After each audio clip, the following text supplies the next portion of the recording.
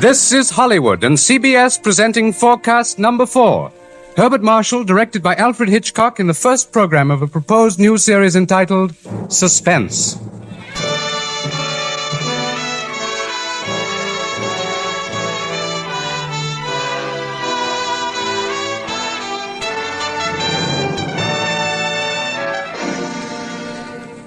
Tonight's Forecast program, ladies and gentlemen, represents the ideal form of collaboration. Mr. Alfred Hitchcock, brilliant English director of such outstanding motion pictures as The 39 Steps, Rebecca, and Foreign Correspondent, was eager to create a very special type of radio drama, the suspense story. As narrator and star for his production, he thought at once of the distinguished actor with whom he had been associated in countless British film successes, Herbert Marshall. Mr. Marshall suggested that they dramatize a certain favorite story of his, and that story happened to be the very one Mr. Hitchcock had in mind. Mrs. Bella Clown's classic in Chills, The Lodger.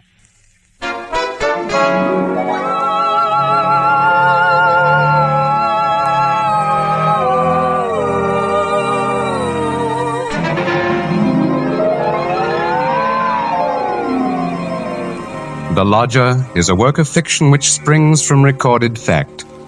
A story which begins in the year 1888 in London. A London terrorized by the fifth in a succession of recent murders.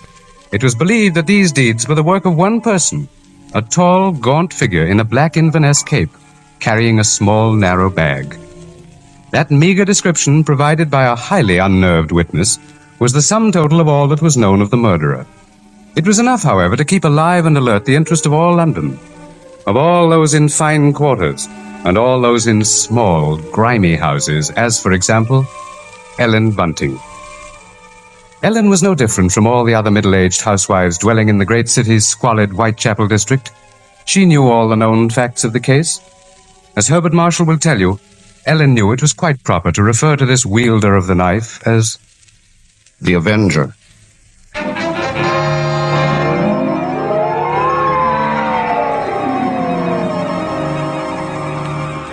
Of course, Ellen Bunting was far more concerned with her personal problems than with thoughts of the Avenger. Yet the case of that strange, elusive killer quite often forced all other matters from her mind. There was that mad, meaningless scheme he seemed to follow. All his victims, for example, had been women. All had been young, attractive, and, oddly enough, blonde. But Ellen could no more understand the motive for his brutal slashings than could the police.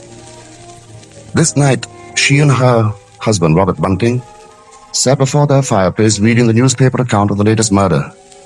The Avenger had struck again.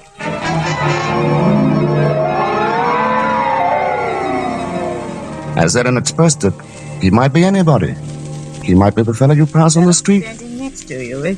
It's a terrible thought. Yes. If only the police had something to go on.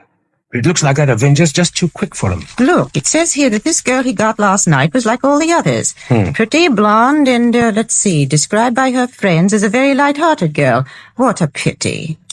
Did you ever stop to think who fits that to a T? In fact, fits all those girls? Why... Well, my own Daisy. Oh, that's a horrible thought.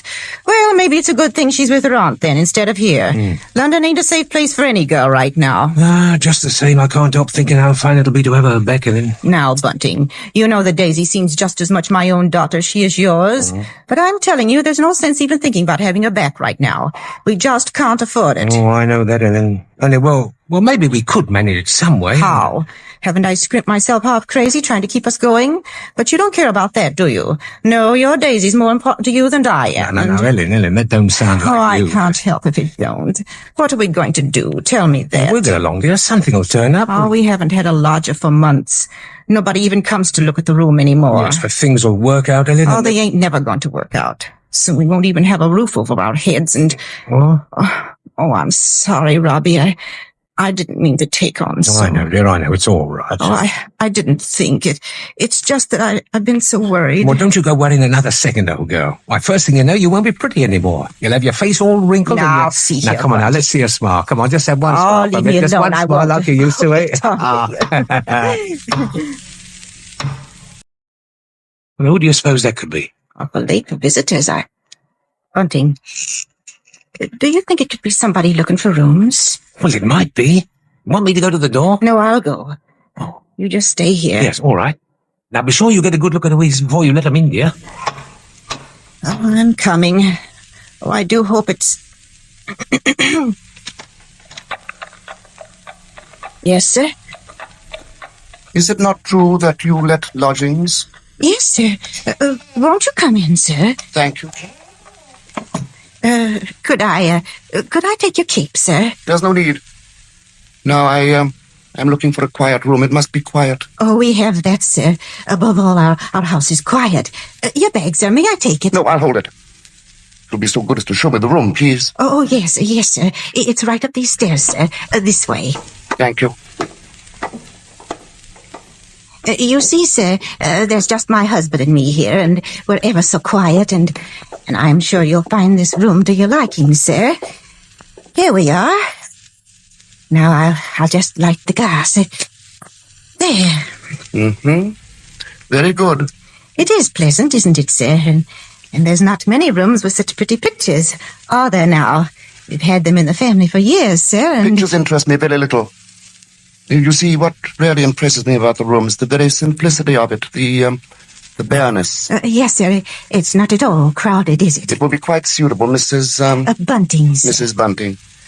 You see, I do a great deal of studying in my book here, the Holy Bible. Yes, sir. Please, sir, let me help with your luggage. No, don't touch it.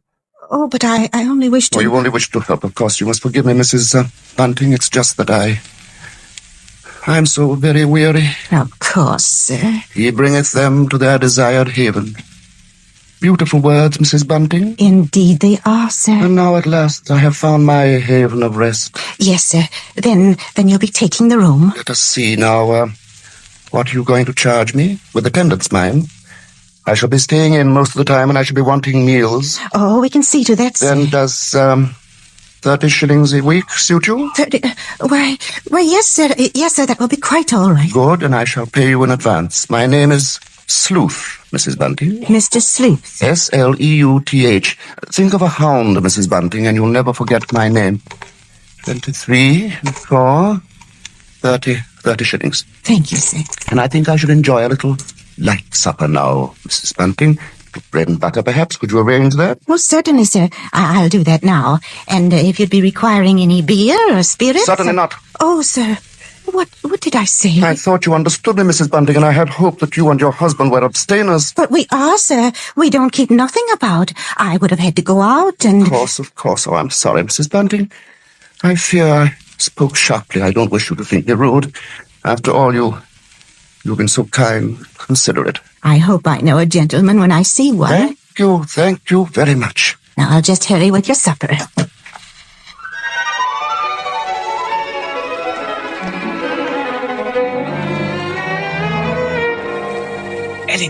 Ellen, did he take the room? Oh, don't bother me now. I have to get him some supper. What did you mean? Come to the kitchen where he won't hear us. He took it, Ellen? He took the room? Yes, we're all right now. Look, 30 shillings. A week in advance. Oh, it's wonderful. Wonderful. And Ellen, do you see what this means? Yes, you can have Daisy now. Yes. Here, Bunting, warm that teapot and put some tea leaves in it. Righto. Yeah, do you know something, old girl? We're not going to worry too much about Daisy being in danger of that Avenger fella. Whatever do you mean, Robbie? Well, she's not a girl who takes a drink, you know. What's that to do with it, please? Oh, something I read in the paper while he was upstairs with the gentleman. They just found out that every one of the Avenger's victims had been drinking. They figured he must be some kind of a rabid abstainer. What a peculiar chap. Now hurry, Bunting, please. Yeah. Two thoughts only governed Ellen's mind. The lodger's light supper and her own good fortune at having such a lodger. Mr. Sleuth was an eccentric sort, but then he was such a gentleman, so quiet, so very religiously inclined. She started up a staircase to Mr. Sleuth's room, her husband at her side. It won't do no harm to be safe, though, once Daisy's back in London, eh? We'll see if she stays closer in the house. Well, I'll be downstairs. Hurry up with his supper, old girl. She hath cast down many wounded from her. Yea, many strong men have been slain by her. Come in. And to know the wickedness of folly. Why, Mr. Yes? What is it? Those pictures! Those pretty girls! You've turned all their faces to the wall!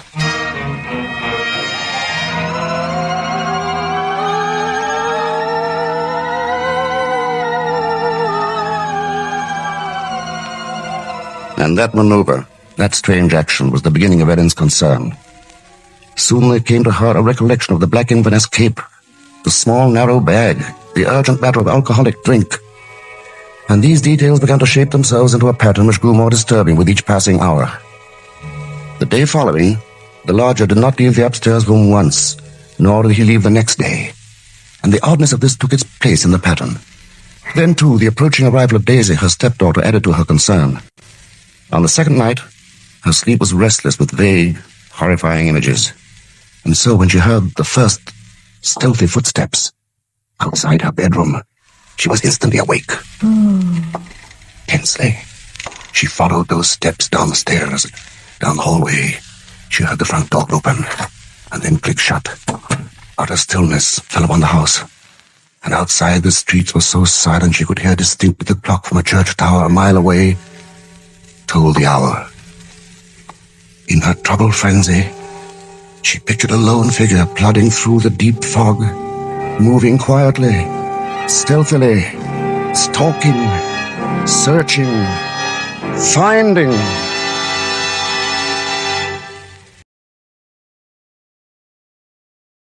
When, soon after she heard the lodger return, she sought to quiet the horrible dread which had possessed her. She assured herself that Daisy's arrival that day was no cause for alarm. Now she reasoned, how could there be anything really evil about so religious a gentleman as Mr. Sleuth? But for her there was no more sleep, merely a tormented state of half-consciousness, a state which suddenly dropped from her shortly after daybreak.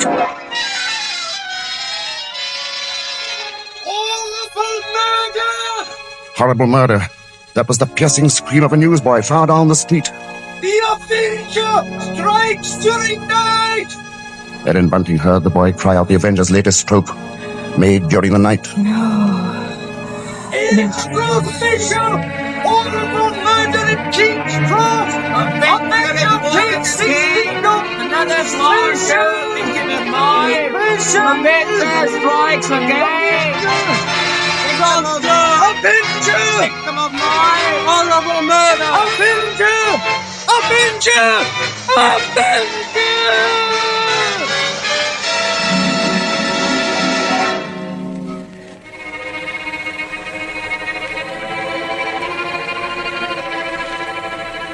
Ellen's first glimpse that morning of the grey-faced lodger brought the sleepless night's warm terror full to the surface. But on the next instant, she saw the pitiable, helpless weariness in his eyes, and curiously the terror began to pass. She found that she was hoping desperately that her fears were unfounded. Earlier, she had determined to tell Bunting of the awful convictions in her mind. Now, however, she felt she must be certain before she spoke to a soul. She knew there was one thing she must examine. That was the lodger's single piece of luggage. She'd thought of it often. What could it hold? Not much in the way of clothing, surely. It was too small, too narrow. It was more like a case. A case for a knife. It was along toward noon that Ellen found her opportunity to search the lodger's room. Soon after Bunting left to meet Daisy, Mr. Sleuth himself walked from the house. Ellen watched the tall, thin figure in the black Inverness cape disappear down the street, and then she rushed upstairs, into the room. Quickly she moved to the closet. It was no different from what it had always been, utterly empty. She found nothing under the bed. She went then to the chest of drawers against the wall. She opened the top drawer and found inside nothing but a frayed shirt, 2 handkerchiefs. The next drawer, underclothes, socks. The next empty. There remained then only one possible place for the small, narrow bag, the bottom drawer, and it was locked. Tugging at the drawer, she heard suddenly the opening of the front door downstairs. Panic-stricken, she rushed out of the room and down the hall to the head of the stairs. Upstairs, Ellen? Ellen, Daisy's here. Oh, Mother Ellen, it's so good to see you, and... Well, whatever's the matter? Yes, you've gone quite white. Oh, well, I'm all right. I wasn't expecting you so soon. Oh, you don't know how fine it is to be back, Mother Ellen. Oh, the country's all right in its way, but there's nothing like London now, is there? No, there isn't. But as long as that Avenger's about, I can see we're going to have to do something about these blonde locks, eh, Ellen? Oh, don't worry about that. I'll dye 'em maybe, or just pin 'em into my hat. Daisy, I might as well get you settled. Oh, now, Father, isn't that just like her? She's straight to the point, and no fuss. Well, I'll bet a sixpence you'll have a dust cloth in your hair before you've got your coat off. Mr. Sleuth.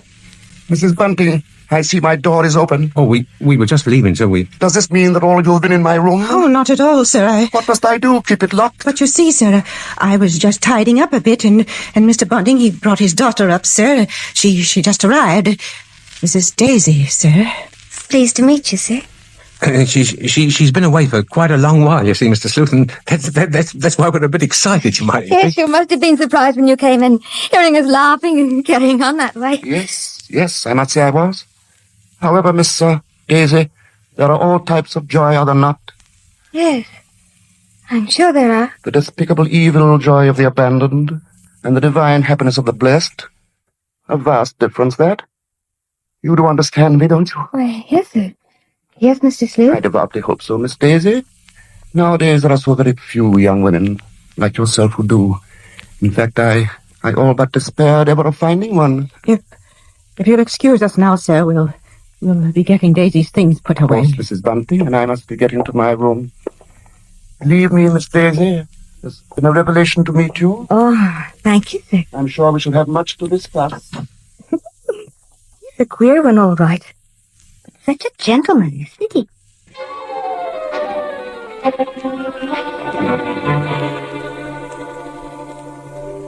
At that moment, Ellen had been determined to pour out her terrible knowledge, and then the moment passed by. She told herself that perhaps the past few days had been nothing more than a grim illusion, a tormenting play of imagination. She would wait then until she had attended the coroner's inquest into the last Avenger murder. There, perhaps, she could hear evidence to disprove all her fears, to assure her there was no earthly harm in Daisy being so near the lodger. This was her gravest concern now, for on the next day Mr. Sleuth made it a point to see the girl more than once, and fearfully, Ellen saw that Daisy welcomed his visits. As Ellen was preparing to step out to the inquest, she heard once more the voices of her stepdaughter and the lodger, coming to her through the kitchen door. She hesitated before entering, tense, strangely apprehensive. I do believe, Mrs. Sleuth, I've never known a gentleman with such funny ideas. Oh, Mother Ellen, you should hear what Mr. Sleuth was just saying. Perhaps, Daisy, you would excuse yourself and... He thinks people, and especially girls, should spend all their time praying. I sought to explain, Mrs. Bunting, that all women are placed on this earth filled with evil. They therefore must struggle constantly to find the paths of righteousness. Why, Mr. Sleuth, you mean a girl's not to enjoy life at all? Not to have fun? Frivolity, my child, is the devil's breeding ground, and all his implements are there. Temptation, pleasure, wine. Oh, that's crazy. Well, there's nothing I like better than a glass of wine, and I'm... You drink. She didn't know what she was saying, Mr. Sleuth. Just a child, and Daisy, you'd better go now. But I didn't say nothing wrong. What's the harm in a glass of wine? She lieth in wait as for a prey, and increaseth the transgressors among men. Well, I don't know what you mean. I never heard such nonsense. You call Holy Scripture nonsense? So what I prayed against is true. You are beyond salvation. That's not so. I'm a good girl, I am, and I won't have you saying that. Daisy, go into the front room. It's quite all right, Mrs. Bunting. I must be going upstairs anyway. I'm used to being misunderstood, you know. People never realize that my efforts are simply for the greater good of humanity. Of course. And that the power on high will direct my hand toward the expulsion of all evil. Daisy, listen to me. Yes? I've got to tell you about About what, Mother Ellen? nothing. I've got to go out for a while now. I'll be back.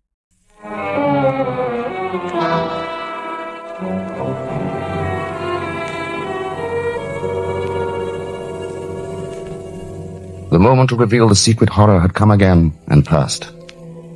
Ellen's sudden recollection of Mr. Sleuth as he stood in the doorway had overwhelmed her. She must give him this last chance, this last frantic search for disproving evidence, this trip to the inquest. If that chance should fail, then she would tell Bunting or the police. So with the knowledge that Bunting was left in the house to look after Daisy, she boarded the underground train bound for the coroner's court. But as the train pulled away from the station, a new torture came to her, began to mount in her mind. It was the sudden realization that provided Sleuth was the murderer, she was equally responsible for his crimes. She had been giving him protection. If anything should happen to Daisy, she would be equally Guilty. Fully as guilty as the Avenger.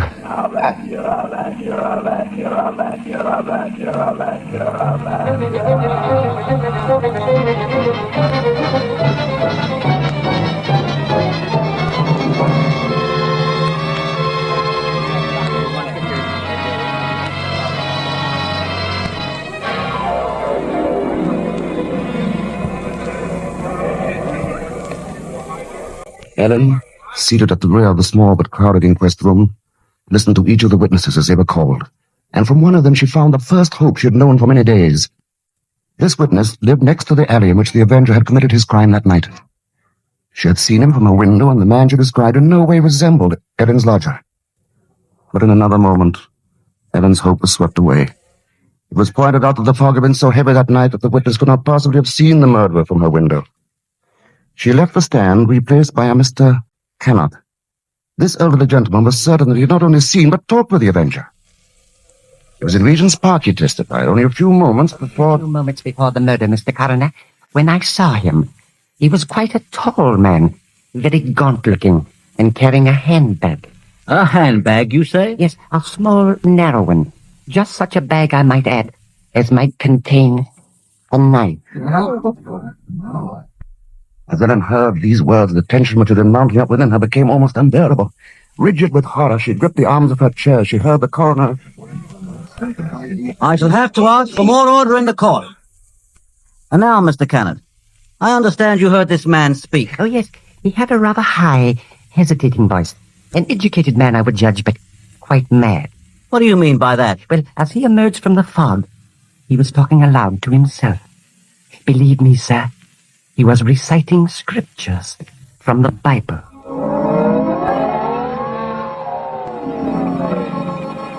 Scriptures from the Bible. Horrified, Ellen rose from her seat, only half hearing the confusion about her. Are you asking us to believe? I would say, Mr. Cannot, that the man we're looking for would be least of all a religious man. And that's where you're in error, Mr. Coroner. The religious note is the very key to the case. Very interesting. That'll be all, Mr. Cannot. Just a moment, sir. Don't you understand? The man you're after must be a religious maniac. That's the only explanation possible. You will please stand down? The court was dismissing the very truth. Ellen knew that now. She could no longer keep silent. Her hands shot forth, and she screamed. I want to say...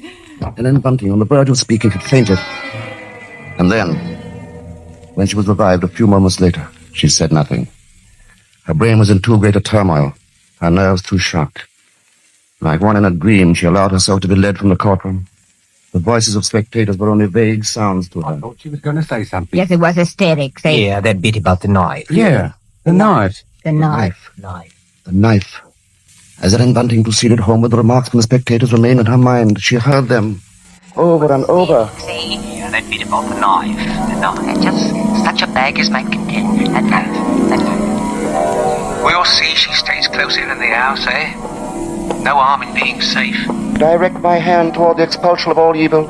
Expulsion of all evil. What's the harm in a glass of wine? I didn't say nothing wrong.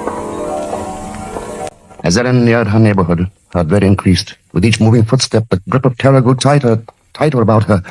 She moved faster. If only she were in time. She was 2 streets away from the house. Then one. Then she saw Bunting. Sharply, like the thrust of a knife, she realized what this meant. Daisy was left alone with the lodger.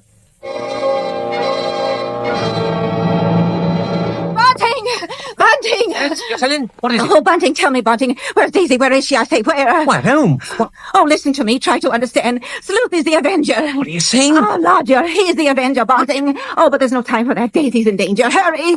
Yes. Daisy! Daisy!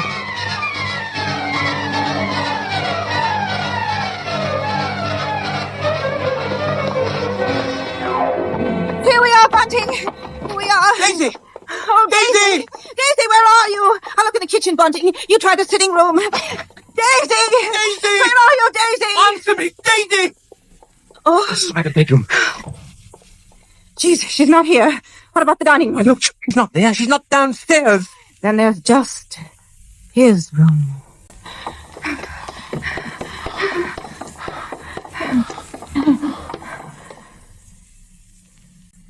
Go on. Open the door.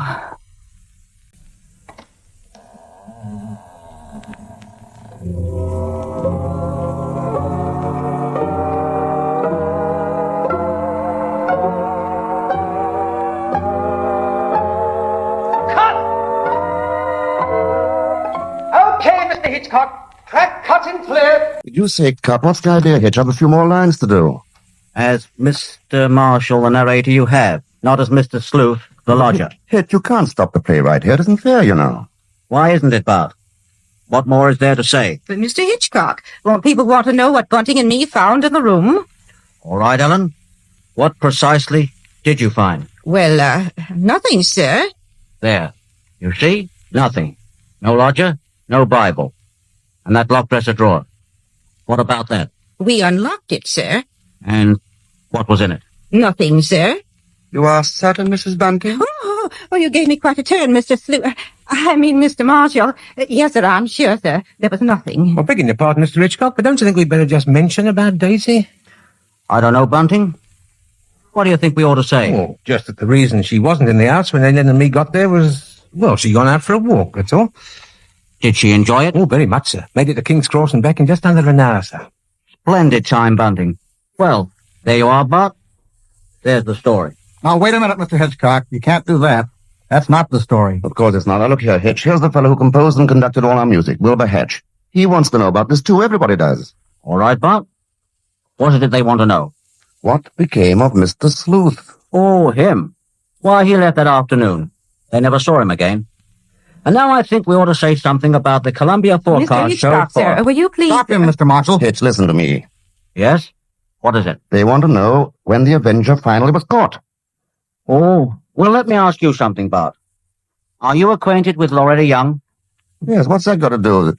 Well, in next week's Columbia preview series, Miss Young will take the starring role in the drama of an American Red Cross nurse. That's good news, isn't it? Oh, that's great. But now listen, Hitch, you've just got to tell that audience exactly when and how Mr. Sleuth was caught. Caught? Why on earth should he be caught? Why? Well, he was the Avenger, wasn't he? Was he?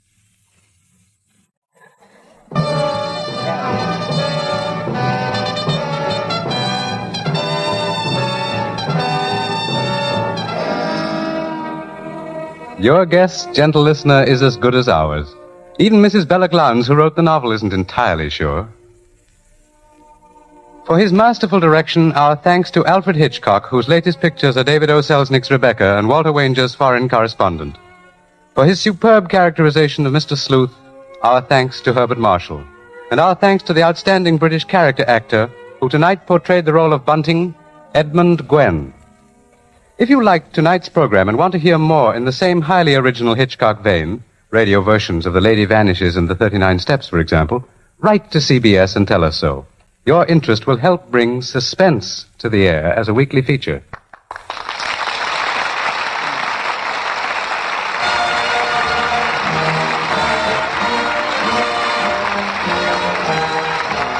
Forecast next week presents from Hollywood, Loretta Young in Angel, first of a proposed series based on the adventures and the romance of a typical Red Cross nurse. From New York, a new sort of comedy show, Ed Gardner as Archie in Duffy's Tavern, with Gertrude Neeson, Colonel Stoopnagle, Larry Adler, and John Kirby's orchestra. Don't miss Forecast at this hour next week.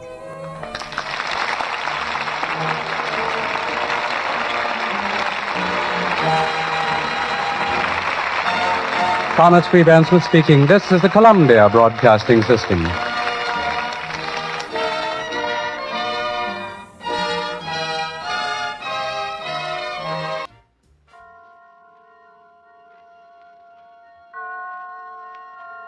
The Columbia Network takes pleasure in bringing you Suspense.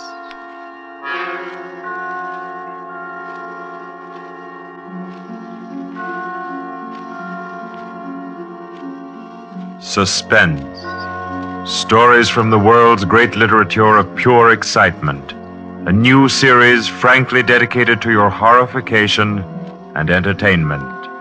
Week by week, from the pick of new material, from the pages of best-selling novels, from the theater of Broadway and London, and the sound stages of Hollywood, will parade the most remarkable figures ever known. CBS gives you Suspense.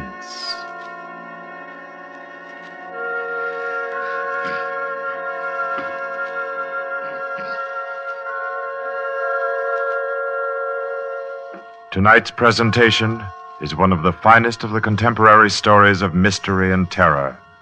John Dickson Carr's famous novel, The Burning Court.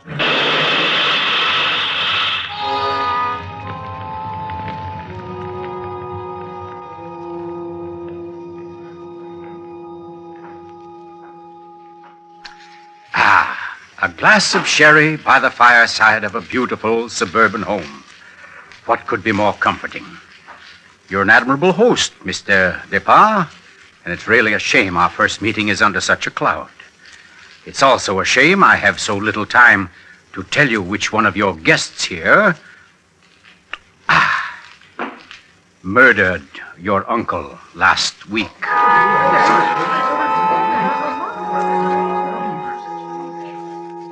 Now, let's see now. I believe we're all here. Your wife, your friend, Mr. Stevens, Captain Brennan. Yes, and incidentally yourself. Just who did you say you were? Well, no wonder you've had so much difficulty with the case, Captain. My name is Cross, Godin Cross, the writer. As a matter of fact, it's because of my just completed book, Poisoning Throughout the Ages, that I happen to be here now. And Ted Stevens there happens to be a member of the firm which publishes my work. I'd never seen him until tonight, but I've been told what happened. This afternoon, he began reading my manuscript for the first time, on the train. The commuter's train, which every afternoon deposits him safely and soundly here in Crispin. I imagine he was halfway home by the time he finished the first chapter. Then he turned a page. Attached to the following leaf was a picture. And looking at it, the young man stiffened suddenly and all but cried out his shock. It was a picture of a young woman, and under it had been printed, Famous Poisoner Marie Dobré, 1676. Ted Stevens was looking at a picture of his own wife.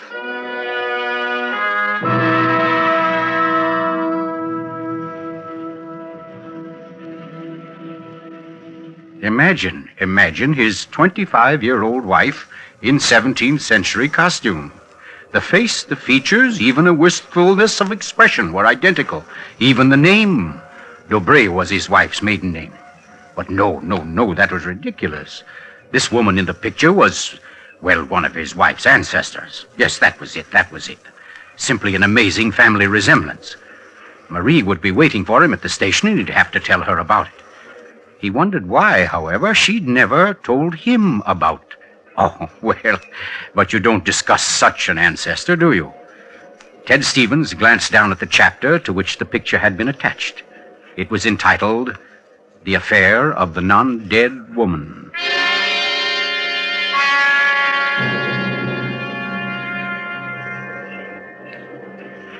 Hello, Ted. Stevens was almost jolted from his seat. It was Dr. Weldon, professor of English at the college, an old friend of his. Quickly, he thrust the picture beneath the manuscript and moved over. Hi, I didn't see you, Doc.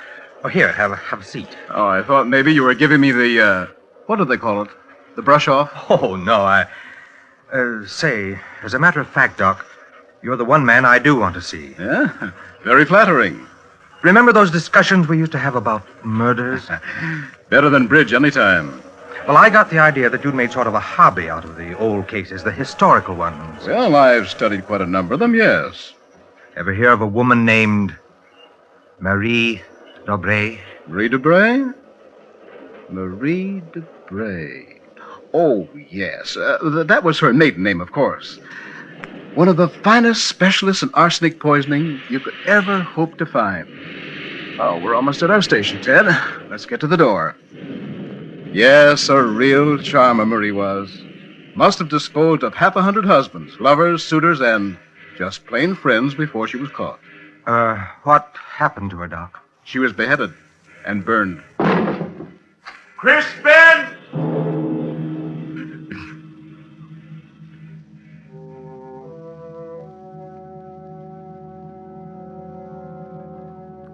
Absurd, laughable. Ted Stevens kept saying this to himself, and yet what he knew was a foolish dread followed him straight through the small suburban station and clung to him as he reached the street. And there in the roadster was Marie, leaning toward him a little to hold the door open and smiling at him. Oh, Ted, what on earth are you staring at? That streetlight shining on your hair, I like that. Oh, you're tight. Come on, get in the car.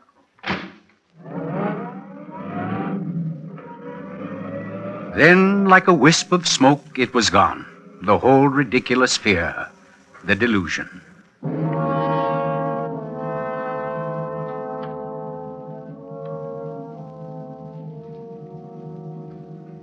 When at home, Marie brought the cocktails into the living room. The logs were burning brightly in the fireplace, throwing a soft, dancing glow upon a room that was darkening with dusk. To you, Marie. And to you, dear. As Stevens placed his glass down, he noticed the manuscript of my book. It was there on the table, right where he'd placed it when he first came in. Deliberately, he turned from it, and then turned back. The manuscript had been moved. Only an inch or so, but it had been moved. Keeping his back to his wife, he thumbed through that early chapter and discovered, just as he knew he would, that the photograph was gone. For a long moment, he thought of what to do. Then slowly, he turned around. This book by Cross I brought home. Yes? There was a story of a poisoner in it. Rather funny. Her name happens to be the same as yours. Oh, your maiden name, that is. Oh, that is odd, isn't it? Darling. Was she a relative of yours? Why, Ted, you're serious. In a way, yes. Oh, I don't mean it's really important. It's just that, well, when you run across a person who's a dead ringer for your own wife and who lived 300 years ago and was a top-flight poisoner, well, you like to hear about it, that's all. What on earth are you talking about? Darling, be honest with me. Didn't you look at this manuscript when I was out of the room? No. You didn't take out a picture of a poisoner named Marie Debray? I most certainly did not. Oh, Ted, what is this all about? What are you getting at? Oh, just this. Somebody took that picture out of that manuscript since I've been home. Now, who's that? Well, I'll take a look. Wait, I don't feel like... Why, it's Mark Separ. Mark? Ted, wait a second. Yes? Ted, whatever it is he wants, promise you won't do it. Promise I won't do it? I mean, promise you won't get yourself involved. Please, Ted, don't go out tonight. Say, what in the world is... Well, anyway, we can't let him stay outside. Mark, how are you? Come on in. Thanks, Ted. Just thinking about giving you a call later. Oh, let me have your hat. Oh, thanks. Marie, I hope you'll excuse me for popping in like this, but, well, I wanted to talk to Ted. It's rather important. Oh, I don't mind at all. Come on, Mark. We'll step into the library. Oh, you mind, dear? Of course not, Ted. I'll be making the sandwiches for her. Oh, grab that chair in the corner, Mark. Well, let's hear it. What's the trouble? Ted, my Uncle Miles was murdered. Murdered? Oh, the talk hasn't reached you yet, but it's already started. Nothing definite, of course, just that there was something wrong about Uncle Miles' death. But I don't... Mark, are you sure of this? You know he was murdered? I don't know. Of course I don't. I just don't see how it could be any other way. Uncle Miles, you know, had been sick for quite a while, but last Saturday he seemed so much better that Miss Corbett, that was his nurse, decided to take the day off. And, oh, you know all this. You and Marie were over that afternoon. Anyway, Lucy and I went to the club that night, to that masquerade party, and we left the old boy completely alone. I've cursed myself 1,000 times since. But what about your housekeeper, Mrs., what's her name? Henderson. Wasn't she around? Oh, sure. In that little house out in back. We told her to look in now and then, but, well, that wasn't good enough. It was after midnight when Lucy and I got back. Uncle Miles was dying. Ted, it looked exactly like one of his regular attacks, but then later, after he was gone, I happened to glance under the chest of drawers in his room. There was a small silver cup under there, almost drained, and Uncle Miles' cat. The cat was still warm, but quite dead. Oh. I managed to get the cat out of the house and buried without anyone seeing me. Next day, I had the contents of the cup analyzed. It was poison? Yes. Arsenic. Well, what do you want me to do? Help me open the crypt. What? I want to have a private autopsy performed. Help me get Uncle Miles' body out of that vault. Oh, I know it's a tough job. The thing is sealed solid, but we can do it. You mean without the police knowing about it? Without anybody knowing about it. Mrs. Henderson's visiting her sister, and I managed to send Lucy over to the club. You must be crazy. You're playing with dynamite, Mark. This is something you've got to tell the police now. I can't take that chance. But they'll have to know sometime. You're only I've delaying... got to know first, I tell you. You don't understand, Ted.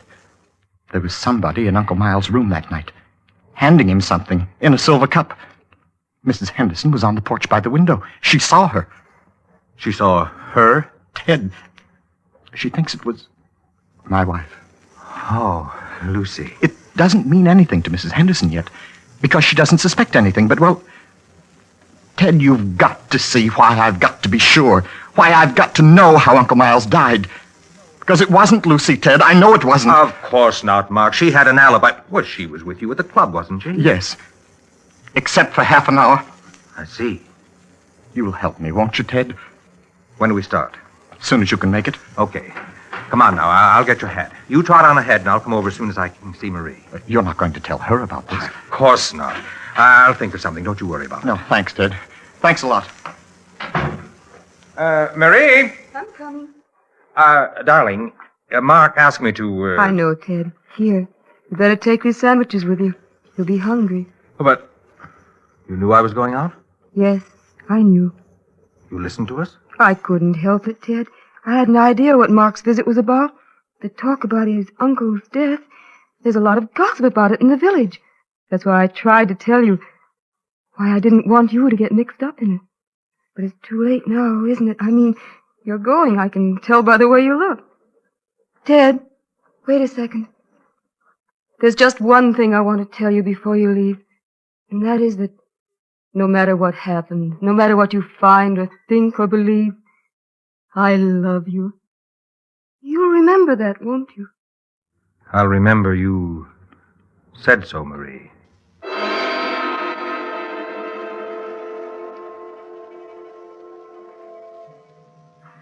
By the light of a dim kerosene lantern, Mark and Ted Stevens pounded their way through the thick shelf of rock that covered the Depar's ancestral tomb, pried open the great slab of stone which lay across the subterranean door, and then at last descended to the dank, ink-black chamber. They found the coffin. They dragged it from its crypt and placed it on the cold stone floor. They unclamped the lid and opened it. Mark! It's empty. What? That's impossible. It can't be. But it is, Mark. You know what this means? That body wasn't in this coffin when it was placed here. I'll swear it was, Ted. From the time that coffin was closed on Uncle Miles, somebody, the undertaker or Lucy or me, somebody was with it until it was buried. And the crypt was sealed right after. Then somebody beat us to it. Somebody's broken in here ahead of us. Broken in? Listen, Ted. Lucy and I have hardly left the house since the funeral. Do you think anybody could break in here, smash through that stone and cement without our seeing them, or without our hearing them? Well? What? Well, you might as well come on out then. But who was that? Me, Mr. Depar, up here. My name's Captain Brennan. I'm from the office of the Commissioner of Police. From the... Like to talk to you if you don't mind, Mr. Depar. Here, follow my flashlight up. But I don't understand. How did you know about this? By listening, mainly. You mind if we go up to your house, Mr. Depar? Why, no. Not at all. Oh, thank you. Oh, Freddie. Look here, Captain. Freddie, this is Mr. Depar, Lieutenant Gray. How do you Glad do? to know you, Mr. Depar. And Mr. Ted Stevens, isn't it? Well, how did you know my name? Very simple. I got the names of everybody who was here at the Depars the day the old man died. You and your wife were included. Oh, here we are. But I don't... Captain, who gave you those names? Why, your housekeeper, of course. Mrs. Henderson? You didn't think Mrs. Henderson saw the dead cat, did you, Mr. Depar? But she did. She also saw you bury it. And we've been interested in the case ever since. Well, nice place you have here, Mr. Depard. Now, let's see. According to Mrs. Henderson, your wife was wearing some kind of a masquerade costume that night. What kind of a thing was it? Well, it was... Oh, there, you can see it. It was copied from the dress in that old painting over there. Oh, yes. Funny, where's the woman's face? It's always been that way. Long as I can remember. Somebody must have thrown acid on it or something. Can't blame them much. She was a poisoner. A poisoner? Yes. The story goes that one of my ancestors was responsible for her execution. Marie Dobré, her name was. Oh, yes, I've read about her. Learned all the poison tricks from one of her lovers, guy by the name of Godin Saint Croix. Godin Saint... Oh, yes, Mr. Stevens, we cops read now and then. Did you say Godin Saint Croix? That's French. We call it cross. Ha! Absolutely no limit to a cop's education, is there? But to get back to your wife, Mr. Depard, she was dressed like the famous Marie. Now, when Mrs. Henderson looked through that window... Just a minute, Captain. Mrs. Henderson can't prove she saw a thing, and you know it. Now, what do you mean? I mean you haven't any right to insinuate that my wife was in that room. Well, who's insinuating? I'm trying to say that Mrs. Henderson, after thinking it over, realized that she was tricked by the costume. The woman she saw in the funny clothes, handing the cup of poison to your uncle, wasn't your wife at all. What? Because your wife is an unusually tall young woman. And the one Mrs. Henderson saw was fully half a head shorter. More on the order, let's say, of Mr. Stevens' wife. My wife? Captain, this is absolutely ridiculous. Well, I don't know. Why, what's the matter, Mr. Stevens? You're trembling like a leaf.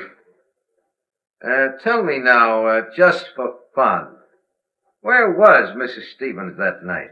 She was home with me. The whole evening? Certainly. She retired early? Yes, we both did. You, I suppose, were sound asleep by midnight. Yes, I was. Then how do you know where your wife was? Well, Look here, Stevens. She had to have a costume that would match Mrs. Depard's. How did she manage that? Where did she get it? Well, she never had one. She never had a dress like that. And what about her motive? Why did she poison him? I don't know. Not for money, certainly. Then what was it? Hate? Did she hate Miles Depard? Yes, she did. No! Oh, I don't know. I don't know, I tell you. Brennan? Yes, Freddie? I phoned and got hold of Mrs. Depard and the nurse, all right. That Mrs. Stevens, I couldn't reach her. Her phone won't answer. Okay, have her picked up. I'm going home. Stevens, come back here. I'm going to get my wife. 1 minute. Stop him, Brennan. Let go.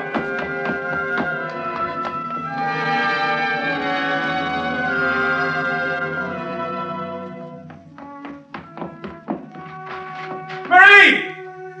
Marie, where are you? It's Ted. Marie, what have you done? Marie... Oh, good evening. who are you? I? My name is Cross, Godin Cross. Cross? Where's my wife? What have you done to her? You fiend, what have you done to my wife? Why, nothing at all, young man. Here, sit down. You're lying. Something's happened to her. The police just phoned. There wasn't an answer. Why are you here? Why am I here? Well, because your wife, reading my chapter on the Dobrés, realized I knew more about the family than even she did. Because she found my phone number on the front cover of the manuscript. And because I know an exceptional case when I hear one. Does that answer your question? No, and you know it doesn't. Can't you see I've got to know whether... Yeah, I see. Whether your wife is that Marie Dobré, who was burnt by order of the High Tribunal for all poison cases, the burning court of France, witchcraft, black magic, the world across the threshold. You're quite sure, no doubt, also, that I'm Godin Saint Croix, who first wooed her. No, my boy. No, my real name happens to be, of all things, Tom Simpson. Most unsuitable for a distinguished writing career. And Marie Dobré is no more your wife's real name than mine is Godin Cross. What? Your esteemed wife was an adopted child, Mr. Stevens, adopted by people in Canada named Dobré, remote members of the real family of poisoners. I can't believe it. Why didn't she tell me? Why? Because until I told her half an hour ago, she didn't know it herself. You see, in the course of my research on the family, I found out about it. And in the course of talking with your wife, I found out something else. How for years she was haunted by the fear that she might be a poisoner by inheritance, by blood. And you can see, can't you, why she never talked about it? Her Yes. past to you? Yes, yes. And yet, Mr. Stevens, you had all but made her forget that past. You.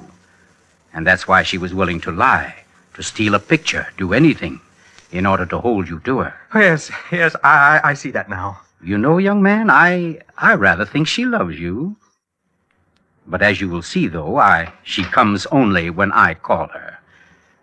Mrs. Stevens? You mean she's... Yes, Mr. Cross. Marie, it's you. You're all right? Oh, yes, dear. We're both all right now, and nothing can change it, ever. Marie, listen. Don't say Marie, dear. Say Maggie.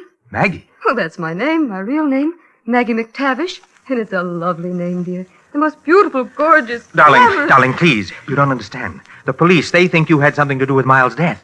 They think I did. So, now, Mr. Stevens, before we go back to the Depas, don't you think you'd better tell me everything that's been said and done up to date? Having just saved your wife's soul from the burning court, now I'll wrest her body from the electric chair.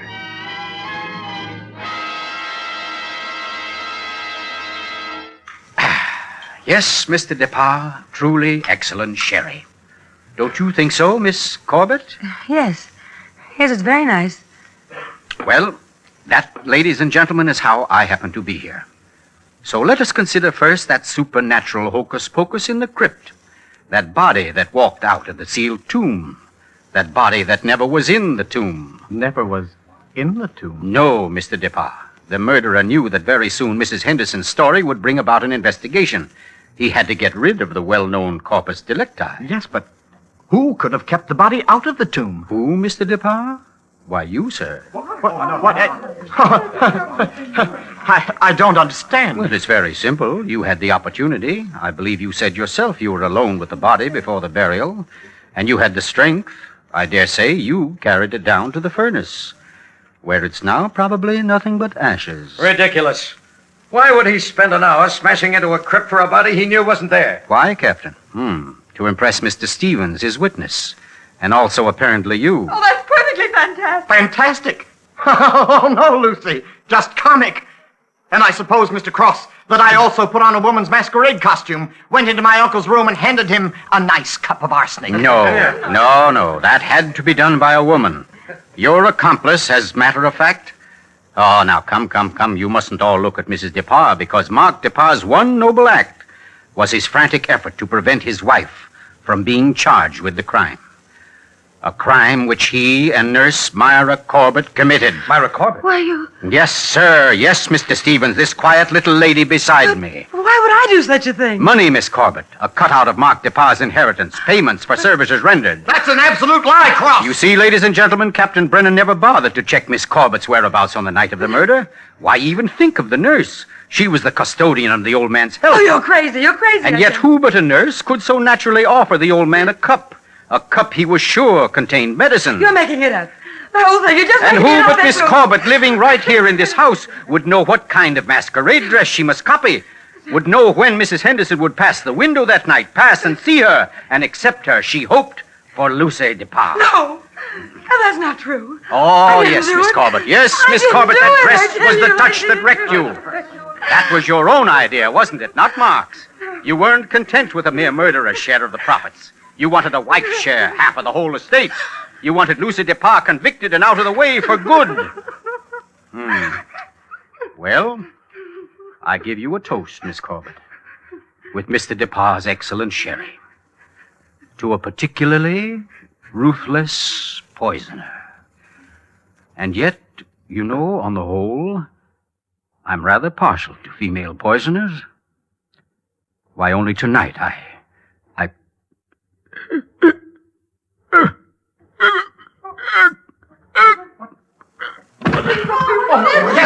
Here, let me get to him. Mr. Cook! What's the matter, Brennan? This man's dead. Dead? And from cyanide, if I know anything.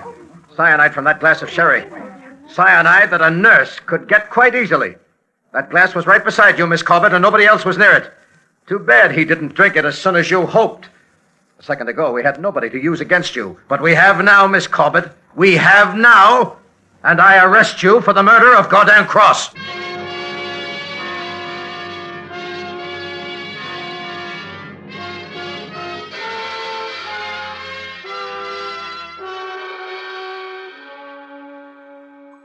to 5 months ago that the prominent author was murdered, and tonight Myra Corbett pays with her life for that crime. The former nurse, at first protesting her innocence, in recent Yes, weeks I'm in here, dear. Oh, Dad. I thought you might... Oh, what did you cut it off for? Huh? What do you mean? The radio?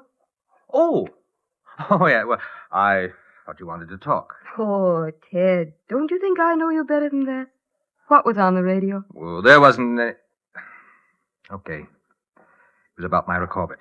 She goes to the chair tonight. Oh, I didn't think you wanted to be reminded. I don't really. But making such an effort to hide it only keeps it alive, doesn't it? All right, darling. Know what I came in to ask? If you wanted a cocktail before dinner? The largest one you've got. Fine, I'll get out the ice cube. I know. If I'll fix up the fire. Okay, Maria, a deal. Where are some papers to start it? Right there by the bookcase. And the name's not Marie. It's Maggie. Because, darling, Marie's dead and gone forever.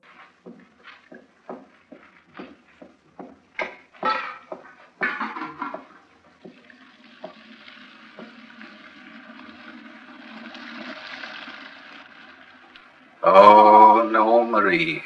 We're never dead. Neither of us.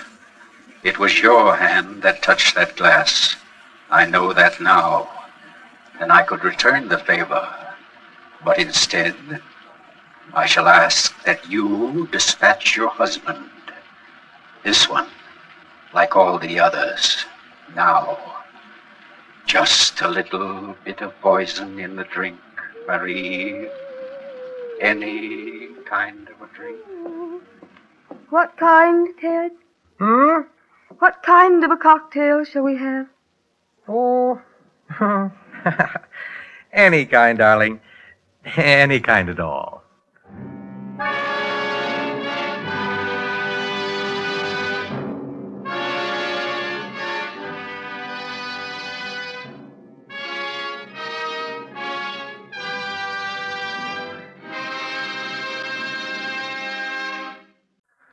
You've just heard The Burning Court from John Dixon Carr's famous novel, the first in Columbia's new series of outstanding classics and chills by world-famous authors.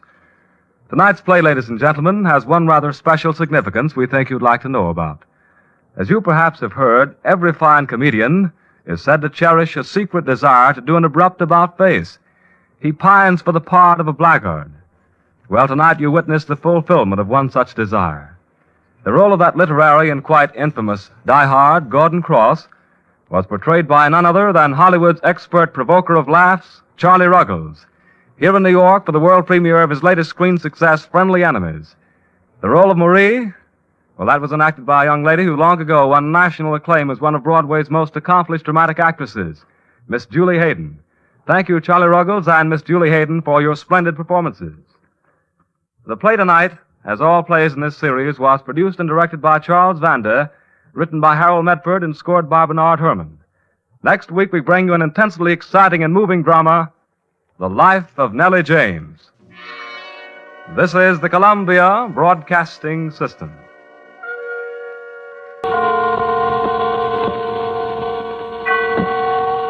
The Columbia Network takes pleasure in bringing you Suspense.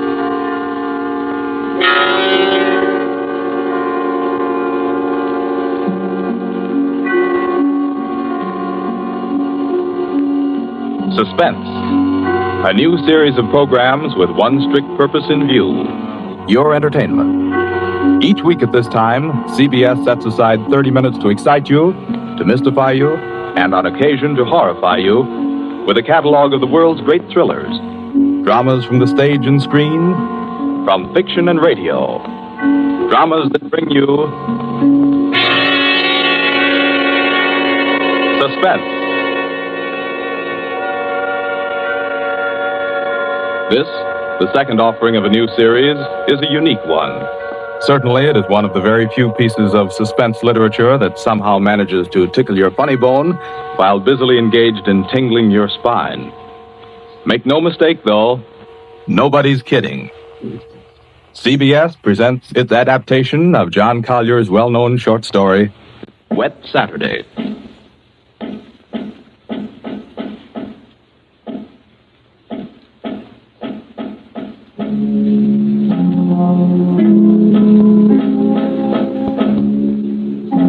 Yes, it's a wet Saturday. Never saw it rain harder. I'm Princey, Frederick Princey, just an ordinary family man. I have a son, a daughter, and a wife. I might be out golfing now if it hadn't been for the rain. I'm Mrs. Princey. I plan to drive over to the nurseries this afternoon for some arbutus. The borders, you know, but... Oh, the whole lot of them make me sick. Yes, I'm George, son and heir. I had a date to go punting. Puntings. Couldn't find the blasted punt in this weather, so I'm home too. I'm Millicent. I was going to play croquet. That's how I happened to have a mallet. Yes, that's the Princey family. We find them at home. Mrs. Princey, Millicent, George sprawled on a couch, Mr. Princey biting on a dry pipe. Their living room is dull and overstuffed. Rain beats at the windows. They are any middle-class family at home on a wet day, except for one small item. As you sit with them in the living room, you can see through the door to the sun porch a pair of men's feet, encased in black boots. They look like the feet of a curate. There's a tenseness in the room. The air is charged with excitement, but the feet are very still. Don't keep staring at them. Listen to me, all of you. Don't you see? They'd hang her. That's what they do. They'd hang her. Oh, Fred, it's too awful. Awful? It's catastrophic. A supposedly sweet, gentle, intelligent girl, respected, loved by the whole village, doing a thing like this. Think of the publicity, the disgrace. You think I'm going to resign from the bench, the vestry, sell out and live in some foggy hotel abroad? Oh, no. No, I'll kill myself. I will. Don't be a fool. Any more than you have been, the governor means. Be quiet. Wouldn't be so bad if it were you. Everybody in the village knows you're not responsible. George. Yes? Get off that couch. Sit up on your spine. You might be of a little use here if you could think. Listen, Governor, this isn't my funeral. Oh, shut up. Long as I can remember, George, you've been a trial and a tribulation to me. Oh, I can't stand it. I can't stand it. You've got to stand it, my dear. And keep that hysterical note out of your voice. You hear? Yes. We are talking about the weather. Now, George. Yeah? George, if he fell down the old well, say, striking his head several times, what about it, eh? I really don't know, Governor. What about it? Don't be an ass. I'm asking you to think. He'd have had to hit the side several times in 30 or 40 feet and at all the correct angles. No, I'm afraid not. I'm afraid not. We'll have to go over it all again, Millicent. Oh, no, Father. No. I couldn't. Millicent, we must go over it all again. Oh, Fred, you're torturing her. Oh, face facts, mater. With him lying there, there's no use pretending it's a picnic. They might hang you, Millicent. Oh, stop that shaking. Stop it here. You must stop it. Just keep your voice quiet. Millicent, we are talking of the weather. Now, we will proceed. I can't. Not with those boots. Oh, should have thought of those boots, Millie. I'm not moving them. Oh, sit up, George. Stop shuffling your feet. Now, Millicent, look at me. Answer me truthfully, you hear? Answer me. You were in the croquet courts. Yes. Who knew you were in love with this wretched curate? Oh, the whole village. They've been sniggering about it at the pub for 3 years past. What a filthy mess. Millicent, we continue. You were on the croquet court. Yes. You were putting the croquet set into its box? Yes. It was starting to rain. I was carrying the balls and mallets into the sun porch. The box was there. You heard someone enter the garden gate and come across the yard? Yes. Could you see who it was? Oh, not at first. I was going into the sun porch. I threw down all the mallets but the red one and turned around. It was Withers? Yes. So you called him? Loudly? Did you call him loudly? Could anyone have heard? No, Father, I'm sure not. I didn't really call him. I just spoke his name. He saw me as I went to the door. Waved his hand and came over. How can I find out from you whether there was anyone about? Whether he could have been seen? I'm sure not, Father. I'm quite sure. So, you both went into the sun porch? Yes. It was raining hard then. What did he say? He said, "Hello, Millie," and excuse his coming in the back way, but he set out to walk over to Lisbon. Yes? And he said, passing the park, he'd seen the house and suddenly thought of me. And he thought he'd just look in for a moment. He had something to tell me. Go on. He said he was so happy.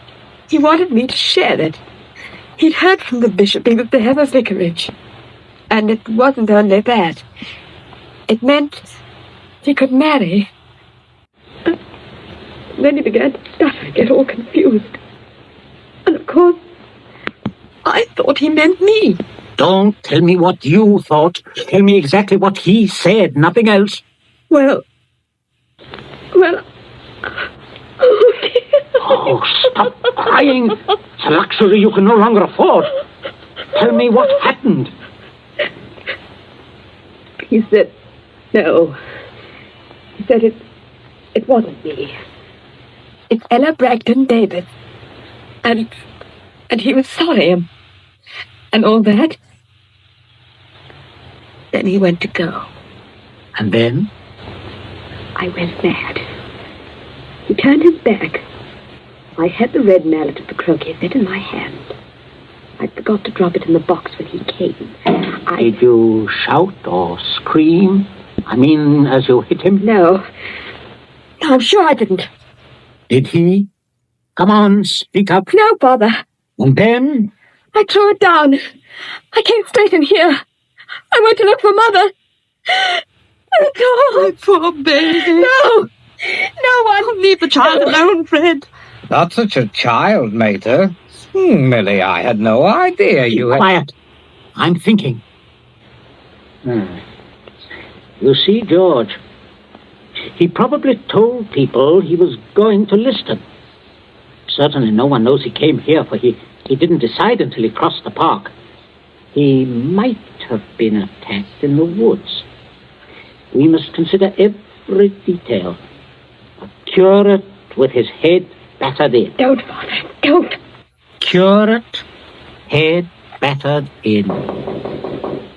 Now, who would want to kill Withers? Oh, kill Withers? Well, I would with pleasure. How do you do, Mrs. Princey? Captain Smollett. Oh, sit down, pray. Mustn't get up for me, Mrs. Princey. You either, Millicent. My word. Just being neighbourly on a bad day. I wanted to ask you about those dahlia bulbs, Princey. Took a shortcut on account of the rain and walked right in. Knew you wouldn't mind. Oh, he heard you, Father. My dear, we can all have our little jokes. Don't pretend to be shocked. This way, Smollett. This chair, facing the fireplace. Sit down, Mother. Just straightening the curtains to the sun porch, dear. It looks so gloomy out there. Might as well shut the rain out. Just talking about a little theoretical curate killing, Smollett. You know, young people these days like thrillers. Parsonicide. Justifiable parsonicide. Have you heard about Ella Bragdon Davis? I shall be most properly laughed at. Why? Why should you be laughed at, Smollett? No, and a shot in that direction myself. You half said yes, too. Haven't you heard? Oh, she told most people. Now it'll look as if I got turned down for a white rat in a dog collar. Oh, too bad. Oh, fortune of war. Yes, fortune of war. Odd how it happens, isn't it? Sit down, Smollett. Millicent, console Captain Smollett with your best light conversation. You too, Mother. George and I have something to look at outside. This rain, you know, very bad, very bad. Come, George. Righto, Governor. Maybe we'll need raincoats, what? Oh, I don't think so. Just make yourself at home, Smollett. Make yourself at home. A cigarette, Captain Smollett? Thank you, thank you. Nasty day to be going out. Something about the old well, just off the sun porch door, you know. This terrible sudden weather seems to have loosened some of the stones. Too bad. Dash too bad. Spoils the tennis and croquet, I mean, a day like this. Doesn't it, Millie? Doesn't it, Millie?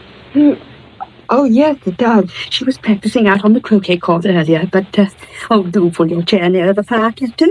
It was so damp, we thought it would be cozy to light it. Thank you, I'm quite comfortable.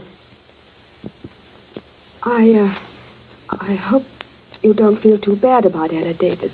Can't always win. Can't see, though, what you women see in these bloodless clerics. Oh, I always thought Mr. Withers is a very charming man. Quite agree, but why should anyone want to marry him? You wouldn't want to marry him, would you, Millie? Not now. That is, are you? Oh, no, of course not. Smollett. Yes, Princess. Good Lord, man, you come in on a fellow suddenly. Guess I did. Oh, don't mind this old double-barrel shotgun. Been working on it. Smollett, may I have your attention for a minute? There's something on the sun porch I'd like to show you. Why, yes, of course. Smollett, George and I went out to see if we could shoot some rats which have been driven out of the old well by the high water. Afraid they might get into the house. Now, you must listen to me very carefully. Very carefully, or you will be shocked by accident. Princess, what's got into you? You heard me ask as you came in, who would kill Withers? You also heard Millicent make a comment, an unguarded comment. Well, what of it? Very little. Unless you were to hear that Withers had met a violent end this very afternoon. And that, my dear Smollett, is what you are going to hear. What? Withers? Yes. Who killed him? Millicent. Good Lord. Yes, it's a mess. And of course, you would have remembered and guessed. Maybe, yes, I suppose I should. Therefore, you constitute a problem. Why did she kill him? Oh, it's one of those disgusting things. Pitiable, too. She deluded herself that he was in love with her. Good heavens, Millie. Oh, yes, of course, I see. He had told her about the Davis girl. I understand. Now, I have no wish, as you will comprehend, that she should be proved either a lunatic or a murderess. I could hardly go on living here after that. Suppose not. On the other hand, you know about it. Yes, I see that makes me a problem. You're wondering if I could keep my mouth shut. If I promise. I am wondering if I could believe. If I promise. If things went smoothly, yes. But not if there was any sort of suspicion, any questioning. You would be afraid of being an accessory. I don't know. I do. What are we going to do? I can't see anything else. You'd never be fool enough to do me in. You can't get rid of two corpses. Oh, I regard it as a better risk than the other. It could be an accident. Or you and Withers could both disappear. There are possibilities in that. Listen, you can't. I can, but there may be a way out. There is. Smollett, you gave it to me yourself. I did what? You said you would kill Withers. You have a motive. Look here, I was joking. Of course you saw that. You are always joking. Listen, Smollett, I can't trust you. You must trust me. Else I will kill you now in the next minute. I mean that. You can choose between dying and living. Go on. Now, there's the old well just outside the sun porch door. That's where I'm going to put Withers. No one outside knows he has come up here this afternoon. No one will ever look there for him unless you tell them. You must give me evidence that you have murdered Withers. I murdered him? Why do you want that? So that I shall be dead sure that you will never open your lips on the subject. I see. What evidence? George, hit him in the face. Sure. George, don't! Keep out of this. Oh, Captain, you should be more careful. Look what your teeth did to my knuckles. Again, George. Okay. I can't stand it. Oh, how can you? Keep quiet. You women keep out of this. I'm sorry, Smollett, but there must be traces of a struggle between you and Withers. Then it will not be altogether safe for you to go to the police. But can't you take my word, man? I will when we are finished. George, get the croquet mallet. Right, Governor. Take your handkerchief to it. In there on the sun porch floor. Yeah. Yes, I got it, Governor. There, Captain. There's the weapon. As I told you, Smollett. Now, you just grasp the end that mashed Withers' head. I shall shoot you if you don't. But good Lord, you can't. All right. There. That's it. Now deposit it out by the side of the house, out of the rain, of course. No, wait, George. First, you'd better pull a few hairs out of his head and put them under the nails of Withers' right hand. Princey, have you gone mad? Do you know what you're doing? With this gun, yes. Go ahead, George.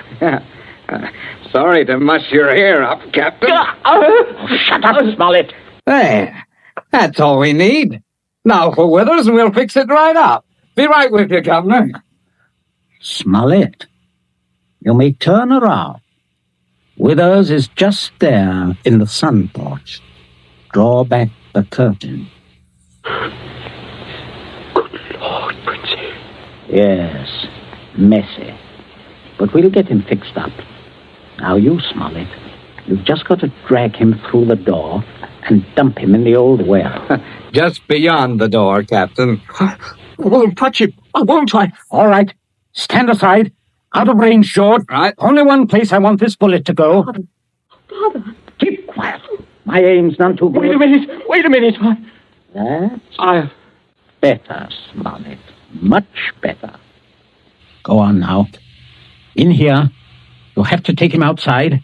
By the shoulders ought to do it, Captain. Keep quiet, George. Go on, Smollett. Go on. You've seen dead men before. Drag him. Drag him. I'll just hold the gun here to make sure that everything goes all right.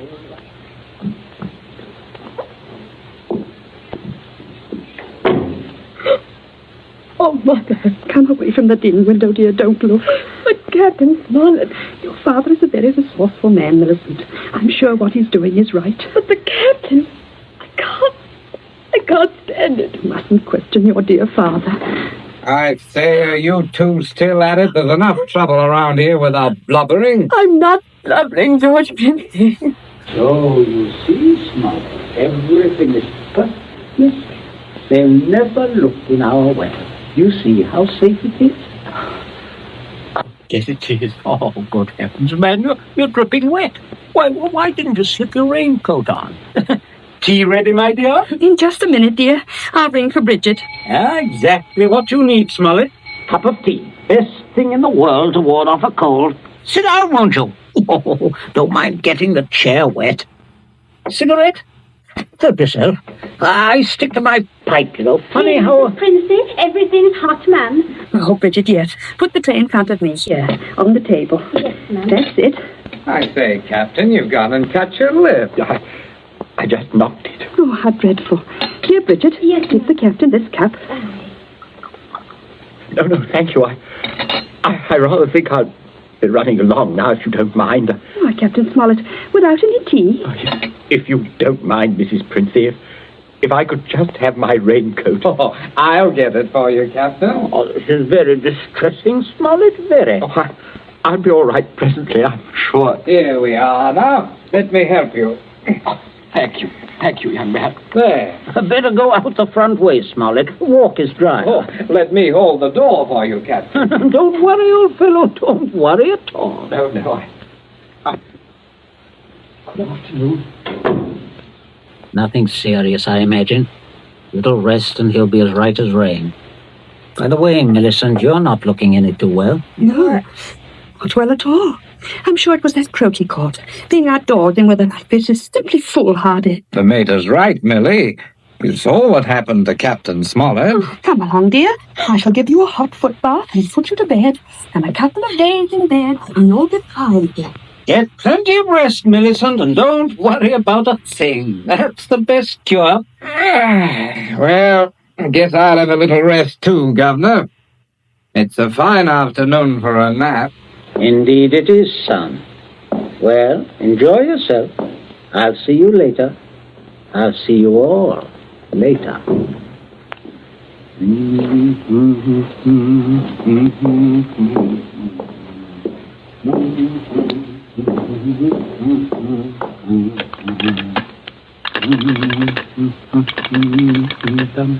Your number, please. Oh, would you get me to the police station, please? Police station? Right away, sir.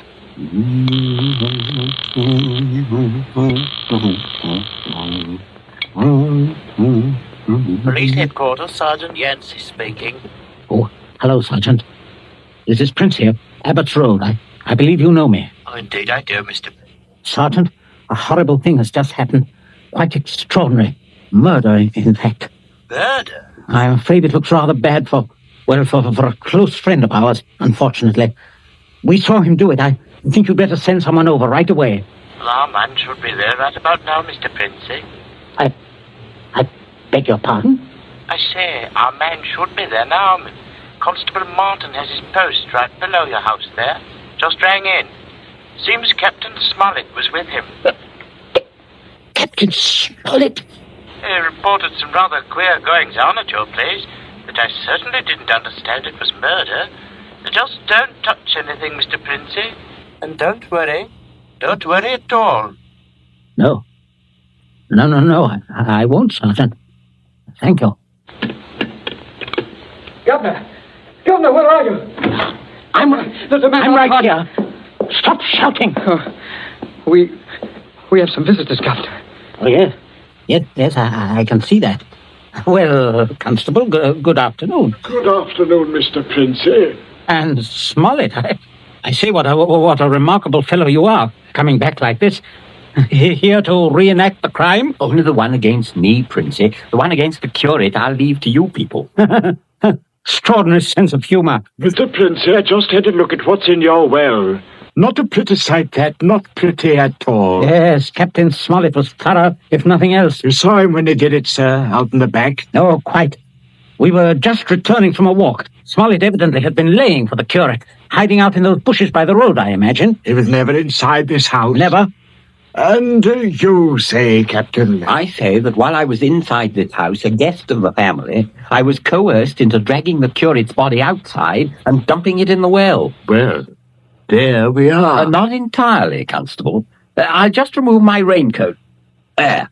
And demonstrate how damp I got my clothes when I went outside without it. No. That's interesting, isn't it? Quite. He undoubtedly removed his coat at some point between here and your post. I might as well tell you that his weapon, a red croquet mallet, is out by the side of the house. I shouldn't be at all surprised if you'd find his fingerprints all over it. All over the end of the mallet, Constable. The end that mashed withered his head. Not the end I'd have had to grasp in order to do the mashing. Governor, that's a decent try, Smollett, but it won't work. There must be other evidences, Constable. You'll undoubtedly find them when you examine the body. He means my hair under Withers's nail. Well, sir, if you look carefully, I believe you'll find a few of my precious hairs under his son's nails, too. Here, what are you trying to... Constable, this is an utter waste of time. So far as the violent struggle between Smollett and Withers is concerned, Smollett's face speaks for itself. Quite eloquently, I believe. Oh, but no more eloquently than your son's knuckles. As you see, Constable, a fresh abrasion. He did that on my teeth. Or did he? What? I say, or did he? He might have done that on Withers's teeth. Oh, I see. I see what you mean. But I didn't. Governor, he said I... Oh, keep still, you nitwit. Let me think. As a matter of fact, George, the more I think of it, the more I'm convinced it was your voice I heard. Quite a vigorous quarrel. Something about the curate jilting your sister. Oh, don't be ridiculous, Smollett. Very well, Princey. If your son didn't do it, who did? That's what I'd like to know. How about it, Mr. Princey?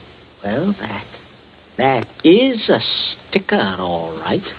George, my boy, it looks like you're elected. Elected? What do you mean? I didn't do it. Why, I don't have nothing to do. Keep your mouth shut, will you? I won't. I'm not going to take the blame for her. Millie did it. She did it with that mallet, I saw. You could prove that? Prove it? Yes. Her fingerprints on the mallet. The handle. Why, George, don't you remember when you made me touch the mallet? When you picked it up with your handkerchief? No, George, I'm sure you wiped that handle clean. Oh, well, I could hardly expect you to remember that if you can't even remember killing the curate. Governor, I told you to keep still. But, Governor, you're not going to turn me over. As long as I can remember, George, you've been a trial and a tribulation to me. Governor, You shouldn't have done it, son. You really shouldn't. No, George, that was definitely wrong. Princey, I think I'll have that cup of tea after all. Nothing like it in weather like this. Wet Saturday, from the short story by John Collier. You have just heard the second in Columbia's new series, a series designed to bring you the best in thrill entertainment. Outstanding dramas from the field of fiction and radio, stage and screen. Dramas of pure suspense.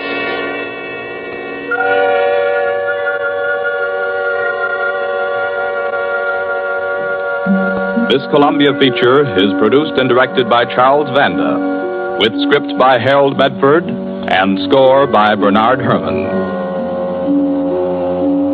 Be with us again next week at this same time when we present Suspense.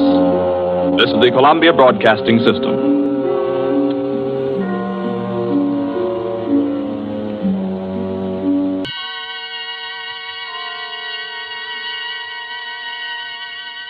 The Columbia Network takes pleasure in bringing you Suspense.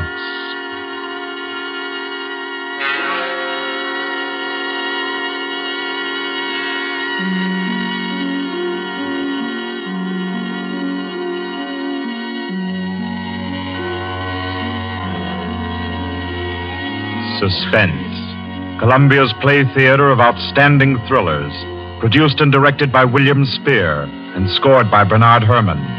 The notable melodramas from fiction and stage and screen, from the world's great literature of entertaining excitement, presented each week to bring you to the edge of your chair, to keep you in suspense.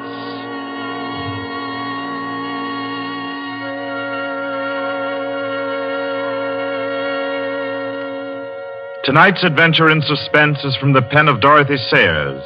She called it The Cave of Ali Baba.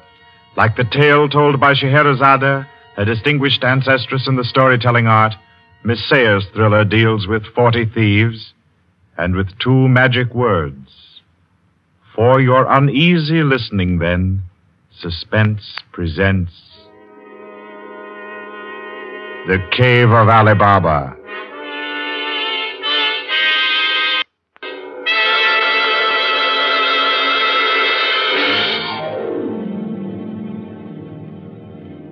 On a Saturday afternoon in January, in the grim and narrow house in Lambeth, a man sat eating kippers and reading the daily paper. He was smallish and spare, with brown hair rather too regularly waved and a strong, brown, pointed beard. His double-breasted navy blue suit, his socks, tie, and handkerchief were all scrupulously matched, and his brown boots just a trifle too highly polished. He did not look a gentleman, not even a gentleman's gentleman. Yet there was something about his appearance which suggested that he was accustomed to the manner of life in good families. Superior butler, perhaps, yet not old enough to be retired. A footman who had come into a legacy, yes. He had just finished eating, and he was sipping his coffee when a slight noise at the front door caught his ear. Swiftly, too swiftly for a quiet little man sitting eating kippers and reading his paper on a Saturday afternoon, he sprang up, he dashed through the small hallway, and he flung the door open. Of course, no one in sight. The society is at least dramatic in its delivery of its correspondence. And, as if he knew what he would find, he shut the door and turned to the hat stand in the hall. An envelope had been placed there. It was addressed to Joseph Rogers. So Mr. Rogers opened the note. Number 21. An extraordinary general meeting will be held tonight at the house of number 1 at 11:30. You will be absent at your peril. The word is finality. Finality. Yes, I think so. The man called Joseph Rogers stood for a moment, studying the note. Then he strode to the rear of the house, to a tall safe built in the wall. Carefully, he manipulated a dial. He swung the safe door open. He stepped inside, into a small strong room. He opened a drawer marked Correspondence, placed the note inside, and then came out again. A moment to reset the lock for a new combination, and then he went back into the living room. He reached for the telephone. He lifted it from the cradle and then reconsidered. Too dangerous. He hurried upstairs and clambered into an attic. In the furthest corner, he searched for and found a knothole in the woodwork. He pressed it. A concealed trapdoor swung open, and he was in the loft of the adjoining house. He paused before 3 cages, in each of them a carrier pigeon. Carefully, he wrote a note, slipped it under a pigeon's wing. There you are, my pretty. There, take it easy now. There you go. Lie straight. 4:30. I'll send another pigeon at 5, and the third at 6. I should have my answer by 9:30 at the latest. Oh, I forgot one thing, most important. Mr. Rogers moved through the trapdoor, back into the attic of his own house, and once again he stood before the tall safe built in the wall. He opened the door, stepped into the strong room, moved for a moment quietly in the dark, and then spoke gently. Now, be good, my sweetheart. I'm depending on you. Open sesame. Come on now, old thing. Open sesame. Open sesame. Ah, that's better. That's very much better.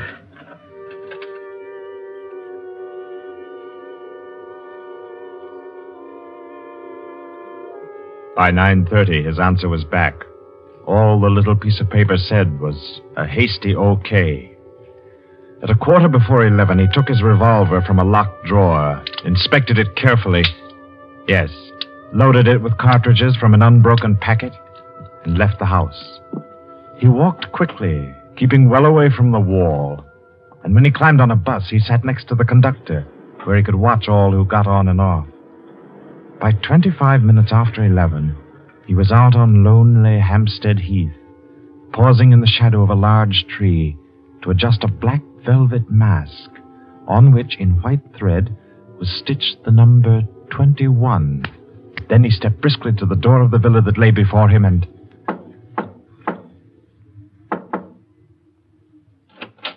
What is it? Finality. Come in. Go right on through. Number 1 will check you in. Right.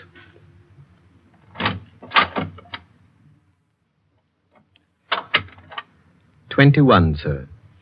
Lift your mask. Very well, 21. You may go on to the meeting room. Thank you, sir.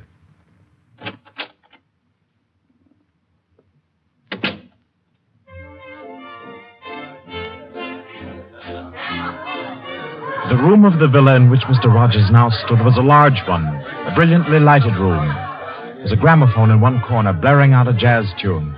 To its rhythm, couples, masked men and women, were dancing.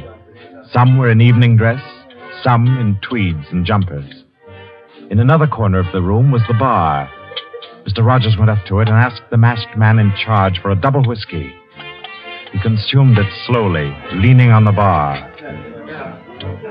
The room filled. Presently, someone moved across to the gramophone and stopped it. Mr. Rogers looked around. Number 1, the massive gentleman in evening dress who had checked him in, appeared on the threshold. A tall woman in black stood beside him. Her mask, embroidered with a white number 2, covered her hair and her face completely. Only her fine bearing, her white arms, and her dark eyes, shining through the eye slits, proclaimed her as a woman of power, of physical attraction. The masked dancers were silent now, as number 1 spoke. Ladies and gentlemen, we are short 2 members tonight.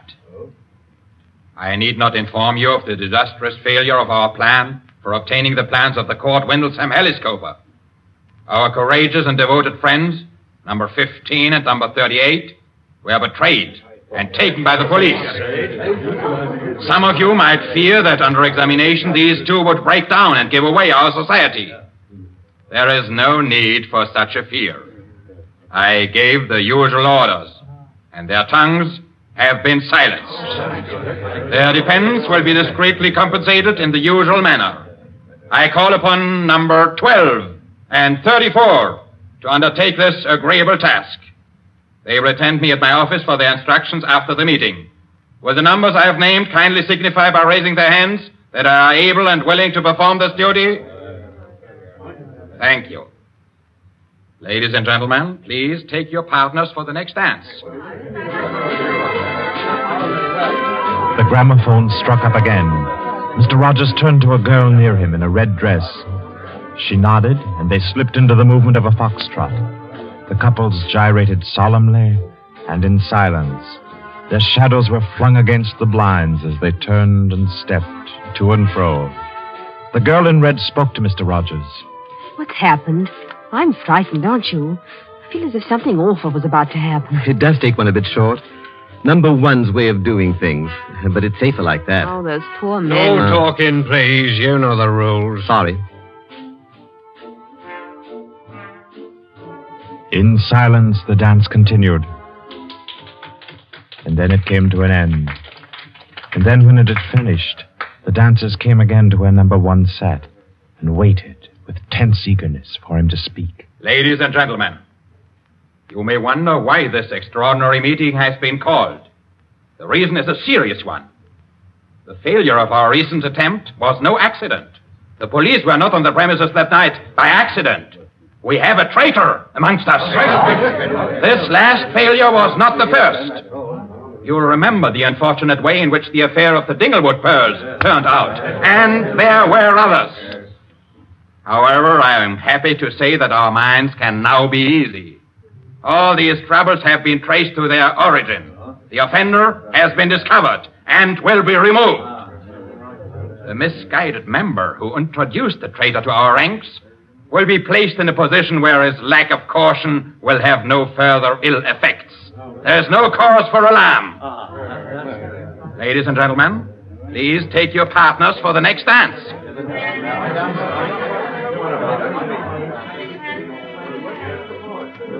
Again, the gramophone took up its bizarre monotony, and the masked dancers glided and turned, and their movements were sharper, more staccato.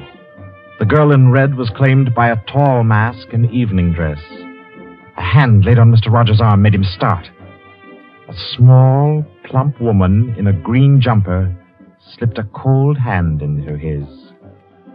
The dance went on.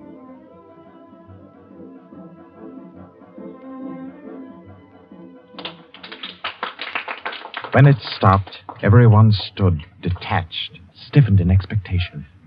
The endless interval was over. Number 1 raised his voice. Ladies and gentlemen, you will no doubt wish to be relieved of the questions on your mind. I will name the persons involved. Number 37. No! Silence! I swear on it, silence! You have failed in discretion. You will be dealt with. If you have anything to say in defense of your folly, I'll hear it later. Sit down. Number 37 sank down upon a chair. He pushed his handkerchief under the mask to wipe his face. 2 tall men closed in upon him. The rest fell back. Ladies and gentlemen, I will now name the traitor. Stand forward. Number 21. Take off your mask. Number 37. This man was introduced to our society by you under the name of Joseph Rogers, formerly second footman in the service of the Duke of Denver, dismissed for petty thievery. Did you take steps to verify the statement? I did as God my witness. It was all straight. I had him identified by 2 of the servants. I asked all over about him. The story was true. I'll swear it was. Number 21. Your name has been given as Joseph Rogers. Is that your real name? Answer me. Is that your real name? No. What is your name? Peter Death Braddon Whimsy. Silence! My compliments, your lordship. We thought Lord Whimsy was dead. He was killed, so the paper said 2 winters ago, while shooting big game in Africa. He even left a will, proved of £500,000. To his mother, I believe, the Dowager Duchess of Denver. Lord Peter Whimsy, indeed. Well-known book collector, man about town, distinguished criminologist. Took an active part in the solution of several famous mysteries. Taking an active part, if you don't mind. So you deliberately led us to think you were dead and became Joseph Rogers to gain entrance to our society. What has become of the real Joseph Rogers? He died abroad. I took his place. And the end of your impersonation to uncover our society. Precisely. I see. The robbery of your own fete, upon which we congratulated ourselves, and which you helped to execute, was arranged. Obviously. The robbery of the Duchess, your mother, was arranged by you. It was. It was a very ugly tiara. No real loss to anybody with decent taste. The burglary of the Winthrop mansion, the theft of the necklace at Covent Garden, the others as well. You arranged them all. All. May I smoke, by the way? You may not. Numbers 15, 22, 39. You have watched the prisoner. Has he made any attempt to communicate with anybody? None. His letters and parcels have been opened. His telephone tapped and his movements followed. Even the water pipes in his house have been under observation for Morse code signals. You're certain? Absolutely. Then we may be sure that he has been alone in this adventure. Well, ladies and gentlemen, please take your... Very well. Take the prisoner away. And be sure you explain carefully to him first the manner of his death. I'm sure he'll enjoy it. Wait, at least you can let me die decently. Take him away. Stop, I have something to say, something to sell. We make no bargains with traitors. No, but listen. Do you think I haven't thought of this? I'm not a fool. I've left a letter. To whom? To the police. If I don't return tomorrow, it'll be opened. It's a bluff. The prisoner sent no letter. He's been strictly watched for months. I left the letter before I came to Lambeth. Then it can't contain no information of any value. Oh, but it does. The combination of my safe. Indeed? Has this man's safe been searched? Yes. What did it contain? No information of importance, sir. An outline of our organization, the name of the house, nothing that can't be altered and covered before morning. And did you investigate the inner compartment of the safe? You hear what he says, did you? He's trying to bluff. There is no inner compartment. I hate to contradict you, but I'm really afraid you must have overlooked it. And what did you say was in the compartment, if it does exist? The names of every member of this society with their addresses, photographs, and fingerprints. How did you say you contrived to get this information? By doing a little detective work on my own. But you've been watched. True, the fingerprints of my watches adorn the first page of the collection. That statement can be proved? Certainly. The name of number 40, for example... Stop! If you mention names here, you will certainly have no hope of mercy. Bring the prisoner to my office. Ladies and gentlemen, take your partners for the next dance.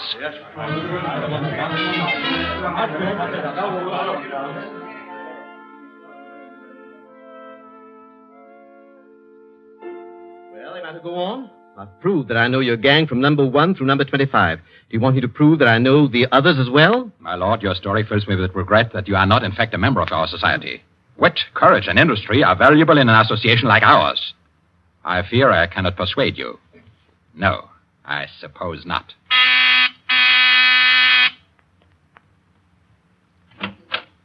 Yes? Ask the members kindly to proceed to the supper room.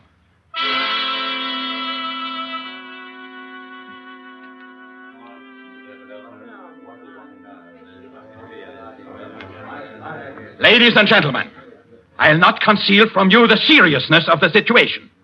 The prisoner has recited to me 25 names and addresses which were thought to be unknown except to their owners and to me. There has been great carelessness. Fingerprints have been obtained. He showed me some photographs of them. He tells me that the book of names and addresses is to be found in the inner compartment of his safe, together with certain letters and papers stolen from the houses of members, and several objects with fingerprints. I believe he tells the truth. He offers the combination of the safe in exchange for a quick death. I think his offer should be accepted. What is your opinion, ladies and gentlemen? The combination is known already. Fool! This man is Lord Peter Wimsey, a scientist of crime. Do you think he will have forgotten to change the combination? Oh, I say give him the promise. Time's getting short. You agreed? It's a bargain, Wimsey. What is the combination? The word of the combination is unreliability. And the inner door, the inner compartment? In anticipation of the visit of the police, the inner door is open. Good. Number 12 and 36. You will go to the prisoner's house and... Why should any more members... That's right. I agree. Nobody ought to be trusted. Then what, ladies and gentlemen, do you suggest? You go yourself. You're the only one that knows all the names. You go yourself. I second that motion. Is the wish of the meeting, then, that I should go? No. I say no. No, don't go. Number 1 is our president, the head and soul of our society. If anything should happen to him, where should we be? You've all blundered. We have your carelessness to thank for all this. Do you think we should be safe for 5 minutes if he were not here to repair your folly? There's something in that. If you will pardon my suggesting it, the lady appears to be in a position peculiarly favorable for the reception of the President's confidences. The contents of my modest volume will be no news to her. Why should she not go herself? Because I say she must not. If it is the will of the meeting, I'll go. Give me the key of the house. Here. Is your house watched? No. If I have not returned in 2 hours, act for the best to save yourselves. And do what you like with the prisoner.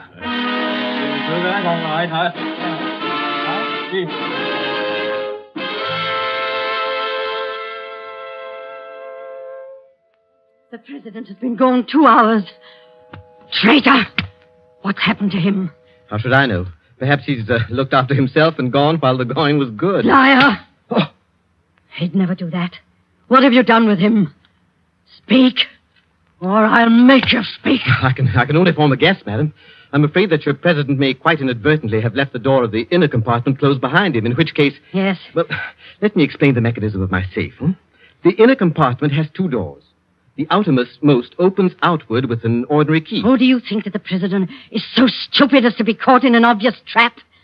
Undoubtedly, he will have wedged open that inner door. Undoubtedly, madam. But the sole purpose of that inner door is to appear to be the only one. Hidden behind the hinge of that door is another, a sliding panel, also left open. Inside the compartment is the big, heavy ledger containing all the information about this society. This ledger lies on a steel shelf. Do I make myself clear? Oh, yes, go on. The steel shelf is balanced on a concealed spring. When the weight of the book, the ledger, is lifted, the shelf rises almost imperceptibly, and in rising it makes an electrical contact. Now, let me draw a picture. Your president steps into the inner compartment, sees the book, takes it up anxiously to examine to see if it's the right one. The shelf rises, the electrical contact is made, and the steel panel behind him slides into place. He's trapped. You devil! What is the word that opens the inner door? Quick, the word. Do you remember the story of Ali Baba and the 40 Thieves? Uh-huh. Well, when I had this safe constructed, my mind went back, well, call me sentimental if you will, to my childhood. The words that open the door are open sesame. Oh. How long can a man live in this devil's trap of yours? Oh, I should think he might hold out for a few hours if he didn't use up all the oxygen by hammering and yelling. I imagine if we go there at once, we'll be able to get him out all right. I'll go myself. I think you'd better take me with you. Why? Well, I'm the only person who can open the door. But you've given me the word. Yes, you have the word. But this door of mine, I'm rather proud of it. You know, it's my own invention. It's the latest thing. It will open to the words open sesame, all right. But to my voice only. Your voice? I'll choke your voice from my hands. What do you mean, your voice only? Don't clutch my throat like that. You'll wreck my voice, and then the door might not recognize it. There, that's better. The door got stuck for a week once, and when I had a cold. Is what he says true? Is it possible? Perfectly possible, madam. It'll have a microphone arrangement. Could be done also with light vibrations. We must let him go. Take the ropes off him. Let him go? Nothing. He doesn't go to blab to the police. The president's done in, that's all. And we'd all better make traps while we can. It's all up, boys. Right. Chuck this fella down the cellar and fasten him in. I'll go and destroy the ledgers. 32, you know where the switch is. Give us a quarter of an hour to clear, then you can blow the place to glory. No. No, you can't leave one to die. He's your president, your leader.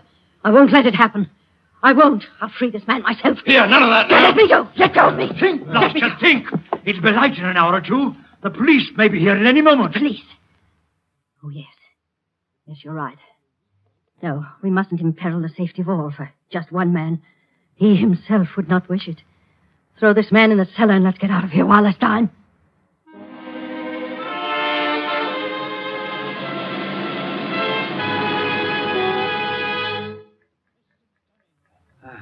Here. This is good enough. Leave him here. Right. Let's go. Hey, you chaps. Yeah? Should have gagged him. I say, it's lonesome down here in this cellar. You might at least leave the light on. Don't worry about the dark. That ticking you here is the time fuse for the bomb that's going to blow out this place. It's all set. You won't have long to wait. Not long.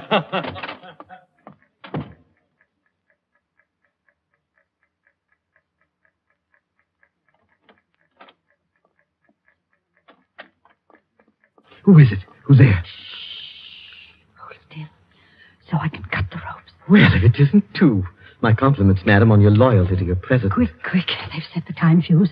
The house is mined. Follow me as fast as you can. Number 1 must be saved. And only you can do it. Well, how did you manage to... There's no time for questions. Get up and follow me. You will release him. You promise. I promise. But I warn you, madam, that this house is surrounded.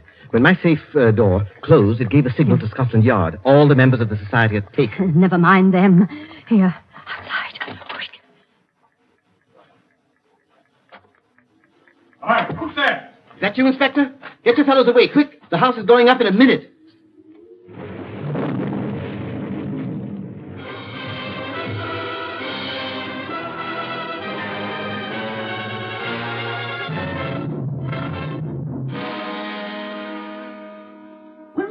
Lord Whimsy! It's Inspector Parker, old man. Are you all right? Yeah, I'm a bit winded. What's happened, Inspector? Oh, about half a dozen of them got blown up. The rest we bagged. Hurry, we must hurry. Who's this? One of the gang. She's called number 2. We must save him, we must. Golly, I clean forgot the gentleman in the safe. Parker, where's your car? It's down the lane. Send one of your men down to get it. Right. Johnson, bring that car here. Yes, sir. I've got the number 1 of the whole company, quietly asphyxiating at home. I promised we'd get back and save him. He's the bloke that we've been wanting. The man at the back of the Morrison case and the Hope Wilmington case and hundreds of others.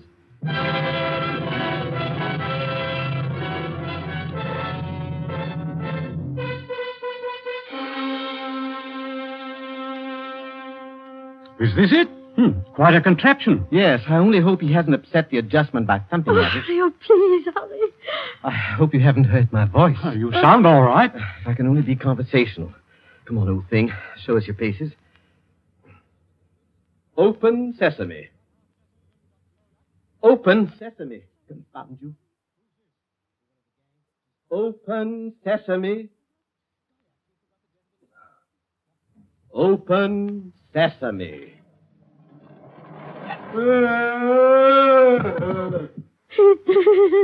Let me see. No, he's not. He lived to stand his trial.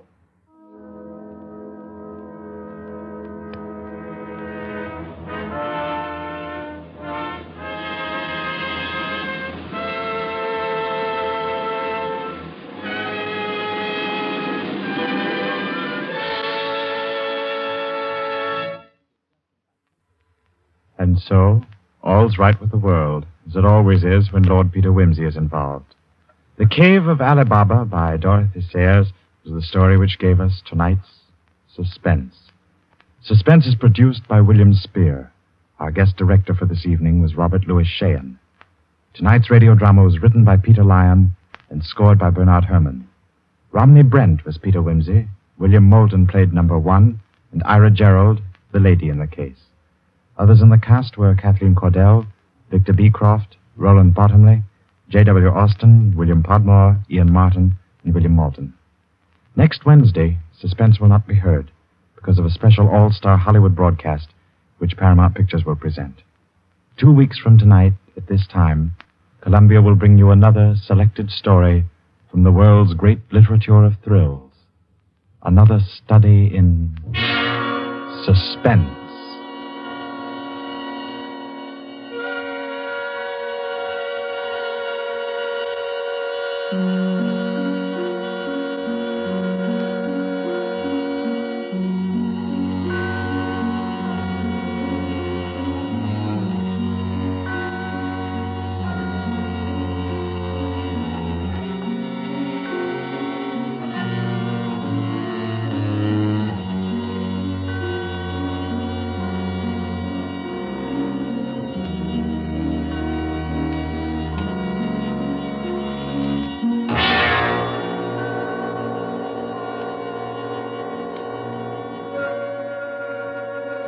This is Barry Kroger, and this is the Columbia Broadcasting System. The Columbia Network takes pleasure in bringing you Suspense.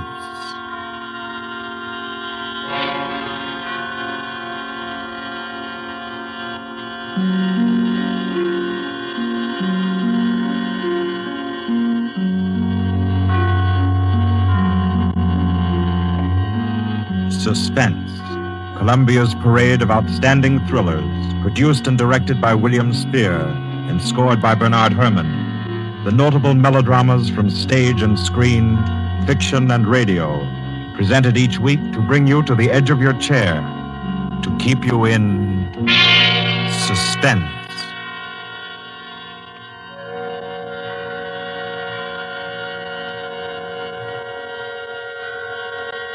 Good evening.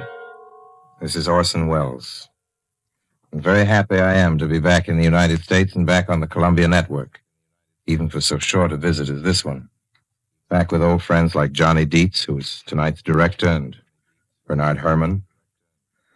The Mercury Theater presented tonight's radio play for the first time last year.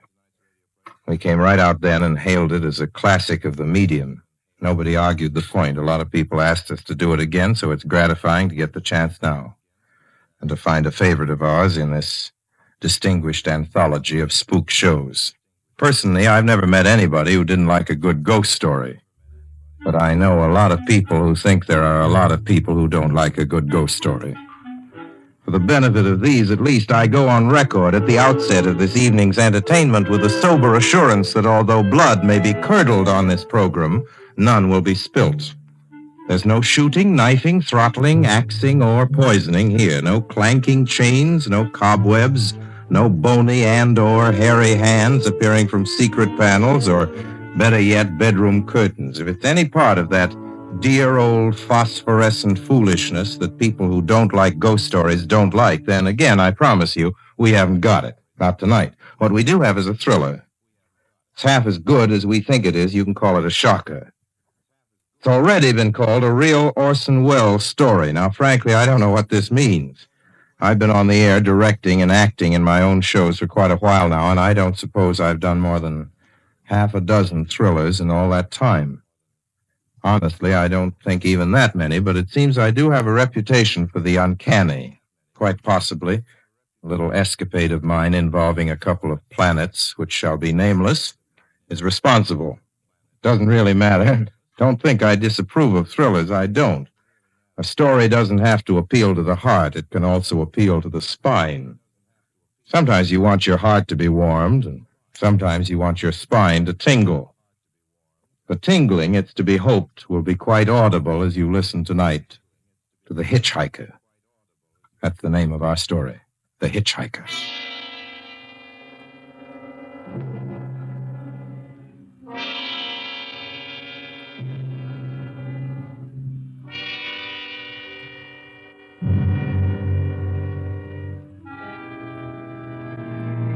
I'm in an auto camp on Route 66, just west of Gallup, New Mexico. If I tell it, perhaps it'll help me. Keep me from going crazy. I gotta tell this quickly. I'm not crazy now. I feel perfectly well, except that I'm running a slight temperature. My name is Ronald Adams. I'm 36 years of age, Unmarried, tall, dark, with a black mustache. I drive a 1940 Buick, license number 6Y175189. I was born in Brooklyn. All this I know. I know that I'm at this moment perfectly sane. That it's not me who's gone mad. It's something else. Something utterly beyond my control. I've got to speak quickly. At any minute, the link may break. This may be the last thing I ever tell on Earth. The last night I ever see the stars. 6 days ago, I left Brooklyn to drive to California. Goodbye, son. Good luck to you, my boy. Goodbye, Mother.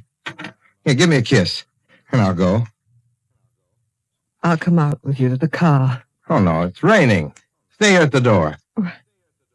Hey, what's this? Tears? I thought you'd promised me you wouldn't cry. I know, dear. I'm sorry.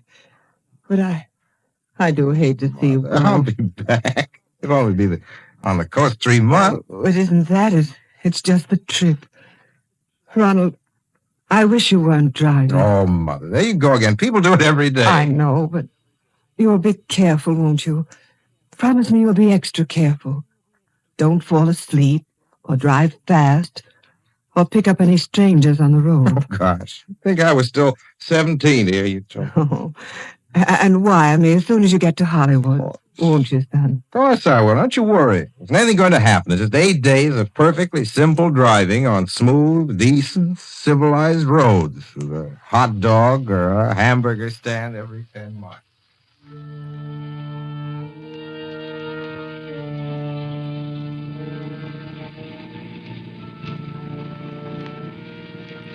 I was in fine spirits.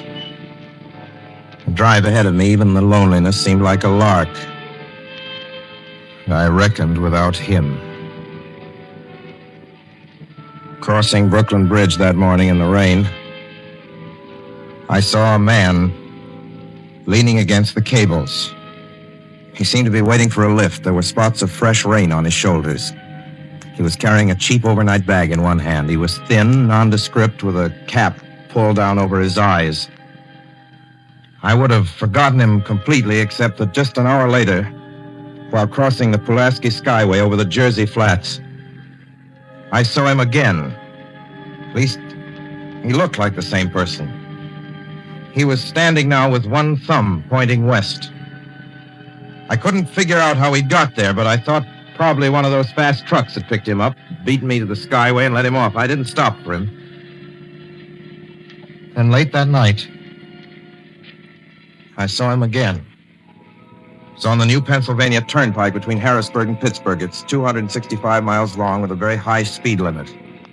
I was just slowing down for one of the tunnels when I saw him, standing under an arc light by the side of the road. I'd see him quite distinctly, the bag, the cap, even the spots of fresh rain spattered over his shoulders. He hallooed at me this time.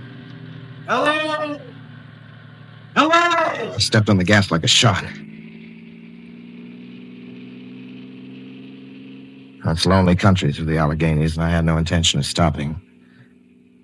Besides, the coincidences, or whatever it was, gave me the willies. I stopped at the next gas station.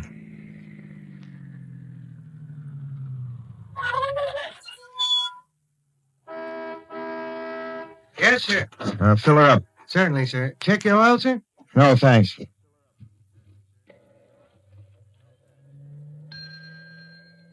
Nice night, isn't it? Yes. It hasn't been raining here recently, has it? Not a drop of rain all week. Oh? Oh, I suppose that doesn't done your business any harm. Oh, people drive through here all kinds of weather. Mostly business, you know. There aren't many pleasure cars out on the turnpike this season of the year. I suppose not. What about hitchhikers? Hitchhikers here? What's the matter? Don't you ever see any? Not much. If we did, it'd be a sight for sore eyes. Why?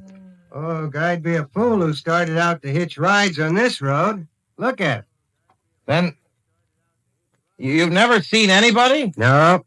Maybe they get the lift before the turnpike starts. I mean, just before the toll house. But then it'd be a mighty long ride. Most cars wouldn't want to pick up a guy for that long a ride. And this is pretty lonesome country here. Mountains and woods.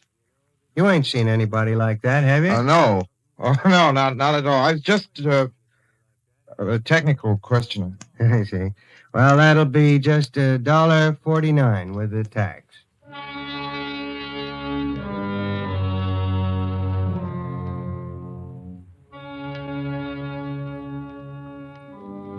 The thing gradually passed through my mind as sheer coincidence. I had a good night's sleep in Pittsburgh. I didn't think about the man all next day until just outside of Zanesville, Ohio, I saw him again. It was a bright, sunshiny afternoon. The peaceful Ohio fields, brown with the autumn stubble, lay gleaming in the golden light. I was driving slowly, drinking it in, when the road suddenly ended in a detour. In front of the barrier, he was standing. Now, let me explain about his appearance before I go on. I repeat, there was nothing sinister about him. He was as drab as a mud fence, nor was his attitude menacing. He merely stood there, waiting, almost drooping a little, a cheap overnight bag in his hand. He looked as though he'd been waiting there for hours. And he looked up. He hailed me. He started to walk forward. Hello? Hello? Hello? No, not just now. Sorry. Going to California? No, not today. The other way, going to New York. Sorry.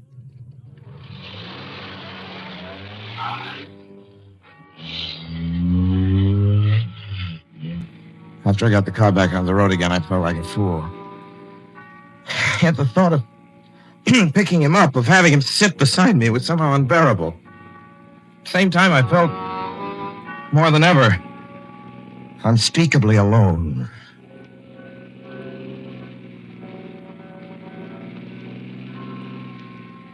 Hour after hour went by. The fields, the towns ticked off one by one. The light changed. I knew now that I was going to see him again. And though I dreaded the sight, I caught myself searching the side of the road, waiting for him to appear.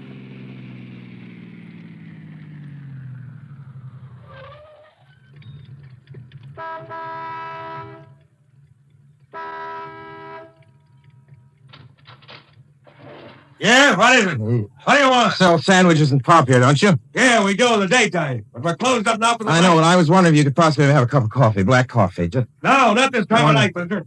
My wife's the cook. She's in bed. No, don't shut the door, please. Listen, just a minute ago... just a minute ago, there was a man standing here right beside the stand, a suspicious-looking man. I don't mean to disturb you. You see, I was driving along when I just happened to look, and there he was. What was he doing? Well, nothing. You've been taking a nip. That's what you've been doing. Now, on your way before I call out Sheriff Oaks.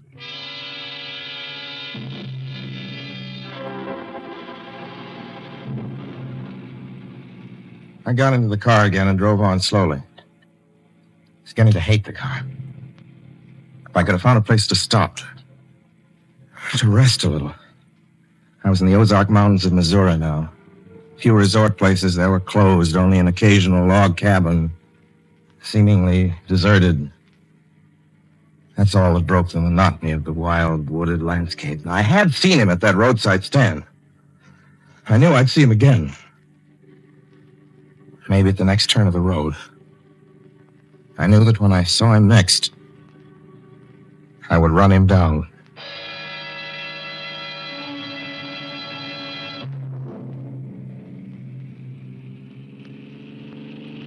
And I didn't see him again. I didn't see him until late next afternoon. I stopped the car at a sleepy little junction just across the border into Oklahoma to let a train pass by. When he appeared across the tracks, leaning against a telephone pole. Perfectly airless, dry day. The red clay of Oklahoma was baking under the southwestern sun. Yet there were spots of fresh rain on his shoulders. I couldn't stand that. Without thinking, blindly, I started the car across the tracks. He didn't even look up at me. He was staring at the ground. I stepped on the gas hard, veering the wheel sharply toward him. I could hear the train in the distance now, but I didn't care then. Something went wrong with the car. The train was coming closer. I could hear its bell ringing and the cry of its whistle. Still, he stood there. And now I knew that he was beckoning me to my death.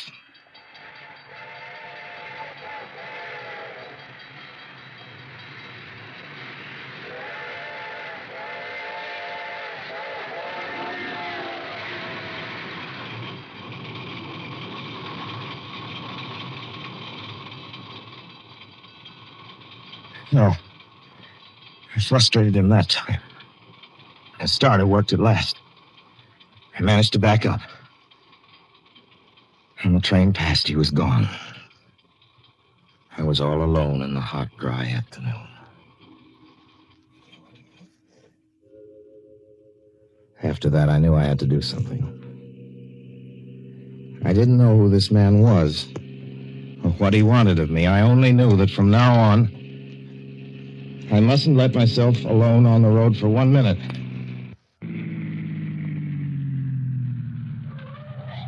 Hello there. Like a ride? Well, what do you think? How far are you going? Where do you want to go? Amarillo, Texas. I'll drive you there. Gee.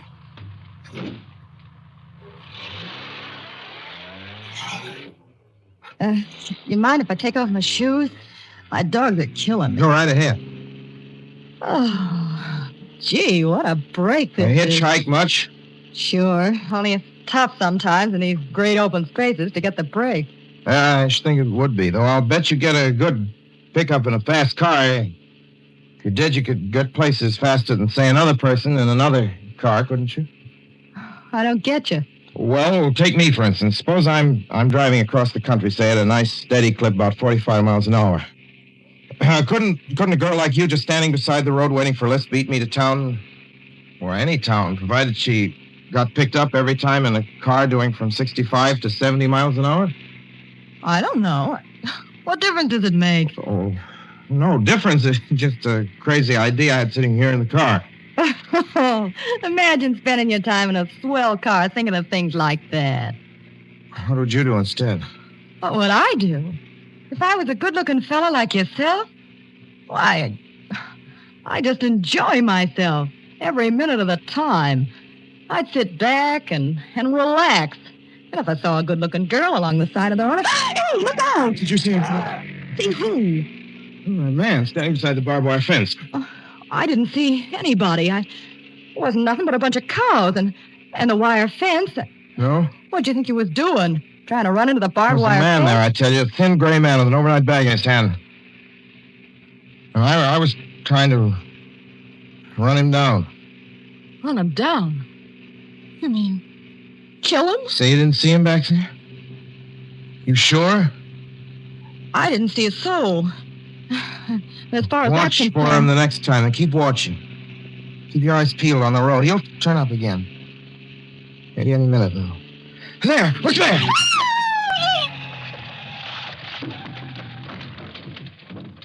How does this door work? I'm getting out of here. See him that time? No, I didn't see him that time. And personally, mister, I don't expect never to see him. All I want to do is go on living.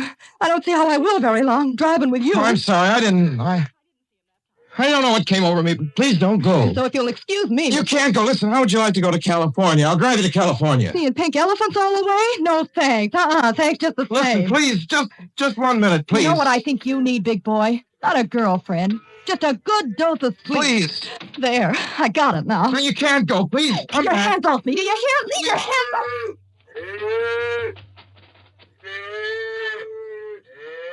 She ran from me.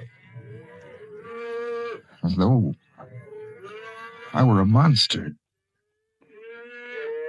A few minutes later, I saw a passing truck pick her up. I knew then that I was utterly alone. It's in the heart of the great Texas prairies. There wasn't a car on the road after the truck went by. I tried to figure out what to do, how to get hold of myself. If I could find a place to rest, or even if I could sleep right here in the car for a few hours along the side of the road. I was getting my winter overcoat out of the back seat to use as a blanket when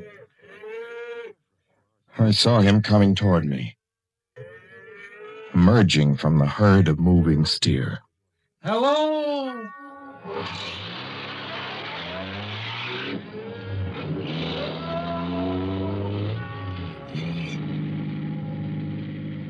Maybe I should have spoken to him then. Thought it out then and there. For now, he began to be everywhere. Whenever I stopped, even for a moment, for gas, for oil, for a drink of pop, a cup of coffee, sandwich, he was there. I saw him standing outside the auto camp in Amarillo that night when I dared to slow down. I was sitting near the drinking fountain of a little camping spot just inside the border of New Mexico.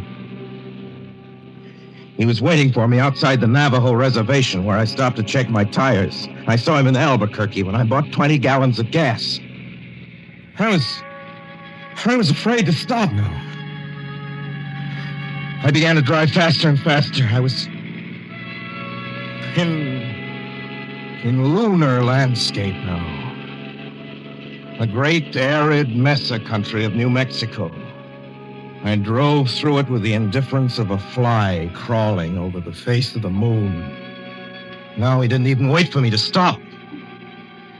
Unless I drove at 85 miles an hour over those endless roads, he waited for me at every other mile. I'd see his figure, shadowless, flitting before me, still in its same attitude, over the cold, lifeless ground, flitting over dried-up rivers, over broken stones cast up by old glacial upheavals, flitting in that pure and cloudless air. I was beside myself when I finally reached Gallup, New Mexico this morning. There's an auto camp here. Cold, almost deserted this time of year. I went inside and asked if there was a telephone. I had the feeling that if only I could speak to someone familiar, someone I loved, I could pull myself together.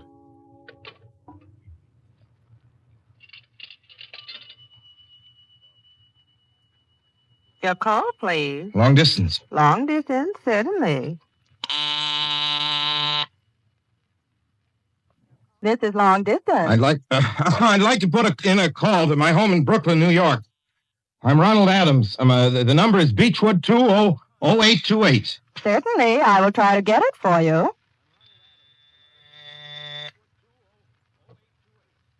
Albuquerque.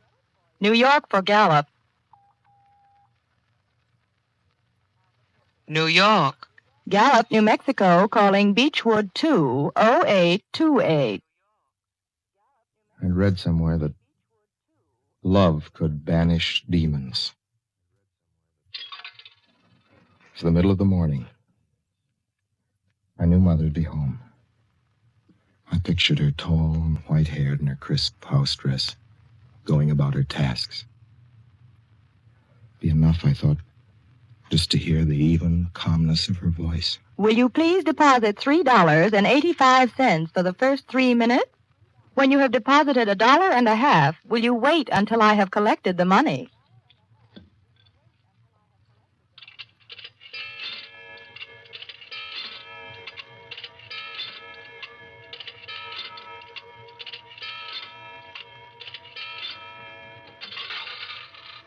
All right, deposit another $1.50.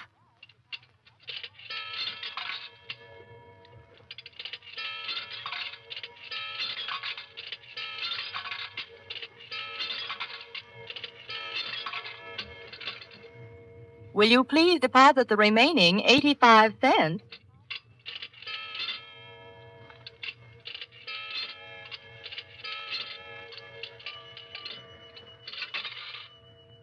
Ready with Brooklyn. Go ahead, please. Hello?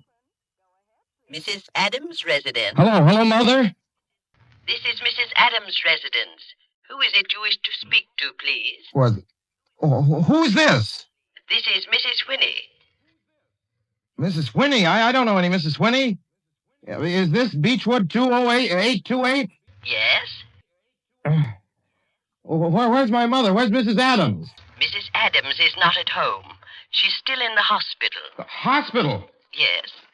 Who is this calling, please? Is it a member of the family? Well, what's she in the hospital for? She's been prostrated for 5 days. Nervous breakdown. But who is this Nervous calling? breakdown?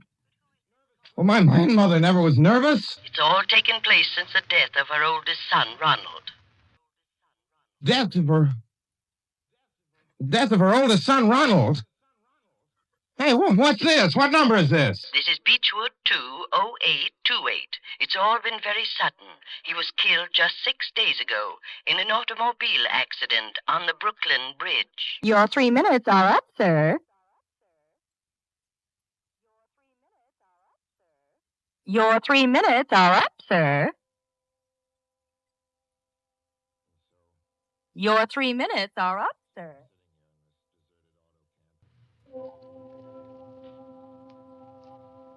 And so I'm sitting here in this deserted auto camp in Gallup, New Mexico. I'm trying to think. Trying to get hold of myself. Otherwise, I'm going to go crazy. Outside, it's night. The vast, soulless night of New Mexico. 1 million stars are in the sky. Ahead of me stretch 1,000 miles of empty mesa. Mountains, prairies, desert. Somewhere among them, he's waiting for me. Somewhere I shall know who he is and who I am.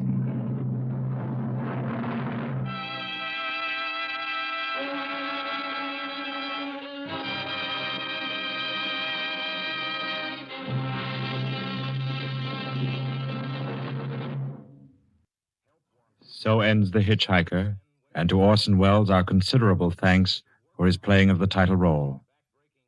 Mr. Welles? Help wanted. Men, women, and children.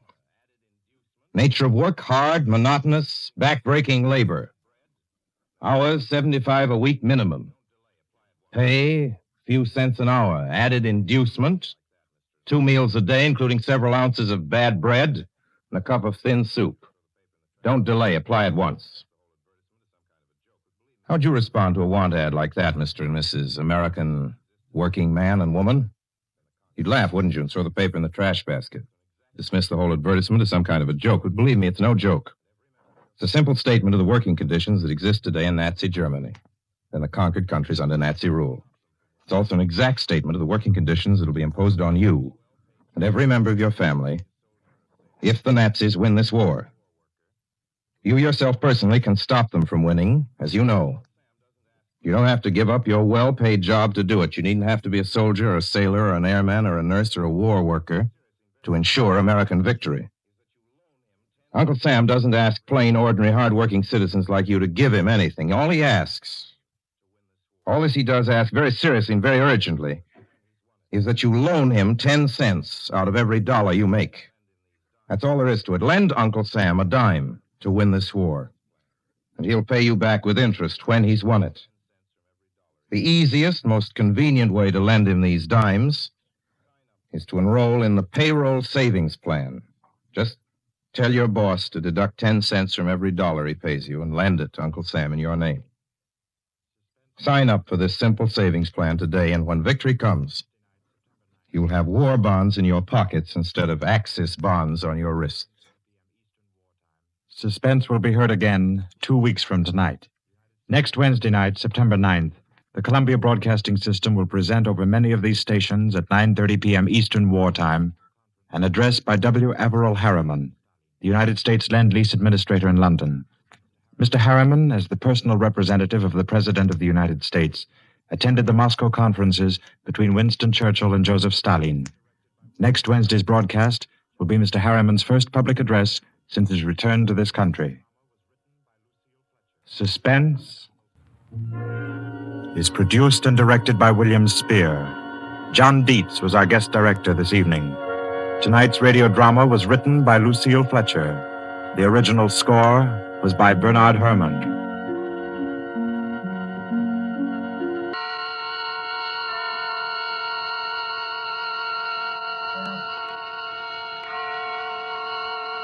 The Columbia Network takes pleasure in bringing you Suspense.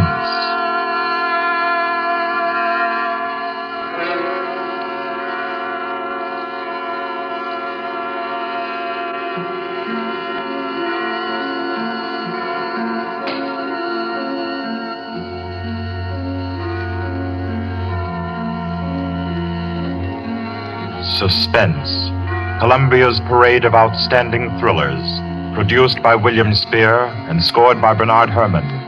The notable melodramas from stage and screen, fiction and radio, presented each week to bring you to the edge of your chair, to keep you in suspense.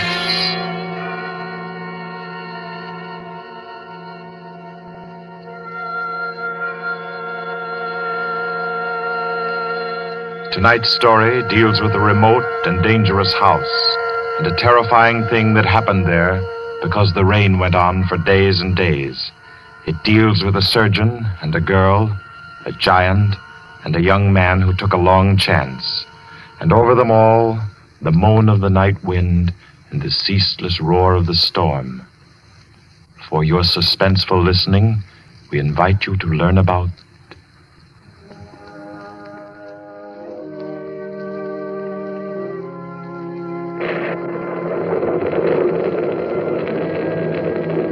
the Kettler method.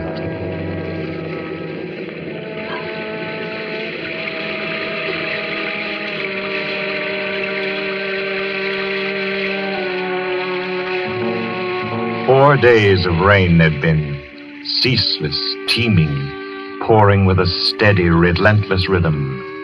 4 solid days. The fields around Culston had been turned into huge puddles that reflected the heavy, swollen sky. And Dr. Morrissey was stirred by a deep anxiety. He stood beside a window in his sanitarium, which rose high on a lonely hill, a few miles from the little town of Culston, and stared into the jagged, spraying screen of rain. It was just 3 o'clock. 3 o'clock of an afternoon he would long remember. He was on the point of sending for Caffrey, the ward attendant, when the door opened, and Caffrey came in, pale, disturbed.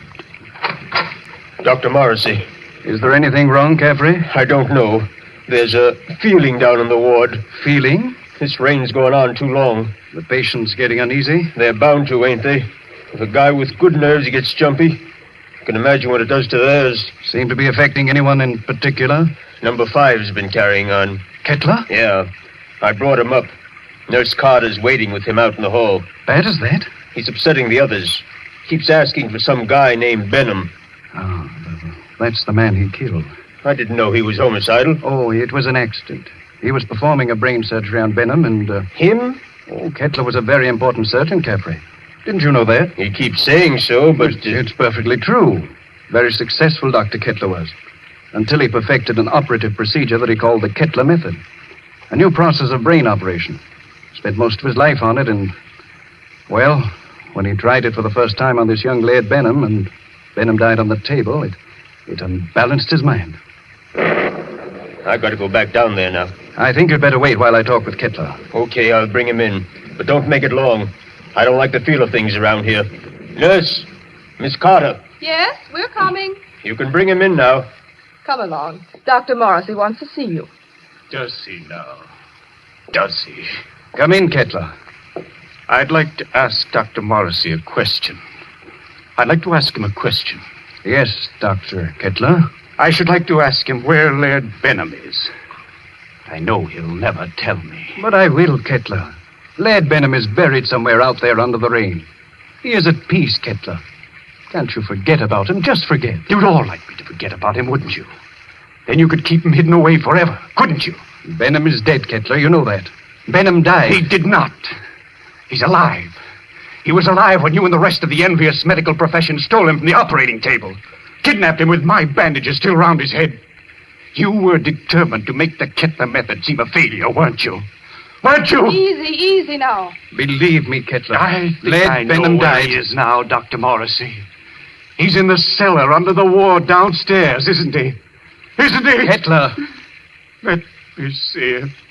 There, Benham. Oh, you'd better take him down, Caffrey. All right. Come along now, sir. I'll take him, nurse. You won't show him to me.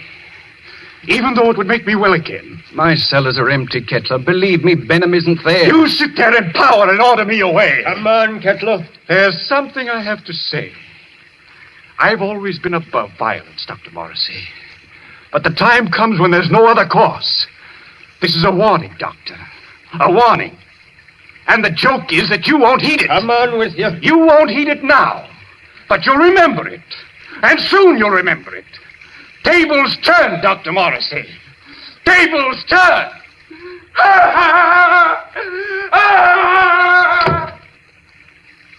Poor thing. I'm afraid I'm failing with him. Failing completely. But you're not. It takes time to put a man back together. Oh, it's taken me too long with Kettler. I'm beginning to be afraid.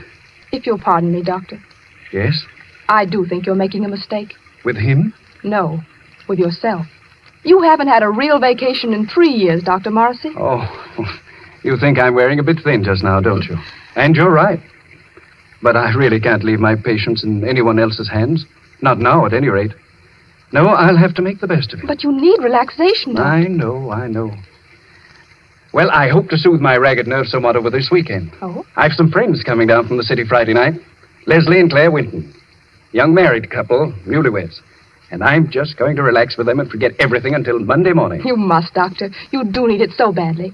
Oh, by the way, Doctor. Yes? I slipped some those new sample bandages into your coat pocket. Well, thanks. I'll have a look at them. I think they're quite good. The salesman said that... Yes, nurse. What is it? Did you hear something? Thunder, wasn't it? Something else besides thunder. I thought it... Well, I didn't hear it. My nerves must be getting the best of me. Perhaps it's a case of nurse heal thyself, eh? I'm not the only one who needs a rest. You know, it might be a very good idea if we both... Dr. Morrissey, I heard that. what is it? It's coming from the ward. Sounds like... That was a shot, nurse. You get on the phone. Call the police at Colston. Hello? Hello? Hello? Keep at it. Hello? Someone's trying to get in from the hall. Dr. Morrissey! Dr. Morrissey! It's Caffrey. Just a moment. Caffrey, what is it? He's ganged up on me. All of them coming up the stairs. Kettler, clear out of here. Oh. Steady, nurse. He's dead, isn't he? Isn't he? Yes. Dr. Morrissey. Kettler. Remember my warning. Remember it, Doctor. Tables turn, Dr. Morrissey. Tables turn.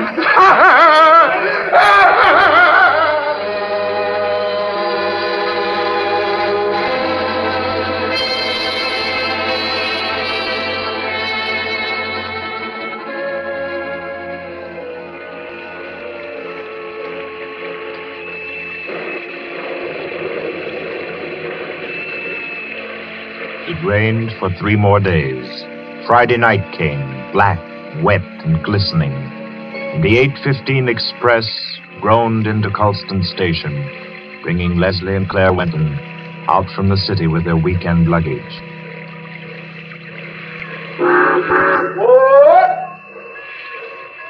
Isn't Dr. Morrissey sending his car for us, Leslie? Yes, Claire. The chauffeur was supposed to drive us over to the sanitarium to pick up the doc, and then we're all going over to his house together. Well, I don't see any car, do you? I don't see anything but water. Maybe we're rowing over in a skiff. Oh, I hate that sound. Like somebody's in agony. I think you're a little depressed, dear. Well, I shouldn't be surprised. My head's still aching dreadfully. Poor lover. How long's that been going on now? Almost a week. It frightens me. I don't think it's anything serious. Waiting in the rain like this doesn't do it any good, I'm sure. I don't understand. Doc's usually so punctual, right on the dot. You don't suppose we ought to call the sanitarium? You people for Dr. Morrissey, yes? Well, yes, we're the Wintons. Doc sent you to pick us up? I, Cato, Dr. Morrissey's chauffeur. You got luggage? Yes. Here it is. I take. You follow me to car. Come. We're coming. Leslie, Yes? he's tremendous, isn't he? He must be 6.5 feet tall. I'm over 6 myself, darling. He's nearer 8. That's a giant. Get those shoulders. He could snap me in two like a matchstick. Well, I hope he likes us. So do I, light of my life. Car waiting. You come, please. But I really don't think he does. Coming.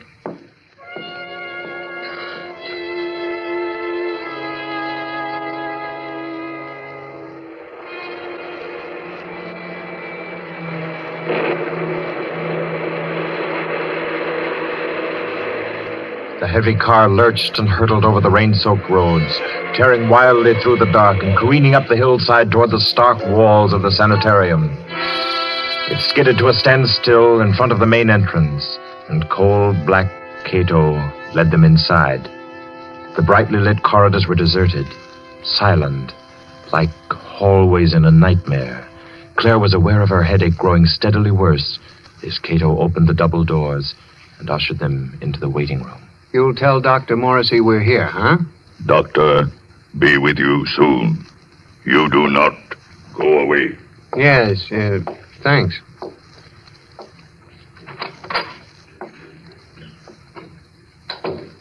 I hope we're not staying in here very long. It isn't very cheery, is it? Oh, I don't like places like this.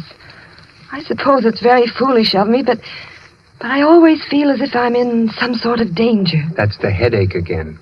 Everything seems worse than it really is when you're not feeling well. Don't you always find... Leslie.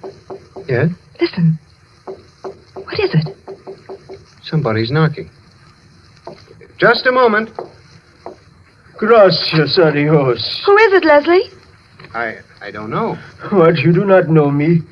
I am Arturo Alvarez, the South American pianist. You have heard of me? Well, sure, I've heard of Arturo Alvarez, but I'd hardly expect to find him Leslie, humor him. Oh, of course, for a moment I forgot where I was. I've heard of you, Mr. Alvarez. Is there anything I can do for you? Will you help me? I must get out of this place. Oh, sure. I came here several days ago to be treated for a mild nervous trouble. And now they won't let me go. I am being held a prisoner. And tonight I am scheduled to give a concert at Carnegie Hall, and I must get out of here. Please, will you help me? Number 10 out of the ward again, I see. How many times must I tell you that is strictly against the rules? I was doing nothing wrong. I was only telling this gentleman that I must be at Carnegie Hall for my concert. Yes. I'm sure the gentleman was very interested. Cato. Yes, Doctor. Cato, you will escort number 10 back to the ward and see to it that he doesn't wander back into the waiting room. No, I will not be taken back to the ward. Help me. Oh, no. Help me, no. How strongly he believes in his delusion. Strange fantasy of a diseased mind. Seriously believes that he's Arturo Alvarez. He was telling me. Oh, I'm very sorry. I'm afraid I haven't been very cordial. Won't you sit down? Is there anything I can do for you? Well, you see, Dr. Morrissey invited us up for the weekend. Oh, yes, of course. He told me he was expecting you. Does he know we're here? I'm afraid not. Dr. Morrissey was unexpectedly called away on an emergency case, and I'm in charge of the sanitarium until he returns. Well, do you have any idea about when that'll be? Well, it's very hard to say. However, he asked me to ask you to wait and see to it that you're made comfortable. Let me see now. Your name is... Winton, Leslie Winton. And this is my wife, Claire. Yes. Permit me to introduce myself. I'm Dr. Kettler, Dr. Morrissey's assistant.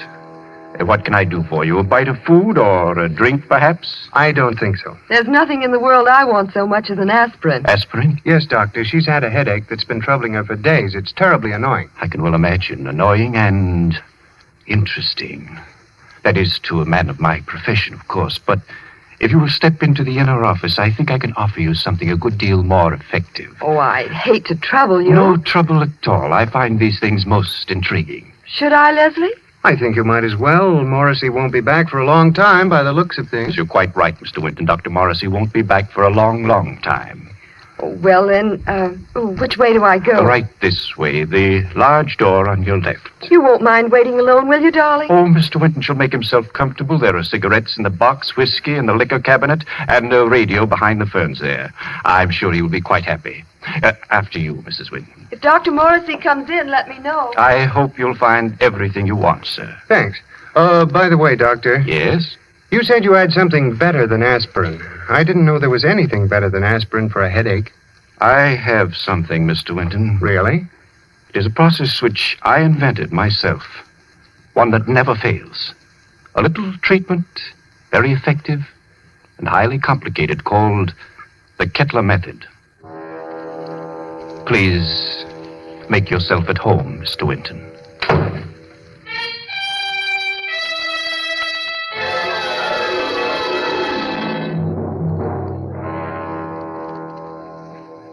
Leslie sat there, alone in the big waiting room for a while.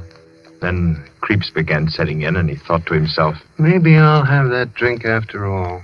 He rose and went over to the liquor cabinet that Kettler had pointed out to him and opened it. Well, there's nothing in here but books. Yes, books. Books that were so thick with dust that it was clear they'd been there for months. Well, no drink for Leslie. Maybe a cigarette. Kettler said the box was full. He picked it up and started opening it. Why, it isn't even a cigarette box. The darn thing's a bookend. Yes, that's just what it was. Leslie began to think it was a tough job making himself at home in that waiting room. And then the idea occurred to him. Maybe the radio works. He went over to the radio then, turned it on, and... We are sorry to announce that the program scheduled for this time from Carnegie Hall has been cancelled due to the mysterious disappearance of Arturo Alvarez, the noted South American pianist. Mr. Alvarez was known to be suffering from a minor nervous disorder and was last seen departing on a short trip to Colston in upstate New York. Alvarez. That guy is Alvarez. What's going on here? Claire! Claire! Locked. Dr. Kettler, open this door. Open it. Do you hear me? Miss Claire! Winton. Oh, you. Tell him to open up. Tell him. Tell him. Doctor send me. Tell you, young lady, headache bad. Very bad. What do you mean? He operate. Operate? He say take long time. He say you not wait. You come back tomorrow. Operate? No, no. Kettler! Kettler! Claire, can you hear me? Can you hear me? Of course she can hear you, Mr. Winton. The operating table is just inside the door. Bring her out here. Let her go, I tell you, Kettler. But I find that an operation is indicated, Mr. Winton. I forbid you to touch her. You forbid? You? I'm in charge here. No one forbids me. Do you understand? You're insane. If you lay your hands on her, I'll kill you. So help me, I'll kill you. Very well, Mr. Winton. If you do not wish me to operate, that's all there is to it. I would scarcely force my service upon you. However, the girl's condition is quite serious, and I... Good work. Good work, Cato, my boy. A masterstroke. Do you still forbid me, Mr. Winton? Do you? Do you? Oh, you don't answer. Good, good. Take him to the cellar, Cato, and lodge him there with his friend, Dr. Morrissey. They should have a good deal to talk over in the still hours of the night while I cure the young lady's headache unmolested.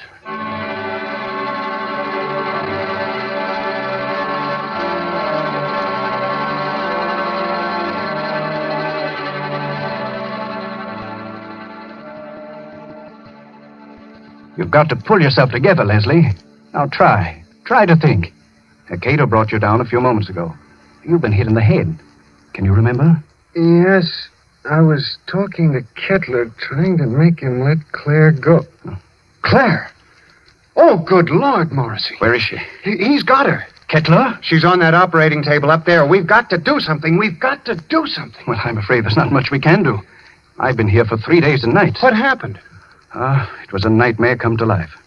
I'd had Kettler in my office for treatment. Yeah? He was off on a wild tangent, insisting that I had a man whom he had killed hidden down here in the cellar. That I and the rest of the medical profession had kidnapped him off the operating table with his head still swathed. He thinks I've been keeping this venom from him all along, even though I've known that just one side of him would cure his mental disorders. He hates me with every fiber of his twisted brain. He's a dangerous case, Leslie. He'll kill Claire? He may. There's a slim chance he won't. What's that? Well, all the surgical instruments are locked away. It's possible they may not be able to find them. Isn't there any way we can get out of here? Well, wouldn't I have used it? Where does that corridor lead to? To the staircase that goes to the first floor. Well? Not a chance. Comes out in the operating room, and they keep that door locked as tight as a drum. Besides, Kettler still has the pistol he took from my nurse. I've got to think. I've got to. And my head hurts so I can't make good sense. Let's say that. I think they gave you a nasty cut. Oh, it doesn't matter. Say, Doc. Yes? What was his name? Who? The guy Kettler thought you were keeping from him, the one he killed. Benham. Laird Benham. Why? Was he a young fellow? Yes, rather tall, slender chap. Say, Doc, do you have any bandages down here? What? Bandages. Why, yes, I think so. They're stored down here. Enough to bandage my whole head, face, and everything? Why? I might have a chance of getting through that door up there.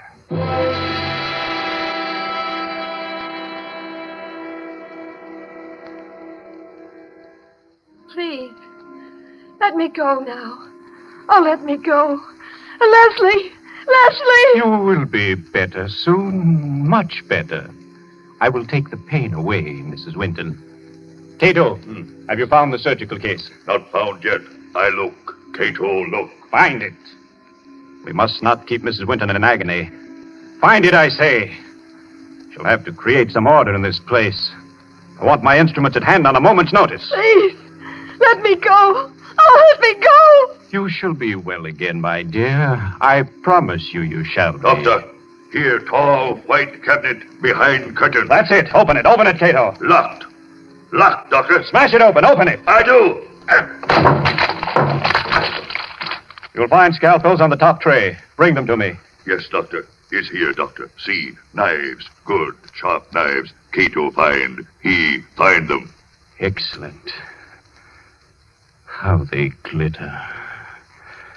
It is good to feel the knife in my hand again. Put the others right beside my pistol here on the table. Please. Oh, please. There, my girl. I shall expend all my genius on you. You shall be well again. No! No! Now to work. What was that? Who's there? Dr. Kettler, Who is it? I have found my way back to you. Open the door, Dr. Kettler. I've come back again. Who are you? You remember? You remember Laird Benham? Cato! Yes, Doctor. The door! Let him in! He's come back! Let him in, I say! Yes, Doctor. Oh, let me out of here! He's come back, Cato.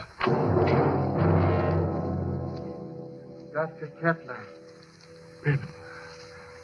Benham, I knew it. I knew it all along. You're alive. You're living. Yes. Living. Yes, Dr. Kettler. You. Just as they took you from the table. Yes.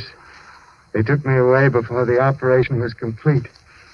Finish it now. Hurry. I can't live much longer.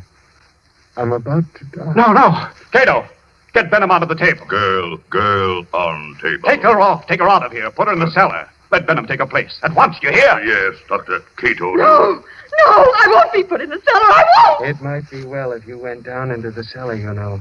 It's nice down there. You'll see old friends, perhaps. Old friends who need help. Leslie. Hurry, I say. Yes, Doctor. Come. I'm coming. Are you all right, Benham? Weaker. Cato! Cato, closed off. No, stop wasting time. Leave the door alone. Help me. Help me get Benham on the table. Yes, Doctor. Cato, do. That's right. Now lift him carefully. Yes. Good. Now, lie back. Lie back. Gently. All right. Careful now. There we are. Cato, Give me the knife. Yes, Doctor. Take off the bandages. From the top, Cato. That's correct. That's proper procedure. There. Yeah, now that's... I thought his hair was blonde, not black. Well, perhaps I've forgotten. I've forgotten so many things that... There was a scar on his forehead. I clearly remember a scar on his forehead. Well, maybe I imagined that too. Perhaps it was someone else who... Brown eyes. Benham, didn't you have blue eyes? I know they were blue. And your nose.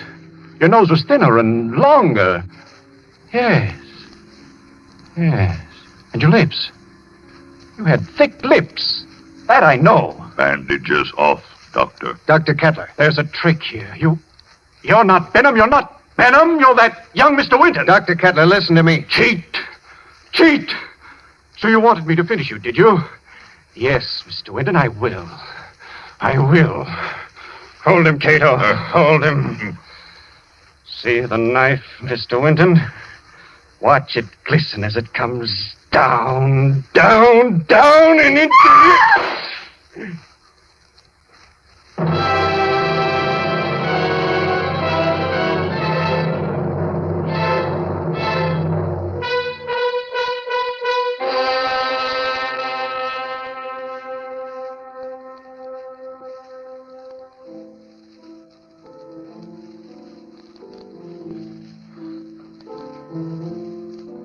He's wonderful. You don't doubt that he's out to Alvarez when you hear him play the piano, do you? That's a marvelous old instrument you have, Doc. It was my mother's. This old house has been in the family for generations. Who'd ever thought we'd be alive to sit in your house and listen to somebody play a concerto? We wouldn't have been. At least I wouldn't have been if you hadn't snatched that revolver off the table right out from under Kettler's nose before they threw you into the cellar.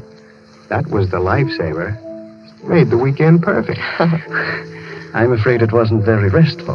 Hereafter, I'm spending all weekends in a cozy little corner under the L. It was worse for Claire than anybody. She had a dreadful time.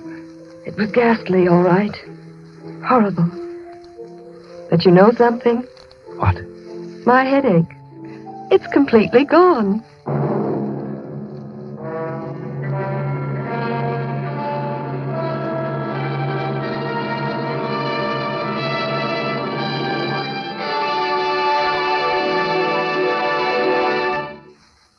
So ends the Kettler method, the tale of a memorable weekend and a long-awaited dead man who didn't return after all. This was tonight's story of Suspense. Suspense is produced by William Spear. John Dietz was our director this evening. Tonight's radio drama was written by Peter Barry and scored by Bernard Herrmann. Roger de Koven was Dr. Kettler, John Gibson, Leslie Winton, and Gloria Stewart played Claire Winton. Others in the cast were Guy Repp, Martha Faulkner, Winfield Honey, and Ralph Smiley. Next week at this time, Columbia will bring you another selected story from the world's great literature of thrills, another study in suspense. This is Barry Kroger, and this is the Columbia Broadcasting System.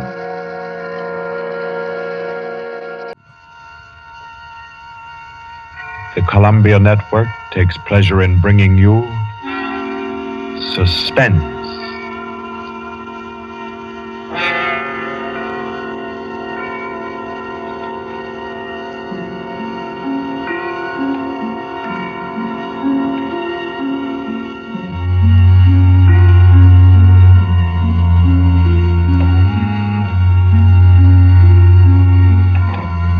Suspense.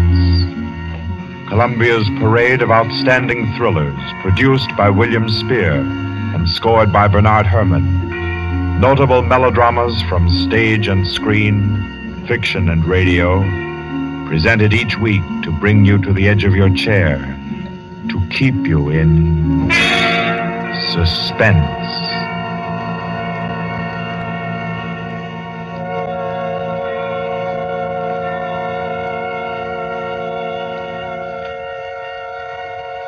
Tonight's story, by the noted American author T.S. Trembling, deals with a crime of murder on an exotic and atmospheric island, with ragged beggars who slept in a Hindu temple and awoke with gold in their pockets and a dead girl lying near them, and with a strange and mystical entrance into the life of hereafter, which was the experience of an American psychologist.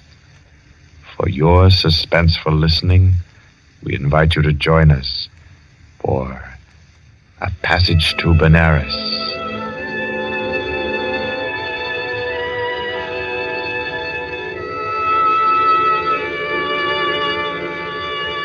In Porto, Spain, in Trinidad, at 5:30 in the morning, Mr. Henry Poggioli, an American psychologist, stirred uneasily, became conscious of a splitting headache, opened his eyes in bewilderment, and then, with a shock, saw where he was.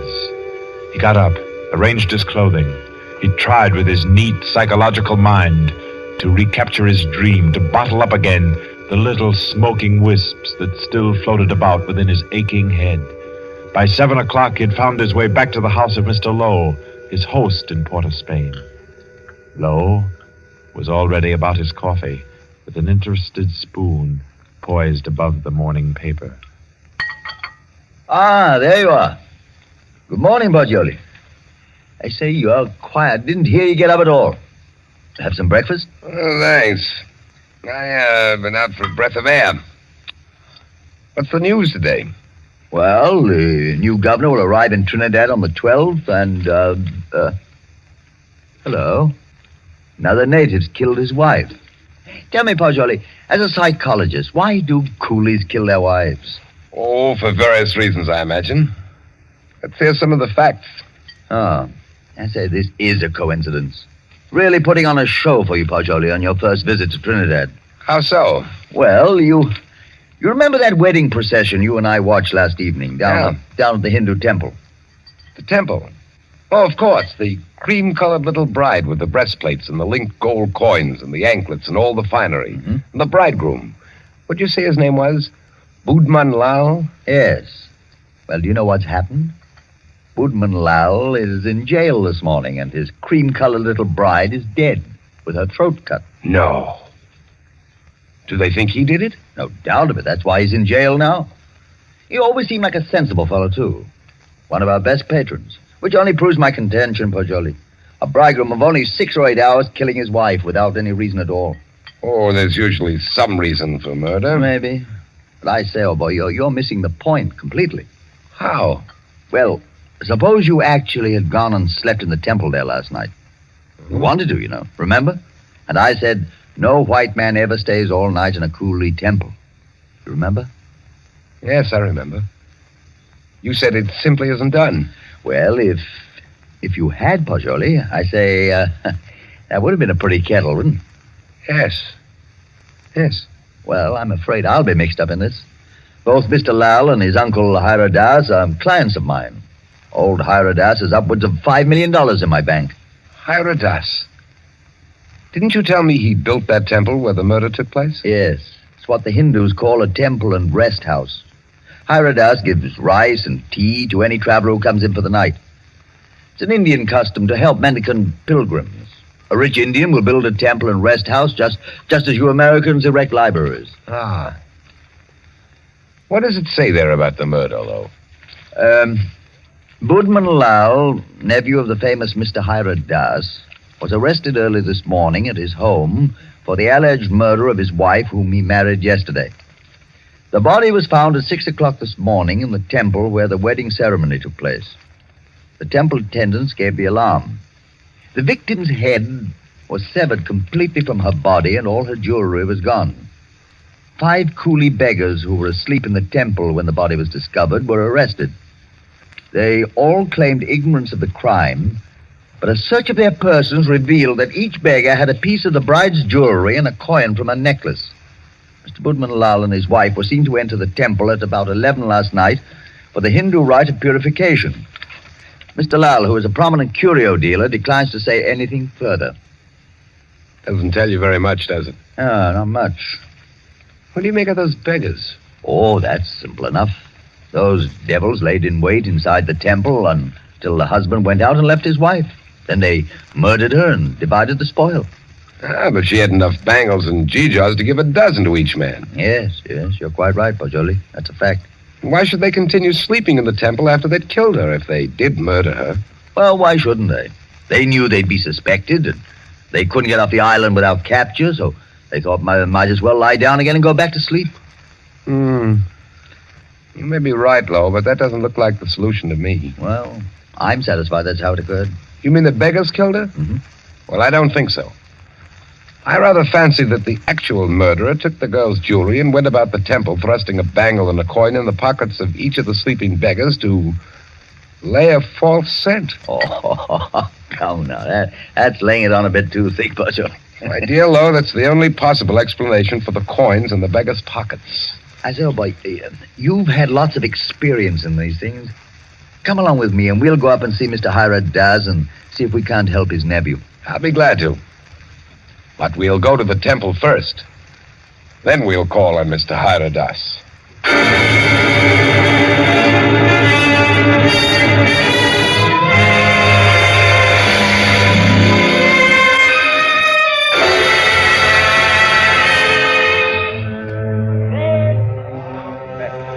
Well, here we are. In spite of the police guard at the door, the temple doesn't look sinister in the daylight. No, it just looks dirty. Let's go in and question the beggars. Excuse me, did any of you fellows hear noises in this temple last night? Oh, much sleep, Sahib. No noise. Policeman Pancho's wake this morning makes it still here. What's your name? Shuda Chand, Sahib. When did you go to sleep last night? When I ate rice and tea, Sahib. Mm-hmm.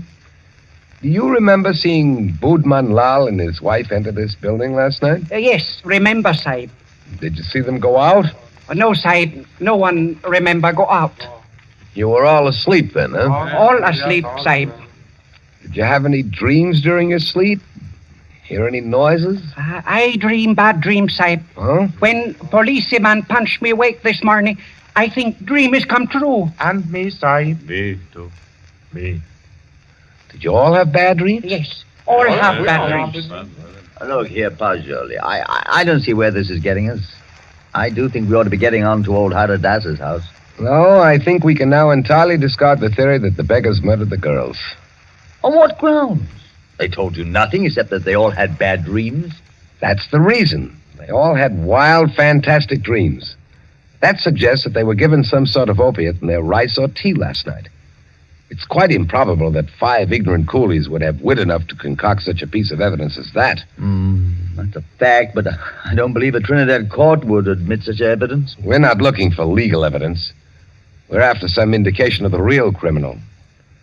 Now I suggest that we get onto the house of Hira Das.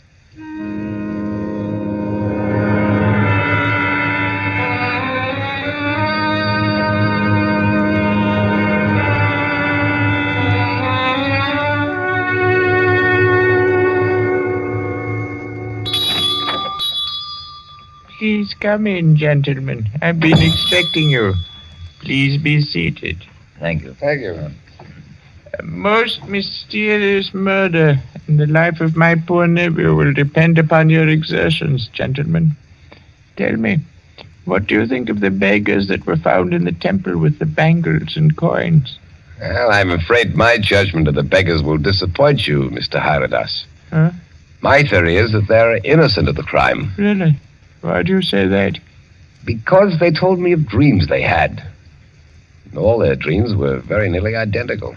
You are not English, sir. No Englishman would have thought of that. No, I'm American with a backlash sprinkling of Italian. My name's Paggioli. What is your profession, Mr. Paggioli?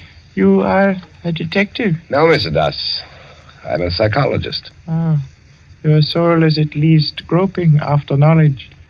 However, it gropes as a blind worm, Mr. Poggioli, and we must find the criminal who committed this crime, and thus restore my nephew Boodman Lal to liberty. You can imagine what a blow this has been to me after I arranged this marriage for my nephew. You did?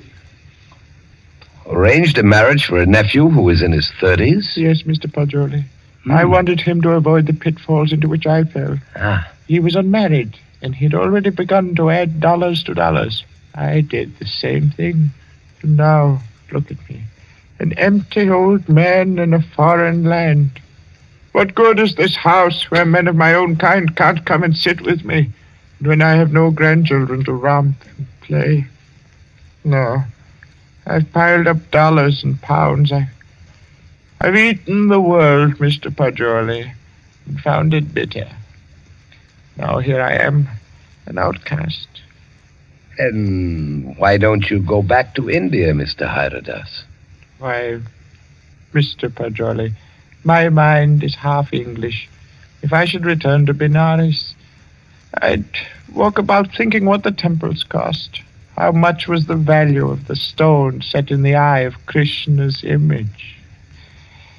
If I would ever be one with my own people again, Mr. Poggioli, I must leave this Western mind and body here in Trinidad.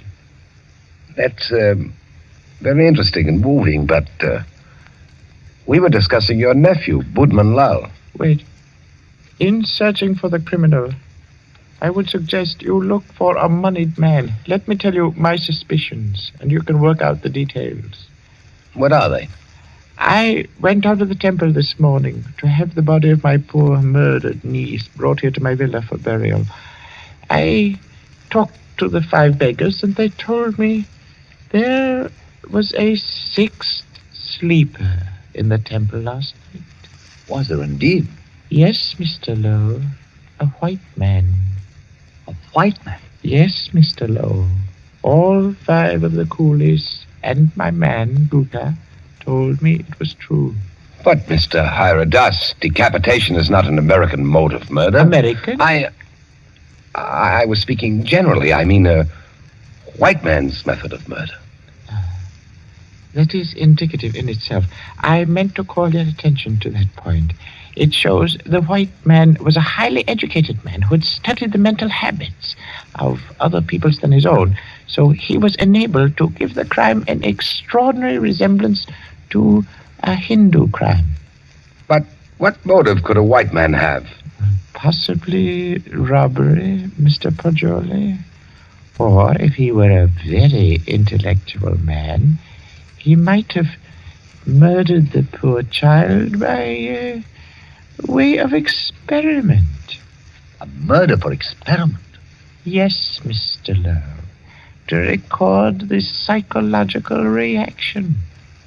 Why, I can't entertain such a theory as that, Mr. Hiradas. Oh, no. It is too far-fetched. However, it is worth investigating, is it not? Yes, but I'll begin my investigations with the man Gukha. By all means, Mr. Poggioli. And in your investigations, gentlemen, hire any assistance you may need. Draw on me for any amount. I want my nephew exonerated, and above all things, I want the real criminal apprehended and brought to the gallows.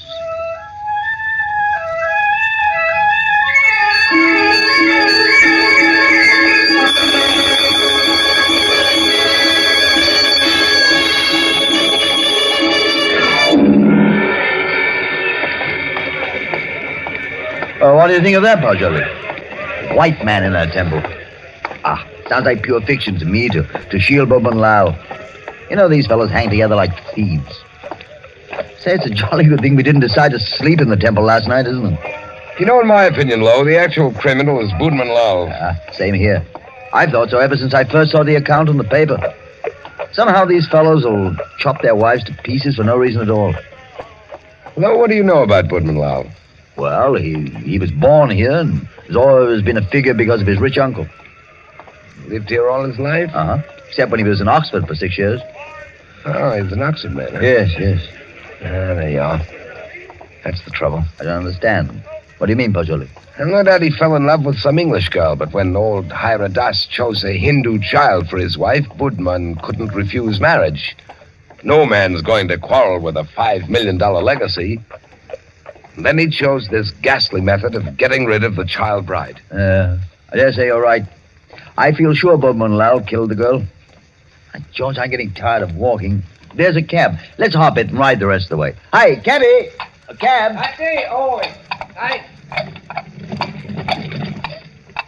Well, aren't you coming? You know, I don't feel that I can conscientiously continue this investigation, trying to clear a person whom I have every reason to believe guilty. But, man, don't leave me like this. At least come as far as police headquarters with me and explain your theory about Guka, the temple keeper, and the rice. Well, I thought I'd go back to your cottage and pack my things. Pack your things? Well, your boat doesn't sail until Friday. Yes, I know, but there's a daily service to Curacao. It struck me to go there. Oh, no, come. You can't run off like that just when I've stirred up an interesting murder mystery for you to unravel. Why, Pajoli, you ought to appreciate my efforts as a host more than that. Well, all right, then. To the police station. Yes, sir. Okay. Right up. Bye-bye.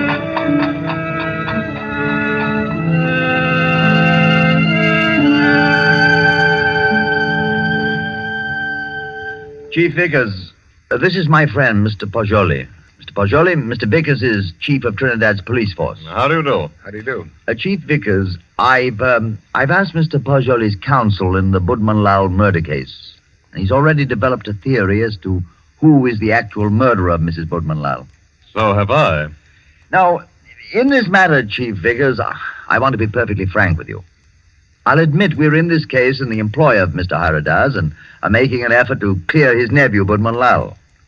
We felt confident you'd use the skill of the police department of Port of Spain to work out a theory clearing Budman Lal just as readily as you would to convict him. Our department usually devotes its time to conviction and not to clearing criminals. Yes, I know that, but if our theory will point out the actual murderer... What is your theory?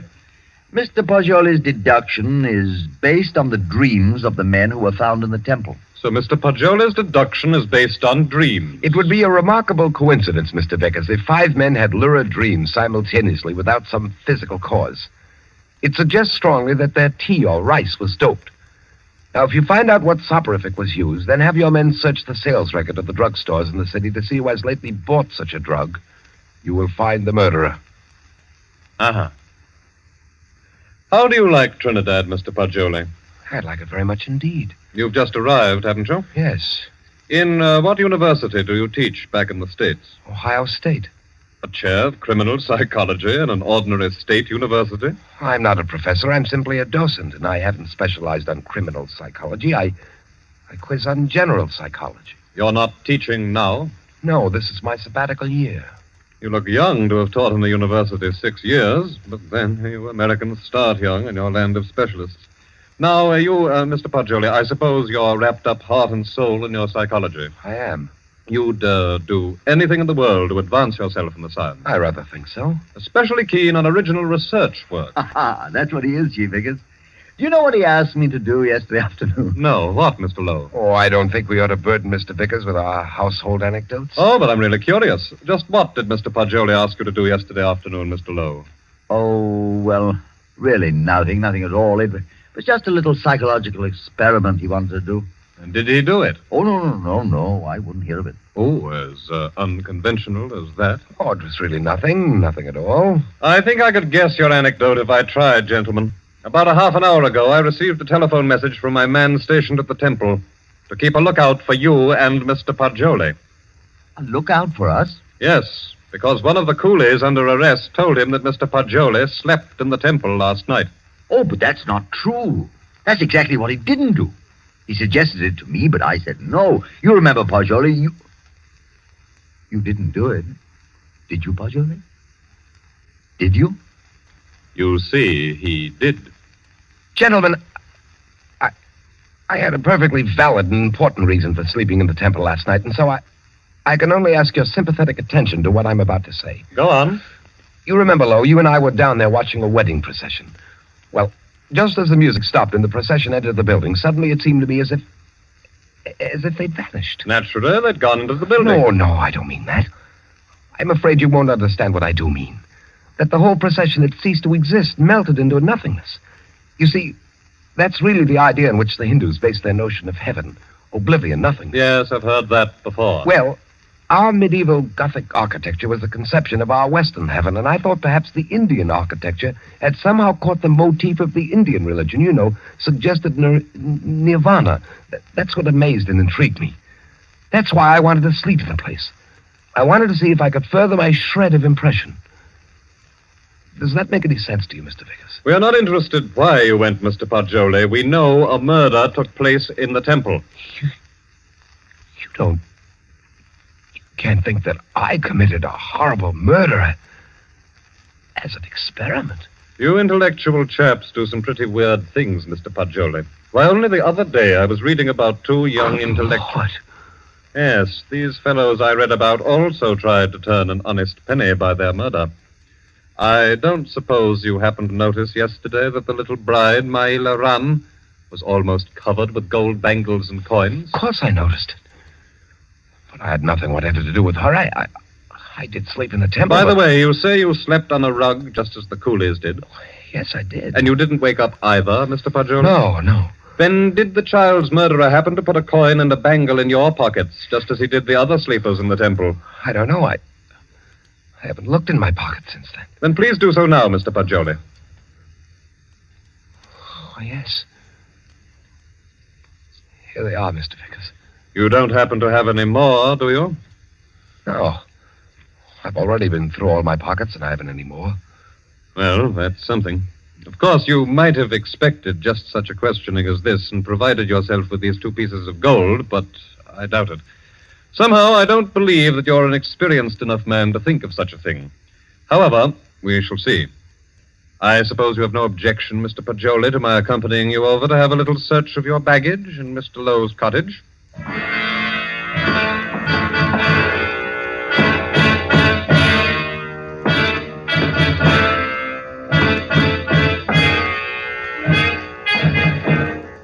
Now then, Mr. Poggioli, be so kind as to open your trunk.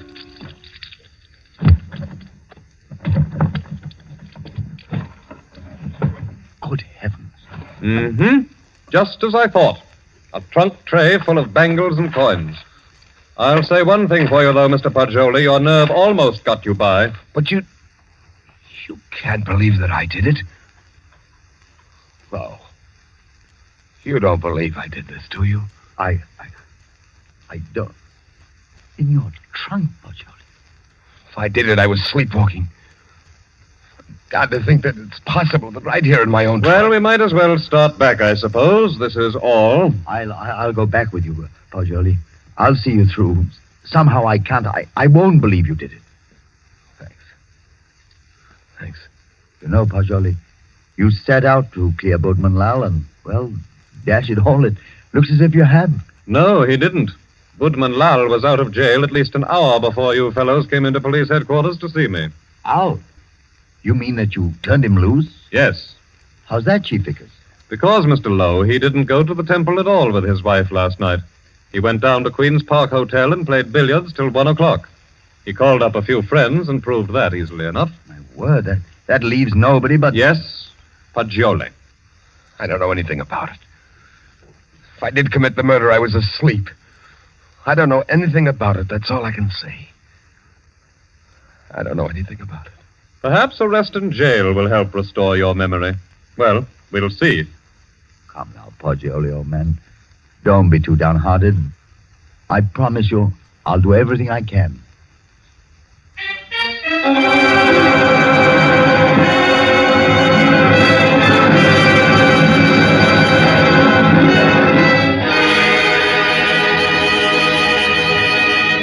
In the case against Henry Poggioli, having been duly tried by a jury of your peers who have been found guilty and by the powers invested in me, I herewith sentence you to be hanged by the neck until you are dead.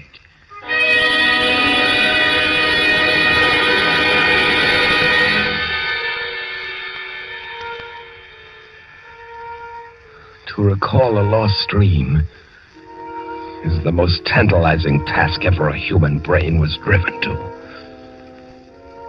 But if I lie still long enough on this bunk, perhaps I can recapture the dream I had in the temple last night. Yes.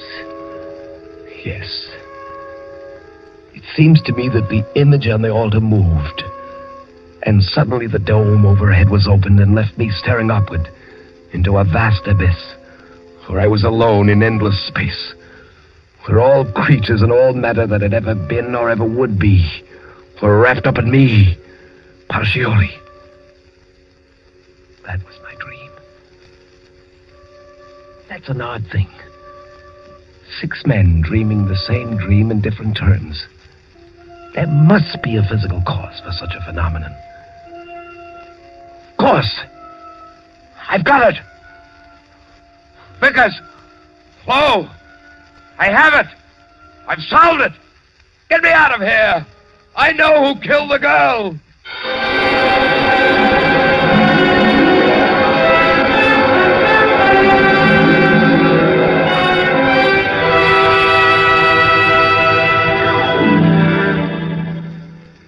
What is it, my friend? I know who murdered the bride. Old Hira Das did it. Now listen.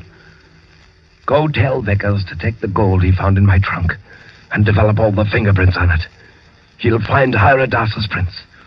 Also tell him to follow out that opiate clue I gave him. He'll find Hira Das sent a man to put the gold in my trunk. See if they don't find brass or steel filings in my room where the scoundrel sat and filed a new key. But they've already done that long ago. They have? But certainly. And old Hira Das confessed everything. Though why a rich old man like him should have murdered a pretty child is more than I can see. But why did he pick on me as a scapegoat? Oh, he explained that to the police. He said he picked out a white man so the police would make a thorough investigation and be sure to catch him. He did? Aye. But what I can't see is why the old boy wanted to be caught and hanged. Why didn't he commit suicide? Why? I know why. Because according to his religion, in that case his soul would have returned in the form of some beast. He wanted to be slain because he expects to be reborn instantly in Benaris, with little Maila Ran as his bride instead of his nephew's. He hopes to be a great man with wife and children. All the things he was not, here in Trinidad. Yes, you must be right. Why didn't you come and tell me of old Hira Das's confession the moment it occurred? What do you mean keeping me here when you know I'm an innocent man? Why didn't you tell me before this? Because I couldn't. Old Hira Das didn't confess until a month and 10 days after you were hanged.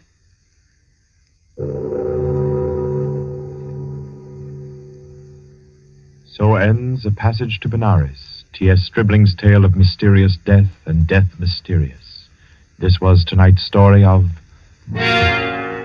Suspense.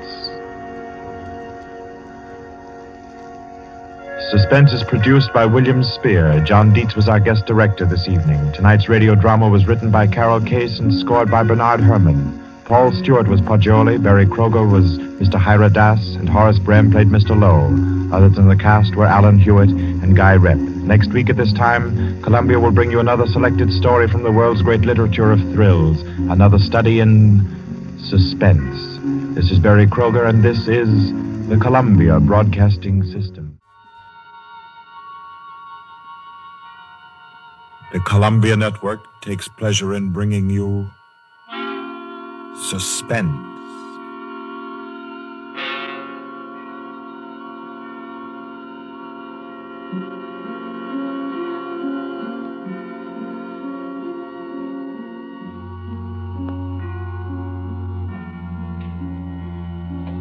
Suspense, Columbia's play theater of outstanding thrillers, produced and directed by William Spear and scored by Bernard Herrmann. The notable melodramas from fiction and stage and screen, from the world's great literature of entertaining excitement, presented each week to bring you to the edge of your chair, to keep you in suspense.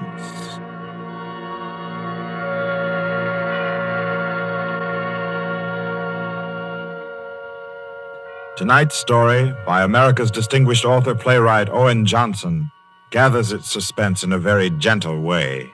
It doesn't have a spectacular finish, garnished with revolver shots. There are no graveyard watches. There's not so much as a single lifeless body, identified or unidentified.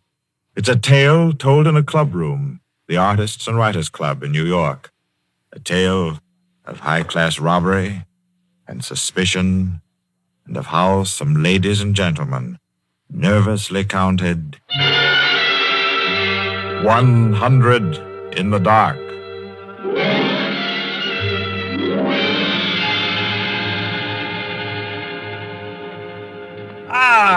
That was a fine meal. Me for the club anytime. Here, we can all sit here, Quinty. Yes, if you'll just draw up that chair for Mr. Peters. Oh, yeah. Here you are, Mr. Peters. Thank you. Do you all know Peters? This is Mr. Steingall. How do you do? I know you. Mr. Golier. Oh, I believe we've met. Oh, yes. How are you? Oh, you know each other. Yes. And the one who drew up the chair, Mr. Rankin. How do you do? I guess we're all acquainted now. To get back to our table discussion, Quinny. Oh, yes. How about a drink? Who'll join me? Oh, yeah, pleasure. Fine. John. Well, now, Steingall, as I said, there are only half a dozen stories in the world. What is more to the point? There's every reason Yes, sir. What? 5 with soda, John. Yes, sir. Now, where was I? Oh, yes. What is more to the point, gentlemen, is the small number of human relations that are so simple and yet so fundamental that they can be eternally played upon, redressed, and reinterpreted in every language, in every age, and yet remain inexhaustible in the possibility of variation. Well, that's true, of course. It's very possible. Take the eternal triangle. 2 men and a woman, or 2 women and a man. Its variations extend to thousands. That right, Rankin? Well, in a way. Here we are. Set them down right there, John. Very well, sir. A little soda. Here you are. Thank you. And you. Thank you. Soda, Peter? Yes, please.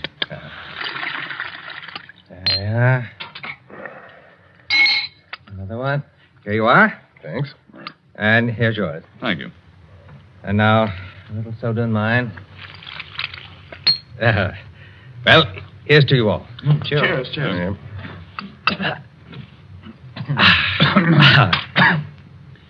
I'm afraid we can't see eye to eye, Quinny.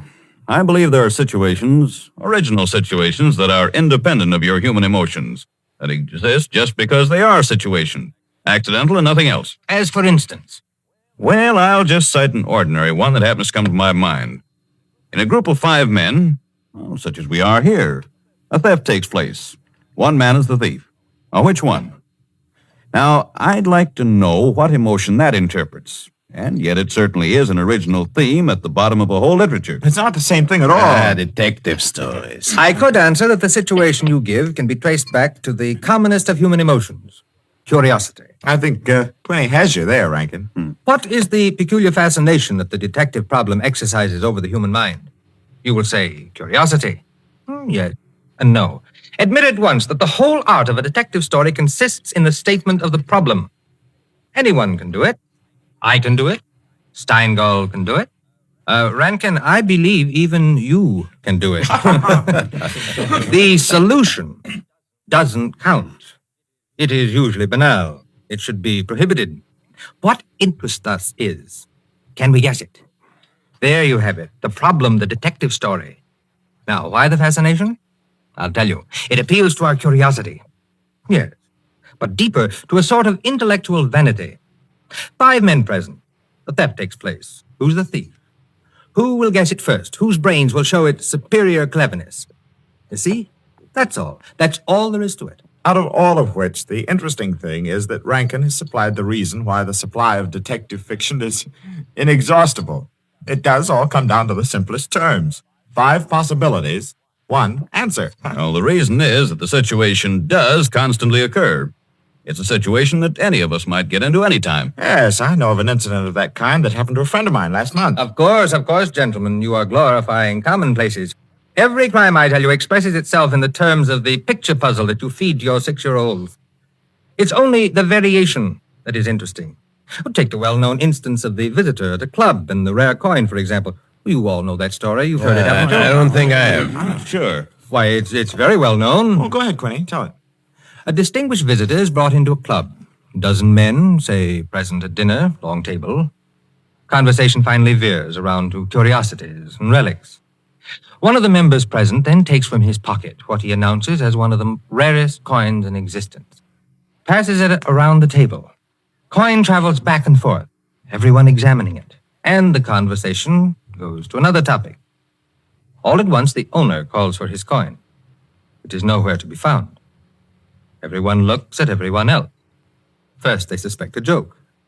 Then it becomes serious. The coin is immensely valuable. Who has taken it? The owner is a gentleman. Does the gentlemanly, idiotic thing, of course, laughs as he knows someone is playing a practical joke on him and that the coin will be returned tomorrow. The others refuse to leave the situation so. One man proposes that they all submit to a search. Everyone gives his assent until it comes to the stranger. He refuses, curtly, roughly, without giving any reason. Uncomfortable silence. The man is a guest. No one knows him particularly well, but still he is a guest. One member tries to make him understand that no offense is offered, that the suggestion was simply to clear the atmosphere. The stranger becomes very firm, very proud, and says, I refuse to allow my person to be searched, and I refuse to give the reason for my action. Another silence. The visitor evidently has the coin, but he is their guest, and etiquette protects him. Nice situation, eh? Well, what's the answer? The table is cleared. A waiter removes a dish of fruit, and there, under the ledge of the plate, where it's been pushed, is the coin. Banal explanation, eh? Of course. Solutions always should be. At once, everyone apologizes to him, whereupon the visitor rises and says, Now I can give you the reason for my refusal to be searched. There are only 2 known specimens of that coin in existence, and the second happens to be here in my vest pocket. That's rather obvious. Of course, the story is well invented, but the turn to it is very nice. Very nice, indeed. Well, I don't know.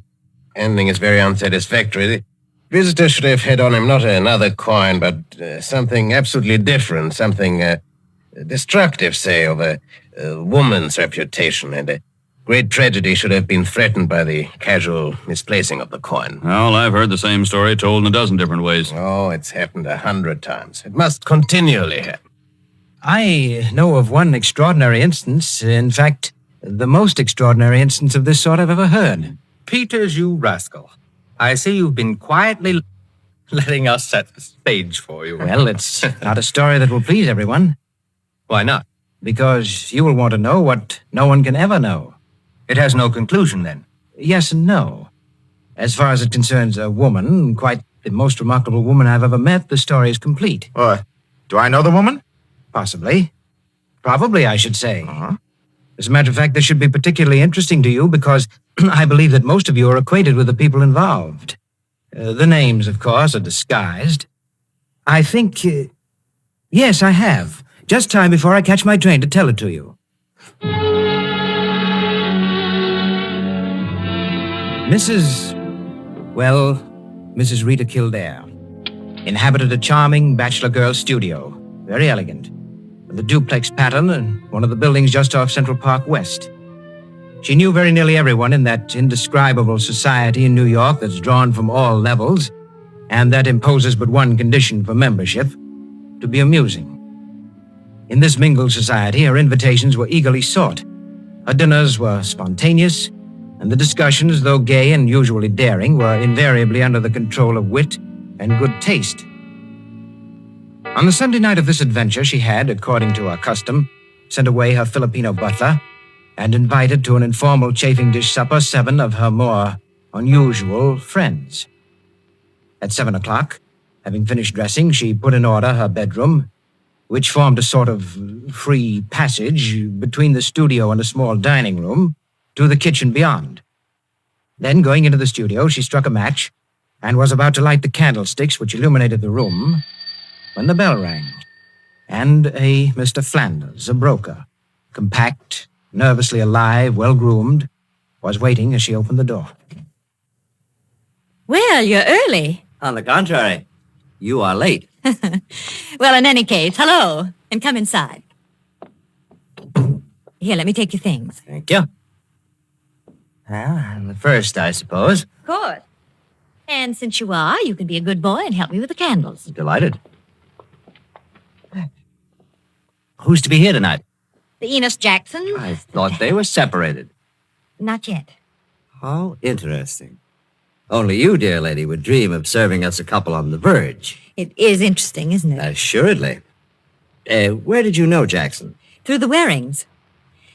Jackson's a rather doubtful person, isn't he? Well, let's call him a very sharp lawyer. They tell me, though, he's been gambling pretty much. In deep. How about yourself? Me? I'm a bachelor. If I lose my shirt, it makes no difference. Is that possible? Probable, even. Who else is coming? Oh, Maud Lily. You know her? No, I don't think so. You met her here some time ago. A journalist. Oh, yes, of course. I'd forgotten. Mr. Harris, a clubman, is coming, and the Stanley Cheevers. Stanley Cheevers? Are we going to gamble? Don't tell me you object. Certainly not. Only the Cheevers. They play quite a game. Yes, well united.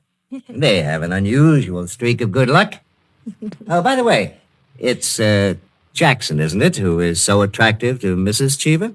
Quite right. What a charming party. Where does Maud Lily come in? Don't joke. She's in a desperate way. And young Harris? Oh, he's to make the salad and cream the chicken.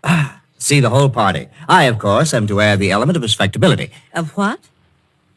Don't play baby with me, my dear Flanders. I apologize. That's better. No one, of course, knows who else is coming. No one, of course.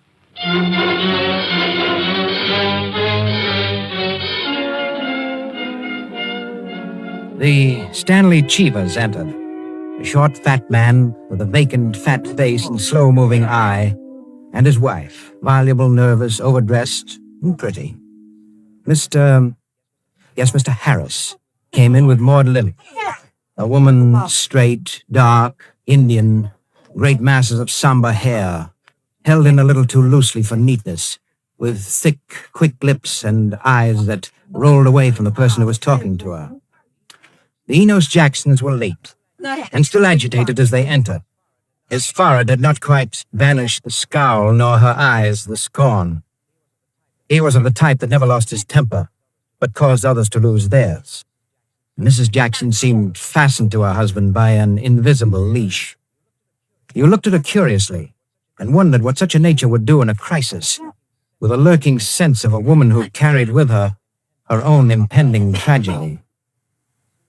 As soon as the company had been completed, and the incongruity of the selection had been perceived, a smile of malicious anticipation ran the rounds, which the hostess cut short by saying, Well, now that everyone's here, this is the order for the night.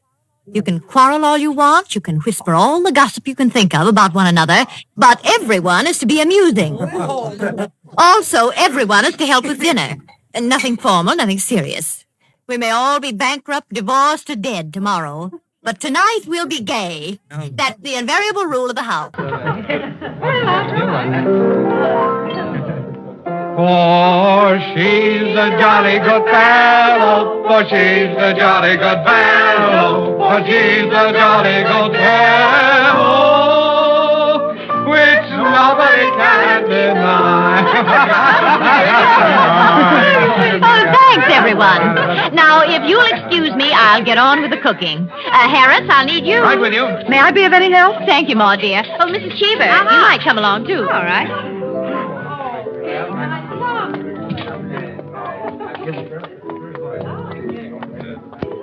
This is an adorable bedroom. Oh, thank you, dear. Now for my apron. Oh, there it is. Tie me up in the back, will you please, Maud? Of course. There you are. Fine, thanks. Now just let me get my rings off, and I'll be all ready to go to work. Oh, this is such a lovely apartment, Mrs. Kildare. Thank you. Soap and water always seem to do it. There. Your rings are so beautiful. They are nice, aren't they? But there's only one that's very valuable, the sapphire. Oh, it's beautiful. Let me see. Oh, it must be very valuable. It cost $10,000 6 years ago. It's been my talisman ever since. For the moment, however, I'm a cook. You're not going to leave the ring there. Why, of course. Now, I'm the cook. Maud Lily, you're the scullery maid. Harris is the chef, and we're all under his orders. Mrs. Cheever, did you ever peel onions? Oh, good heavens, no. Well, there are no onions to peel. All you have to do is help set the table.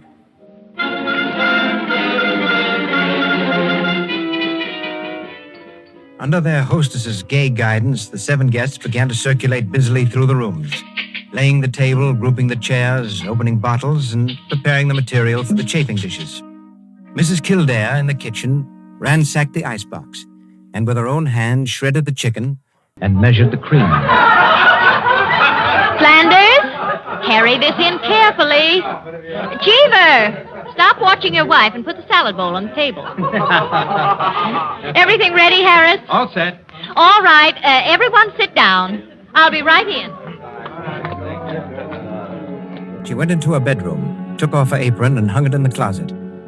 Then, going to her dressing table, she drew the hat pin around which were her rings from the pincushion and carelessly slipped them on her fingers. But all at once, she frowned and looked quickly at her hand. Only 2 rings were there. The 3rd ring, the sapphire, was missing. Stupid, she said to herself, and returned to her dressing table. Immediately she stopped. She remembered quite clearly putting the hatpin through the 3 rings. She made no attempt to search further, but remained without moving, her fingers slowly drumming on the table. Who had taken the ring? Each of her guests had had a dozen opportunities in the course of the time she'd been busy in the kitchen. She ran over their characters and their situations as she knew them. Strangely enough, at each, her mind stopped upon some reason that might explain a sudden temptation. Find out nothing this way. That's not the important thing to me just now. Important thing is to get the ring back. And slowly, deliberately, she began to walk back and forth, a clenched hand beating the deliberate, rhythmic measure of her journey. 5 minutes later, as Harris, installed as chef over the chafing dish, was giving directions, spoon in the air, Mrs. Kildare came into the room like a lengthening shadow. Her entrance had been made with scarcely a perceptible sound, and yet each guest was aware of it at the same moment, with a little nervous start. Heavens, dear lady. You come in on us like a Greek tragedy. What is it you have for us? A surprise? I have something to say to you. Mr. Enos Jackson. Yes, Miss Kildare? Kindly do as I ask you. Certainly. Go to the door. Go to the door? Please. Yes? Lock it. And bring me the key.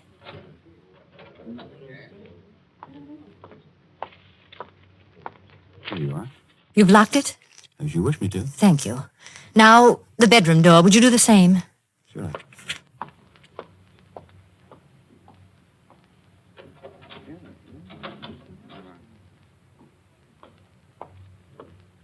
Thank you, Mr. Jackson. Mr. Cheever, Yeah? would you blow out all the candles except the candelabra on the table? Blow out all the candles. Except the candelabra. All right. For goodness sake, Mrs. Kildare. What is it? I am getting terribly worked up. My nerves are all sorry, ahead. Mrs. Jackson. That's the last candle. All right. Now listen. My sapphire ring has just been stolen. Oh, you don't mean it. The ring's been taken within the last 20 minutes. I'm not going to mince words. The ring has been taken, and the thief is among you. Stolen. But Mrs. Kildare, is it possible? Yes, Mrs. Cheever. There's not the slightest doubt. 3 of you were in the bedroom when I placed my rings in the pincushion. Quite true. I was in the room when she took them off. The sapphire ring was on top. Each of you has passed through there a dozen times since. My sapphire ring is gone, and one of you has taken it. For heaven's sake, now listen. I'm not going to mince words. I'm not going to stand on ceremony. But I'm going to have my ring back. Listen to me carefully. I'm going to have that ring back. And until I do, not a soul shall leave this room. I don't care who's taken it. All I want is my ring. Now I'm going to make it possible for whoever took it to restore it without possibility of detection. The doors are locked and will stay locked. I'm going to blow out the remaining candles in the candelabra, and I'm going to count 100 slowly. It will be in absolute darkness. No one will know or see what's done. But if, at the end of that time, the ring is not here on the table, I shall telephone the police and have everyone in this room searched. Am I quite clear? Everyone take his place about the table and remain standing, please. That's it. That'll do. Now, I'll blow out the candles and count 100. No more, no less. Remember, either I get that ring, or everyone in this room will be searched.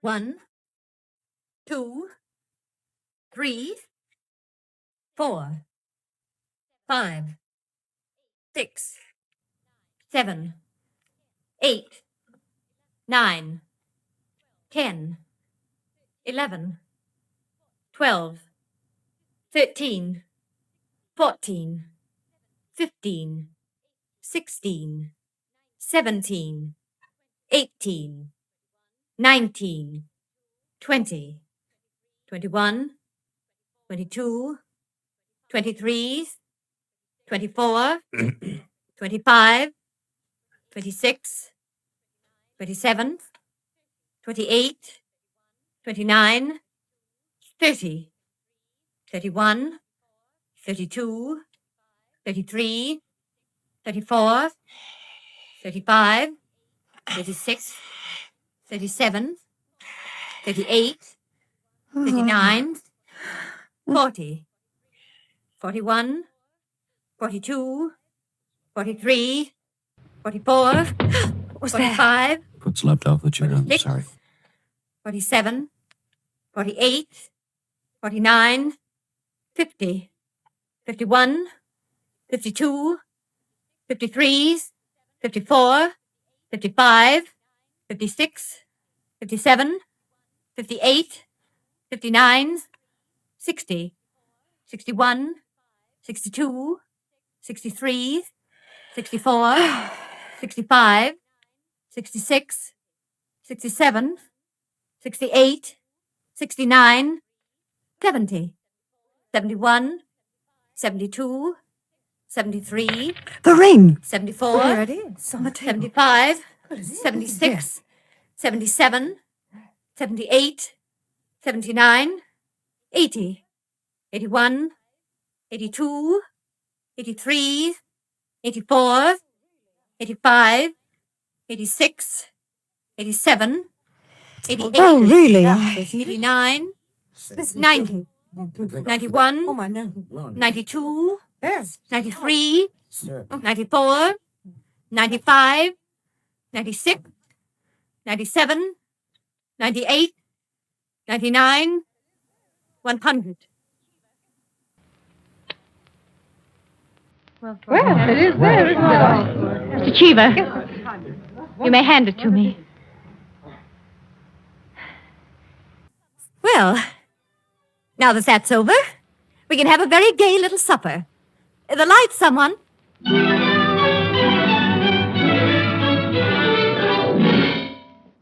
And there you are, gentlemen. Oh, I say, Peters, that's not all. Absolutely. The story ends there? Story ends there. But who took the ring? What? You never found out? Never. No clue? None. I'm not sure I like the story. It's no story at all. Permit me, it is a story. And it is complete. In fact, I consider it unique because it has none of the banalities of a solution and leaves the problem even more confused than at the start. Well, I don't see... Of course you don't see, my dear Enkin. You do not see that any solution would be commonplace, whereas no solution leaves an extraordinary intellectual problem. Well, how so? Well, in the first place, whether the situation actually happened or not, which is in itself a mere triviality. Peters has constructed it in a masterly way, the proof of which is that he has made me listen. Any of those present might have taken the ring. There are therefore 7 solutions, all possible and all logical. But beyond this is left a great intellectual problem. How so? Was it a woman who lacked the necessary courage to continue? Or was it a man who repented his first impulse? Is a man or is a woman the greater natural criminal? Well, that's simple, Quinny. A woman took it, of course. On the contrary, it was a man, for the second action was more difficult than the first. The man, certainly. The restoration of the ring was a logical decision. You see? Personally, I incline to a woman, for the reason that a weaker feminine nature is strangely susceptible to the domination of her own sex. There you are. We could meet and debate the subject year in and year out and never agree. I recognize most of the characters, Peters. Mrs. Kildare, of course, is all you say of her. An extraordinary woman. The story is quite characteristic of her. Flanders, I'm not sure of, but I think I know him. I'm positive I do. Did it really happen? Exactly as I told it. The only one I don't recognize is Harris, your humble servant. What? You, Peters? You were there? I was there. I was Harris. I beg your pardon, gentlemen. Oh, yes, what is it, John? Mr. Peters, sir, your train. You told me to remind you. Oh, thank you. Yes, I didn't know it was so late. Will you gentlemen pardon me? Huh? Of course. Nice to meet you all. Night.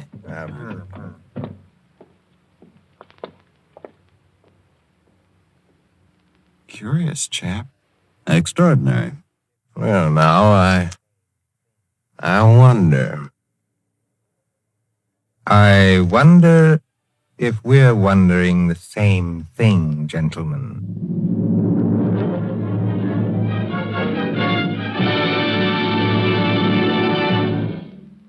And so, with the enigmatic smile of Mr. Peters, or Harris, ends 100 in the Dark, Owen Johnson's smooth story which gave us tonight's Suspense. Suspense is produced by William Spear. Tonight's radio drama was written by Jack Anson Fink, directed by John Dietz, and scored by Bernard Herrmann. Eric Dressler was Mr. Peters. Alice Frost played Mrs. Kildare, and Ted Osborne, Quinny. Others in the cast were Helen Lewis, Joan Shea, Henriette Kay, Frank Reddick, Paul Luther, Stephen Schnabel, Ian Martin, and Barry Kroger. With this evening's performance, Columbia brings to a conclusion the present series of Suspense. If you like these broadcasts, CBS would be pleased to hear from you. Suspense has been a series presented for your relaxation and enjoyment by the Columbia Broadcasting System.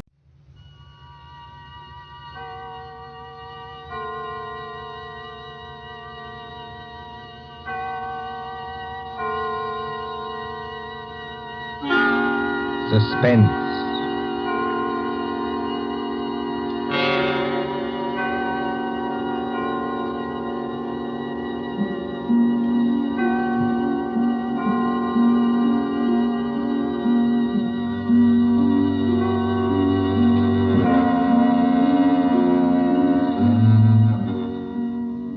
The thrill of the nighttime, the hushed voice and the prowling step, the crime that is almost committed, the finger of suspicion pointing perhaps at the wrong man, the stir of nerves at the ticking of the clock, the rescue that might be too late or the murderer who might get away, mystery and intrigue and dangerous adventure. We invite you to enjoy stories that keep you in suspense. For Suspense, tonight we present The Lord of the Witch Doctors by John Dixon Carr.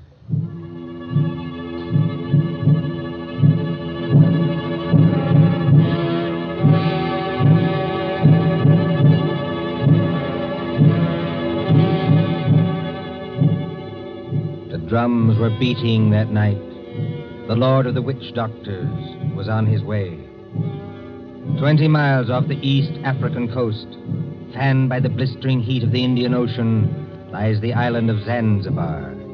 Here, many years ago, To be exact, in the year 1889. 3 nations were rivals for trade. On the island itself, Sayyid Khalif, Sultan of Zanzibar, ruled the remains of a once mighty empire. Mohammedan Bantus of the tribe of Zeng. Look over there, in the moonlight. That white building, patched and rotted, was the palace where Sayyid Khalif lived with his fat wives and his captive lion. Not far away on the hill overlooking the harbor stood the British Residency. The British resident, or crown official, held uneasy sway against German and Italian influence. And at the Residency on that hot night long... Martha. Yes, Father? Come away from the windows, please. But, Father, those drums are on the mainland. Never mind. 20 miles from here. I'd rather you stood back. It's the fires I don't like, sir. You can see the red light all this distance. They're having a beano of some kind. You'd better stand back, too, Mr. Harris. Oh, look here, sir. Yes, Mr. Harris? I've been your diplomatic attaché in this place for 3 years. Couldn't you call me by my first name in private? Just as you please. Lower the sun blinds and turn down the wick of that lamp. You don't think there's any danger? There's no danger whatever, but... Nero seems terribly restless tonight. Only natural, my dear, with the drums going. Everybody seems restless. This has been going on for days. You begin to get in your nerves. So you feel it too, eh? And I do wish Sayyid Khalif wouldn't tease Nero. Jab at him with the meat fork and that kind of thing. If that lion ever got loose... Nerves, my dear, nothing but nerves. Well, let's face it, sir. There's something very queer going on over on that mainland. Well, suppose there is. All we know is what Nyoka knows. This great witch doctor, whoever he is, been making a triumphal progress to the coast. The whole bush is afraid of him. You alarm me. Nyoka says he's got horns.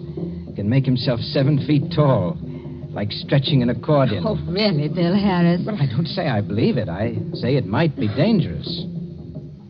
Now, for instance, could this be one of Dr. Schmidt's tricks? Dr. Schmidt is a friend of ours. Yes, he's also head of the German East Africa Company. Dr. Schmidt is a gentleman. Look at that coast over there. He's got every native chief in his pocket. Dr. Schmidt assured me that the German emperor has no more territorial claims in East Africa.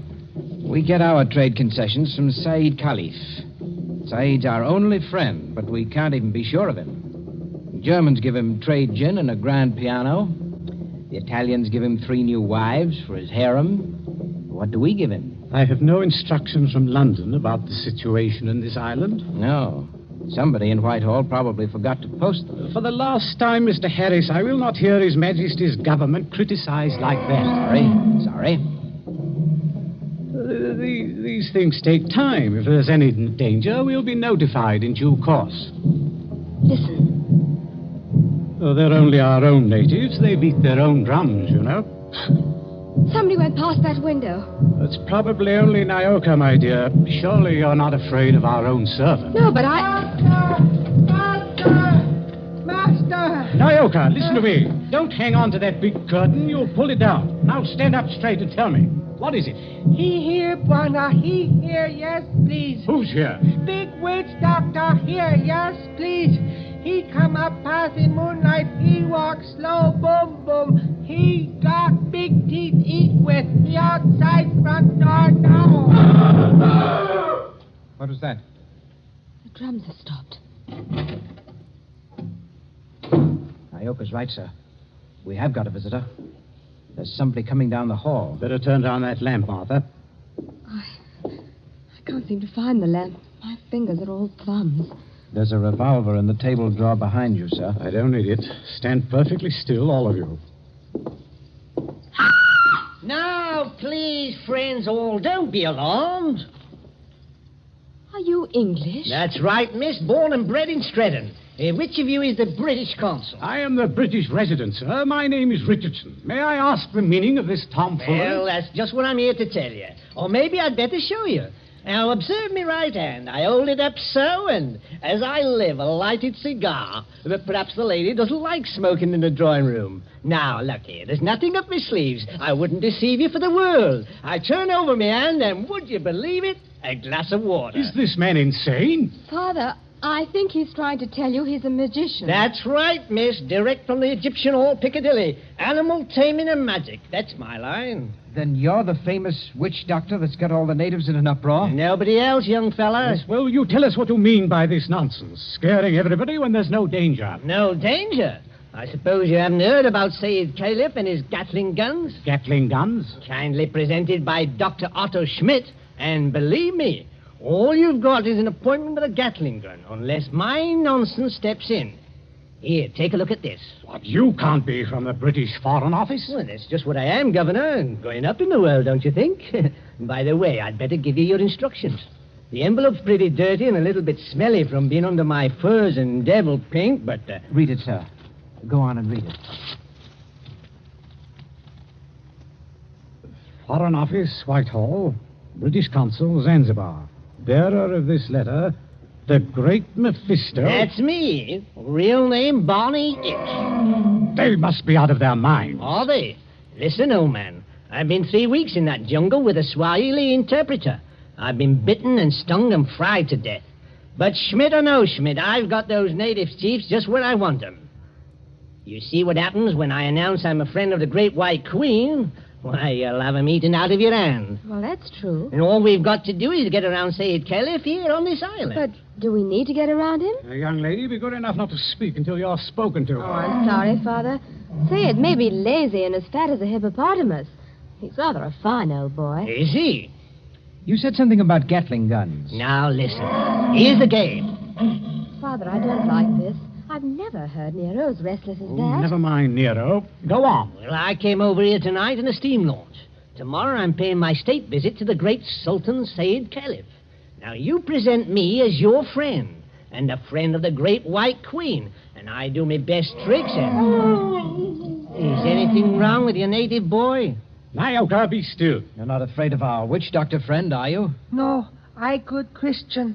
Here, what are you doing? Come out from under that sofa. But, Bwana, I see something. I look out through window slats. See Bwana bald head coming up path. Bwana bald head? That's Dr. Schmidt. Dr. Schmidt? Well, he mustn't find me here. Yes, I quite agree. This is most irregular. Is there a back way out of here? Yes, through that arch. Stay in the back room. Naoka will show you. Me go with witch doctor. Yes, hurry, please. I know like. Never mind what you like. You go. I like, master.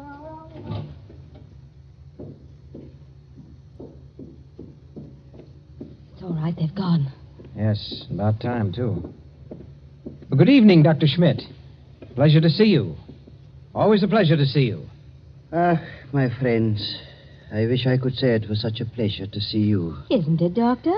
This at any time but now. Do not mistake me, I beg of you. No, it is that confounded line, Nero.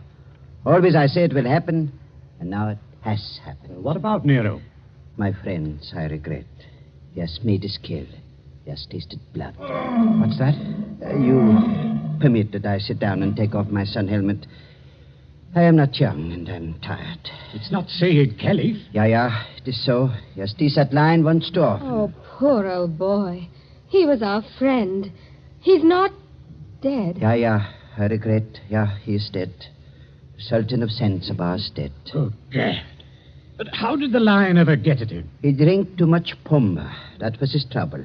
He got drunk and think he can do too much. So he opened the door and went into the lion's cage. Into the cage? Yeah, would you believe it? Not easily. But it is true. Over to Paris there is what you call gnashing of teeth.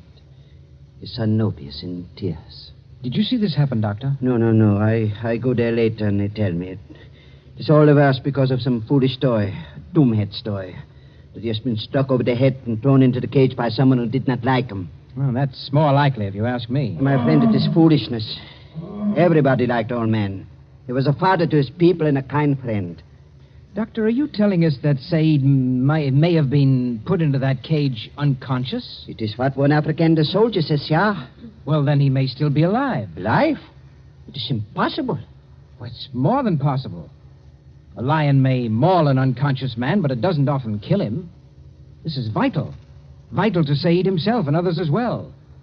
You're a doctor. Can't you go and make sure? My friend, I regret. I am not that kind of a doctor. Harris, you may be right. I think I'd better go myself. Yes, that's a good idea, sir. I'll stay here and entertain Dr. Schmidt. Unless, of course, he wants to go, too. No, I thank you. I do not like sights of that sort. I have a tender heart and I have illnesses. Besides, you can do nothing. I tell you, he is dead. Yes, we'll see. Martha, you'd better come with me. Your nurse's training may be of some use at last. Of course. Hadn't we better go the back way and speak to Nyoka? Yes, Nyoka mustn't be troubled in that back room. A very good evening to you, Dr. Schmidt. Ah, Mr. Harris. They have good hearts, but they're so foolish. I would give my own right arm to aid that poor man. But, well, we must have philosophy. We must cheer up and bear it. Yes. Now, Doctor, we're all alone. So we are. We must sit down and have a nice, comfortable chat. Yes? Definitely, yes. Oh. I wanted to have a word with you anyway. Ah, so? About what, Mr. Harris? Oh, various things. I am happy to give you all the time in the world. I like talking to young people. It makes me feel young again myself. Like, Nobi? Nobi? Said Khalif's eldest son, the new Sultan. Ah, one fine young man. For a savage. Yes, but weak, easy to manage. And very fond of his father, too. It's a wonder he didn't have the lion shot after they got the body away. Shot with what, my friend? I beg your pardon, Himmel. I do not consider the matters funny. No. But shot with what? These brutes, they have nothing but muzzle-loading muskets. Kill Nero with those? No. Suppose they had Gatling guns. Pardon? Just suppose that, of course. Of course. Well? Ah, my friend. Gatlings would be of no better use. You only wound. To kill a lion, you must reach the eye or heart with a high-power bullet. What is the matter with us? Why are we talking of these things? Talking of death, you mean? Of Said Khalif, who gave all the trade concessions on Zanzibar to the British? My friend, I was talking about express rifles. Look here, don't you find it warm in here? Yeah, a little. Yes, it smells of animal's fur, doesn't it? I'll just raise those sun blinds. No. You must not trouble yourself to do that. It's no trouble. I beg of you not to trouble. It is not necessary. Doctor, you've been mopping your forehead ever since you've been here. A little fresh air never hurt anybody. Here. Yeah. Isn't that better? Much. Why not sit down, my boy, and we have a nice chat? It's a fine enough night. No smell of the animal's cage here. My friend, you talk like a hunter. Yes. Or a victim. Yes, it's a fine night. At least for this part of the world. Fire's still burning on the mainland. I wonder if that's a good sign. Of what? I wish I knew. And the sea is like skim milk under the moon. And... Good Lord. What is it? What makes you jump? Look there, in the harbor. My friend, I see nothing.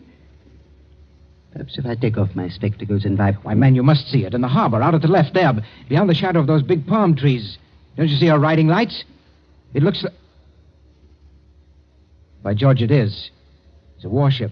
It's only a German gunboat, my friend. Only a very little German gunboat. German gunboat? My friend, you must not be so distrustful. That is not kind. Let me get a telescope. But I tell you who she is. It is nothing. She is on what you call a goodwill tour. You're not angry. Angry? My friend. Well, I did not know. I could not guess. That is, the Englanders are hard to understand. We know that ourselves. I tell you something in confidence. The Germans are sensitive. The British objected. The natives feel too strong. I tell the gunboat to go away. I fire an express rifle. It has a sound. Boom! You cannot mistake for another. That is why I think of an express rifle. But if nobody will object... Why, not the least bit. Tell me, Doctor, you like it here on this island? Well, it is not Berlin. Don't you ever want to get away from a forsaken mud heap like this? My friend, I am a chairman. My duty is here, and so I stay here. Yes, I know. Between ourselves, that's exactly my position. But you are young. That's not the point. It's the importance of the job. The British don't rule Zanzibar. We hold the trade concessions from Said Khalif, and our residency has to protect them. But even you, Doctor, would be surprised at the amount of trade that we have to protect and the revenue that comes out of this island. That's so now. You don't say so. I do say so. It's so much? More than you think. Of course, I'm not allowed to give you any figures. No, of course not. I would not dream of asking you. How much would you say it comes to, roughly? Oh, come now, Doctor. As one gentleman to another, you're not asking me to give away secrets. Oh, no. It was only a joke, you understand. Please do not try to uptrip me. I would try to pull your leg, and it was only a joke, believe me. Yes. It's all in the game, as it were. Yes, all in the game as gentlemen. Oh, Doctor, you're quite a humorist.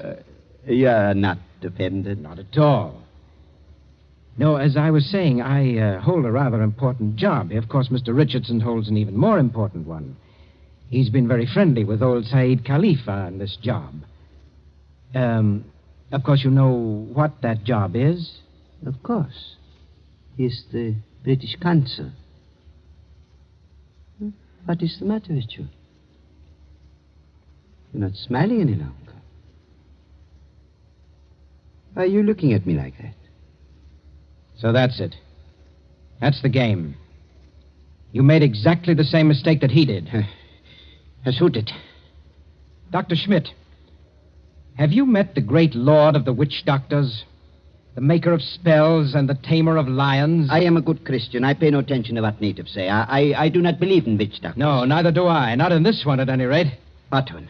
The witch doctor who came here tonight and said that he was on a mission for the British Foreign Office.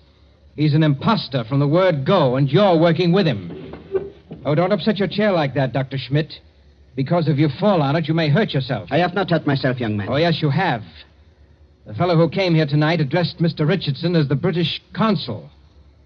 That might have been a slip of the tongue. But then you see the letter on the table there? I have eyesight, I thank you.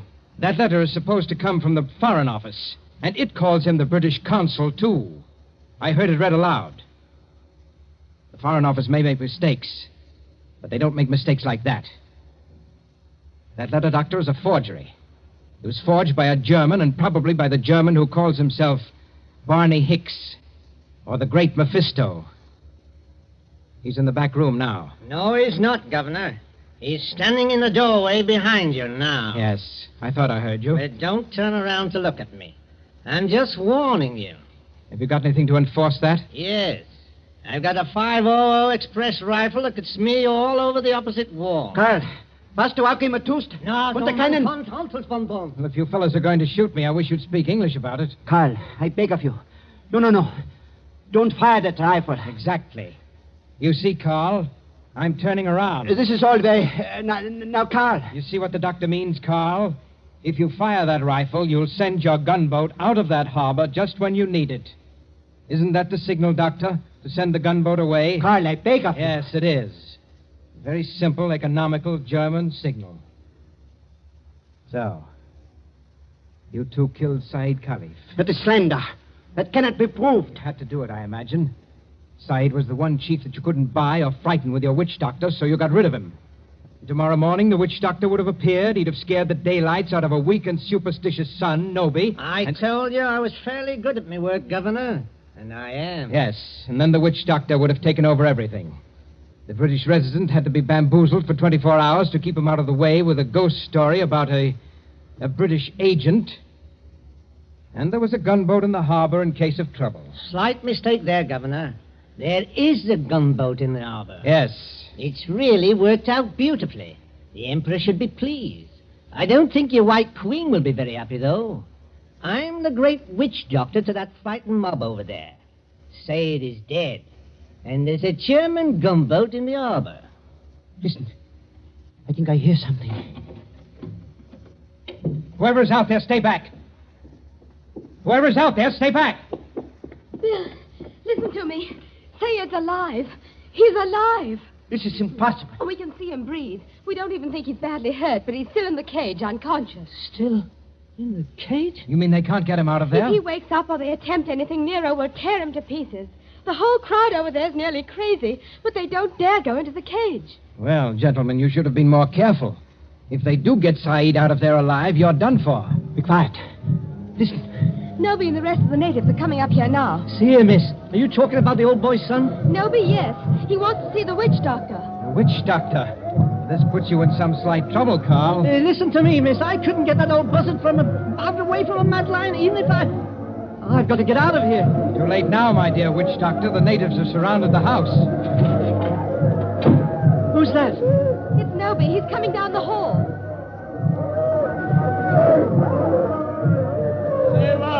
Abu do Save. I Nobi. Speak white language. Carry Sultan's wand. Witch doctor? Much respect. Fallen floor. Go ahead. Play your part, Carl. Play your ruddy part. Get up again. Great medicine man. Father hurt. Encaged with the lion. You come. Say something, Carl. You can't be a dumb wizard. You come. My dear Nobi, my friend, the witch doctor can't understand you. He witch doctor. Not speak everything. Bad witch doctor. No, it is not that. He does not hear you. He's in another world. See how his eyes close. See how he's sway. I know this. He saved my father. Or maybe all of you. We will kill all white people here. Witch doctor saved my father from lion.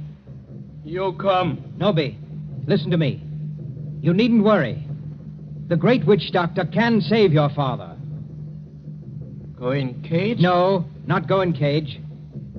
Strike with fire? Yes, that's it. Strike with wizard fire. Open heaven. Flash great light. Nero scream and die. Father saved. Carl, you must not save him. If he remain alive, he will talk.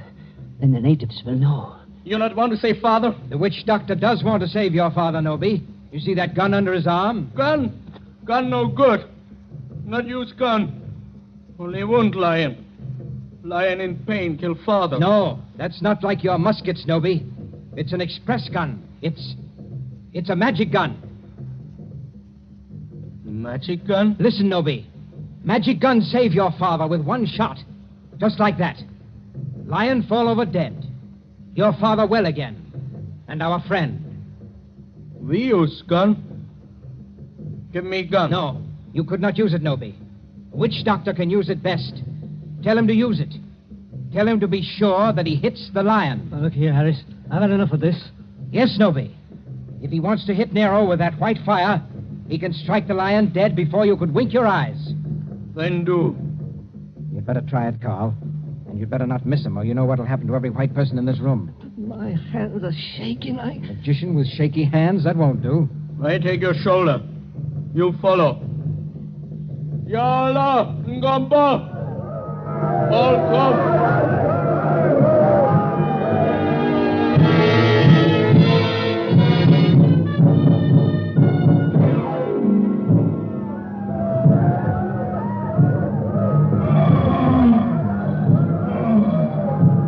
There is cage by palace door. All court over river, bright as day. 1,000 torches, all make light. Now do. Now do. See how quiet they get when Nobi raises his hands. They're praying. So are we. Won't do it. You'd better. I told you that. They're out of hand now. If you miss, you're no witch doctor. And if you had any thought of hitting Saeed instead, just imagine what they do to you. I can't see. These torches blind me. You do. I think the old man's moving. If he stirs, the lion will kill him. You know what that means. That's right. Up with a rifle. My hands are shaking. Be careful of your sights. It's a point-blank shot. No. Allah! Fukun! All right, Nobi. The lion is dead. They can go in and carry your father out now. Lion dead? German magic is great magic. Yes, Nobi, it is. But English magic is greater. English magic better than German magic? Yes, Nobi, and I'll prove it. Turn around. Look out towards the harbor. I stand here. I wave my hand, like this. Nothing up my sleeves. I wouldn't deceive you for the world. I wave my hand towards the gunboat in the bay. The gunboat sails away. English magic, Nobi. English magic.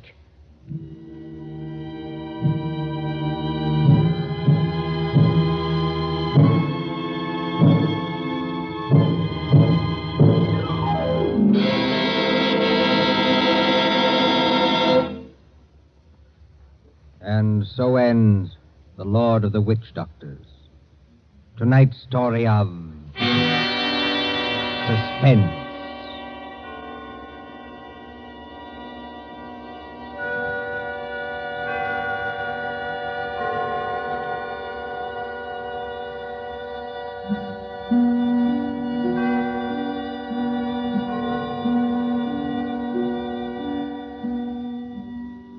Next Tuesday, when CBS again brings you Suspense, our story will be The Devil in the Summer House.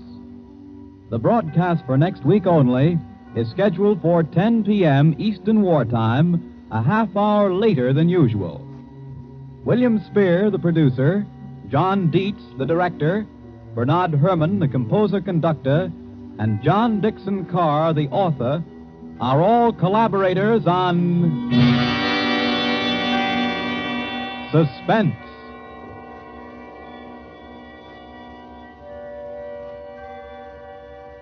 This is the Columbia Broadcasting System.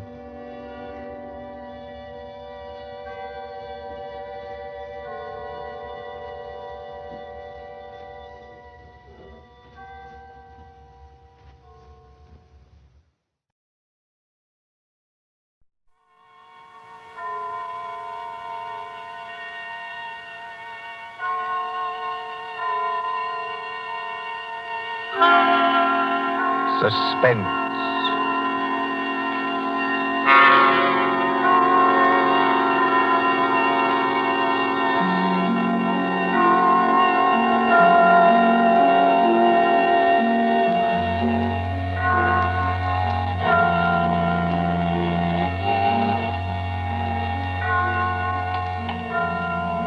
Now let's see.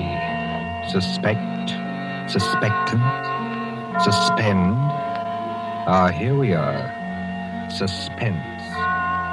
The condition of mental uncertainty, usually accompanied by apprehension or anxiety. Fear of something which is about to occur, as do not keep me any longer in suspense. For our story of suspense tonight, we invite you to enjoy The Devil in the Summer House by John Dixon Carr.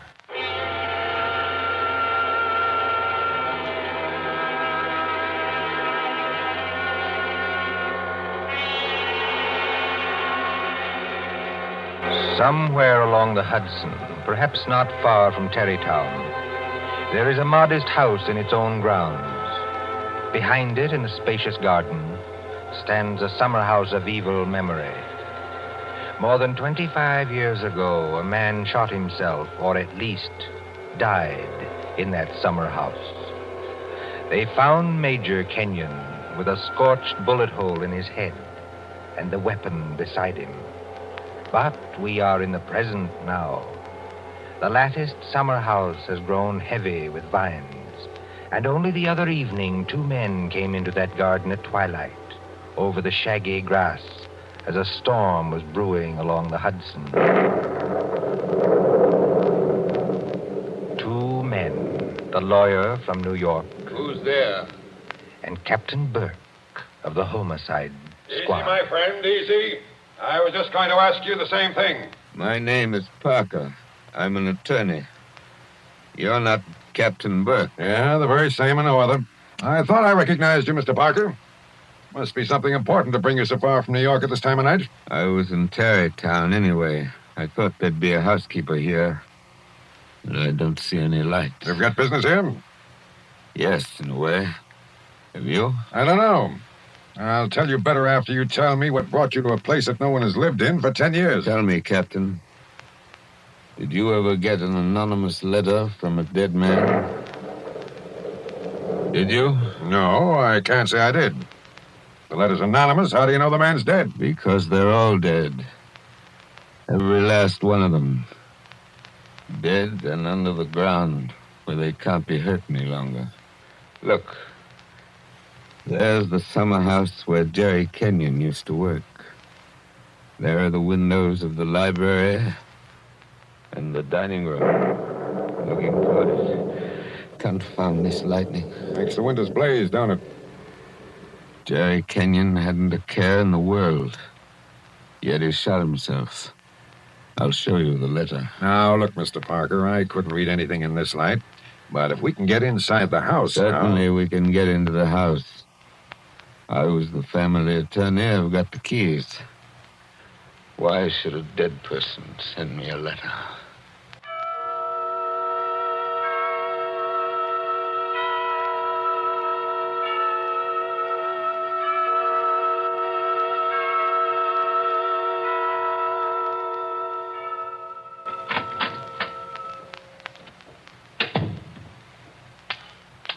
No lights working, eh?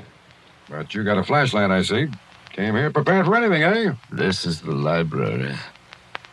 There were always candles on the mantel. Yes, there they are. Have you a match, Captain? Yes, I'll light them. That's better. Same old heavy furniture. Same old thick carpet. Same old globe map. Now, Mr. Parker, this letter that you were talking about. Yeah. Read it. Hey, wait a minute. This thing is dated November 2nd, 1918. That's right, and be careful of that paper. You see how old it is? But it was mailed yesterday. From where?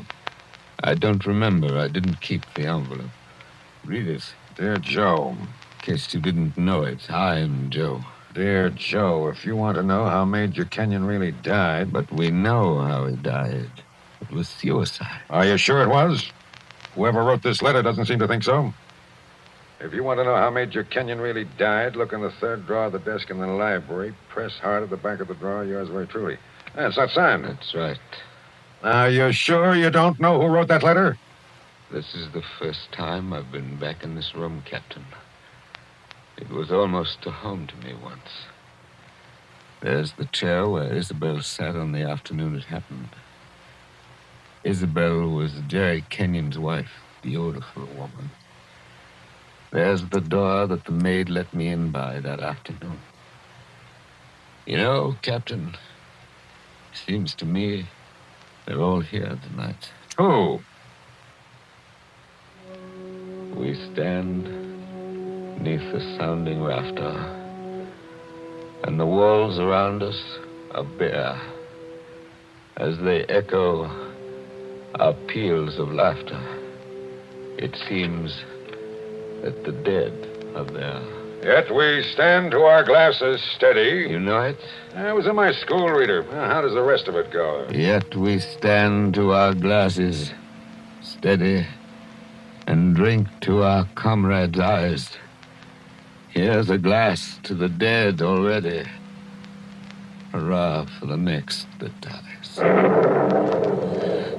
Excuse me, Captain. I don't know what's come over me talking that way. I was very fond of these people. Are you going to look in the desk drawer? This is a lot of nonsense. Then why are you here, Mr. Parker? Jerry Kenyon was always a happy man. At least that's what I always thought. Big, boisterous fellow. Yeah? He had a good position with Vitaton. You know, the phonograph company. Yeah, sure, I know. But he'd just been made a major in the army. 1917. There was a war on then, too, if you remember. I remember. To make the world safe for democracy. Old days. Old heartaches. Old memories. I remember that blazing hot day in August when all the windows were up. I remember this room and Isabel, that was Jerry's wife, sitting in that chair, knitting. I remember...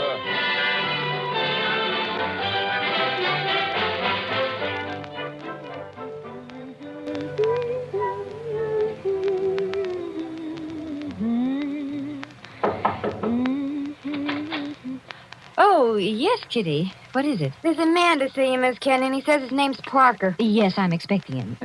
Show him in, please. All right, ma'am. Shall I take your knitting in your knitting bag?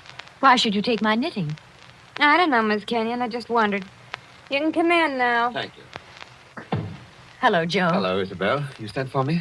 Joe, I must apologize for Kitty. Servants are getting to be a problem nowadays. She looks pretty enough to get along. Oh, Kitty's got large ideas. She wants to go on the stage, if you please, and do imitations, like Miss Draper. She only knew how hard it was acting all your life. Isabel, you've been crying. I have not. At least... Is that why you sent for me? I've missed you. You haven't been here in over a week, Joe. I had an idea Jerry was getting a little tired of having me around this house. Oh, no, Joe. Why, Jerry... Yes, what about Jerry? I wish I knew, Joe. That's why I wanted you here. Where is he, by the way? I want to say goodbye to him before he leaves. He's probably out in the summer house where he works with all those papers. He's got a lot of work to catch up with. He's going overseas tomorrow. Yes, I know. He's out there. He's been out there all day. His last day here, and I've been alone. That sounded like a shot. Yes, it was a shot, Joe. How? Dear. Doesn't seem to worry you. It's only Paul, Jerry's brother, Paul. Oh, thought you'd gotten him off your hands for good. Jerry asked him out. He got here 2 nights ago. That doesn't make it any easier for you, does it? Oh, I don't mind. Jerry's fixed him up with a pistol range in the cellar. Paul's a terribly bad shot. Not like the rest of us. You don't seem to like it, Joe. Shall I have Kitty go down and tell him? No, it's terrible. As long as he keeps away. Poor Joe. But, about Jerry, who is it this time? Joe, Jerry's been home 5 days on leave from camp. Well, never mind what camp. But he spent 4 evenings of those 5 with that Fisk woman. Diane Fisk? The redhead with all the money? Oh, she got money? Well, She must have some attraction then. Please understand me, Joe. It's not that I'm jealous any longer. It's just no, that of course not. Jerry goes his way and I go mine. I may not be without admirers myself, if it comes to that. You have no idea how true that is, Isabel. No, I was thinking about Jerry. He may not always be lucky. He may meet some girl who's not as broad-minded as I am. And then when he gives her the go-by... Paul must be getting really furious down in that cell. He's not hitting anything. He must be using a lot of ammunition. Now, your trouble, Joe, is that you're too much of a gentleman. And if you really want to see Jerry, there he is now. Where? Just standing in the door of the summer house. Look out the window. Infernally bright out there. Doesn't he look noble in his new uniform? Sam Brown belt and revolver and everything. Look how he turns around and waves his cap at us. Like a real soldier. Real soldiers don't exactly wave their caps, do they? He does. Jerry! Jerry! Hello there. Jerry, Joe Parker's here. Who? Joe Parker. He wants to see you. Well, give him a drink or something. I'll be up in a minute. Into the summer house again. Not a care in the world, have Now, you? listen, Isabel, you've got to slow down. You'll be crying again in a minute. Come on over here and sit down. The light hurts my eyes, that's all. Well, then we'll just pull these blinds. We'll still be able to see it. There, how's that? It's better, thanks. Now, can I get you anything? Oh, no, you heard the Great White Chief's orders. I'm to get you something.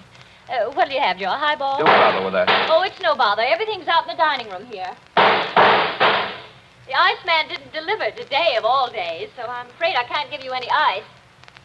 I read in the paper yesterday that we're likely to have automatic ice boxes any day now. Things that freeze ice by electricity or something. Do you believe that, Joe? I doubt it. Listen, Isabel. Here you are. It's not cold at all. It's the best I could do. Thanks very much. What I wanted to say was, couldn't you get that brother of yours to give up practicing now? Hasn't he done his good deed for the day? Yes, maybe he has. I'll ring for Kitty. You don't have to call me, Miss Kenyon. I'm here. Oh, yes, Kitty. What is it? It's only to tell you there's another visitor. This time it's a woman. Lady, Kitty. Call her a lady, please. Oh, maybe. She says her name's Diane Fisk. Diane Fisk, that's Jerry. Kitty, tell the lady I'm not in. Lady. She's a fine lady. I don't want to intrude, my dear. I don't want to intrude. Anyway, it's too late, Miss Kenyon. She's coming down the hall now. My dear Mrs. Kenyon. How do you do, Diane?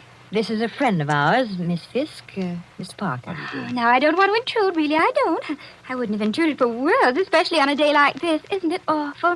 But your husband simply insisted, my dear Mrs. Kenyon. He simply wouldn't take no for an answer. I'm sure he wouldn't. Do you know what he's brought from his office as a surprise? No. A phonograph recording machine. And he's going to let us use it. So that we can all hear ourselves talk twice. How nice. Heaven's name, can't somebody stop that firing? Don't fly off the handle. Take it easy now. Kitty. Yes, ma'am. Would you please go down the cellar and tell Mr. Kenyon's brother he's driving us all crazy. Tell him to stop. Yes, ma'am. My dear Mrs. Kenyon, I do hope I haven't offended you in any way. I know I'm a silly little chatterbox. They say people who have red hair often are. Of course, at your age, you must find the heat very trying. Don't you think we'd all better sit down? I was very much interested in what Miss Fisk said about a phonograph recording machine. Mrs. Kenyon was just talking about a machine to make ice. Yes. Isn't science wonderful? But I do think it was mean of Major Kenyon to invite me out here and then go and fall asleep in the summer house. Did you say fall asleep? Yes, of course. How did you know? Well, I came up the back way and I saw him in the summer house with his head forward on the table, taking a nice little snooze. That's very queer. Of course, you couldn't see much except in the bright light of the door, but I think I saw him there. I didn't disturb him, naturally. But I think I'd better disturb him. Oh, now, please don't trouble on my account. The fact is, my dear, I don't altogether trust myself in this room. A woman of my age has to conserve her strength, you know. So if you'll just excuse me. Well, of course, if you... Oh, dear, I just can't think what I'm always saying because I have the best intentions in the world, Mr. Barker, but... Parker. Oh, yes, Parker, but I do somehow manage to offend people being so dependent and everything. Except the men, of course. I couldn't offend you, Mr. Parker. Now, could I? Madam, I'm not sure. Well, of course, the person I really came to see was Paul, Mr. Kenyon's brother. He's a little young, of course, but he's joining up next month, and I think we should all do our bit, don't you? He has such a pleasant personality. I think he likes me. Why, if he walked in at that door this minute... Now, how am I ever going to get any place? Someone's always interrupting my revolver practice just when I'm getting to the point where I can... Oh. Why, Paul, Good Lord, are you here again? you're a very untidy object, Paul. Well, that's pretty untidy in the cellar. And dirty. I've got cockroaches on me, so keep away. Did you have a good day shooting? Swell. One of the best. Hit the target? On the only shot that mattered, I hit the target dead center. That sounded like Isabel. I think it was Isabel. Why have you got those blinds down? Get them up. What is it? What's wrong with you? What are you looking at through that window?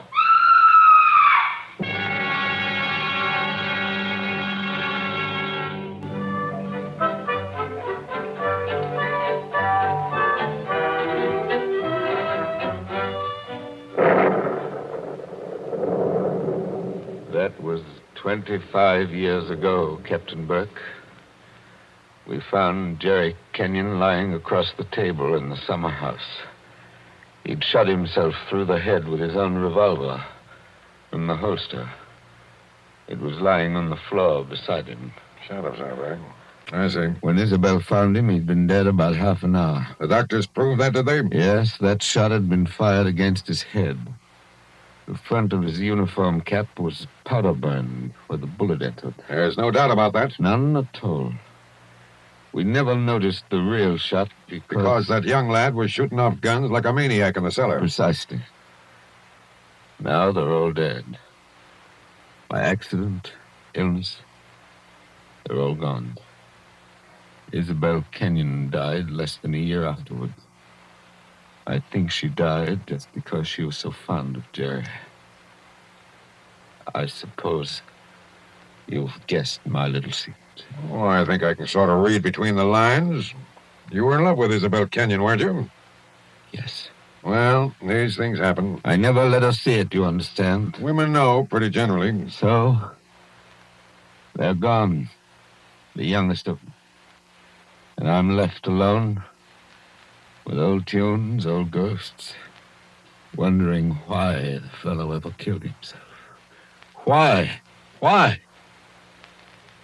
And this morning, out of a clear sky, I get a letter saying, if you want to know how Major Kenyon really died, look in the third drawer of the desk in the library. But I tell you, we know how he died. Well, aren't you going to do it? Naturally. I've got a key somewhere here that fits the drawer. Now, listen, Mr. Parker. In my father's country, in Ireland, they got a saying that when a man's going to commit suicide... I thought of doing that, too. Then the devil comes in and takes him by the hand and talks to him. They say you can see the devil as plain as I see you, just before you pull the trigger. The devil must have been in the summer house that afternoon. Oh, no, he wasn't. What do you mean? Major Kenyon didn't kill himself. He was murdered. My dear Captain Burke, the police covered all that at the time.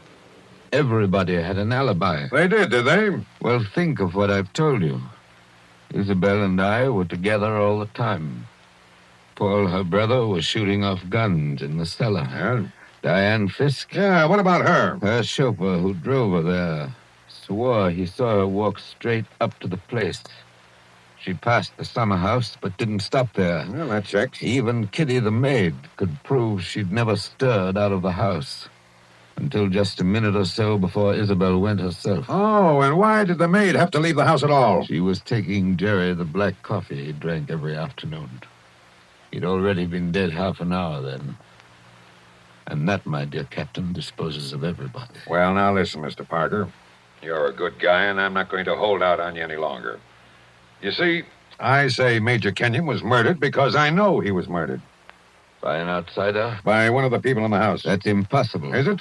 Well, why don't you open that desk drawer and see? What time is it? It's 7:45. 7:45, and I haven't got much time. For what? Holy St. Patrick, will you open that drawer? If it's waited 25 years, my friend, it can wait a minute more. I've got the key somewhere in this bunch of keys. Everything the same. Paul never altered what he inherited. Same old desk, same old phonograph, same old... I think this is the key. Yeah, it opens. There's nothing here except one or two old newspapers. Everything very dirty. The letter says to press hard at the back. Have you tried that? Doesn't seem to. Yes, by George, it does work. Well? There seems to be a movable back on a hinge. Well, what's inside? Some sort of flat brown paper parcel sealed with wax. And about as dirty as it can get. Open it, man. Open it. I'm going to. It's a phonograph record. There's a plain white label. Something on it written in pencil. I don't see too well nowadays without my glasses. Here, give it to me. I'll read it to you. Go on. A record of how I killed Jerry Kenyon. Say, don't you get it, Mr. Parker?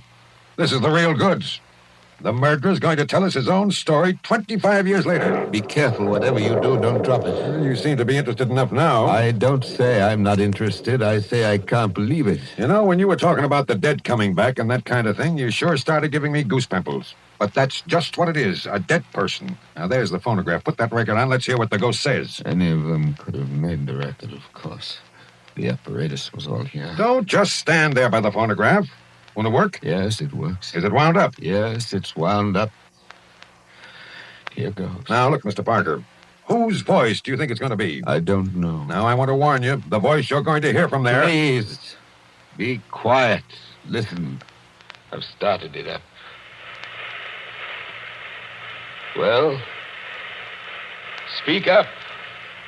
Who killed Jerry Kenyon? I killed him, Joe, dear. Isabel. I'm sorry about it, Joe, but I had to have you for an alibi. And you were so terribly easy to It's fool. only a phonograph record, man. Don't look at it as if it was alive. You said you and I were always together, Joe, but that wasn't quite true. I left you to go into the dining room and mix a highball, remember? Yes. And I was carrying my big knitting bag. Remember that, too? And there was something else in it besides knitting. I'm an awfully good revolver shot, Joe. I told you we were all good except Paul. And the back windows of the dining room faced the same way as the back windows of the library. Thank you, Isabel. Thank you. Jerry was in the summer house. I made a sign to him from the window, and he came to the door there. In bright sunlight, 50 feet away. True again, Isabel. True Joe, again. don't you know what August heat is in a wooden summer house? Didn't anybody see that no man would be wearing a cap inside on a day like that? Jerry had taken his cap off before he went into the summer house. We saw him do it. He was bareheaded when he came to the door. So I lifted the revolver and shot him through the head. Then I dropped the gun back in my knitting bag and went back into the library with your drink. Isabel. Don't talk back to the thing, There man, or was you'll drive me something else screwy. in my knitting bag, too. I had to use it. It was a duplicate of Jerry's army camp with a powder-burned hole already fired through it in the place I wanted. Very clever of you, Isabel.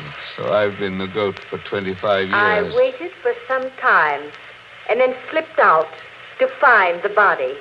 I fitted the new cap over Jerry's head in place where it ought to go. I put the old cap in my knitting bag. I took his revolver out of the holster and kept it. The gun that I'd used, I dropped on the floor beside him. So I proved it was suicide. You see? You proved it to me. Joe, listen, I'm very sick. They tell me I'm going to die. You are dead. Joe, I'm afraid. I'm going out in the dark, and I don't know what's there. Don't go away, Isabel. Come Joe. on. Just for a minute. Okay, I've had just about enough of this. Joe, I want you to tell everybody about it. I want you to tell them how a poor, crazy woman couldn't stand that man any longer, and how... There. It's cut off and it's going to stay cut off. Thank you. I've heard about enough, too. But you can't arrest her now, my friend. You can't arrest her now. After hearing that, I'm not going to arrest anybody. Tell me, Captain. Did you know what was on the record? No. That's why I had to hear it. I knew about it, but I wasn't sure what it had to say. But so help me, I never guessed how hard it would hit you. Man, don't you get it even yet? Yes, I get it. Oh, no, you don't. You don't see anything. That was how the fake suicide was managed, yes. That's just how it was all done, bar one or two little things. Only... Only what? Only it wasn't Isabel Kenyon who committed the murder. Did I hear you correctly? You did? This is another one of your little jokes, I imagine. Can't you let me alone? Have you some kind of personal spite against me? What did I ever do? You're going to hear the real truth now if I have to hold you down in that chair. I know Mrs. Kenyon didn't kill her husband because I've just come from talking to the real murderer up the river. But they're all dead. Oh, no, they're not. And I haven't got much time either. That clock's just going to strike 8. What's the time got to do Good with deal if you'll follow me. Mrs. Kenyon died less than a year after her husband, didn't she? Yes. But it wasn't Mrs. Kenyon's voice you just heard on that record. What? I'm telling you, the real murderer hated her. Hated her like poison and wanted her blamed for the crime. When Mrs. Kenyon died, the real murderer wrote a letter. Well? But she never mailed that letter. She made a lying record of Isabel Kenyon's voice as evidence. Now you figure it out for yourself. Who was pretty enough to take Major Kenyon's eye and strike back like fury when she got thrown over? Who wanted to go on the stage and do impersonations? Kitty, the maid. Ah, you're talking sense. She shot Jerry from the dining room window. When she couldn't borrow Mrs. Kenyon's knitting bag, she went out to the summer house with a gun and the fake cap wrapped in a napkin on a coffee tray. She did go out, I remember. Actually, she got there before Mrs. Kenyon did. But the summer house was dark inside, and Mrs. Kenyon never noticed her. The next day, Kitty wrote that letter, but she couldn't bring herself to send it. So she kept that letter till the day before yesterday. Then one of the boys at Sing Sing... Wait a minute. ...thinking he was doing her a kind action, put a stamp on it and mailed it. Did you say Sing Sing? Yes. They're electrocuting her tonight for the murder of an Italian down at Collier's Hook. I found out about the record, all right. But the one thing I wasn't sure of was that she had done the job alone. Now, frankly, the way you acted, I thought that you might have been in on it, too. Well, that's why I had to hear it through. And it was anything but a joke. And now, here it goes to blazes forever.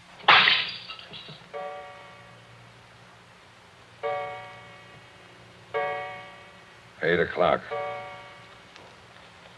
Now she's dead.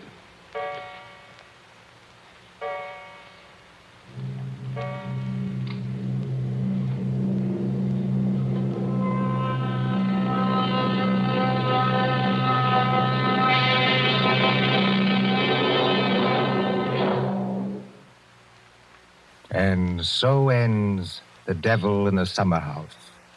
Tonight's story of Suspense.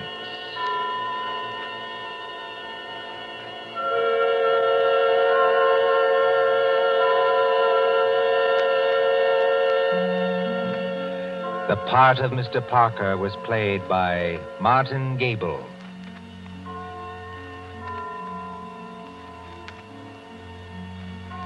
Again next Tuesday at 9:30 p.m. Eastern Wartime. A story dedicated to the thrill of the nighttime, the hushed voice and the prowling step. Another adventure in suspense. William Spear, the producer, John Dietz, the director, and John Dixon Carr, the author, are collaborators on Suspense. This is the Columbia Broadcasting System.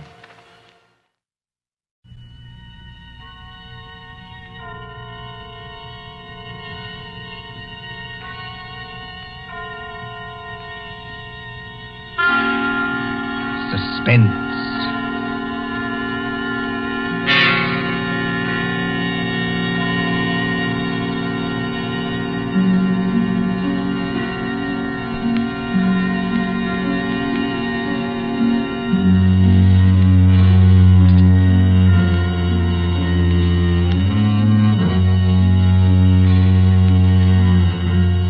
The thrill of the nighttime, the hushed voice and the prowling step. The stir of nerves at the ticking of the clock. The rescue that might be too late. The crime that is almost committed. Mystery and intrigue and dangerous adventures. We invite you to enjoy stories that keep you in suspense.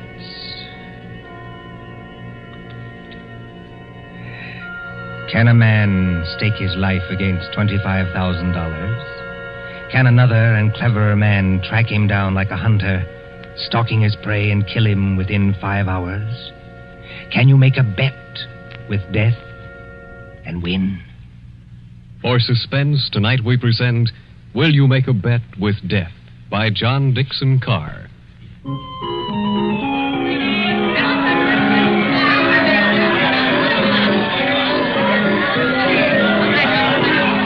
Coney Island on a summer day. There's the beach, bright colored with bathing suits. There's the boardwalk, all straw hats and summer dresses. There's the Ferris wheel and the roller coasters. There is all humanity eating hot dogs and having a good time. And over there, beyond that souvenir shop, is the haunted mill. You get into a little boat. You float through a narrow tunnel into the dark while witches scream. But that fools nobody, does it? There couldn't be any real terror, could there? While the bands are playing and the crowd goes by and... Ladies and gentlemen, a unique attraction. It hurts me to see you stand there and miss this. Only 10 cents, 1 dime, the 10th part of $1 to go through the old haunted mill and get the thrill of your lives. An overstatement, if you ask me. 1 ticket, please. Did you say 1 ticket, lady? That's right, 1 ticket. What's the thrill? Beg pardon, lady? I said, what's the thrill? Lady, the gals who come here with their boyfriends don't have to ask that. 10 cents, please, this way and mind the gate. Thank you. Step right up, ladies and gentlemen. Get your ticket for the old haunted mill, where ghosts will walk and corpses... Give me some tickets. Now, Hurry. just a minute, young fella. I know you want to get into the old haunted mill, but there's plenty of time. How many tickets? I don't know. Better give me 10. 10 tickets. Do you hear that, ladies and gentlemen? Here's a young fella who likes the old haunted mill so much, he buys 10 tickets. Don't call everybody's attention. Listen, I've got a better idea. Whatever boat comes after mine, Yeah? I'll give you an extra $1 to send that boat through empty. Now, what's the matter, son? The cops ain't after you, are they? No. It's nothing like that. Will you do it? Well, money talks, young fellow. Okay, go ahead.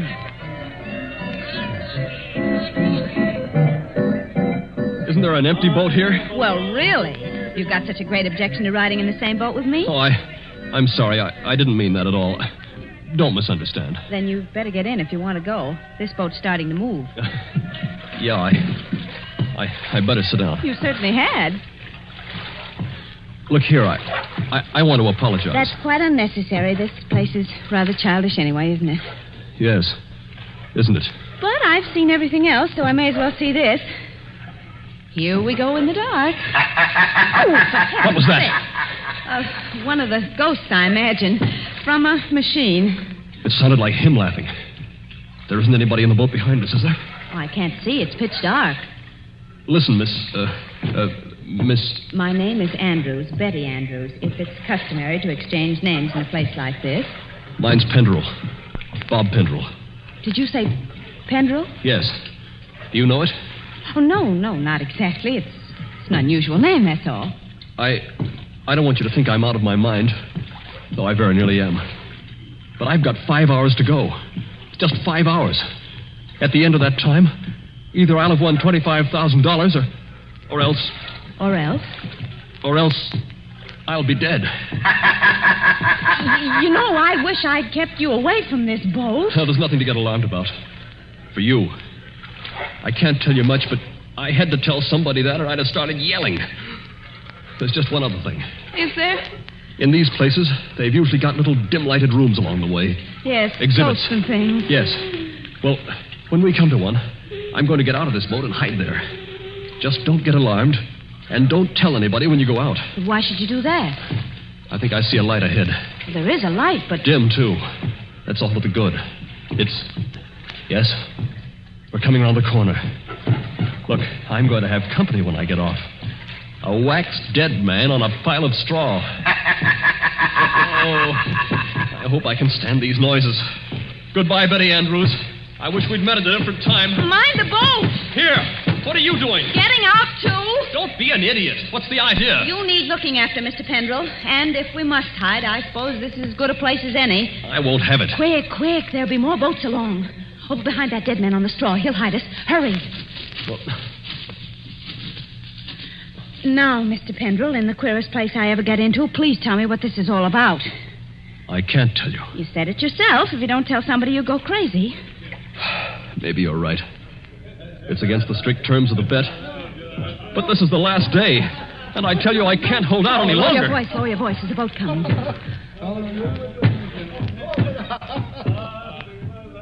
I wonder if you ever heard of my stepfather, John Destry. Yes. I imagine everybody has. He's a millionaire, and I'm not. I'm just a chemist. An analytical chemist. Not very successful.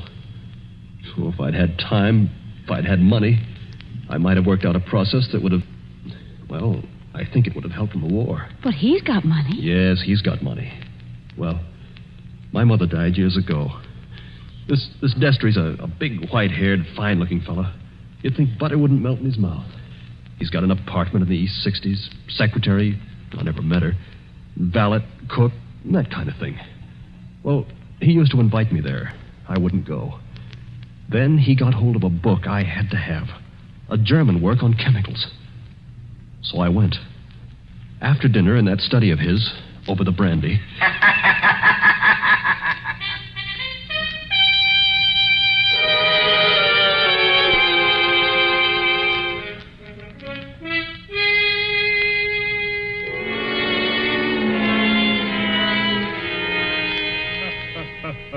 Oh, my dear Robert, you're quite welcome to the book. Don't mention it.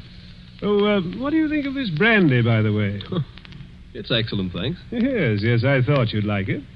And now that we're all relaxed, comfortable after dinner, tell me something. Yes, Mr. Destry? You hate me, don't you? Frankly, I do. And always have. Good. Then you'll be relieved to hear I've always felt the same about you. But tell me something else. Did you ever know me to break my word? No, I never did. I'll give you that. I asked you, Robert, because I want to make a little bet with you. That is, if you have the nerve, which I doubt. Well, I'm afraid I can't afford to make bets. You were always careless with money, Robert. Well, I've been thrifty. I saw that when your mother was alive. But you can afford to make this bet. Look here, in my desk. Well? $25,000, Robert. $25,000 in 5 $100 bills. And what would I have to bet against that? Your life. What? My life? There's the money in the drawer. Look at it. What wouldn't you give for that money? What wouldn't you give to have it for this precious work of yours that you're so fond of and that you've failed in miserably? So far I've failed, yes. Oh, I've had a fairly good life as lives go. My heart isn't as good as it might be, but the doctors say I'll last a little while yet. But before I go, there's one pleasure, one little exquisite thrill for me to experience. I want to commit a murder. Yes, I said a murder. My bet is that I can kill you within 6 months, and that you can't stop me, and that I'll never be punished for it. What do you say? Yes or no? I believe you mean that. Of course I mean it. And just how would you propose to kill me? That would be telling. You know, if I had time to think this thing over... There's no thinking it over. Now. Yes or no? Yes. You must need the money badly, Robert. I do need it. But oddly enough, Mr. Destry, that isn't why I'm doing this. No? No. I want to show you can't play the Lord Almighty and get away with it. Are you challenging me? Yes. You don't think I can do it? I know you can't. We mustn't get excited, Robert. There will be conditions to the bet, you understand? What conditions? First of all, you'll never mention this matter to anyone. All right. That seems fair enough. You'll remain within the city limits of New York for 6 months. You'll spend at least 1 hour of every day walking the open streets alone. All right. You'll spend at least 1 hour every evening in your own room alone. I may come to see you, or I may not. Trying to scare me already, are you? Finally, you'll write out a little note and give it to me. There's pen and paper on the desk in front of you. Write it now. Let's hear what I have to write before I do anything like that. You will write, I am a failure. You can't stop harping on that, can you? I am a failure, and this was the only way out. I wouldn't have done it otherwise. A suicide note? Yes. I intend to use it when I, operate. And if I won't write it? Ooh, then there's no bet. All right, I'll do it. It's now, let's see, 9 o'clock on the night of January the 10th. If you're alive and not in a madhouse... Does that go into the bargain, too? Yes. At 9 o'clock on the night of June 10th, given those conditions, you will receive $25,000. Can't you hear the dice rattle, Robert? You're playing with death now. I know it. Aren't you going to finish your brandy? No, thank you. Oh, then pour it back into the decanter. You heard me. Pour it back into the decanter. If you were as careful as I am, you wouldn't be where you are now. That's right. Always be thrifty. I can promise you, by the way, that you'll always be perfectly safe as long as you're in this apartment. But that's the only concession I make. I notice your hands are steady at the moment. I wonder what they'll be like a month from now.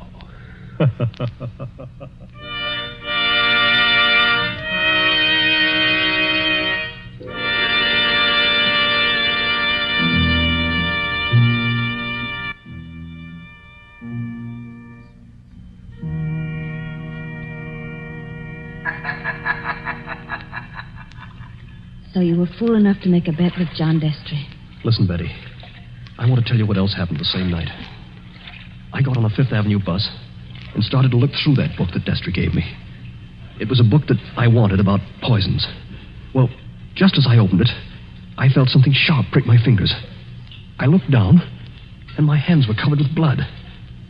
He had sewn safety razor blades in a line down the inside edge of the cover. Oh, no. Yeah. A little white card fell out of the book, and I read it. It said, "See how easy it is to take you off guard? Those razor blades aren't poisoned, but they might have been. Take warning." Betty, that was 6 months ago. 6 months less 5 hours of careful, refined torture. And now, I've got only 5 hours to go. What's he done in the meantime? Nothing. Nothing. I don't understand. Nothing at all. That's the cleverness of it. He's left me waiting. Expecting something. Expecting it every hour of the day or night. Once at the laboratory where I work, I opened a box that I thought was from a chemical supply house. And a Mexican tarantula, one of those furry spiders about as big as your fist, ran out across my hand. It was a toy tarantula. He enclosed a card asking whether I didn't admire it. Bob, this can't go on. I used to think I didn't have a nerve in my body. I could hold a test tube at arm's length absolutely steady for minutes at a time. Now look at me. Don't, please, don't. But the waiting's almost over now. Walking the streets, wondering who's behind you. Sitting alone at night, listening for every step on the stair. He's got very little time left now, and he's got to do something. The question is, what's he going to do? Well, maybe he doesn't mean it. Maybe he's only doing it to scare you. And lose all that money? Oh, you don't know my stepfather. Listen. Huh? I don't hear anything. That's just it. There's no sound of running water. The boats have stopped. Then we're all by ourselves in here. Or with him. Yes. Oh, Lord, how I wish I hadn't gotten you into this. Oh, I'm all right. Or at least I think I am. I thought I saw him in the crowd outside, but I couldn't be sure. I'm seeing him everywhere. Now, Bob, just a minute. Just tell me one more thing. Did you ever see Mr. Destry, I mean face to face, after that first night? Oh, many times. He came to see you? He came to my laboratory once, yes, but mostly I went to see him. And why? Because it was the only place in the world I could feel safe. He's promised that nothing should happen to you while you were in his apartment. Don't you see it was part of the torture? Night after night he'd invite me, and I'd go, right up until last night. Last night, we were in that study of his, with the devil masks on the walls, and he was sitting behind the big mahogany desk.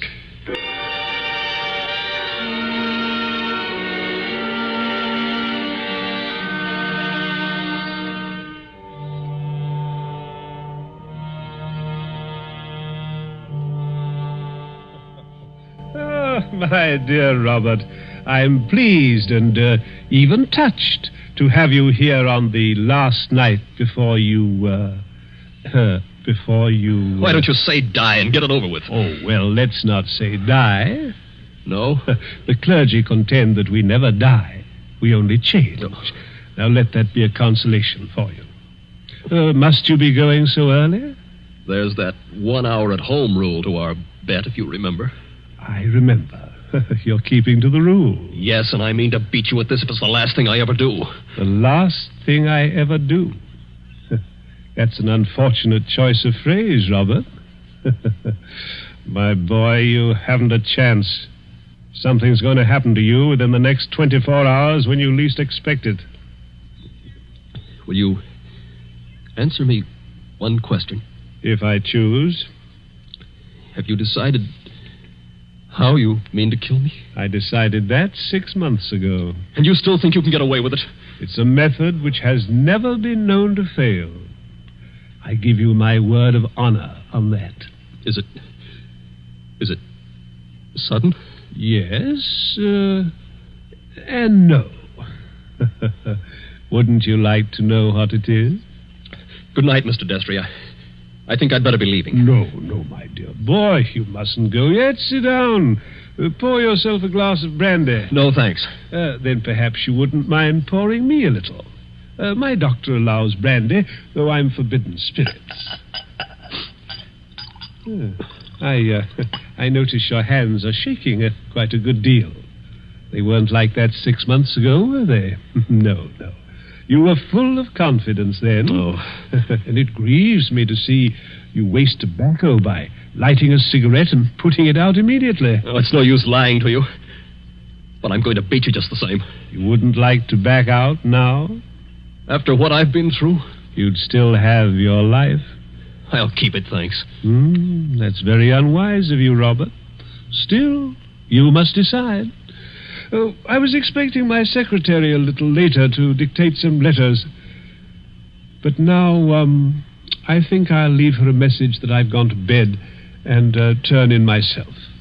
Tomorrow is likely to prove an interesting day for both of us. Here's your hat, here's your briefcase, and let me wish you a fond, peaceful, and happy good night.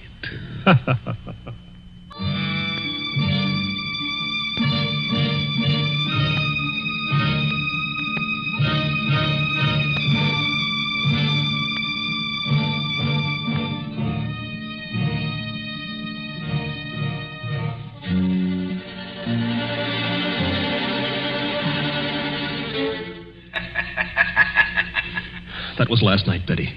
I said I had 5 hours to go. It's less than 4 hours now. If I can keep away from the old devil until 9 o'clock. I wish those boats would start running again. Why? Because it's almost as spooky in here as a real old mill. I know. Even that wax dummy on the straw. Any minute now. You're expecting to see him move? So am I. Now, don't stand up. It doesn't matter. If the boats aren't running, we can hear anybody who comes along. I hope so. Do you think Destry's got in? Bobby can't have got in. He can't even be here. Why not? Because Mr. Destry told me... Mr. Destry told you? I'm his secretary. You know, Betty Andrews, I'm sorry it was you who did this. Did what? You can't guess, can you? Oh, Bob, I didn't come here to trap you or spy on you. If that's what you're thinking, I swear I didn't. No. You only got me to tell you the whole story and lose my bet. I haven't heard a single word you said. Bob, please believe that. He didn't send you here, of course. No. And of course you never saw me at his apartment last night. No, I swear I didn't. I got there late. He'd gone to bed. I didn't even take off my hat or gloves before I left again. Don't you understand, Bob? I hate him, too. I want to see you beat him. You've got to beat him. You mean that? Look at me and see if I mean it. Betty, I almost believe you. You must believe me. And anything else? we better hide behind that dead man. Hurry. Those boats have started up again. I wish I could tell you, Betty, what that means to me. Come on, hurry. Wait a minute, you two. What? Stay just where you are. Where's that voice coming from? Along the tunnel, I think. But it's not Destry's voice. No, it's a man standing up in a boat. He's coming around the corner. I can see him now. Hurry. The old haunted mill, eh? My golly, if this ain't some place to make a pinch, I never heard of one. What do you mean? Make a pinch? Just what I said. Your name, Robert Pendulum? Yes. Who are you and what do you want? Police headquarters. You're to come along with me. I want to see you over in New York. About what? I wouldn't know, lady, but it might be about the murder of John Destry. Oh, no! Did you say the murder of John Destry? That's right. Somebody poisoned him last night with mercury cyanide. I wouldn't have got you at all, maybe, if the barker outside there hadn't thought the cops were after you to start with. Betty, Yes, Bob? he's beaten me. He hasn't beaten you. Oh, yes, he has. And I know now the weapon Destry was going to use in killing me. What weapon? It never fails. The electric chair. You mustn't talk like that. Don't you see? He never once intended to kill me in the way I thought. Are you coming quietly, Mr. Pendulum? Just a minute. He's poisoned himself. But he's left evidence to show I did it. He's killing me the worst way possible. He's won the bet. The money doesn't matter now. If I'm in the death house for murder, what use have I got for all the money in the world?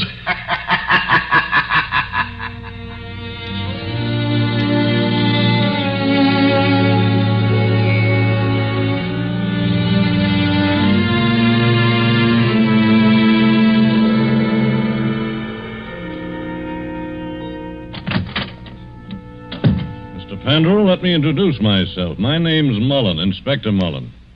It's a pleasure to meet you, Inspector. It's a pleasure to be safe again. I've had you brought here to my office for a little quiet talk. You're in a jam, son, and I want you to realize how bad it is.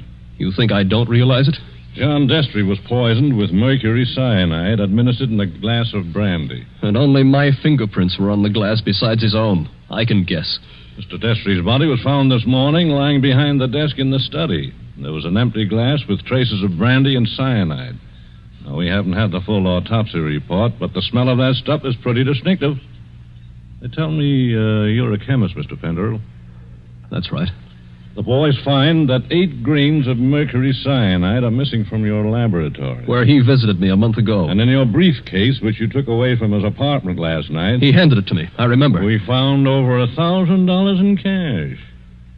Now, take a look at this note. Huh? Did you ever see it before? Well, yes. I wrote it. You admit that? Yes. It says... I was a failure, and this was the only way out. I wouldn't have done it otherwise. Where did you find it? Torn up in little bits. You started to write a confession, and then you couldn't face the consequences. But you shouldn't have left the pieces behind. You're intimate, my boy. Unless... Unless what? Now, if you'd like to confess here and now, and maybe we did a little deal about second-degree murder... Inspector, why bother to string me along? What do you mean, string you along? There's no second-degree murder on a poison charge. It's the death house or nothing. He saw to that. It's too bad you had to go and kill him, son. Didn't you know he had an aneurysm? A what? Fatal heart disease. He said that he had heart trouble, but... Heart trouble? His doctor says he couldn't have lived 8 or 10 months anyway. And you might have got something in the will. So that's why he did it. Did what? Killed himself. You still stick to that crazy story you told the boys? He's going to kill me, isn't he? With 3,000 volts of electricity. Inspector Mullen. What are you doing here, Sergeant? Didn't I say I wasn't to be disturbed? All the same, Inspector. I thought I'd better do it. There's a young lady here, a Miss Betty Andrews. I think you'd better see her. I'll see her when I'm good and ready. And I think you'd better see her, Inspector. We've just heard from Mr. Destry's lawyer. Well? He said that young fellow there, Mr. Pendrell, inherits $25,000 in Mr. Destry's new will. Did you hear that, son? Do you see what you'd have gotten if you hadn't gone and killed him? He was keeping his promise, that's all. And a fine lot of good it'll do me now. But look, Inspector, I've just talked to the medical examiner, and he says there's no poison in Mr. Destry's body. Say that again? There's no poison in the old man's body. Somebody's kidding you. An empty glass with the smell of mercury cyanide and a dead man with a congested face behind the mask? What did kill him then? Well, if you'd like to listen to Miss Andrews, Inspector, she's right here now. I think you'd better listen, Inspector. I've been trying to tell you all afternoon. Go ahead, Miss Andrews. I've been over and over it. But until they got the medical report, nobody would listen. Can you tell us what killed John Destry? Yes. poison killed him. But the sergeant's just been saying there was no poison in the body. Inspector, will you listen? I was at Mr. Destry's apartment late last night. Well, so what? You didn't kill him, did you? The servant said he'd gone to bed. So I looked into the study to see if there were any instructions. Was Mr. Destry dead then? I don't know. I couldn't see his body because it was hidden behind the desk. I didn't even learn he was dead until late this afternoon. But I did see a full glass of brandy. A full glass, did you say? Yes. So I picked up the glass and poured the brandy back into the decanter. That's what he always made us do. And I didn't leave any fingerprints because I was still wearing my gloves. And that was the same glass you later found empty. But you still are not telling us what was the poison that killed John Destry. It was the poison in his own system. He worked out this plot to convict Bob Pendrell. Only just as he stretched out his hand to drink the cyanide... Inspector, I think I see it. It was his last great hour. He couldn't resist such gloating as he'd never known before. That's it. His heart wouldn't stand it, and he fell dead behind the desk.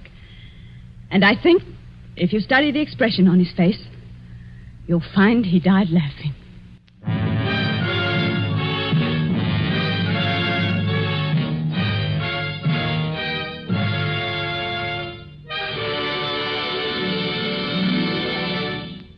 And so ends Will You Make a Bet with Death? Tonight's story of Suspense. The part of Bob Pendrell was played by Michael Fitzmaurice. Betty was played by Leslie Woods. John Destry was played by Nicholas Joy. And in supporting roles were Ted DeCorsia and Charles Slattery. Again next Tuesday at 9:30 p.m. Eastern Wartime. A story dedicated to the thrill of the nighttime, the hushed voice, and the prowling step. Another adventure in suspense. William Spear, the producer, Mark Slobe, the director, in the absence of John Dietz, and John Dixon Carr, the author, are collaborators on Suspense.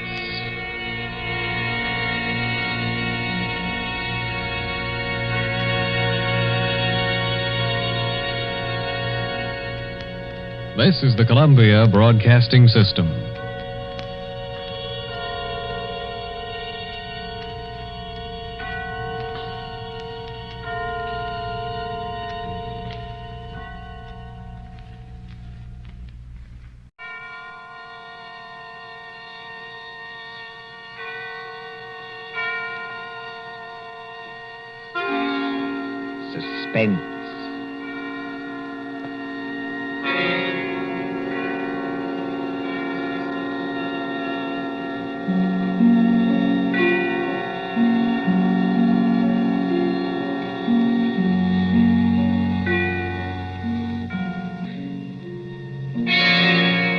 Suspense.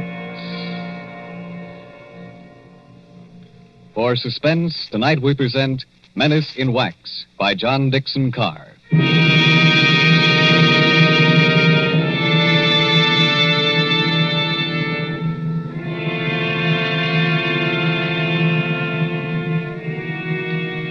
During the French Revolution of 1793, a Swiss girl copied in wax the severed heads of those who had just been guillotined. She married a Frenchman named Tussaud and came to London, and she founded Madame Tussaud's Waxworks.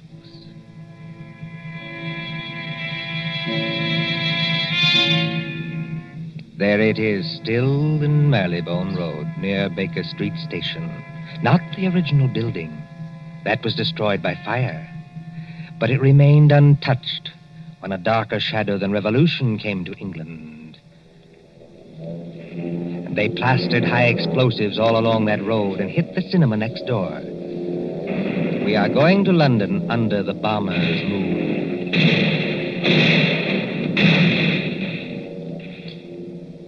Late one night in March of 1941, a young man hurried up to the great glass doors of Madame Tussaud. Hey, open up here. Isn't there a night watchman around this place?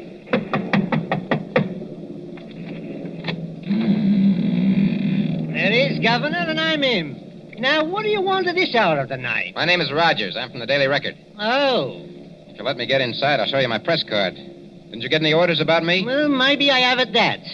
Oh, you're the bloke who wants to see the Chamber of Horrors. That's right. All right, you may as well come in. My paper got a tip there's something funny going on around here. Something funny going on here? That's a good one. The rain's not very heavy tonight, is it? No, they're going over. You ain't heard where, Governor? We got a teletype flash. There was the Midlands. Lord lummy, and I've got a sister in Birmingham. Oh, why can't she come and stop in a nice, safe place like London? There's the Regent's Park guns opening up again. Makes your teeth rattle and shakes the hats off the dummies' heads. You know, this Chamber of Horrors is getting to be popular tonight. You mean there's been somebody here before me? Yes.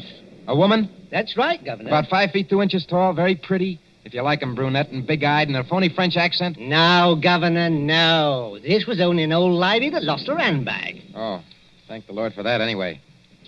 Now then, what is going on around here? Well, I don't know, Governor. You'll have to ask Pearson about that. Who's Pearson? Oh, he's the bloke that's the watchman down there. He's old and he imagines things. He phoned your piper. Have you got an electric torch? Yes. Then go straight on through the marble hall and down the stairs on your left. And don't speak to the policeman, 'cause he's wax. Yes, that's the way, Governor. That's the way to the Chamber of Horrors. Thank you.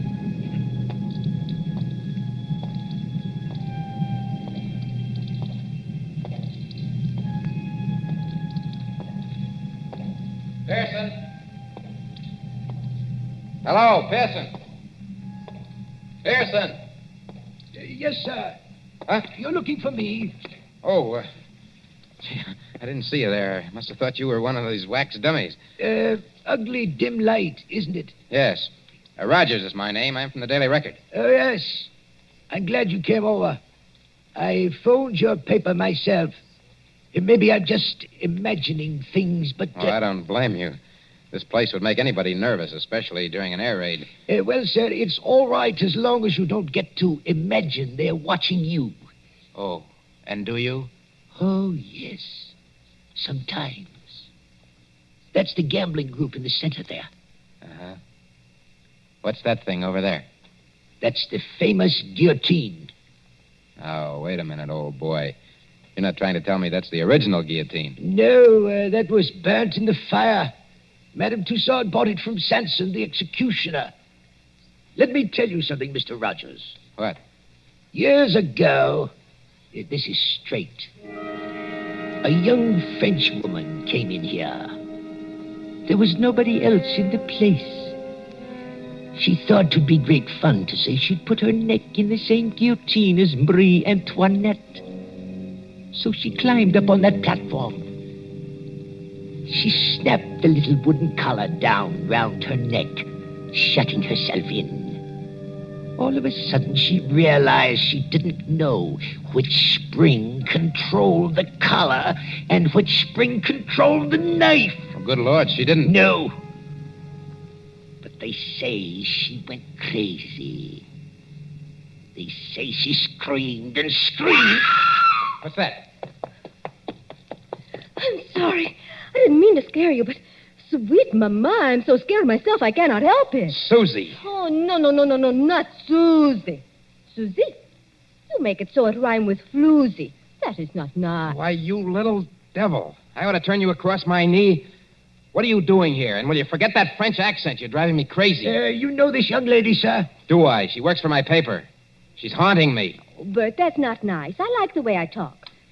I only try to give you ideas. That's just what I mean. Now take your arms from around my neck. She's French, sir. Her mother came from New York, like I did. She's got some funny ideas, accents, and disguises. So I dress up as an old lady, and I come along, too. That is clever, no? Definitely no. But I go into what I think is the ladies' room, and there is Jack the Ripper. I'm so scared I almost kick the ghost. Whatever else you do, miss, for the love of heaven, put out that cigarette. It is not permitted? It is what they are most afraid of in this place. Fire. If you vouch for this young lady, Mr. Rogers... I don't vouch for anybody. But go on now. What's all the mystery here at Madame Tussaud's? You see the group over there? It's called the Gamblers. That 3 men and a woman in 18th century costume sitting around a table playing cards? Yes. And about once a week, when the lights are out, Yes? those dummies do play cards. Is this a publicity trick of some kind? Oh, no, sir. Then what's the game? I'm not crazy. I know they don't actually do it, sir. What I want to know is who changes the cards round in their hands and why. Well, could anybody? Anybody from the outside, I mean, get in to change the cards? Oh, yes. There's a back door. But why would anyone want to break in here just to change those cards around? Mon cher Ben, écoutez. Listen, I have made a discovery. Listen, if you're going to talk, speak English. Or better yet, just keep still. But I have made a discovery. This card game, What about it? it is crooked. Here is a man which has 2 deuces of hearts in the same hand. Listen, Susie, I don't give a... Wait a minute. Wait a minute. Let's have a look at those cards. I give you ideas, yes? Susie, for once you're right. And look here. 2 of these players have all the clubs and hearts. The other 2 have all the diamonds and spades. Susie, how many letters in the alphabet? 26, no? And twice 26 is... 52. The number of cards in a pack. Give me a pencil, Susie, quick.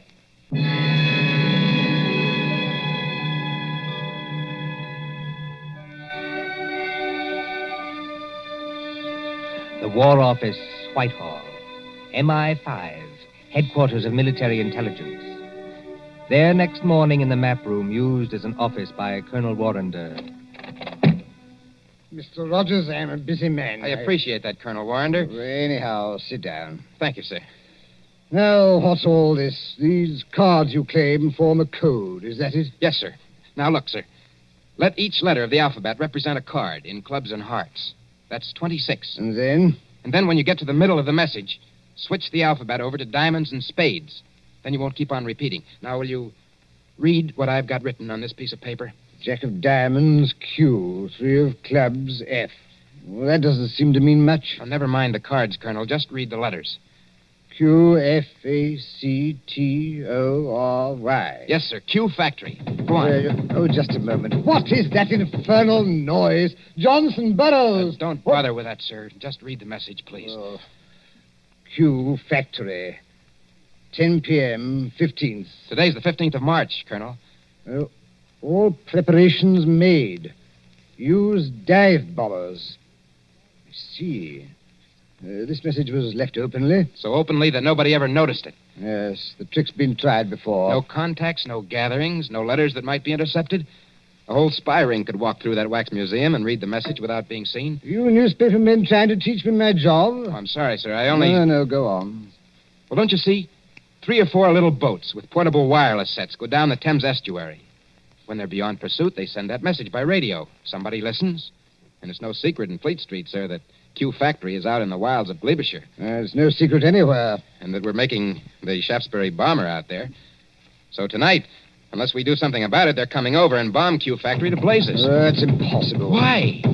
Or can't you tell me? I can tell you this much. Yes, sir? Q Factory is so well hidden that even our own pilots can't find it from the air. That's one objection to this message. Any other objection? Yes, this talk about dive bombers. Dive bombers in a night attack? What's the good of a dive bomber if he can't see its objective? Well, suppose somebody showed a light. He'd be shot dead as soon as he showed it. Every inch of country for a quarter of a mile round the factory. A quarter of a mile, Mr. Rogers, is patrolled day and night. Well, just the same, they're going to have a try at it, sir. How? I don't know how. Then, if you'll excuse me, Mr. Rogers... Well, listen, Colonel Warrender, will you give me a pass to go down there to the factory? Certainly not. No one's permitted to go there except the workers. How is the place defended? There's a night fighter station nearby, and several batteries of 4 3.7 guns. Then give me a pass to the fighter station or to the gun post. That's a legitimate newspaper request. Well, I might manage a pass to one of the gun posts here. Then you'll do it? Well, what on earth is that infernal row? It sounds like somebody locked up in a coat cupboard. Yes, as a matter of fact, Colonel, it is somebody locked up in a coat cupboard. A young lady, so-called. A young lady? Who locked her up? I did. And just what the devil do you mean, sir, locking up people in coat cupboards in the War Office? Well, she's a bit excitable, Colonel. I thought that she'd better not see you. Oh, thanks for the consideration. There's just one other favor I'd like to ask. As well? If she asks you for a pass, don't give it to her. Don't give it to her under any circumstances. What's her name? Susie Dubois. You're rather too late for that, young man. The Public Relations Office granted her a pass 2 hours ago. What? Oh. A woman to an anti-aircraft battery? This is what we call a mixed battery. Women on the guns as well as men. She said it would make a good human interest story for the press. I must say I agree with her. One moment, Mr. Rogers, before you go. Yes, sir. That gun post is fully 2 miles from the factory. You can go there, but if you take 1 step further, you'll be shot on sight by our guards. I warn you. I'll be careful, Colonel. I'll be careful.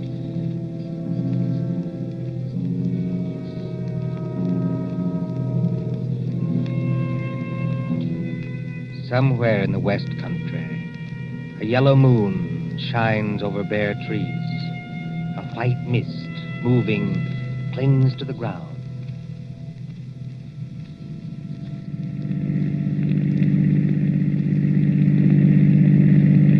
Susie, are you sure we're on the right road? Mon cher, they have taken away all the signposts in case there is an invasion. I know that. But I follow the map. The map cannot be wrong. We've been driving for hours. Must be... Yes, it is. Nearly 9:30. Half an hour to go. Trees, and still more trees. Look, there's a break in the trees ahead. It will be open country in a minute. Yeah. That's funny. Look how deep the leaves are here on the road. But one thing I tell you, just between you and me and the bedpost. Gatepost, Susie. The term is between you and me and the gatepost. And speak English. I am speaking English very well, thank you. I do not need your help to be pure. All right. Now, this map. Well, what about it? It say we should go through a lot of villages. Mitford, Archerdine, and Saffronville. I have not seen any villages. Did you say Mitford? Oui, monsieur. Susie, let me have a look at that map. Come on, hand it over. But what is wrong? It is a perfectly good map. Yes, Susie. It's a fine map. It's an excellent map. Only it's a map of the wrong county. I have made a mistake? No? I don't even believe you can read. This is a map of Barsetshire. We should be somewhere in Glebeshire. Now, where in the devil are we? With the entrance to some kind of clearing with leaves on Oh. it. Hello there! What was that? Hello there! Somebody calling us. And if we're in forbidden area... I see him now. Where? He's behind us. He came out of a white cottage back there. He's a big, heavy man with a mustache. Never mind the mustache. He's wearing some kind of a uniform and he's got a rifle. You think he plug us? No? I think it is not unlikely. Get out those War Office passes of ours. Quick. Good evening, my friends. Good evening. Can you tell me... No, we don't mean any harm. Can you tell me what time it is? Oh. What time it is? Yes. Oh, yeah. It's, 28 and a half minutes past 9. Thank you. I will keep you covered while I set my watch. There. My next question is, would you like me to shoot you both? No. Listen, Mr. McAllister. Captain McAllister. That's right. Captain, this girl, she's been reading the wrong map. You see, we don't even know where we are. You're in Hollywood Forest, my friend. Hollywood Forest? Is that good or bad? And you don't know what's just beyond the edge of this clearing? No. There's a big open space of 1/4 mile. In the middle of that open space... Q Factory. We're right on top of it. Then you have heard of Q Factory, my friend. Captain McAllister, we're from the War Office, and we've got passes to prove it. Let's see the passes. We were trying to find gun site number... I've forgotten the number. But it's here on that card. You've passed the gun site. 2 miles back up the road. All right. Here are your passes. What are you going to do to us? I'm not in the regular army. You can thank your stars I'm not. I'm forestry preservation. Oh. You are not going to chuck us in the cooler, even? No. Now turn that car around, get back along this road as fast as you can. If they fire at you, as they probably will... Oh, I wish I am home. Pray no, Mao, I wish I am home. Well, then hope for the best. My watch had stopped, and you did me a good turn. Well, hurry along. Hurry.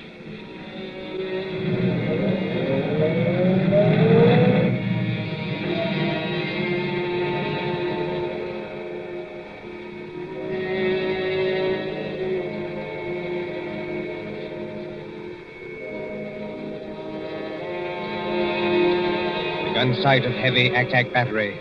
4 3.7 guns against a moon growing clear white.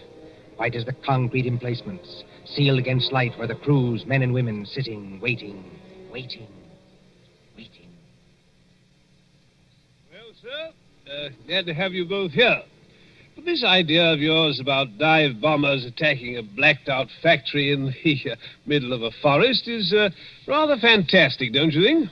Well, I admit it doesn't make much sense, Captain Bronson, but I have a hunch that I'm right. Well, glad you and Miss Susie drove out. Don't see many strangers. Frightfully boring. Nice country, of course, good air and everything, but dull. Dull as ditch water. What's that? Only some of the lads and lasses inside.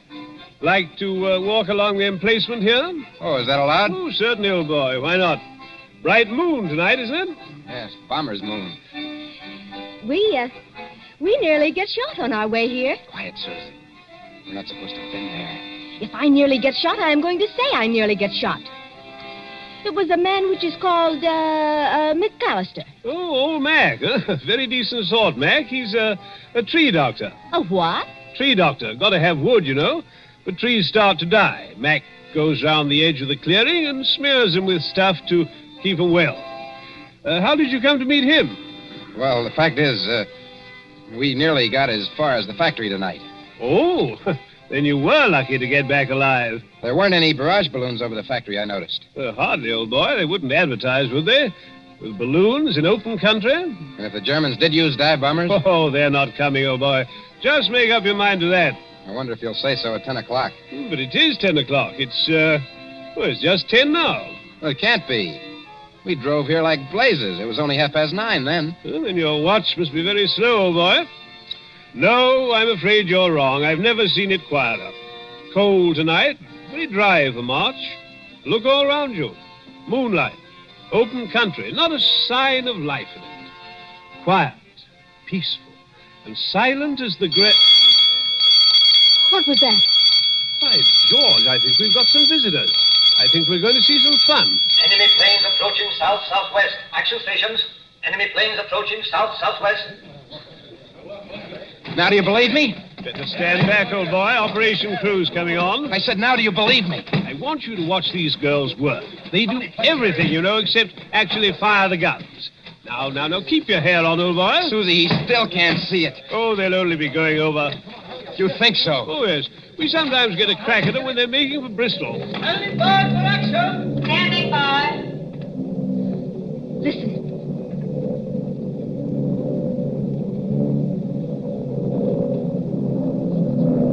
I have heard that noise 1,000 times, but every time I hear it, I get sick.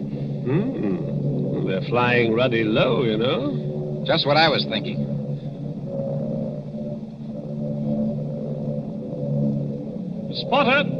Spotter!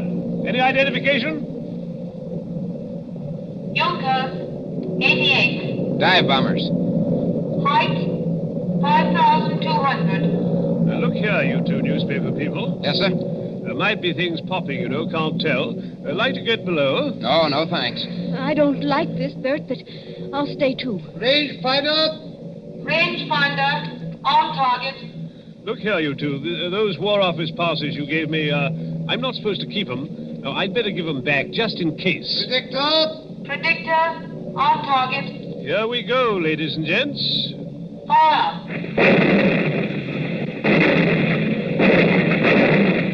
Stand by. Predictor on target. Fire. Stand by. Predictor on target. Headquarters message, sir. Fire. Yes, Corporal? Hold the fire. Night fighters taking off. Hold fire. Night fighters taking off. Hold fire. Message understood. What is the matter with them? With who? Those Boche planes. They're still a good way off, but they don't come any closer. Must be going over after all. They're circling. I think they're waiting for a signal. Anyhow, here are your War Office passes. You seem to have got them all smeared with oil. Oil? That is all right, mon cher. When we get them back from Captain McAllister, they have oil on them. I think maybe he dropped them on the leaves, because there's oil on the tires of the car, too. Then I think how always in this we meet things that burn. at Madame Tussauds last night. They would not let me smoke a cigarette in case of fire. Fire. That's it, fire. What's the matter with you, old boy? Why did that fella, way out at the end of nowhere, want to know what time it was? Are you scatty? McAllister, you told me so yourself. He goes around the edges of the clearing and smears the trees with stuff to keep them well. Well, what about it? Suppose it was crude oil. Suppose between each tree he laid an invisible fuse of dead leaves soaked in oil. I don't understand. In 30 seconds, a complete square of fire runs around the limits of the factory grounds. That draws the bombers in. Then as the flames blaze higher, they've got enough light to dive on their target.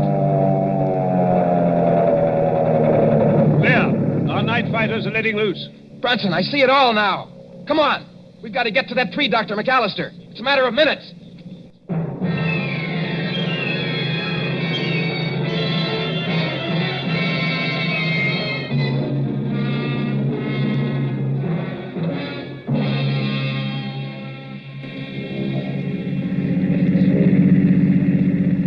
Susie, is Bronson following in the car behind us? Yes, he's following, and men with rifles. We've got to get to McAllister's cottage. This McAllister... I'll bet you 10 to 1 the real McAllister's either dead or tied up in that cottage. The fellow we saw was an imposter. Look out, Susie. Keep your head down.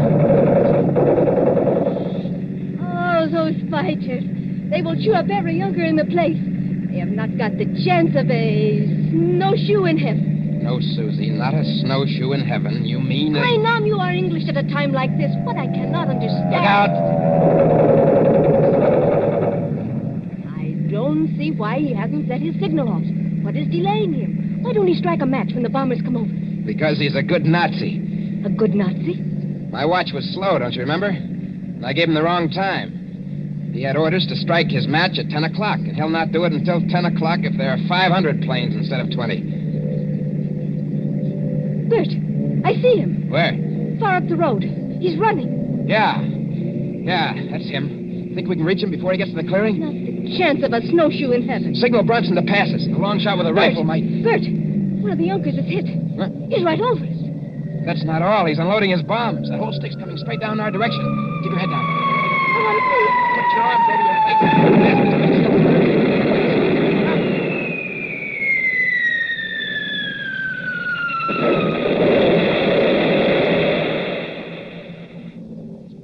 Are you all right?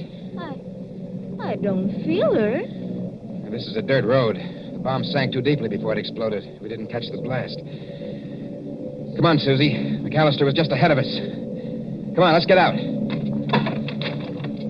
We can't drive any farther. This road is full of bomb craters. Wait a minute, Susie. There's McAllister. He is dead. Yes, Susie. Killed by a Nazi bomb. Look, on the ground. What are those two white cards? Oh. They're all smeared with oil. Must have fallen out of McAllister's pocket just before he got hit. Let's see. What do you know? What are the cards, Bert? 2 tickets for Madame Tussauds Waxworks. I'm afraid our friend's never going to get to use them. Not the chance of a snowshoe in heaven.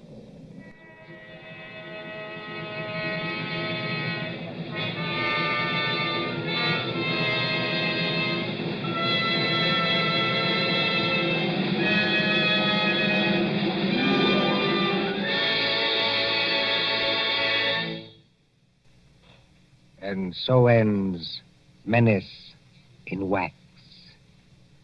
Tonight's story of Suspense.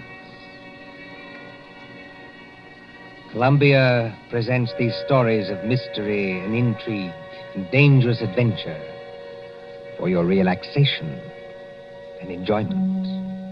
Next Tuesday, there'll be another in this series. Same hour, 9:30 Eastern Wartime. William Spear, the producer. John Dietz, the director. Bernard Herrmann, the composer-conductor. John Dixon Carr, the author. Our collaborators on Suspense.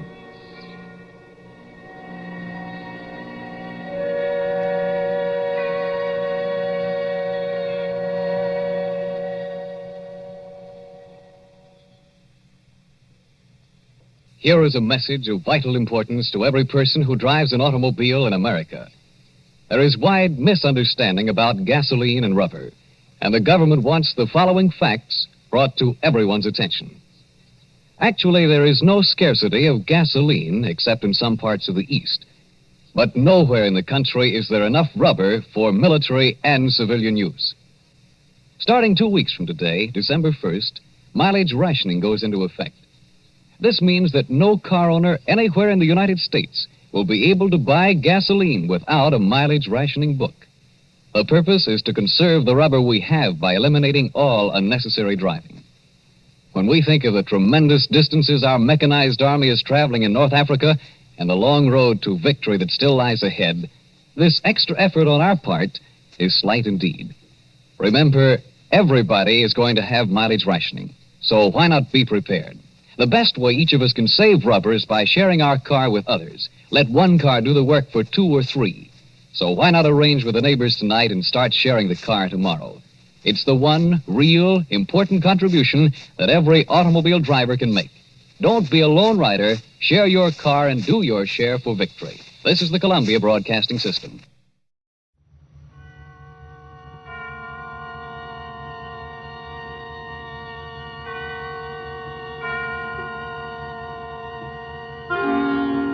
Suspense.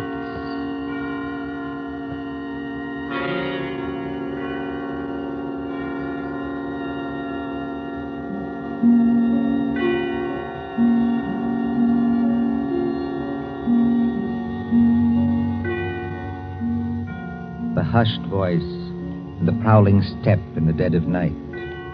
The crime that is almost committed. The stir of nerves at the ticking of the clock.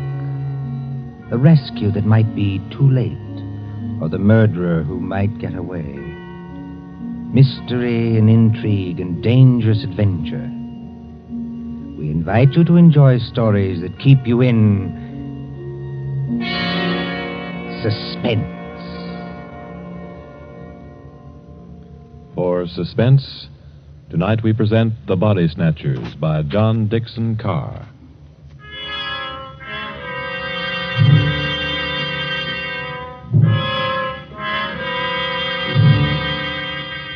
Beware of the body snatcher who prowls after dark. Beware of the graves he robs. Beware of the murders he commits to provide new corpses for the doctors. Up to the year 1832, the body snatchers terrorized England.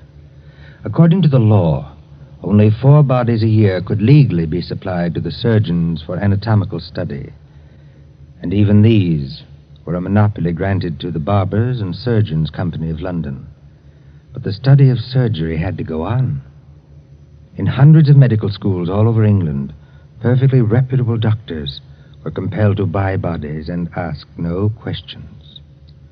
In 1828 burst the scandal of Burke and Hare, who found grave robbing too slow and murdered 16 persons in order to supply Dr. Knox of Edinburgh. And so out of basic good purpose sprang the evil of the body snatcher.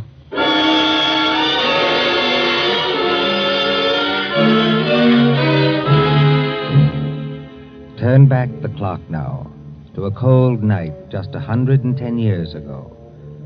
Look into the brick kitchen of a house on Wandsworth Common, not far from London. There, in the light of a tallow dip, sits old Mother Slade in her draggled bonnet. What's a keeping 'em? 2 hours. 2 mortal hours by the Dutch clock. And they're not here yet. Mother Slade? And the graveyard not half a mile off. And once I thought I heard church bells ring. And once... Mother Slade, did you call? No, my girl, I did not call. But I thought I And heard... what are you doing up at this hour, my girl? I was only locking up, Mother Slade. Ain't it enough to have taken you over from a good-for-nothing mother not worth the gunpowder to blow her up? Please, Mother Slade. And given you a good home and brought you up practically like a lady with only the housework to do? I'm sorry, Mother Slade. Only I wish you wouldn't talk like that about me own mother. And what do you do, Peggy Lester? You stop up until this hour You mislay me snuff box 20 times a day. I was only going to say, I thought I heard a horse and cart in the lane.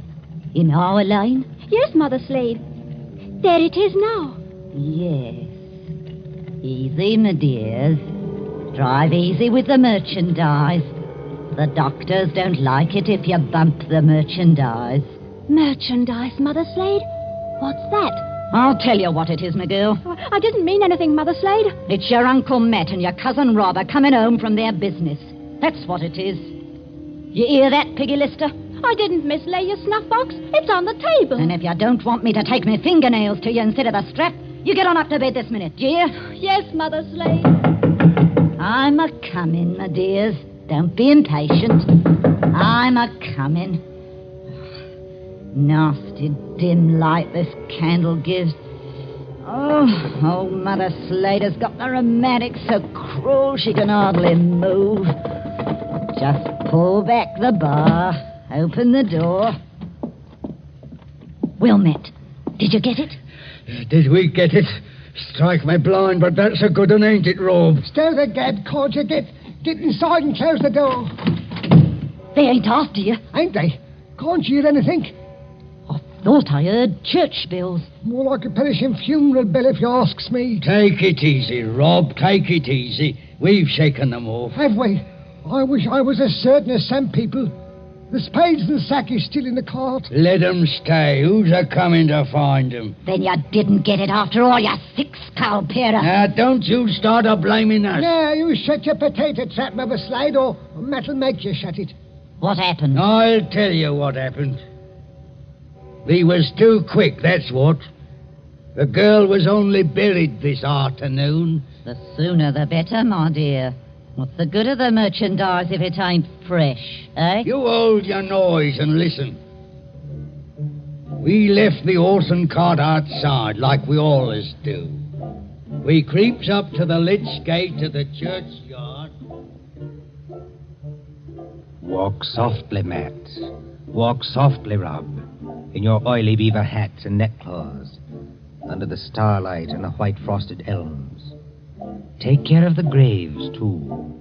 Spring guns may be set in some of them to protect the dead from marauders. And if the coffin is one of those new iron ones, all your labor will be in vain. Open the gates softly. Don't make such a bloody row with them shovels. I can't help it. I'm loaded down with all this stuff. Oh, and who'll do all the work when we do get there? I will. Matt. Aye? Listen. I can't hear nothing except your teeth are chattering. Matt, there's other people besides us in this here churchyard. Aye, 200 or 300 deaders. But they won't bother us. I means living people. Don't talk soft. Somebody's got a dark lantern. I seen it flash past the gravestones. Oh? Where? Can't you see it now? It's a-coming straight toward us. Yes, I see him. Come on. They've seen us, Matt.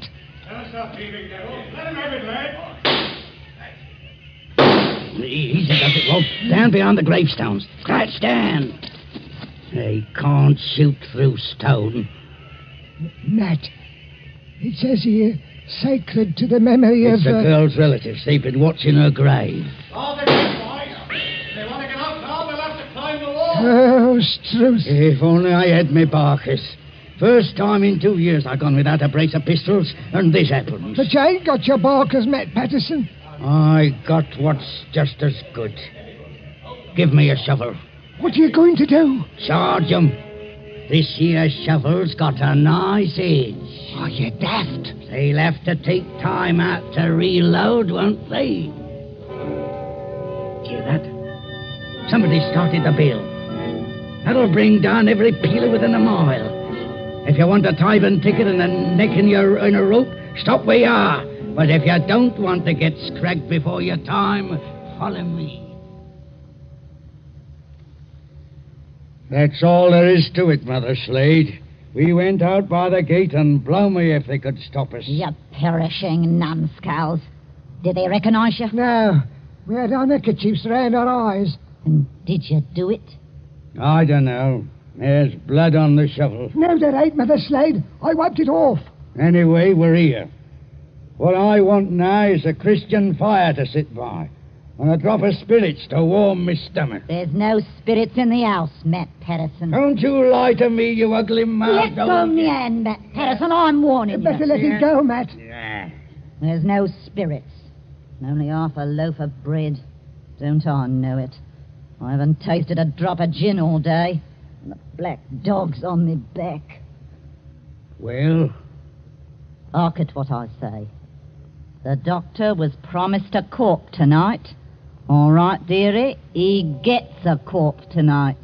Oh, there's that funeral bell again. What's the clock, old hag? Come on, spit it out. A nice young corp without any trouble or bother. Aye? What about young Peggy upstairs? Strike me blind. What about it, eh? You'd have to be mighty careful. Why? You'd have to smother her with a pillow while I sit on her legs. That's what Burke and Eyre done up in Edinburgh. Then you don't leave any marks on them. See? You're off a tick, wait. What? If the doctors see they've been polished off, just plain murdered, they won't have nothing to do with it. Leastwise, they don't like it. Like it or not, dearie, they all do. Who's buying the beef tonight? Dr. George Arnold. Him? The young fella out Fulham way? That's the man, dearie. But I thought he was too pious and holy to play. That's what Dr. Arnold thought, too, till they started putting the screws on him at Bart's College. No corp, they said to him. No lecture. No lecture, no students.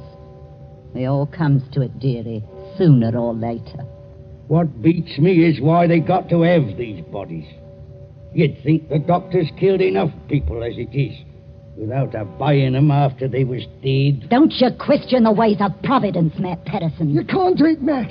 You can't do it, Mother Slade. You stow that noise, Bob Prentice. Do you want to wake the poor girl upstairs? But you can't do it. This cove Arnold, he knows her. Arnold knows who? He knows Peggy. Peggy fair worships the ground he walks on. Oh. He set her arm once when Mother Slade broke it, accidental like, and she can't forget him. What's Arnold going to think when he opens up the sack and he finds What can Arnold do? He's bought her, ain't he? He can't go to the police and say he's bought her. Peggy Lester. Don't do it, Mother Slade. Don't do it. And how do you two thickheads know what Mother Slade is going to do? You're going to kill her, ain't you? Peggy Lester. I thought I heard her moving about upstairs. You did, Mr. Milk and Water. She's on the stairs now. Rob, you're the least to be depended on. Go out and fetch in the sack. Don't do it. It'll bring us all bad luck. Matt, you're a lad after me own heart. You stop where you are and do just as I tell you. Trim the candle. Let's have it all nice and snug. What'll she bring, do you think? 15 guineas. Maybe 20. Maybe more. 20 guineas? Strike me blind. But this is a way of doing business that I like. Listen. Did you call me Mother Slade? That's right, my ducky. That's right, my little pet. Put your wrap around you and your slippers to keep your feet warm and come right down here to Mother Slade. I'm coming, Mother Slade. I'm coming.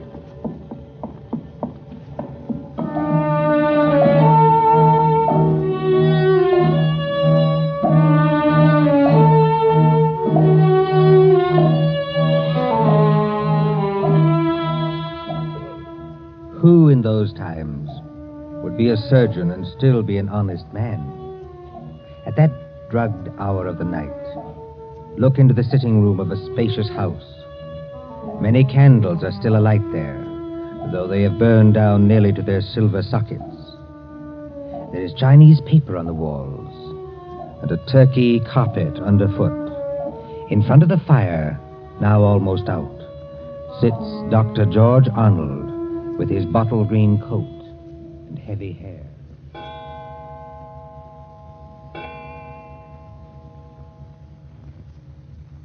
Dr. Arnold, sir. I beg your pardon, Mrs. Tancred. Dr. Arnold, sir. It's gone 2 o'clock. Yes, so it has. You've got a lecture to deliver tomorrow, and you'll be all worn out. Why don't you go on up to bed? Mrs. Tancred. Yes, sir? You're a jewel of a housekeeper. I admire you, and I can't do without you, but would you please go away and let me alone? Sure, I'm very sorry, sir. No offense intended.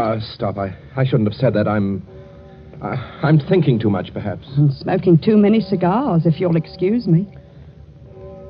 Why must they keep tolling that bell at East Hill Church? Why must they keep it up all night? Well, sir, Elsie says the parson told them to do it. Elsie. Wait. Who is Elsie? Dr. Arnold, sir.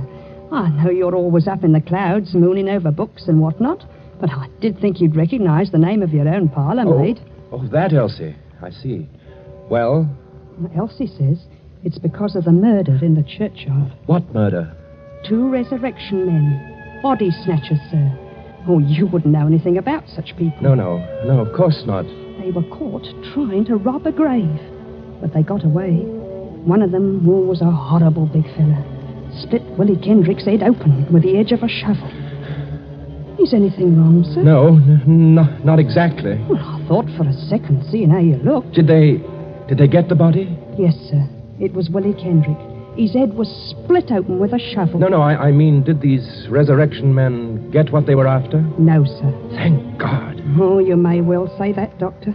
Wasn't exactly speaking in the religious sense, but never mind. Well, Elsie says there are what she calls peelers all over the place. Peelers? Yes, these new policemen. After Sir Robert Peel. And somebody from the new detective police that they're using instead of the Bow Street runners. Well, Mrs. Tancred, I'm going to smoke one more cigar, and then I'm going to bed. Very good, sir.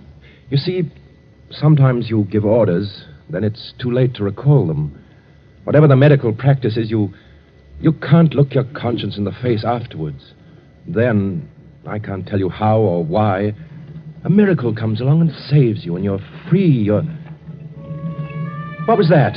Sounds like a horse and cart in the drive, sir. Mrs. Tancred. Yes, Doctor? Will you please go upstairs? Now make haste.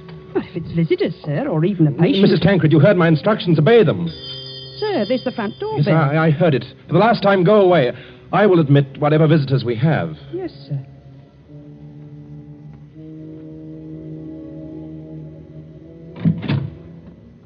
Good evening, dearie. Oh, come into the sitting room here, Mrs. Slade. La, sir. Just call me Mother Slade.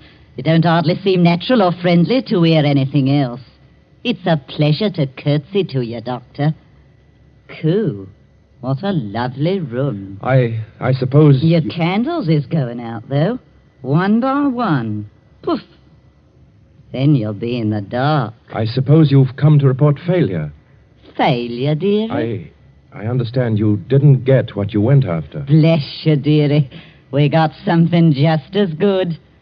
Finest piece of merchandise you ever saw. You haven't got it here. Bless you, dearie. Mother Slade always keeps her word.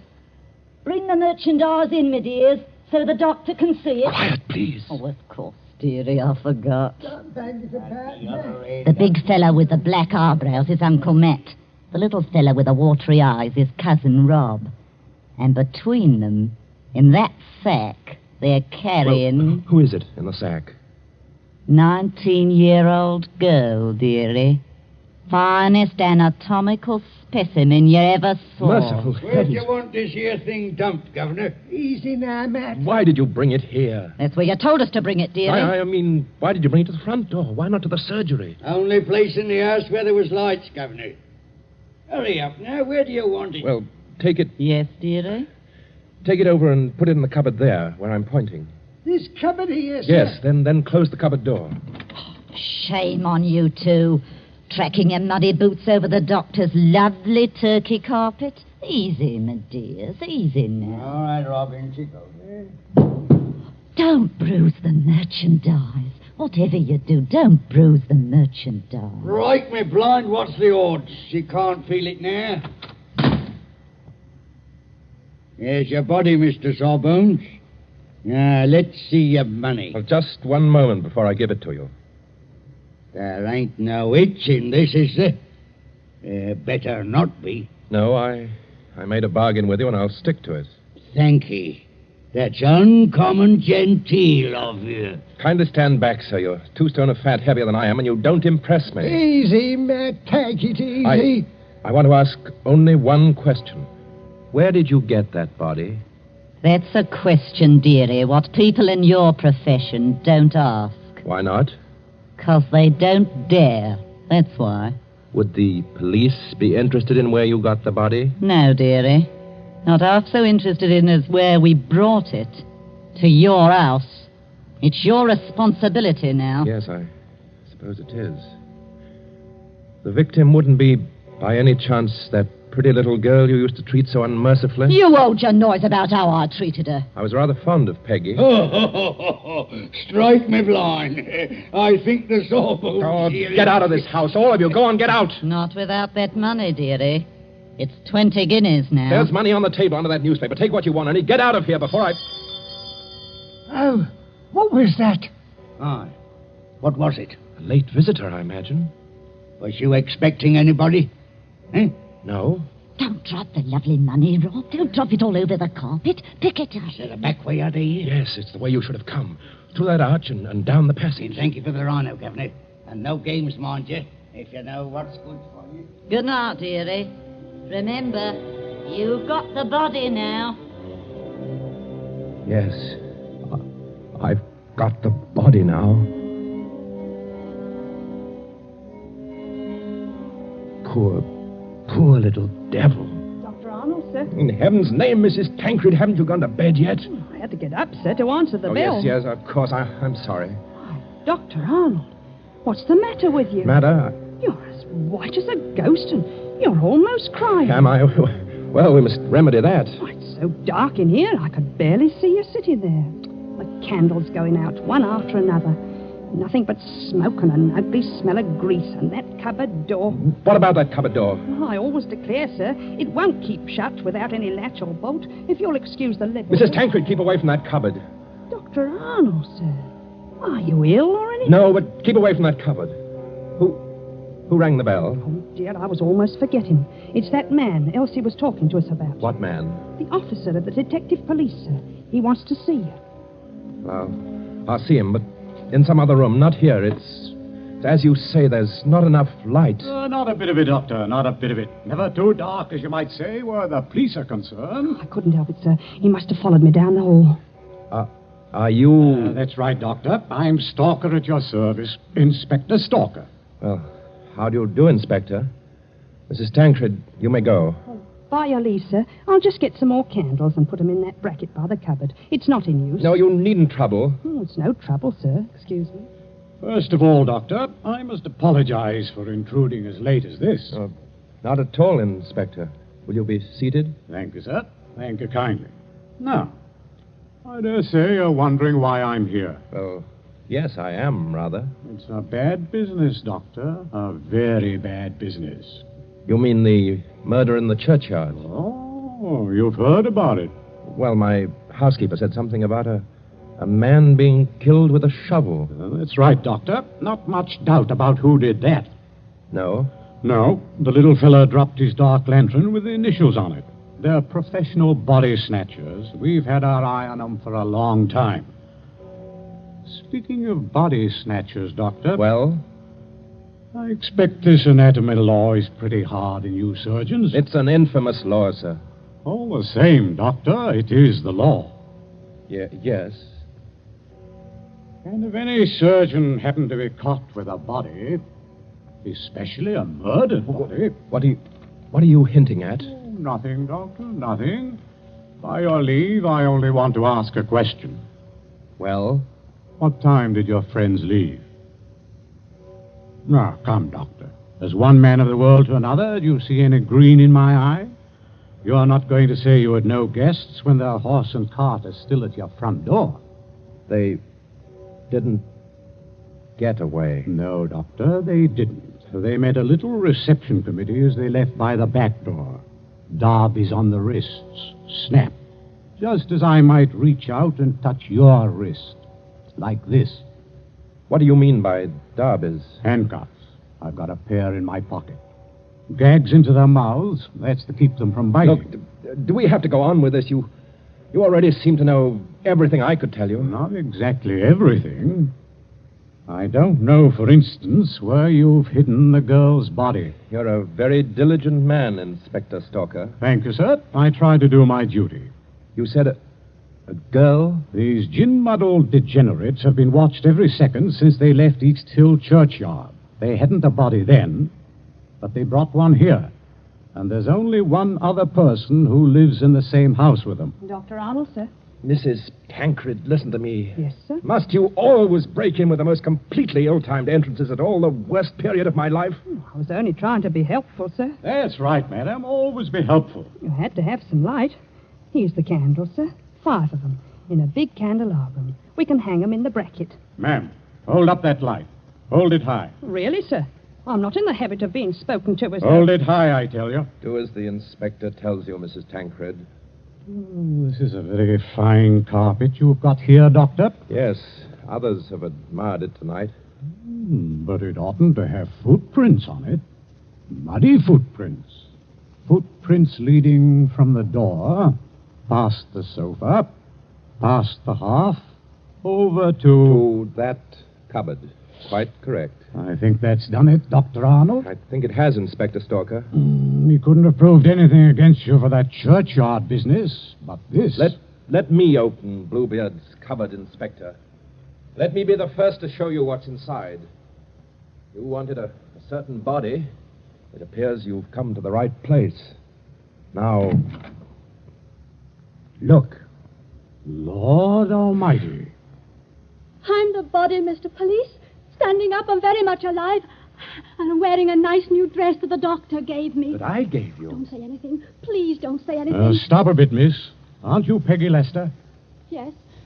Just because the doctor has to be so terribly respectable and a girl who's fond of him has to come here in secret. Wait a minute, everybody. Peggy Lester, you're lying. I am not lying. So that's it. Why didn't I guess it? It's the oldest body snatcher's trick in the world. Is it? Of course, the old pinch penny like Mother Slade couldn't sacrifice a good household drudge. Of course they brought the body here, instead of taking it to the surgery, where it might get locked up. Could you be persuaded, Inspector, to tell us just what you're talking about? The body snatcher, sir. Well, what about them? They take a living accomplice and put him into a sack and sell him to a green doctor as a dead man. Yes, but see here, They get the best price they can. Then in the middle of the night, that accomplice gets up and robs the doctor's house.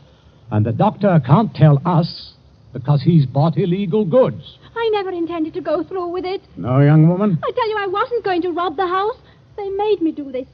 I was going to tell Dr. Arnold. When I found out where they were taking me, I pretended to go through with it so I could warn the doctor. They can hurt so much, you'll agree to almost anything. Oh, that sounds like the truth, but it puts me in a funny position and no mistake. Well, your 3 murderers, Inspector, seem to be leaving. Yes, they're leaving right enough. Trussed up like fowls and under guard. Does anybody go with them? Well, how can anybody go with them? I'm willing to believe this girl acted under threats. She's committed no crime. And I don't for the life of me see how we can touch you. Can't touch me? No, sir. And confound you for making me lose a night's sleep. There's no body. You didn't even buy a body. Will you tell me, Doctor, just what crime you've committed?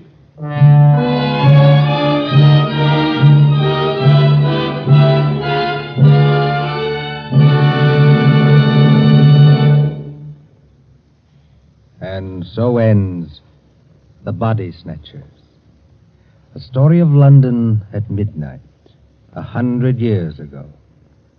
And tonight's story of Suspense.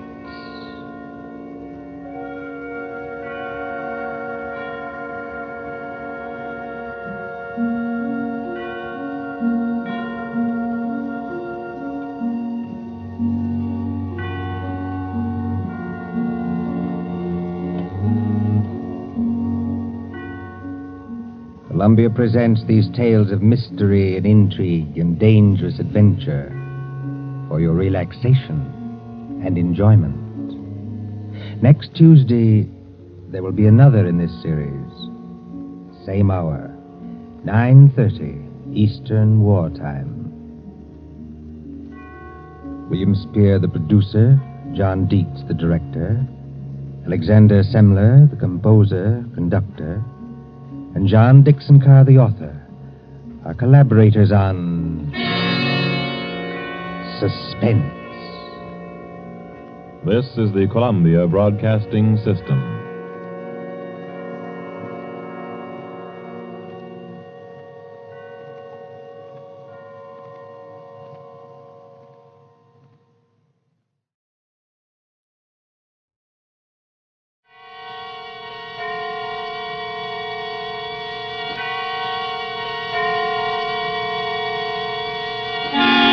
Suspense.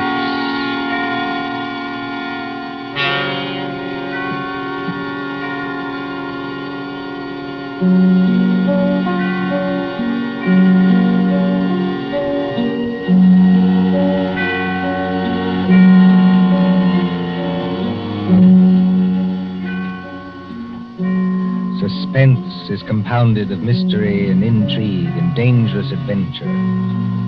Stories calculated to intrigue you, to stir your nerves. Tonight, for instance, as we begin, you may want to ask yourself, how could a young lady, a bride, walk out on a balcony alone and vanish? Completely vanish. We trust that while you are wondering how and why it was done, we shall keep you in suspense. For Suspense, tonight CBS presents The Bride Vanishes by John Dixon Carr.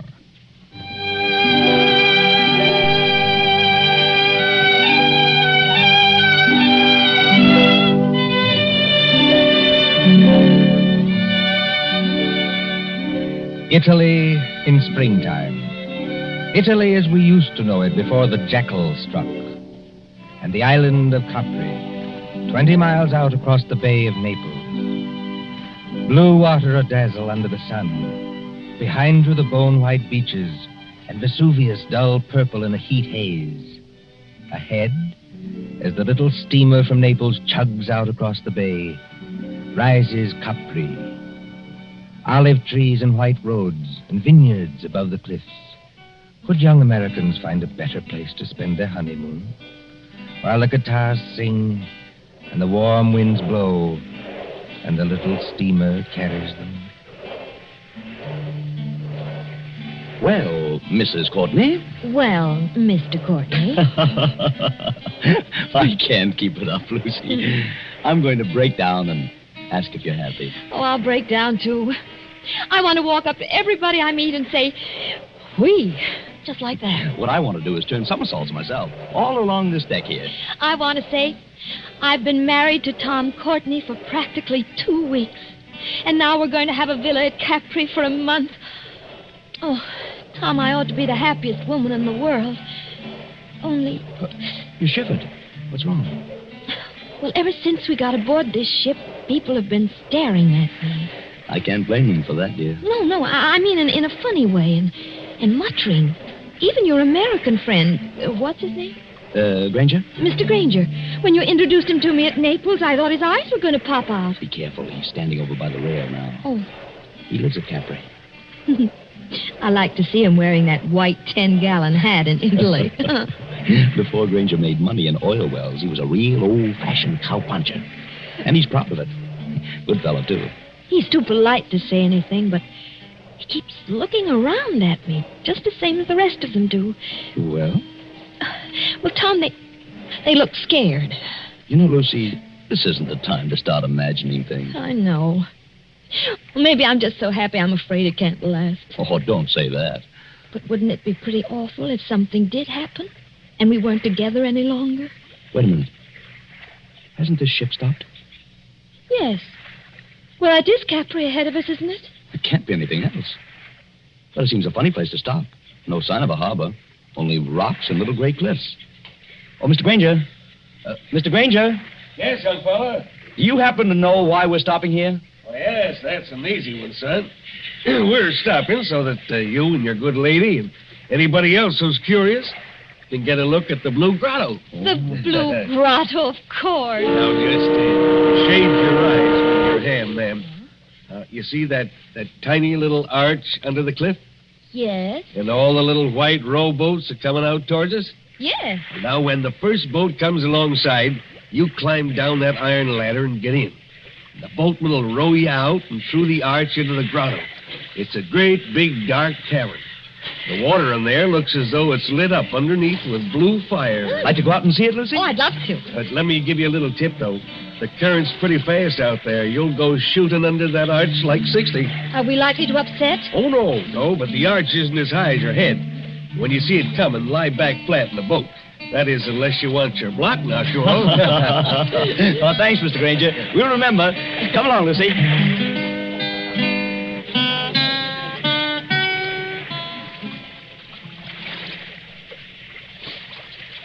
Easy on the ladder, Lucy. Don't look round yet. Oh, I'm all right, darling. And just as good a swimmer as you are. I'm in the boat now. Take one more step. Steady. Yeah, there you are. Now turn around facing the boatman and sit down here beside him. What's the matter with the boatman? Easy, man. Do you want to upset us? Sit down. You come back, yes? Come back? Well, I've never been here before in my life. Push off, man. Start rowing. The other boats are piling up behind you. You come back. Start rowing, can't you? Andare subito. Basta. Tom, he can't take his eyes off us. I wish he'd watch out where he's rowing. You come to live at the Villa Borghese, yes? Tom, how does he know that? He's the lady. She is not dead. Dead? Of course she's not dead. What are you talking about? She never come to Capri before? Never. Then I tell you, she will disappear, just like the other one. Disappear? I rest my orders, and I tell you. Tom, aren't we moving rather fast? Yes, that's the entrance to the grotto ahead. I tell you, there was a lady so much like your own, coveting back. Oh, it scared me. Now, look, old man, I don't want to teach you your business, but you've got your back to that grotto. Take this lady back where she come from. Do not take her to the Villa Borghese. Down, Lucy. Flat on your back. Down!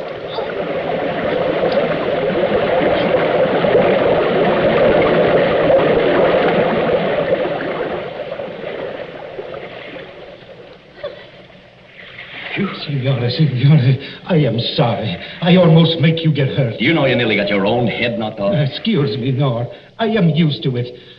Now, I will roll you round the Blue Grotto.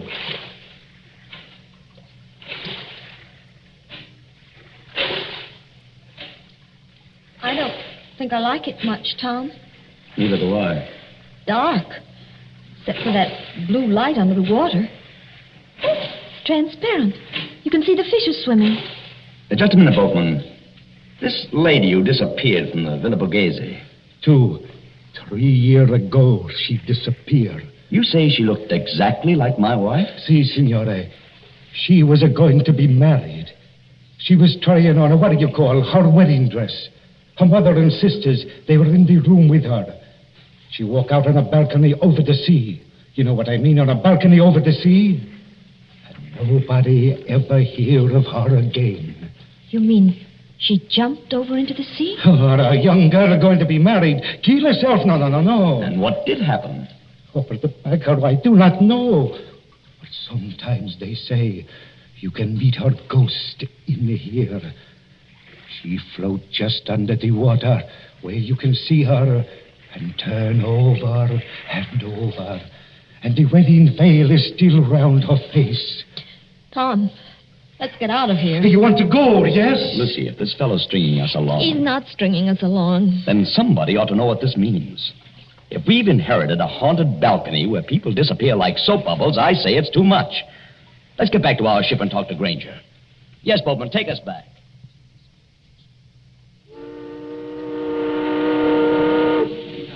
Mr. Granger! Mr. Granger! I'm aboard, ma'am. Oh. You too, young woman. This ship will start in half a second. Yeah, give me a hand, Lucy. Thanks, dear. Oh, didn't anybody else go to the Blue Grotto? Well, ma'am, no. Not after they saw you go. It's all right. We've just heard the story, Mr. Granger. Oh, I ought to have told you about it myself. All the way out here, I've been cussing myself and thinking what an ornery old badger I am for not telling you when I first met you in Naples. The girl did vanish.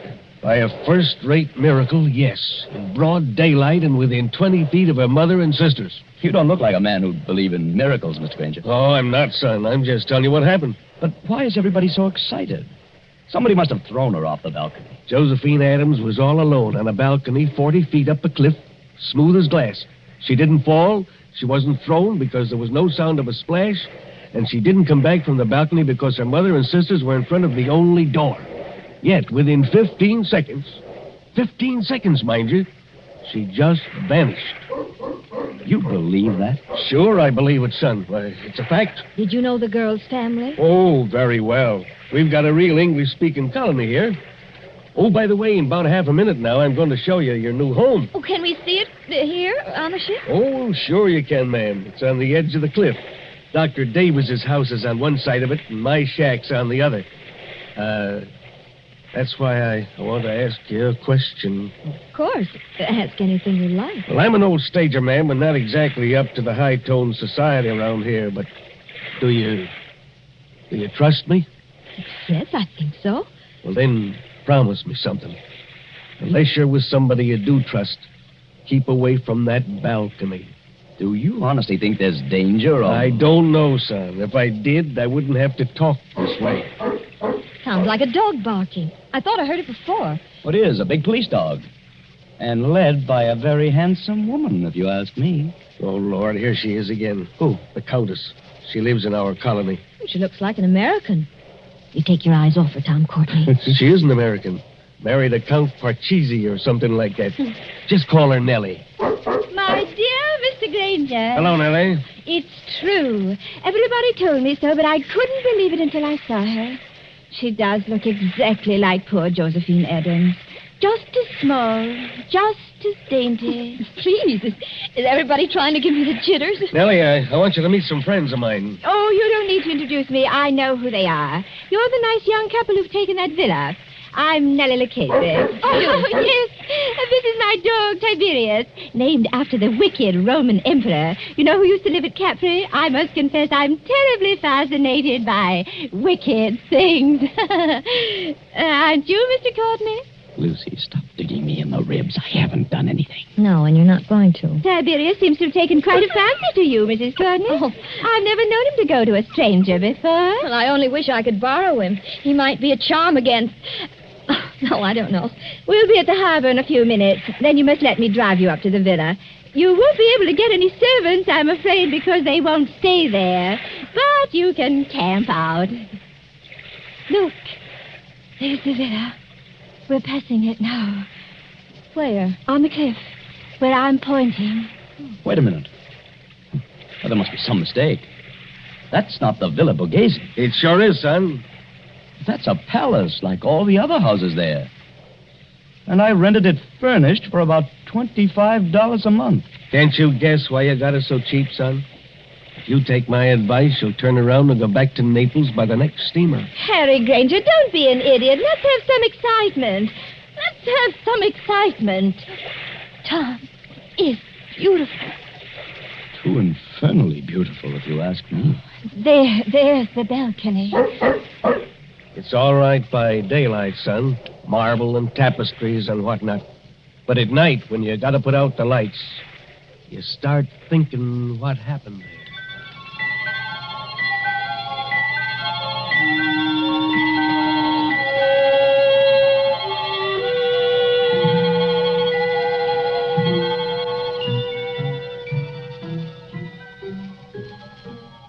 The moon over Capri makes a deathly daylight. You could see to read on that balcony if anyone went out there. Frosted glass doors open out on it from a big room on the ground floor. Two determinedly calm persons and a dog sit looking at each other. Lucy, stop it. Stop what? Stop looking over at that balcony. I'm sorry, darling. Why are we sitting here anyway? There's an outer room that's much more comfortable. It's like having a toothache. A very little toothache. I may be dense, Angel, but I don't follow you. You put your tongue against the tooth to see if it'll hurt. You know it will hurt, but you go on doing it just the same. Well, that's us. Maybe you're right. Oh, Tom, did you ever think we'd have a lovely house like this? The house is all right, yes. Then they have to go and spoil everything. Our honeymoon. With this blasted Tommy rod about... Tom, you're as jittery now as I was this afternoon. Oh, even Tiberius is jittery. Yes, I guess I am. Easy, boy. Easy. Well, there's whiskey on the table. They call it Vicky here. Mix yourself a drink. In a minute. Not just now. Lucy, there's nothing wrong with that balcony. Suppose you walked out there this minute. I've had a horrible longing to try it. Just because I know I shouldn't. Well, nothing could attack you. All you'd have to do would be to yell. That'd bring Mr. Granger out on his balcony like a shot. And the neighbor on the other side of us would... Well, who is on the other side, by the way? A loony doctor. A what? A specialist in brain diseases. Dr. Davis. He's English. Listen.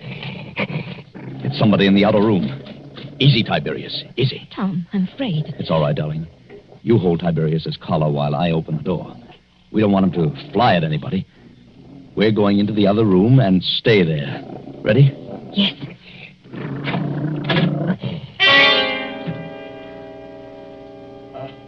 Good evening, Mr. Courtney. Good evening, Mrs. Courtney. I'm no ghost, though you appear to regard me as one. I'm merely your neighbor, Dr. Rutherford Davis. Yes, of course. Mr. Granger mentioned you. I trust you will pardon this intrusion. No one answered my knock, so I ventured to come in. It's no intrusion, Dr. Davis. We're a little disorganized here, that's all. Naturally. Mr. Courtney, I wish I could say welcome to Capri, but I have a very different message. Well? If you value Mrs. Courtney's life, you'll go back to Naples immediately, sir. Not you, too. I do not say that as a ghost hunter, sir. I say it as a medical man. May I sit down? Oh, of course. Please do. Oh, thank you. We seem to be forgetting our manners. Dr. Davis, will you have a drink? Oh, thank you. Perhaps a small whiskey? I'll get it, darling. You sit down and talk to Dr. Davis. You're not going back into that room alone. Oh, I'm only going to get the drinks, Tom. I promise to be good. And Tiberius can come with me. Can't you, Tiberius? Oh, I see you've borrowed Tiberius from the Countess Lucchese. Yes, she was kind enough to offer him. Excuse me, I'll be back in a minute. Come on, Tiberius.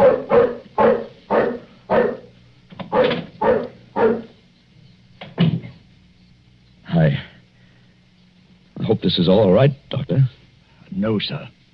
It is not all right. Your wife is in very great danger. But why? Because of that balcony? No. Because she looks exactly like the late Josephine Adams. I don't get it. Mr. Courtney, did you ever hear of paranoia? It's some kind of mental disease, isn't it? The paranoic begins by imagining that he or she is being persecuted by someone. First, he hears things. A voice in his brain whispers, "You'll be killed. You'll be killed. You'll be killed."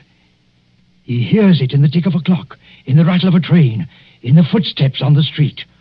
There are holes in the walls through which his enemy is always watching. Invisible speaking tubes bring him messages. There are pains in his joints and nightmares of attempts to poison him. His brain bursts and he kills. He kills. He kills. Well, excuse me for speaking so strongly. But how does this affect us?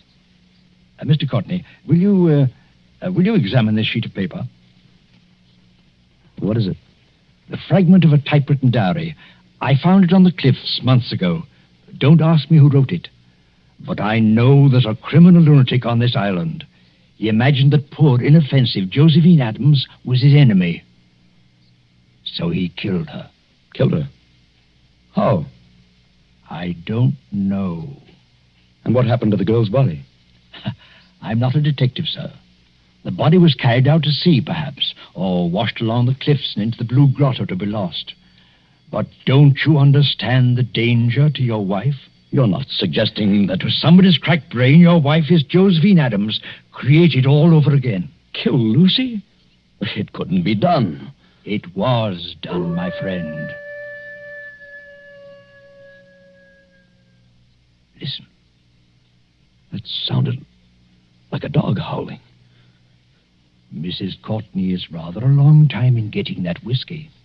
She wouldn't go near the balcony. She promised not to go out on the balcony. People do very perverse things, my friend, when they know they shouldn't. Lucy! Lucy! That seems to be Tiberius out on the balcony. I can't see anything else from here. She's gone. She's gone. She's gone.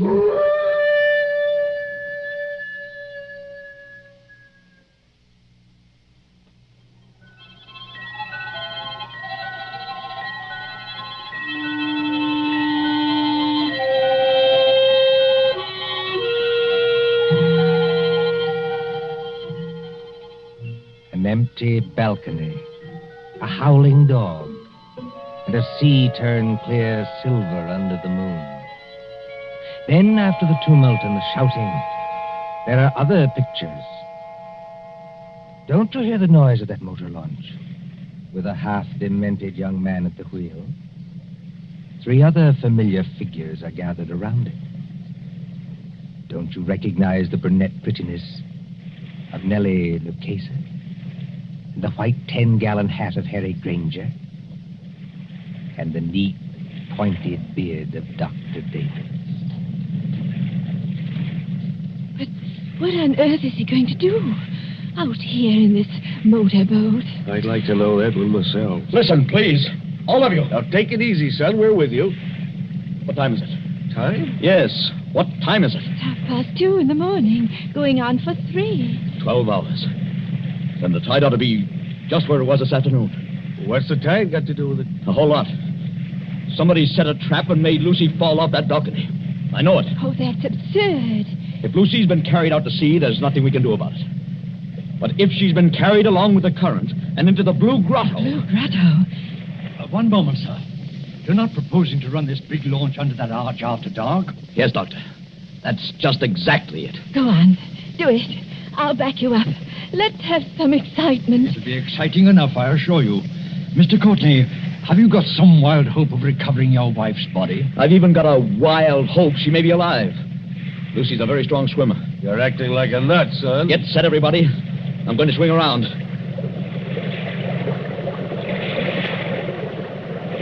We're in the current now. Better hold tight. I've got to duck my own head when we go through. Everybody else squat down. I still protest against this. Don't you understand, Mr. Courtney? Get ready. Here we go.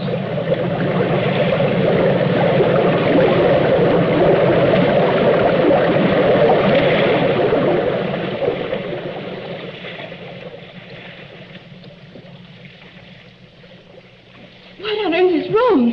There's no Blue Grotto. It's as black as pitch. My dear Nellie, I kept trying to tell all of you. The Blue Grotto effect is caused by the sun's rays. There never is one except when the sun is out. Just how does our friend propose to find anything in here? Listen. Something got hold of the side of the boat. I felt it move. Not the dead girl, I trust. There's a hand here. A wet hand. Lucy. She's not alive. Mr. Granger, help me lift her up over the side. Easy now. Don't tip the boat. Oh, Lucy. Lucy, are you all right? Tom. Are you all right, Lucy? Can you hear me? All right. I'm just exhausted. I got in here. Couldn't swim out against the current. Oh, don't try to talk. I've got to talk. I'm going to faint. Tom, who's with you? Only our friends. Who's with you? Is the murderer with you? I was just wondering the same thing. To be shut up in the dark at 3 o'clock in the morning with a criminal lunatic. Who spoke then? Now, Lucy, don't hold me so tight. Let go, dear. I'll get the boat started and have you out of here in a second. Who spoke then? Only Dr. Davis. Tom, I've got to tell you.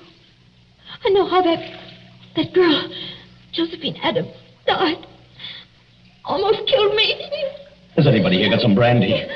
Or a flashlight? I have a flashlight, my friend. Will you allow me, as a medical man, to examine Mrs. Courtney? You better keep back for just a second, Doctor. She's hysterical. Give me the flashlight, please. I walked into the other room. Nobody with me. All alone except Tiberius. Yes, Lucy? Somebody called my name. From the balcony, I thought. Very softly. Mrs. Courtney said. Mrs. Courtney. Did you recognize the voice? Yes. That's why I went. Hadn't you better start up this boat and get out of here? Now, don't pay any attention to them, Lucy. Nobody can hurt you now. I went out on the balcony. It was bright moonlight. Bright as day. But there was nobody there. Nobody on the balcony? No. I looked out over the sea. And then something came at me. Something flew out of the air and came at me. Just one moment before Mrs. Courtney goes on. Is anybody in this boat carrying a revolver? Not that I know of. Excuse my mentioning it, but I felt something. Metal. Like a revolver. Brush past my hand. Oh, it was only the flashlight. Excuse me, it was not a flashlight. Mr. Courtney's got the flashlight. Would you please let Lucy go on and finish? Lucy, you were on the balcony and something came at you. Yes. Like a snake. Sideways. Out of the air. It went over my head. Fastened around my neck. It was a rope. With a running noose in it. A rope? That's it. A rope. It was thrown from another balcony. I'm small and light, like Josephine Adams. It pulled me sideways and over the rail. I fell. I think I begin to understand They what... couldn't see what happened to Josephine Adams. Frosted glass doors to the balcony, so they couldn't see. Now, take it easy now. You're perfectly safe. Is she perfectly safe? The murderer let her fall on the rope. But the rope was jerked tight long before she struck the water. That broke her neck. Then the murderer lowered her softly. So there wasn't any splash. And the current took her away, rope and all. That's it. It would have happened to me. Only the rope must have slipped through the murderer's fingers. Through whose fingers? What did I tell you? Somebody in this boat has got a revolver. Who's overboard? Somebody went? Switch on that light, my friend, and shine it on the water. All right, Doctor. There's your light. Look at it. Turning over and over. The water in the blue grotto is red now. Tom, stay close to me. Oh, it's all right, Lucy. I swear you're safe enough now. Did he shoot himself? Yes. Did who shoot himself? Who had a balcony exactly like ours on the house next door? Who began life as a cowpuncher and would have known how to use a lasso? Yes, and knew Josephine Adams well, and got it into his maniac's head that Mrs. Courtney was Josephine Adams all over again. Harry Granger. Look. There's his 10-gallon hat floating away.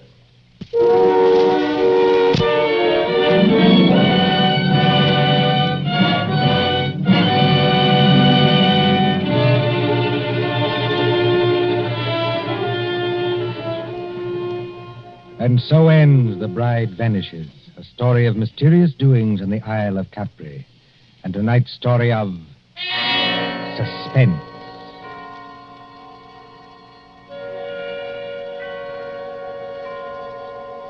Columbia presents these tales of mystery and intrigue and dangerous adventure for your relaxation and enjoyment. Next Tuesday, there'll be another in this series. Same hour, 9:30 Eastern Wartime. William Spear, the producer, John Dietz, the director, Alexander Semler, the composer, conductor, and John Dixon Carr, the author, are collaborators on Suspense.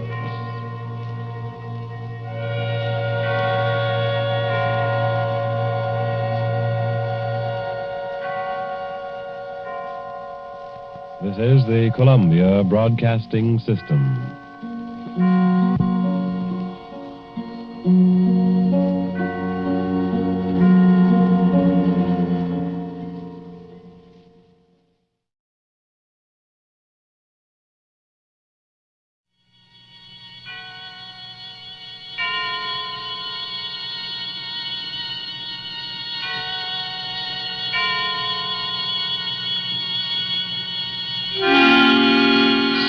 Suspense.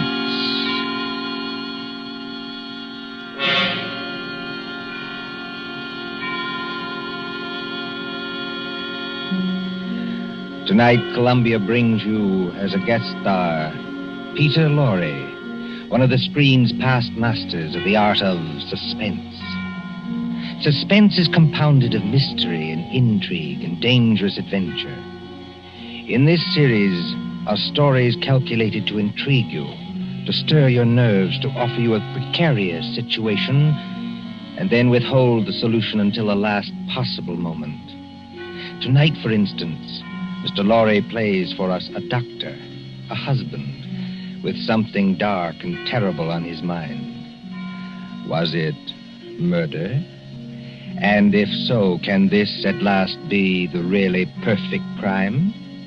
We trust that while you are wondering, we shall keep you in suspense. For Suspense tonight, CBS presents Till Death Do Us Part by John Dixon Carr, starring Peter Lorre.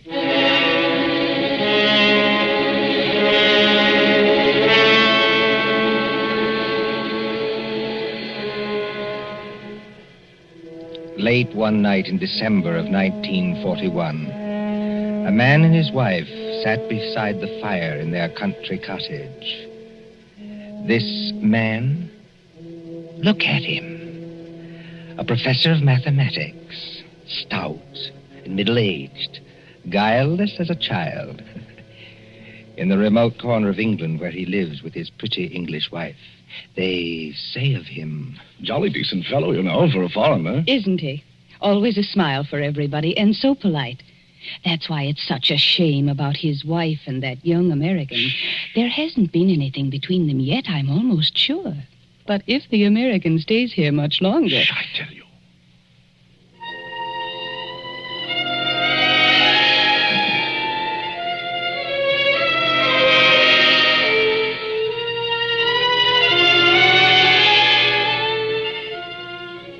A happy man, this Professor Kraft.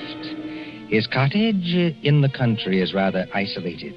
3 miles from the nearest house. No electricity or central heating or telephone. And on December nights like this, a great wind comes rushing off the Sussex Downs. It rattles at the windows, growls in the chimney, and makes unsteady the oil lamp on the table. Professor Irwin Kraft sits before the fire in a snug, book-lined room. And across from him, sewing, sits his young wife, Cynthia. A domestic scene. A very domestic scene. Oh, my pet, this is wonderful, isn't it? Oh, so nice and cozy. How I enjoy our little home. It's a pleasure to be indoors on a night like this, isn't it? Yes. Did my darling have a good day? Just about as usual. No adventures, huh? Not exactly. I walked into the village. Walked? Oh, I really blame myself for burying you out here. I ought to get your car. That's not necessary, thanks. Come now, come. Did something happen to upset my little pet today? No. You know, darling, I look at you and I marvel. You marvel at what? At a wife who can actually blush. Yes, with a skin so fair and a conscience so transparent that she can actually blush. I wasn't blushing about... About what? About anything you might be thinking. It's your horrible habit of putting everybody else in the wrong. Oh, but the neighbors don't think that about Papa Croft. The neighbors don't have to live with you. I do. And you mustn't scratch either. Not when we are so snug here, so cozy, and the kettle on the fire's nearly boiling, and the rum is ready, and the lemon juice, and the sugar for her medicine. Oh, and must I drink that stuff? I don't like rum. But you have a cold, darling. I haven't got a cold. Really, I haven't. Now, darling, twice today I heard you cough. Now, you are going to take your medicine, Cynthia, and take it here and now, and not offend your clumsy old husband by refusing. Why do you keep on treating me like a girl of 16? I love to treat you like that, Cynthia, because I cannot fathom your thoughts. You lock up your thoughts, and that is a dangerous English habit. You see, thoughts accumulate and won't be stifled. And sooner or later, when you least expect it... Well, look out. The kettle's boiling over. So it is. Owen, please, lift it down from there. Of course. I apologize. My darling. There. For a second, you know, you almost frightened me. Huh? I frightened you? I suppose it's foolish. Well, here we are, my dear. Here we are. Now, see, I put 2 tumblers on the coffee table. And now, a spoon in each so that the heat doesn't crack them. My dear, must you give me so much rum? Can't I have the small one? But we have to cure that cold of yours, Cynthia. Now comes the lemon juice. Yes. And now comes hot water to the top. Here we are. And 2 lumps of sugar for each of us. There you are, darling. Now let's drink up, huh? Owen, listen. I didn't hear anything. I did. It came from that cupboard over there. It sounded like your accordion. Oh, that's nonsense, darling. That's nonsense. There it is again. Well, that's only the wind. Or perhaps a rat that got into the cupboard. Owen, I'm terrified of rats. Go and kill it. Would you mind? Oh, you really sit very heavy labors, my sweet, for one of my weight. Well, if you insist, all right. Well, I'll take a good heavy poker from the fireplace. And, of course, it means a little trip to the cupboard. Owen, never mind. You haven't changed your mind, have you? It'd probably run out across the floor. Come back. Wouldn't run very far, I'm sure. Well, again, if you insist. I can't think what's the matter with me tonight. No? No, You're sure nothing upset you in the village today, huh? certainly not. How about this young American, that fledgling doctor, what's his name? Do you mean Dr. Craig? That's it, Dr. Craig. Dr. Craig. Didn't someone say he was leaving today for London and then back to the States? I believe so. That's what Lady Randolph told me. And you didn't say goodbye to him? Certainly not. Wow, that wasn't kind of you, darling. That wasn't friendly. What's the matter? Don't you like my nice hot rum drink? No. But you'll give me no peace till I do drink it. That's right, darling. That's right. Now, take it down like a good girl. I'm keeping you company. See? Oh, how pretty she looks. With her yellow hair in the firelight. And her red mouth. And her light little hands. Very pretty. Oh, there is just one other thing, Cynthia. I gave you a letter to post this afternoon. Did you post it? Yes. Registered? Yes. And did you notice to whom the letter was addressed? Everybody notices the address on an envelope. It was to some Mr. Hatherby at Market Shepherd. That's right. But I don't know who he is, if that's what you mean. Oh, Mr. Hatherby is the coroner of this district. The coroner? That's right. That's right. But is there any reason why you should be writing letters to the coroner? Well, there will be tomorrow morning. We have been just drinking poison, my love. Why do you drop your glass, darling? I don't believe you. No? This will interest you, Cynthia. You were a trained nurse, and weren't you, You see, the poison was aconite, monk's shoot. No. Yes, homegrown in our own little garden. You know, 1/16 of a grain has been a fatal dose. There's no telephone here. No car, not even a neighbor. Exactly, my angel. Take your hands off me. Let me get up. No, my pet. In about 5 minutes, you see, the first symptoms will come on. Symptoms? Yes. Our throats will grow dry. Our eyesight will turn dim. No. And presently we'll lose the use of our limbs. Well, there are convulsions before the end, I believe, but we won't feel them. Let me up. If you try to hit at me, Angel, you'll upset that lamp. And, well, if you upset the lamp, this cottage would go up like tinder. We don't want to burn to death, do we? Owen, why are you doing this? Why are you doing it? Why? Do you think all Papa Kraft is blind, my pet?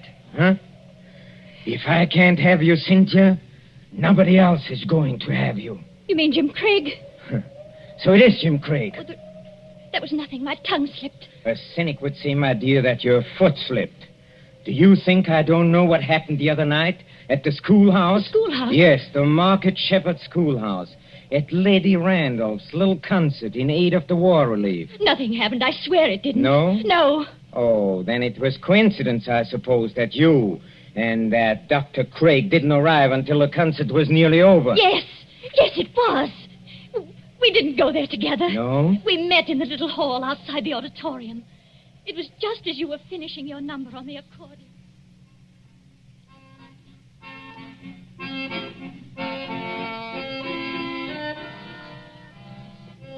Oh, I beg your pardon. It's so dark here, I almost bumped into you. Isn't that Mrs. Kraft? Yes.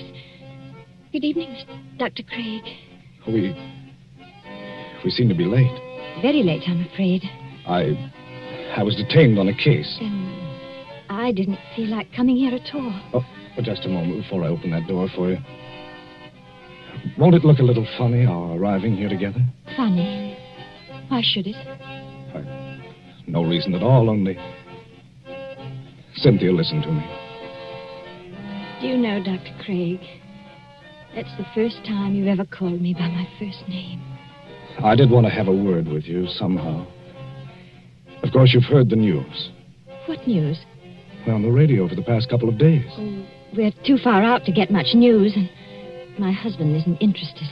He isn't interested? He isn't interested in anything but himself. I'd rather you didn't talk that way about my husband. Oh, I'm sorry. Would you push the door open a little? And in conclusion, Lady Randolph is saying something. I'm sure we've all enjoyed our friend Professor Croft's musical numbers on the accordion. And the vicar's conjuring tricks. And little Miss Linshaw's spirited recitations. It only remains for me to tell you that the collection for this little entertainment will amount to the... Well, yes, Colonel Thompson, what is it? Colonel Thompson's going across the platform in rather a hurry. Looks like an announcement of some kind. Ladies and gentlemen, your attention.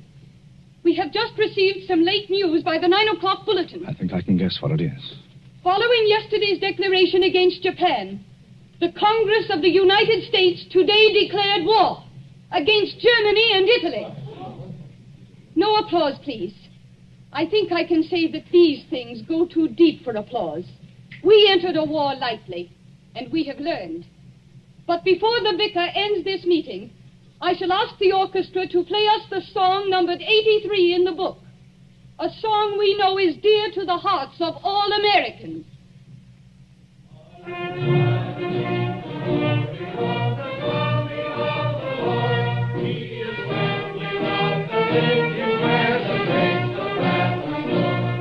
Close the door, Cynthia.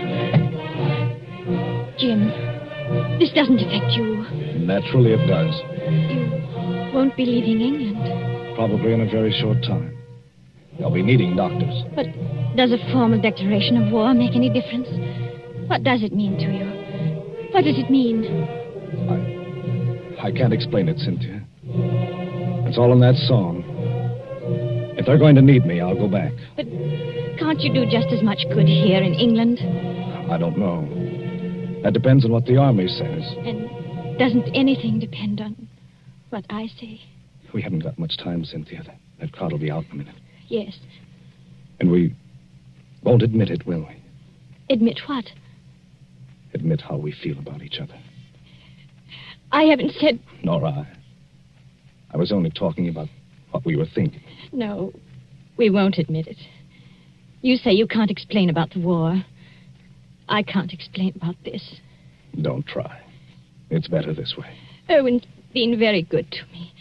And he's such a childlike person. Yes. Everybody likes him. Oh, he has his tempers, and he's not easy to live with sometimes, in spite of what they think.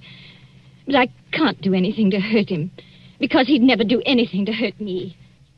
Never, never, never in the world.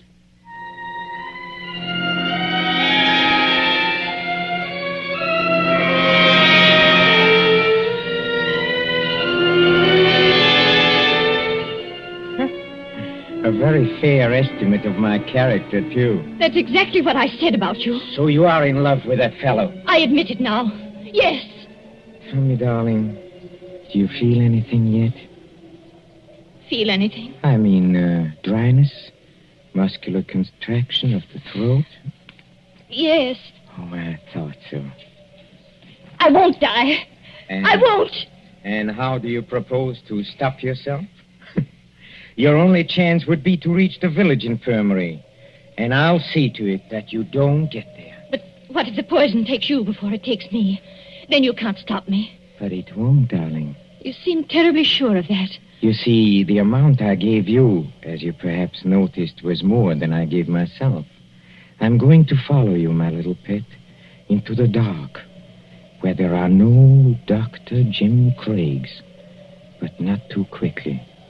I shall still have most of my faculties, Cynthia, when your convulsions are already beginning.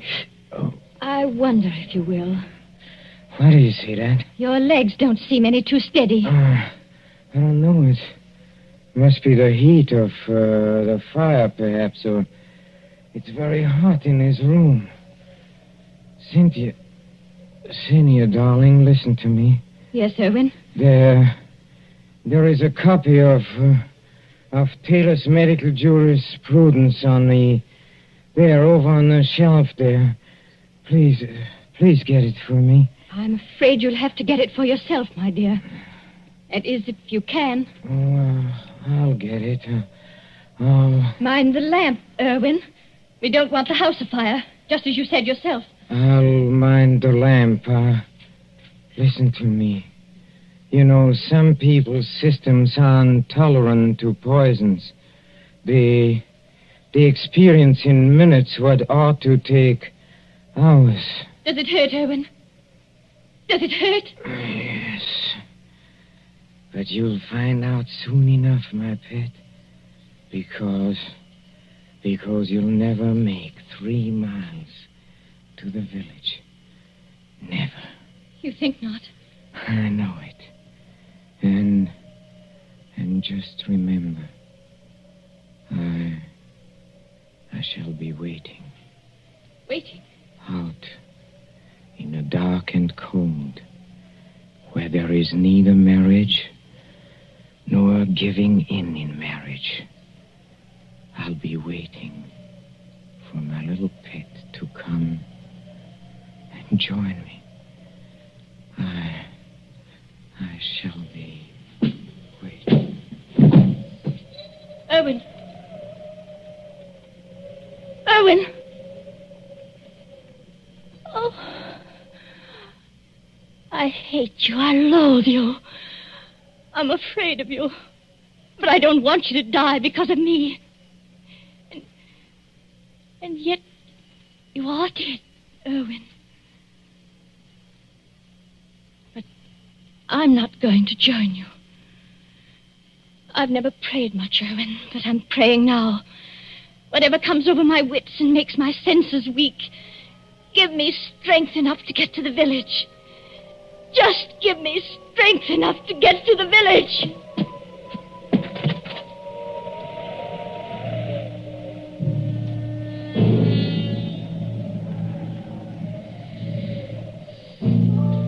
An empty room now, except for the motionless figure by the fire. The great wind enters through an open front door and makes the lamp shake dangerously on the tables. The whole house creaks. Otherwise, it is very quiet. Suddenly, the corpse sits up. Professor Kraft looks pleased, doesn't he?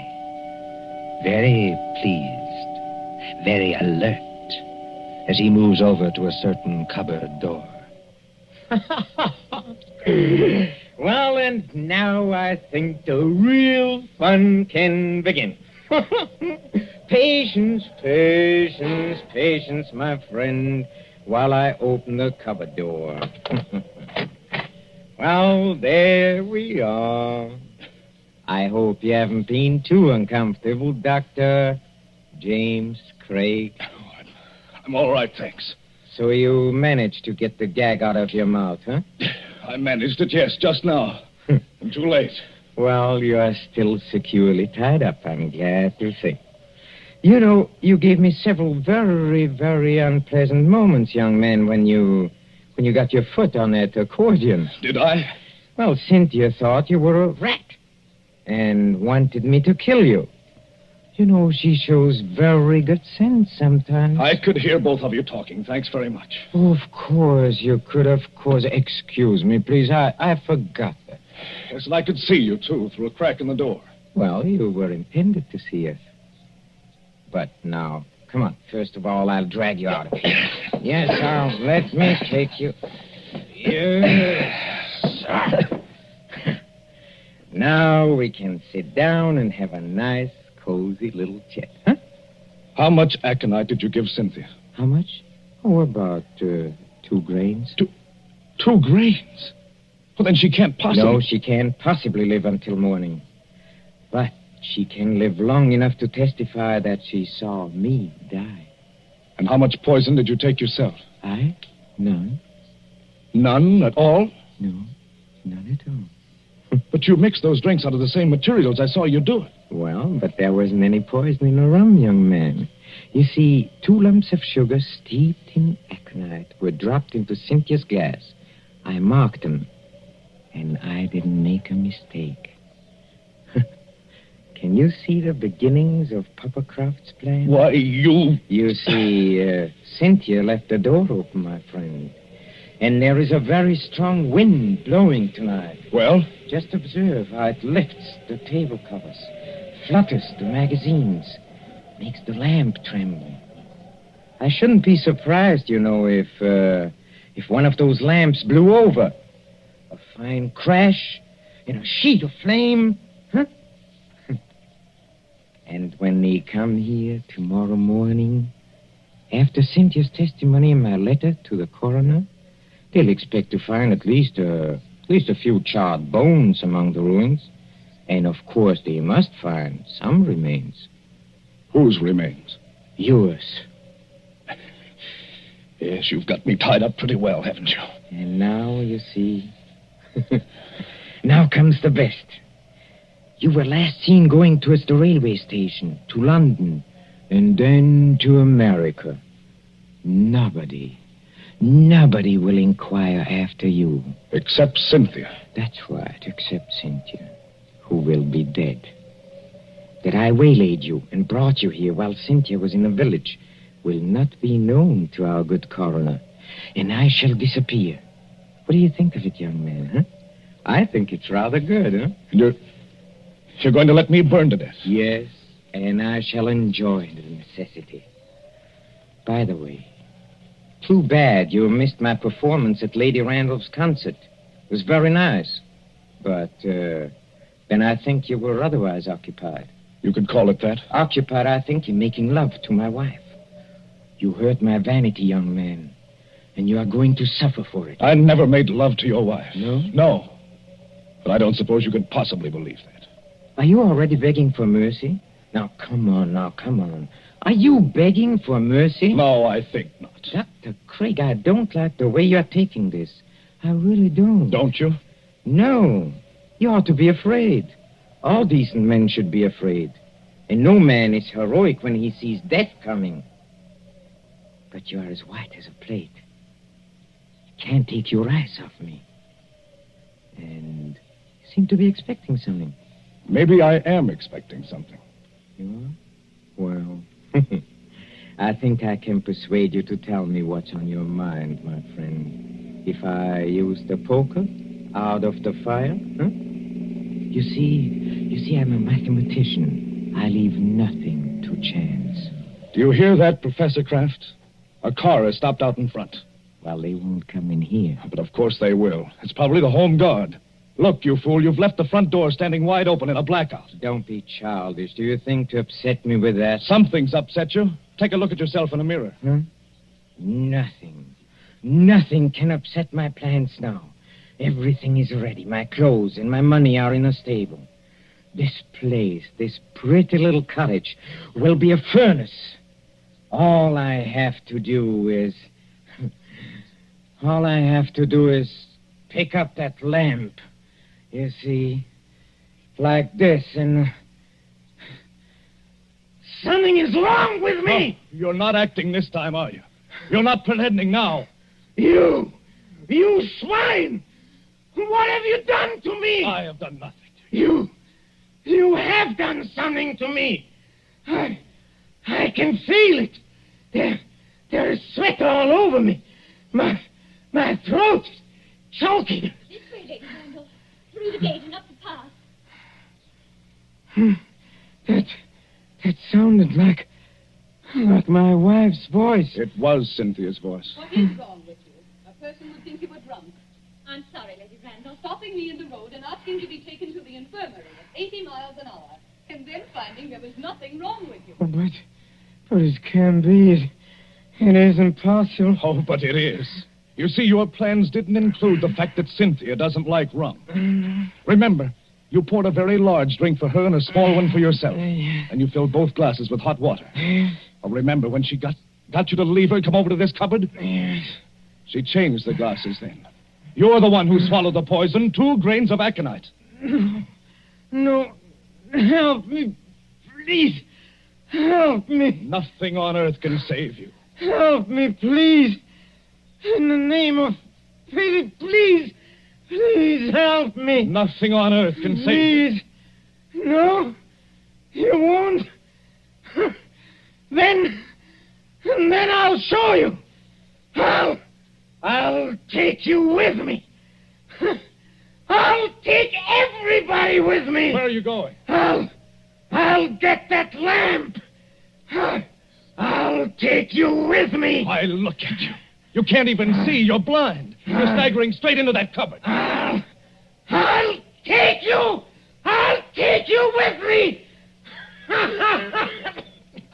I'll take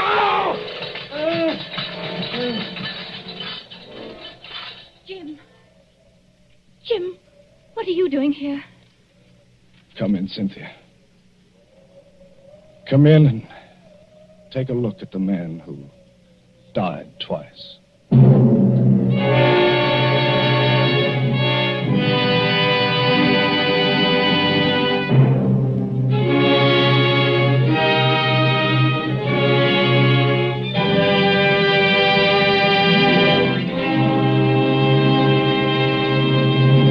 And so ends Till Death Do Us Part, starring Peter Lorre. Tonight's story of Suspense.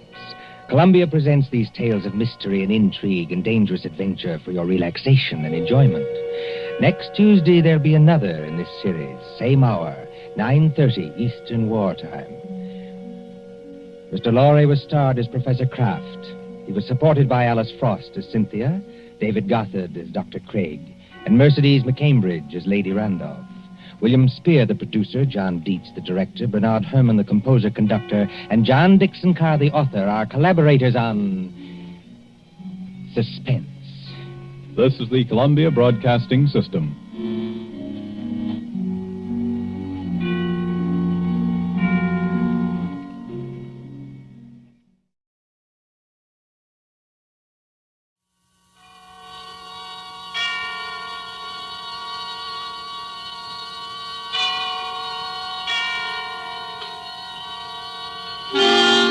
Suspense.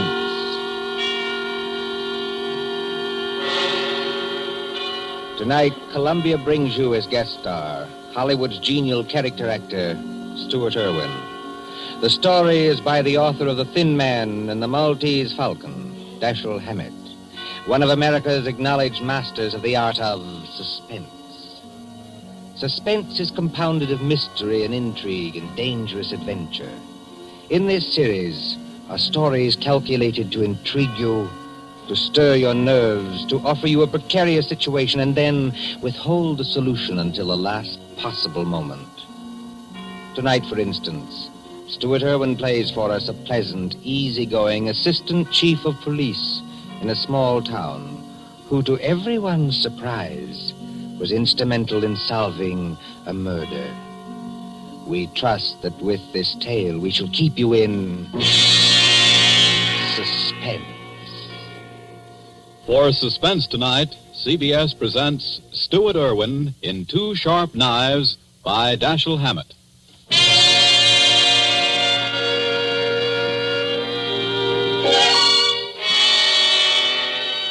Shortly after 2 a.m., a poker game had just broken up at Ben Camdley's, the doctor coroner of Deerwood City. Scott Henderson, Deerwood's chief of police, and Wally Shane, his assistant, were standing outside. Where are we heading for, Scott? Let's walk across the street, Wally. Railroad station. Gee, aren't you afraid of the excitement, Chief? Don't you think that watching the 211 come in is apt to be too much for your blood pressure? Well, if it is, Wally, you can always carry on. You've been a pretty good imitation of an assistant to me for some time now. Yeah? Yeah. If anything happens to me, you'd be the chief. Don't worry. Won't be any harder for you to fool the public as chief. Hi, Elmer. Howdy, Scott. Hello, Wally. Kind of late for you boys to be around, ain't it? No, I don't know. We sort of figured we'd put the town to bed tonight. How's the 211? On time? Right on the nose. She ought to be blowing for the bend in just about 3 seconds now. Yep. What'd I tell you? It's her now. Expecting anyone on her, Scott? No, Elmer, I'm not expecting anyone. Wally and I just thought we'd come over and watch you come in, that's all. You know, Elmer, you never can tell who might get off, though. Dick Turpin, Henry Morgan, Jesse James, Jack the Ripper, or 6 officers of Murder Incorporated, or even your Aunt Gussie. I guess you're right, Wally. Well, here she be. Pardon me, gents, but I gotta be rolling the wagon out to the baggage car. Hi, Elmer. How's it going? Well, can't complain, Cap. Well, maybe you can't, Elmer, but I sure can if you hold us up with that freight there. You got much more? Nope, this is the last piece now. There you are, Cap. All done. Okay. See you tomorrow, Elmer.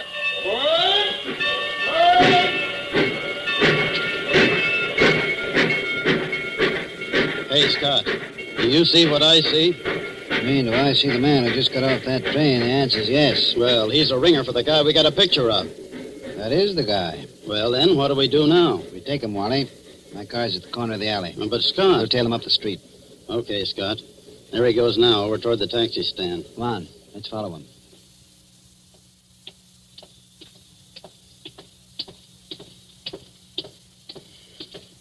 Hello, Furman. Huh? Oh, I don't believe You're Lester Furman, aren't you? Yes, I am. Philadelphia? Yes? I'm Scott Anderson, Chief of Police. What? Chief of... What's happened to her? Happened to who? Oh, no, you don't. No. Let me go. Hold You on. think you can pull that sort of stuff with Okay, me? You're Scott, very let me much get a mistaken. crack at that mug. No. Wait a minute. No. Wait a minute, Hold it, gentlemen. Wally. Well, Furman? Well, I'm sorry. For a moment there, I thought you weren't really a policeman. Thanks. Nice to know I look almost human. Yes, it was silly of me. I'm sorry. Well, let's get going now before anything else happens. Okay, Furman, get in the car. I'll drive, Scott. In you go.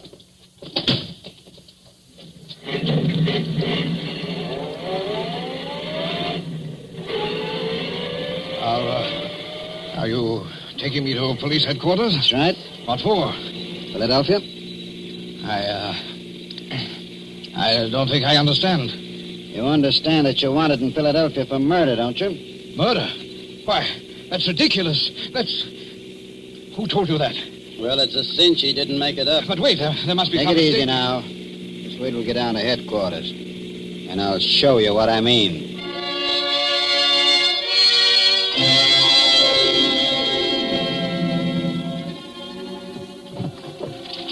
Now then, here's the circular on Lester Furman. It was sent out by the Trans-America Detective Agency in Philadelphia. Take a look at it. Oh, $1,500 reward for the arrest and conviction of Lester Furman, alias Lloyd Fields, alias J.D. Carpenter, for the murder of Paul Frank Dunlap in Philadelphia on December 8th, 1942. Well? It's a lie. You're Furman, aren't you? Oh, yes, but... That's your picture on the circular, isn't it? Oh, yes, but I... Well, Scott, I see you and Wally got Furman, huh? Oh, hello, George. You lucky stiffs. Now you two split $1.50 reward. I never seen nothing like it. You know, if it ain't vacations in New York at the city's expense, it's reward, though. Judge, someday, if you don't remember you're the jailer around here, not the D.A., you're going to be wearing your teeth on the outside of your lips, and I'll be the guys who arrange them that way. Savvy? Just because you caught a guy who's hot in Philadelphia. It's a lie. It's a frame-up. You can't prove anything. There's nothing to prove. I never killed anybody. I won't be framed. Take it I won't easy, be framed. Furman. Take it easy. You're wasting your breath on us. Save it for the Philadelphia police. We're just holding you for them. But it's not the police. It's the Trans-American Please Detective... turn you over to the Philadelphia police. Mr. Anderson, Well, then there's nothing I can do now? There's nothing any of us can do till morning. We'll have to search you now, then we won't bother you anymore till they come for you. But Wally, you look through his bag. I'll see what he's got in his pockets. Okay, Scott. Well, all he's got on him are some business cards, a few letters, $160, a book of checks in the Philadelphia bank, and a few odds and ends. What's with the bag, Wally? Not much. A couple of changes of clothes, some toilet articles, and... Oh, here's a .38. Loaded. Pretty little thing, isn't it? Okay, put those things in what I got in the vault. All right, George. You can take Furman now and lock him up. This is the most ridiculous Come thing along, darling, come on. We ain't had nobody in our little hooscow for 3 days running. Hey, yeah? You'll have it all to yourself. Just like a suite at the Ritz. But Go on, in you go. I tell you, you're making a mistake. I demand to be allowed to get in touch with my lawyer. Hey, how about you boys cutting me in on a little of that blood money, huh? Oh, sure, George, sure. I'll forget all about that 2.5 you've been owing me for 3 months. Make Furman as comfortable as you can, George. Take good care of him. He's valuable, huh? Yeah, now, if it was some bum that didn't mean a nickel to you... George, any day now, I'm going to forget that your uncle is county chairman and throw you back in the gutter just to see how high you'll bounce. Remember that. Oh, Scott, I didn't mean nothing. That's all, George. Never mind the rest. I'm going home now. If anything's urgent, I can reach there. But get this. I don't want to be disturbed. Unless it is urgent.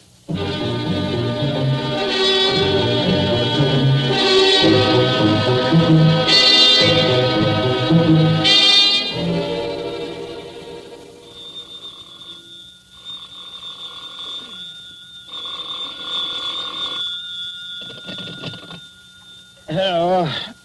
Scott, this is Wally. Yeah, Wally, what time is it? It's 5 after 6 in the morning, and you'd better come right down, Scott. That fella Furman's hung himself. What? Furman hung himself? Yep, by his belt, from a window bar. Deader than a mackerel. I'll be right in, Wally. Phone Doc Camsley and tell him I'll pick him up on my way down. No doctor's gonna do Furman any good, Scott. Well, it won't hurt to have him looked at. You'd better phone the chronic court at Douglasville, too, and file a routine report. Already did that. And what's more, hold on to your seat. The DA's on his way over, in person. The DA? Yeah. I'll be there before you hang up, Wally.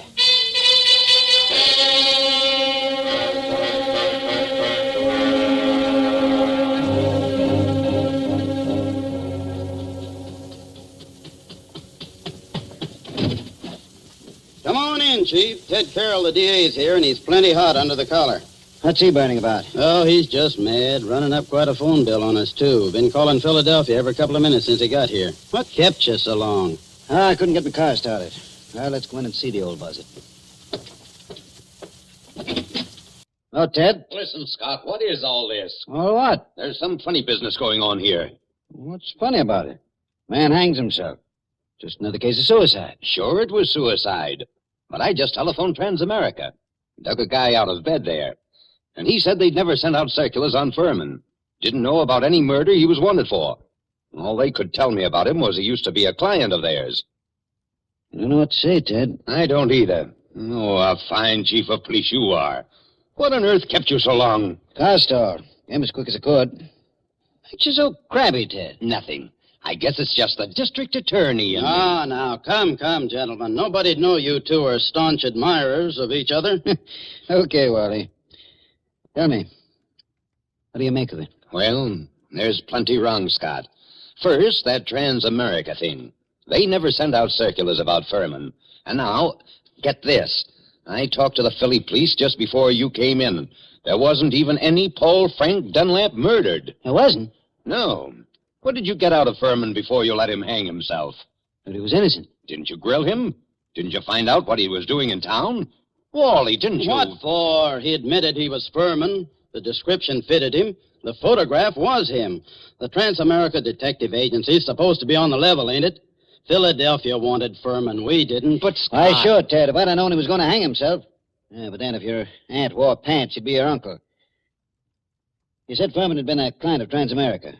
They tell you what the job they did for him was? His wife left him a couple of years ago, and he had them hunting for her for 5 or 6 months. But they never found her. They're sending a man up here tonight to look things over. Yeah, huh? Yes. Mm-hmm. Well, I'm going out and grab a quick bite. But I might as well tell you, Scott, there's going to be trouble over this. I know that, Ted. There usually is when somebody dies in a jail cell.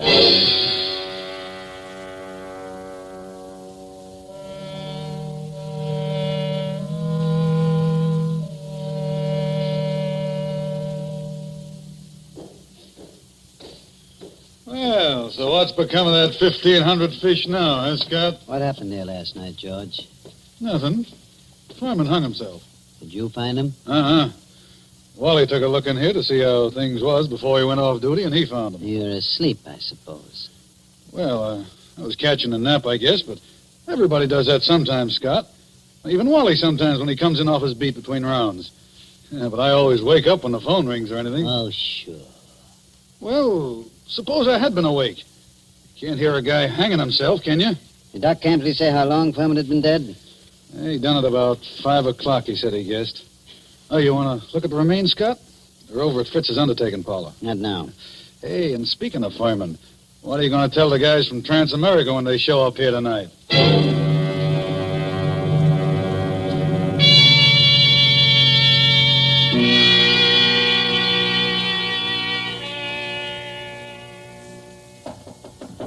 Come in. Oh, they told me I'd find you here. You're Chief Anderson, aren't you? Yes, that's right. I'm Carl Riesing, Assistant Manager of the Trans-America Detective Agency in Philadelphia. This is Mr. Wheelock, who was Lester Furman's personal attorney. Glad to know you, Mr. Riesing. How do you do, Mr. Wheelock? How do you do? I know you gentlemen are already in possession of most of the details concerning Mr. Furman from the time he arrived in Deerwood until the time of his death. But perhaps you don't know that the police of most towns in our corner of the state have also received copies of this same reward circular. Take a look at it. Oh. I must say this circular is an excellent forgery. You're sure it's a forgery, Mr. Riesing? Oh, yes, there's no doubt about it. But it's an excellent forgery. Tell me, Mr. Wheelock, was Mr. Furman a native Philadelphian? Oh, my, yes. He was a well-known, respectable, and prosperous citizen of Philadelphia. Married, I believe? In 1934, he married a 22-year-old girl named Ethel Bryan, daughter of a Philadelphia family. And the Furmans had a child? Isn't that right, Mr. Wheelock? Yes, born in 1936, but the child lived only a few months. Mr. Furman's wife disappeared after the child's death. What year was it that she disappeared? Mr. Riesing should remember that. His agency worked on the matter. Oh, I remember it well. Mrs. Furman disappeared in 1937. We never heard anything of her again, although Furman spent a lot of money trying to locate her. What did she look like, Mr. Riesing? In just a moment. I have a picture of her right here in my briefcase. Here it is. Quite pretty, isn't she? If you care for that type. I see what you mean, Mr. Wheelock. But she's attractive at that. Judging by this photo, I'd say that she was a small-featured, pretty blonde, with a weak mouth and large, somewhat staring eyes. That's an accurate enough description, all right. If you don't mind, I'd like to have a copy made of that photograph, Mr. Riesing. Oh, you can keep that one if you like. It's one that we had made up at Trans-America. Her description's on the back. Thanks. Did Furman ever divorce her? No, sir. He was a lot in love with her, and he seemed to think that the child's dying made her a little screwy so that she didn't know what she was doing. That's right, isn't it, Mr. Wheelock? That is my belief, Mr. Riesing. You said Furman had money, Mr. Wheelock. About how much did he have? And who gets it? I should say his estate will amount to perhaps $500,000 left in its entirety to his wife. Mm-hmm. It's quite a handy sum for anyone to have, I'd say. Mr. Wheeler, everything shows that somebody framed Furman into the Deerwood jail. And that frame-up drove him to suicide. But there has to be something else. A lot else. Well, then, what are you going to do? I'm going across the street to the undertaking parlor and have a look at Furman. I'll see you later.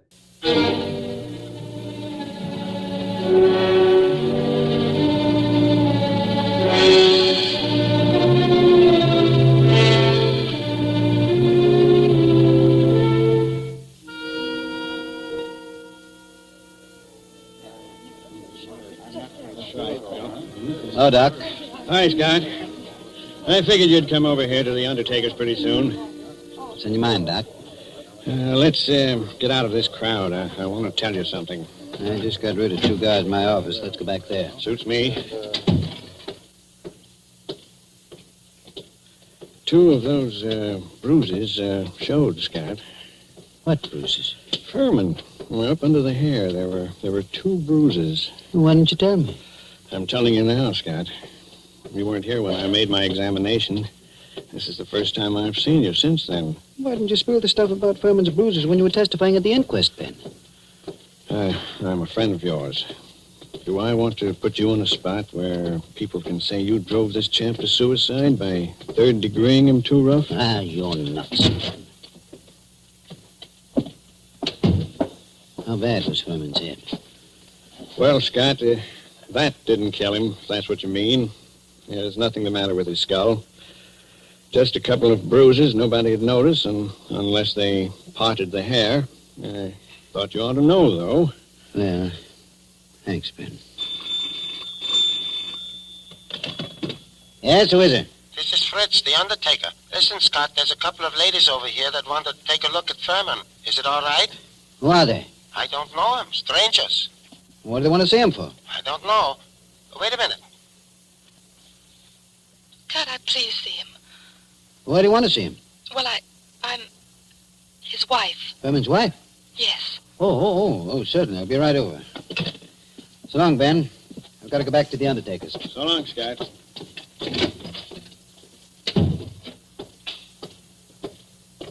Hey, Scott. What do you want, Wally?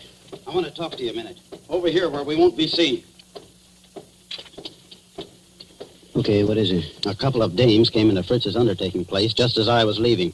One of them's Hotshot Randall, a babe with a record as long as your arm. She's one of that mob you had me working on in New York last summer. Does she know you? Sure, but not by my right name. She thinks I'm a Detroit rum runner. I mean, did she recognize you just now? I don't think she saw me. Anyway, she didn't give me a tumble. You don't know the other one? No, she's a blonde, kind of pretty. Okay, Wally. Stick around a while, but stay out of sight. Maybe I'll be bringing these dolls back with me. Whatever you say, Chief.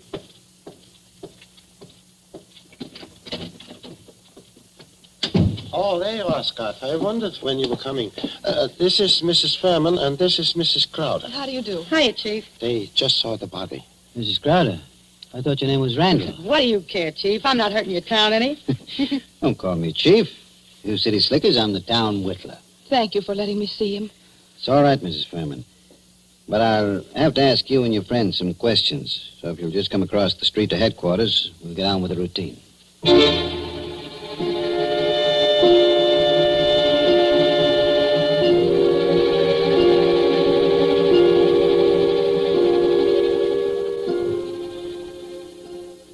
Before I ask any questions, I want to tell you something.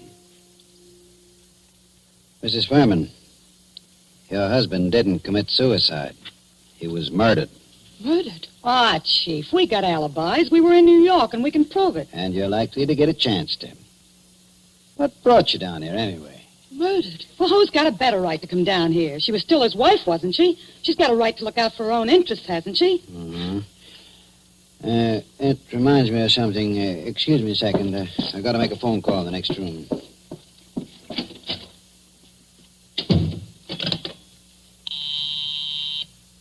Officer Hamill speaking. This is Scott. Yes? Is Wally around? No, he's not here. He said you told him to keep out of sight. I'll find him for you, though. Right. Tell Wally I want him to go to New York tonight. Send Mason home to get some sleep. He'll have to take over Wally's night trick. Oh.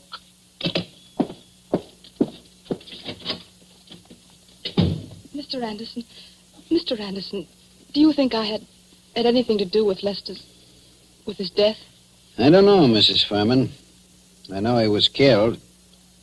I also know he left you something like $500,000. Wow. Dollars? Dollars. All right, Chief. Let's stop clowning. The kid here didn't have a thing to do with whatever you think happened. No? No. We read about Lester Furman committing suicide in yesterday morning's paper, and about there being something funny about it. And I persuaded her she ought to come down to deal Mr. with Anderson, I wouldn't have done anything to hurt Lester. I left him because I wanted to leave him. I wouldn't have done anything to hurt him for money or anything else.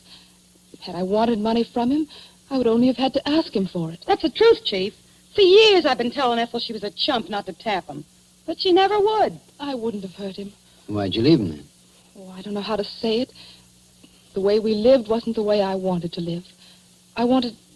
Oh, I don't know what. Anyway, after the baby died, I couldn't stand it anymore. Excuse me. Hello? Oh, yeah, Hammer? You gave Wally the message? Yes, I want him to go to New York tonight. Okay, where is he? Home? He is home, huh? Okay, thanks. Mrs. Furman, this circular that got your husband in the jail. Did you ever see that picture before? No. Why, that can't be. It's a snapshot I have. It's an enlargement of it. Who else has one? Nobody that I know of. I don't think anyone else could have one. You still got yours? Yes. Don't remember whether I've seen it recently. It's with some old papers and things. But I must have it. Well, Mrs. Furman, it's stuff like that that's got to be checked up. Neither of us can dodge it. Now, there's two ways we can play it. Yes? Mrs. Furman, I can hold you here on suspicion until I've had time to investigate things. Or I can send one of my men with you to check up in New York. Yes? I'm willing to do that if you'll speed things up by helping them all you can. If you'll promise you won't try any tricks. I promise. I'm as anxious as All you right, are. all right. How'd you come down? We drove down. We got a great big car. That's my car, see? That big green job across the street. Yeah. Yeah. And my man can ride back with you, but no funny business. Oh, don't worry, Chief. Come on. We're going to see Wally Shane, the man who's going to drive to New York with you.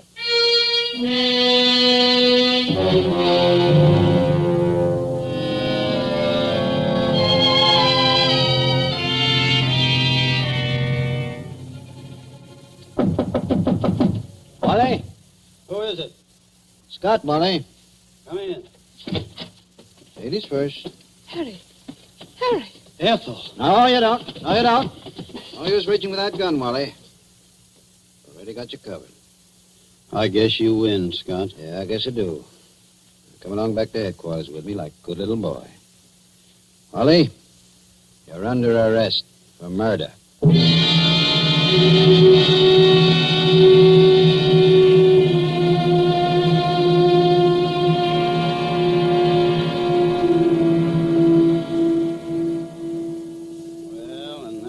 I knew it was all up, Scott, the minute I saw those two dames going into Fritz's. Then when I was ducking out of sight, I ran into you, and I was afraid you'd take me over there with you, so I had to tell you one of them knew me. Figured you'd want to keep me under cover for a little while anyhow, long enough for me to get out of town. Why didn't you get out, Wally? Well, I dropped in home to pick up a couple of things before I scram, and that phone call of Hamill's catches me, and I fall for it. You see, Scott, I figured you're not on to me yet and are going to send me back to New York to see what dope I can get out of the dames. Well, you fooled me, brother. I'd have thought you'd fall for that. Then you didn't just stumble into all this accidentally, did you? No, I didn't, Wally. I figured Furman had to be murdered by a copper. The no reward circular's well enough to make a good job of forging one. Incidentally, who printed that Furman circular for you, Wally? I'm not dragging anyone in with me. It was only a poor mug that needed dough. Okay, Wally. You see, I knew only a copper would be sure enough of the routine to know how things would be handled. Only one of my coppers would be able to walk into Furman's cell, bang him across the head, and string him up on the... Those bruises showed, you know, Wally. They did? I guess I should have wrapped 2 towels around that blackjack. No, gee, Scott. I seem to have slipped up on a lot of things. So that narrows it down to my coppers and, well, you told me you knew the Randall woman. There it was. Only I figured you were working with him. What got you like this, Wally? Same thing that gets most saps into jams, a yen for easy dough. And I was in New York, see, Scott, working that Dutton job for you, palling around with big-shot racketeers, passing for one of them, and... Yes? Well, I got to figuring that my work takes more brains than theirs, and they're taking in big money, and I'm working for coffee and cakes. That kind of stuff gets you, Scott. Anyway, it got me. Mm-hmm. Then I ran into this Ethel Furman, and she goes for me like a house afire. I liked her, too, see, so that's dandy. But one night she tells me about how much dough her husband's got and how he feels about her, and I get to thinking... Thinking what?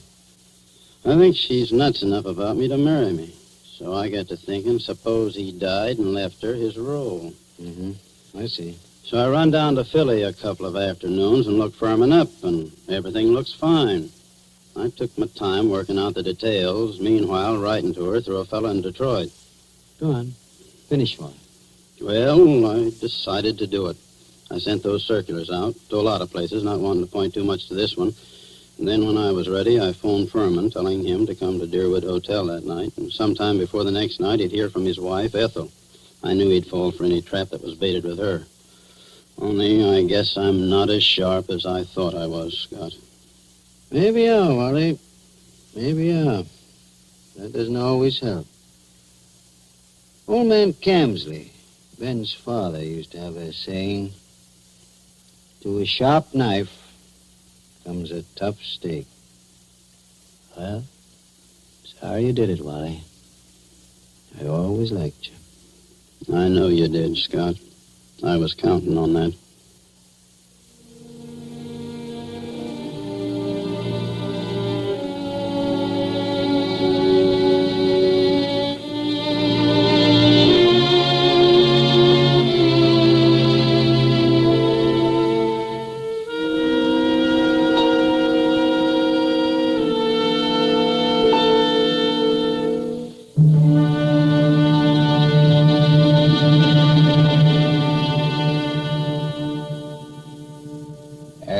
So ends Dashiell Hammett's Two Sharp Knives, starring Stuart Irwin. Tonight's story of Suspense. Columbia presents these tales of mystery and intrigue and dangerous adventure for your relaxation and enjoyment. Next week, Suspense will not be heard because of a special holiday broadcast. Columbia's review of the events of the year, 12 crowded months, which has been scheduled. On the following Tuesday, January 5th, there'll be another in this series. Same hour, 9:30 Eastern Wartime. William Spear, the producer, John Dietz, the director, and Bernard Herrmann, the composer-conductor, are collaborators on Suspense. This is the Columbia Broadcasting System.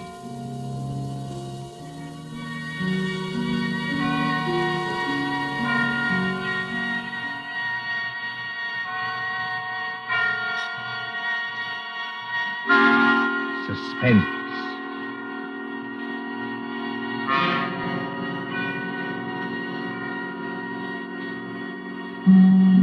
Tonight, Columbia brings you as guest stars two deaf players from the movie lots of Hollywood, the stages of Broadway, Miss Alessa Landy and Mr. George Coulouris. They are here to spend with us a half hour of suspense. Suspense is compounded of mystery and suspicion and dangerous adventure. In this series are stories calculated to intrigue you, to stir your nerves, to offer you a precarious situation and then withhold the solution until a last possible moment. Tonight, for instance, Miss Landy plays for us an agreeable young lady who is on the trail of some hot money. And Mr. Coulouris plays for us a disagreeable young man who may or may not know more about the money than he says. We trust that with this tale we shall keep you in suspense. For Suspense tonight, CBS presents Alessa Landy and George Coulouris in Nothing Up My Sleeve, by John Dixon Carr.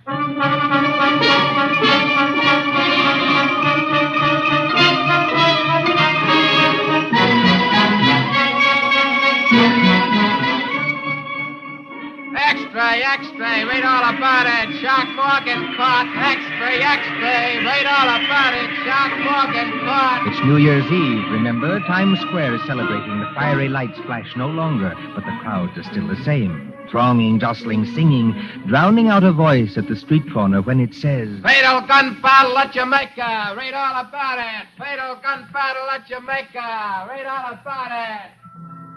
But would that cry perhaps reach as far as a large and sedate country house some 20 miles from New York? Out there, the earth is sealed up with snow. The white pillars of the house rise up high and ghostly against it, showing no outward lights. A lonely house, this mansion in Fir Woods. Just the place for a murder, I've always said. Wouldn't surprise me either. These Ralphs are a funny lot. And alone in that house tonight, apparently alone, is a man practicing shots in a billiard room, a long and paneled room at the back of the house. Now, look at Mr. Derek Rolfe, as tall and lean and well-tailored as ever. Many people don't like him. He's a little too supercilious, a little too sure of himself, too suggestive of the lifted lip and the glazed eye. There he stands in the billiard room, under the snow-covered skylight, leaning over the green cloth under brilliant lights when... Just a moment, please. Good shot.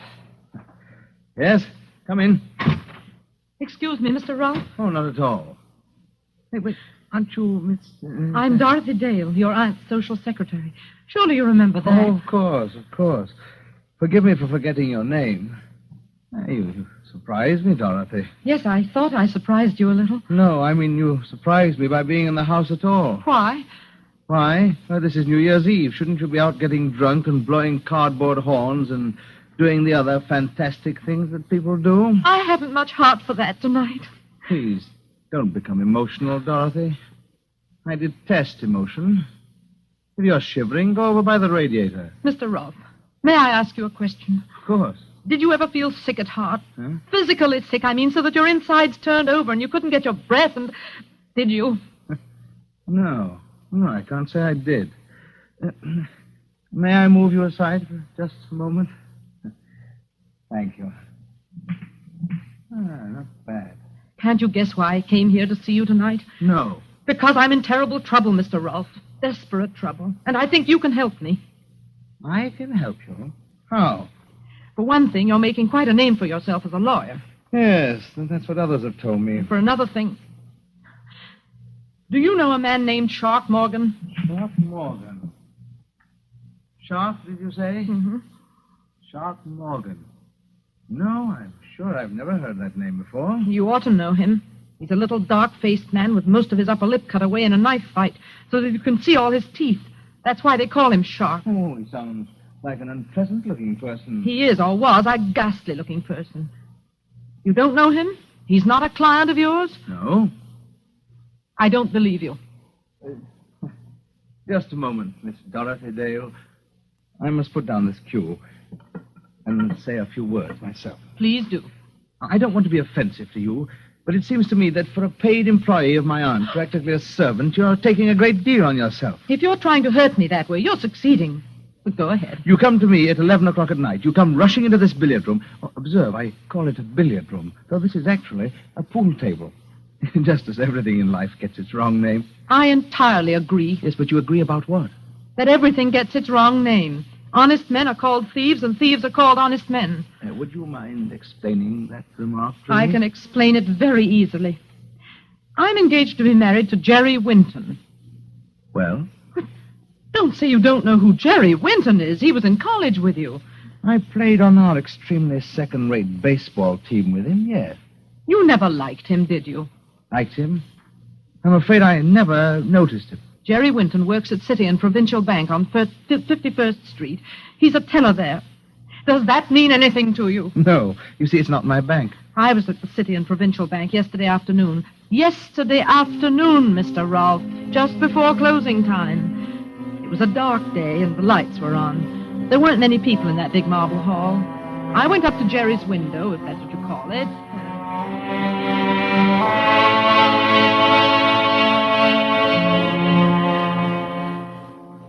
Can you cash a check for $1 million? Hello, Dolly. Hello, Jerry. You glad to see me? I am not pleased to see you here, Dolly. Huh? I'm never pleased to see you here. And why not? Because I can't make love to you. Can you imagine anybody making love in a bank? Oh, we might sneak into the president's office. As a matter of fact, I've dreamed of holding a party in there. But it'll never happen, unless I'm fired, which is very likely. Jerry, sometimes I wish you weren't so easygoing. I'm not easygoing with the bank's money, Dolly. Otherwise, I'd be shoving it out to you through the window in double handfuls like this. Jerry, for heaven's sake, no. They'd state your business, madam. The convict in the next cage is watching us already. I want to cash a check. Here it is. For $20. That is, if my account can stand it. Yes, I think we can manage that. How do you have it? Oh, it doesn't matter anyway. Jerry. What's wrong? Look over there. Where? Over there by that marble table with the pens and ink on it. The little man with no upper lip to his mouth and all his teeth showing. Ugly-looking devil, I admit. He's carrying something like a violin case. Hold on. I've seen that fellow someplace before. Of course you have. Don't you remember where? It was out at Mr. Rolfe's house in the country when you came to visit me last Sunday. The man with the teeth and 5 other men were coming out on the porch as we were going in. Wait a minute, Dolly. That's not all. What is it? There's some very funny-looking customers in this bank right now. Where? At Mr. Wallace's window. At Mr. Robinson's window. And up by the guard at the front door. They don't seem to make any sound. As though they all wore rubber-soled shoes. Jerry, something's going to happen. I know it is. Unless I can get off this stool and warn... That was just to call your attention, folks. Just to call your attention. Now, just stand where you are, all of you. And nobody will get hurt. Darling, I'm scared. Well, what shall I do? Steady, dear. Just stand still. I don't dare turn around. Was that the man with the teeth? Yes, he's got the machine gun. We don't want any funny business about alarm bells, see? One of the boys has already gone behind to take up the collection. Now just stay where you are. That's all you gotta do. You can't get away with this. Oh, look, boys, here's a guy at the front with a nice mahogany desk and a plate with his name on it who says we can't get away with it. Let's show him. Don't do it, Sean. That wasn't in our orders. So we can't get away with it. Oh, he's crazy. I hear somebody else talking. Jerry! Thought I heard somebody over there. Oh, it's you, kid. Move to one side of the window, Dolly. Move to one side of the window. Don't worry, kid. I ain't gonna hurt you. No? Not a bit of it. Thanks for helping us. You'll get your cut later. What do you mean, my cut? That's what I said. You'll get your share when we divvy up. Well, I don't know anything about this robbery. All right, kid. We'll take care of you. I tell you, I don't know anything about this robbery. Jerry!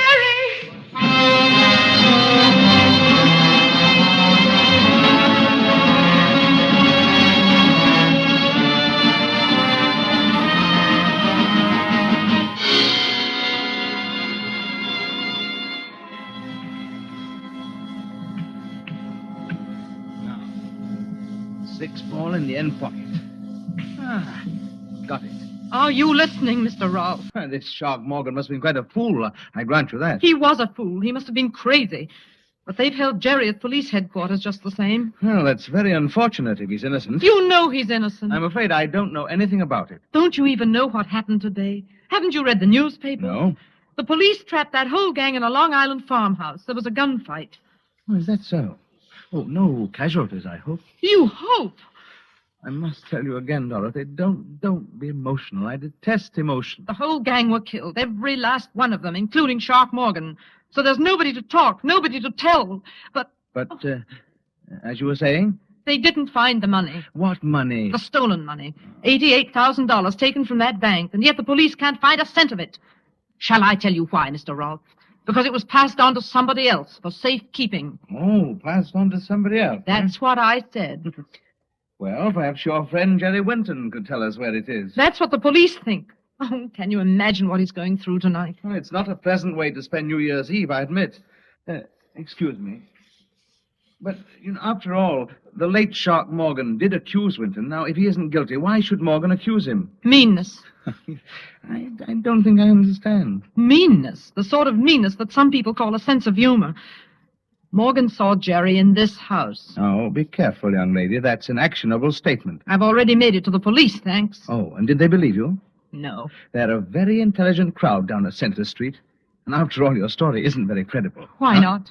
Well, Shark Morgan sees your friend Winton, sees him for perhaps 10 seconds coming out of this house, and then accuses him of complicity in a bank robbery. Now, is that very likely? Yes, very likely. If somebody put him up to it. Again, I don't understand you. Somebody deliberately told Morgan to accuse Jerry and get him into as much trouble as possible. Tell me, Mr. Rolfe, why do you dislike Jerry so much? Now that you mention that fellow, I can recall who he is. Thanks for condescending to. Yes, indeed. Why, he was the man in our class voted most likely to succeed. Now, let's see. Where did you say he is tonight? He's just where you put him. You're trying my patience to the very limit, young woman. And out in a Long Island farmhouse, there are 5 bodies full of bullet holes. 5 men who'll never speak again. And somewhere else, maybe not very far from here, is the man who engineered the whole robbery. Planned it and staged it and got his accomplices killed. My goodness, he must have supernatural powers. No Dorothy. witnesses, nobody to testify. Oh, if I could only find the money. $88,000, I think you said. If I could only find the money and prove who had done it and prove Jerry innocent and just for 1 second get past that devilish smug mask of yours that's driving me. Anything wrong, Dorothy? No. No, nothing at all. You've been following me round and round this table. Have you been looking at something? Only admiring your billiard room, that's all. Oh, you haven't been looking at the suitcase, for instance? Oh, well, a suitcase. Look, over on the bench under the cue rack. The suitcase that contains legal papers. I hadn't even noticed it. Mr. Rolfe? Yes, Dorothy? I'm afraid I've taken up a lot of your time and not done myself any good and made something of a spectacle of myself. Frankly, young woman, you have. Well, if you won't help me, you won't. That's that. If you don't mind, I'd like to go now. I suppose, my dear, I didn't choose to let you go. But why? Why shouldn't you? What harm can I do? Now, who was it? Was it Meredith who remarked that the last thing to be civilized by man will be woman? I think it was, yes.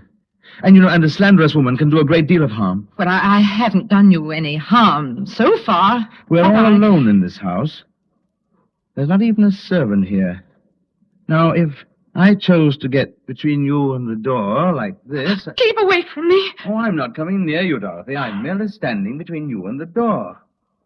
Now, I suppose you realize that I could turn very nasty if I like. What are you going to do? Do? Well, I'm going to open the door for you like this. I'm going to say, God bless you, my child, as befits a New Year's greeting. I'm going to show you out and wish you good night. You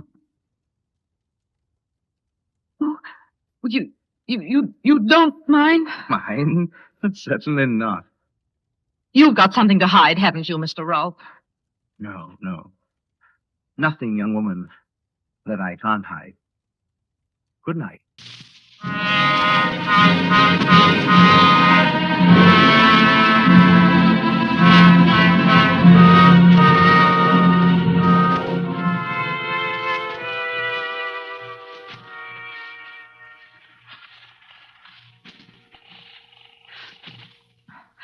Operator. What number are you calling, please? Operator, I want to get to police headquarters in New York City. No, that'll take too long. Wait. Get me the local police station. This is Mallingford 8891. The local police station? Yes, that's right. The number you want is Mallingford 326. I will ring them. Thank you. All right. Oh, why is he so confident? What has he got up his sleeve? Mallingford Police Station. Oh, let me speak to the chief of police, please. You're speaking to him, ma'am. Nobody else to stay up here on New Year's Eve. Well, my name is Dale, Miss Dorothy Dale. I'm speaking from Green Acres, Mr. Derek Rolfe's house, about 2 miles up the post road. Do you know it? Yes, I know it, but can't you talk louder? I can hardly hear you. I don't dare talk loud. I'm speaking from a phone just outside the billiard room door. Well, what about it? Listen, you want to recover the city and provincial bank money, don't you? We sure do, miss. That money's hot, but... Well, it's here. It's in this house, in this billiard room now. Oh, who's got it? Derek Rolfe himself. Look, miss, is this on the level? I swear it's true. I've seen the money. Ralph's prominent people, you know. I can't help that. There's a big suitcase completely full of money in packages fastened with the paper label of the city and provincial bank. And that's not his own bank. Take it easy now. The lid of the suitcase wasn't quite closed. He thought he'd be alone here tonight, and that's why he was careless. Does he know you saw the money? Did I see the money? I'm not quite sure. You're not sure? No, I could almost have sworn he knew I saw the money, but he didn't seem to care. Be careful. The billiard room door's opening. Thought I heard someone using the telephone out here. Excuse me, Mr. Rolfe. I only... What's this about the door open? No, these doors are rather thick, Dorothy, but I was under the impression that I heard somebody say police. Yes. Well, yes, you did. You weren't phoning the police by any chance, were you? Yes, I was. But why? Go on. Why? As a matter of fact, I was trying to get in touch with Jerry. That's it. He's at police headquarters in New York, and I was trying to get in touch with him to see if they'd let me talk to him on New Year's Eve. You know, I thought it would cheer him up. Look, miss, this is the Mallingford chief of police. Are you still there? What's that? What's Mallingford? Well, it's a New York call relayed through the local station. You don't mind? Not at all. Please go right ahead. Oh, by the way. What? I don't think you'll find that money, young woman. Good night. Listen, miss, are you still on the end of the wire, or aren't you? Yes, but I couldn't talk to you. He was here. Who was there? Derek Rolfe. He said I'd never find the money. You mean he admits he's got it? Well, no. He just smiles and smiles. He's got some trick up his sleeve. I know it. Oh, it'll have to be a good one. Please never mind that. Can you come over now? Oh, all right, miss. I'll take a chance. Who else is in the house with you? Nobody. I'm all alone with him. What are you going to do if he tries to light out with the money? I don't see what I can do. That's all the more reason for you to get here quickly. I swear you'll find the money in that billiard room. Only hurry.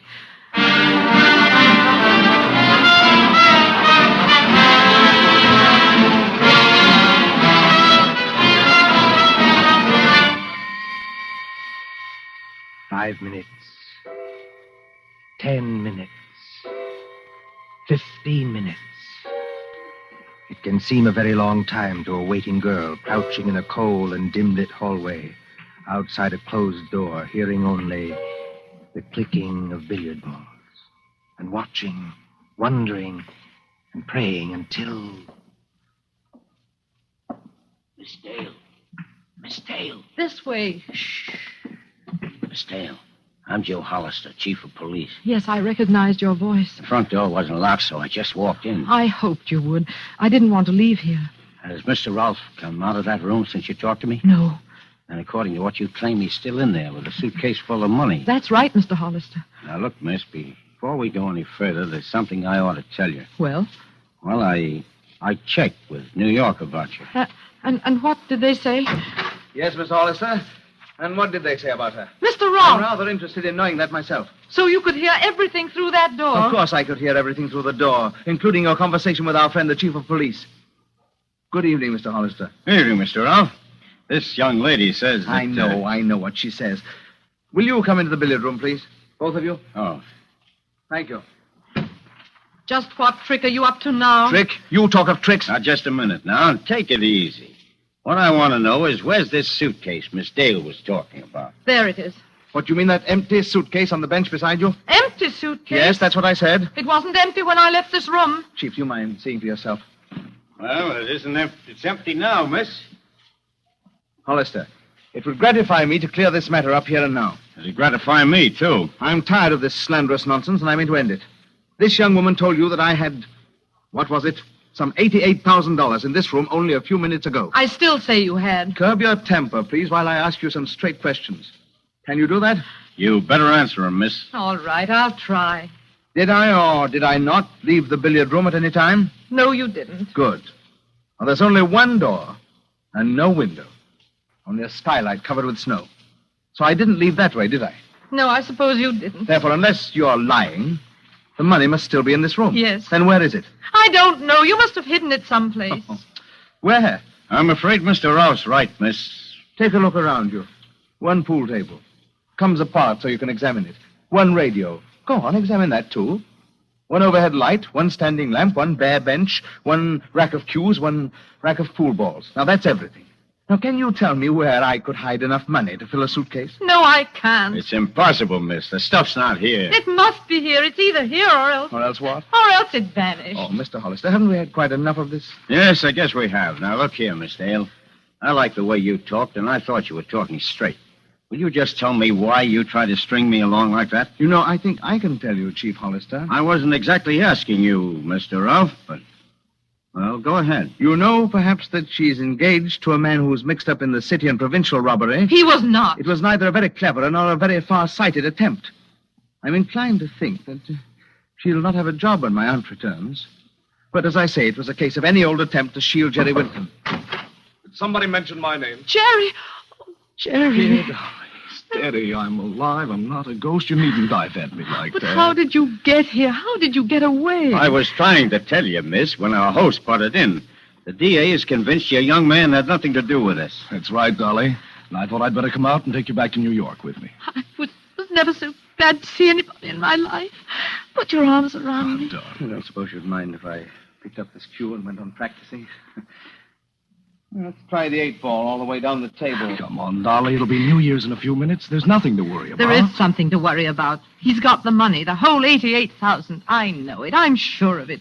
Only we can't find it. It's hidden somewhere in this room. As I said before, haven't we had just about enough of this? The chief of police there won't believe me, but it's true. I've heard a lot about that money myself. I'll bet you have, son. It's been nothing but hot money, hot money, hot money, and where is it, where is it, where is it, until I thought I was going off my nut. If I could prove Derek Rolfe had anything to do with this, I'd...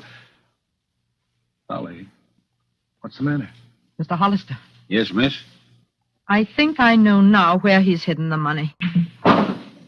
Well, that was a bad shot, Mr. Ralph. You've made the white ball jump clear off the table. Well, there are plenty of others on the table. I tell you, I know where he's hidden it. Is it in this room? Yes. But where? In the pool table? In the radio? In some secret panel? No. You'd better speak up, Dolly. Has it ever struck you, any of you, that there is such a thing as an invisible piece of furniture? An invisible piece of furniture? You mean we can't see it? No, it's in plain sight. It's smack in front of your eyes. But nobody ever sees it. You can't see it now. We may not understand you, Dolly, but by George, Derek Rolfe does. Look at his face. Yes, I'm looking at it. What's the matter with all of you? Please don't become emotional, Mr. Rolfe. I detest emotion. Miss, there's a reward of $10,000 for the recovery of that money. If you know where it is, tell us. There's nothing easier.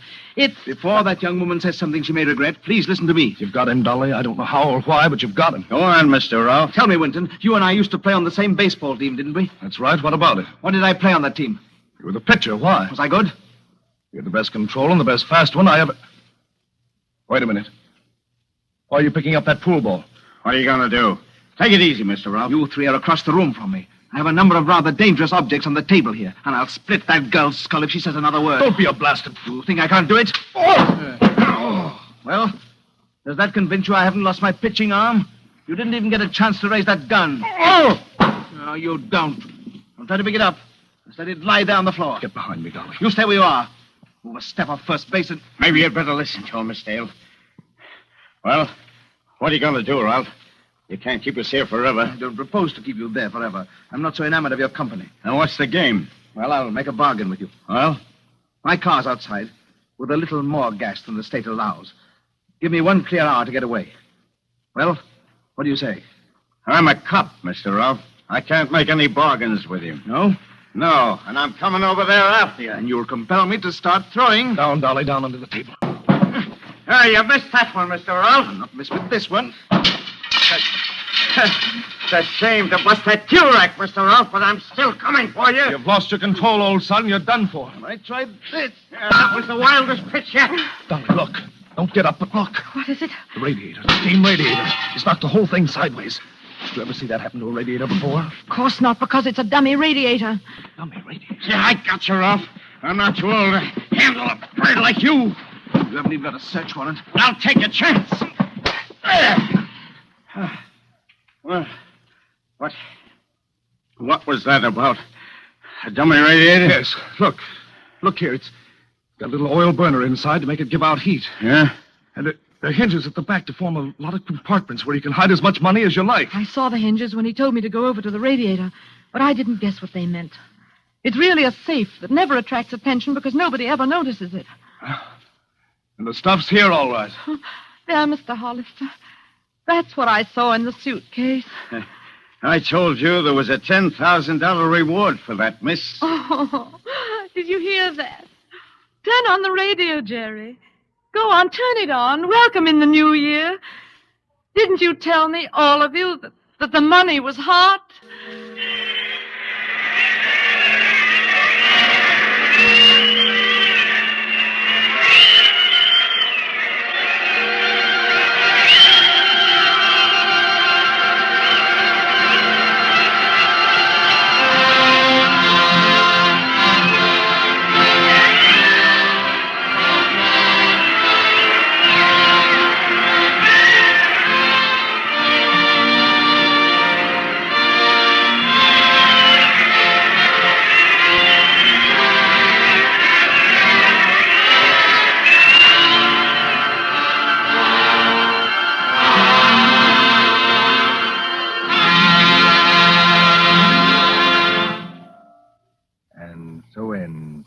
Nothing Up My Sleeve, starring Alyssa Lundy and George Coulouris.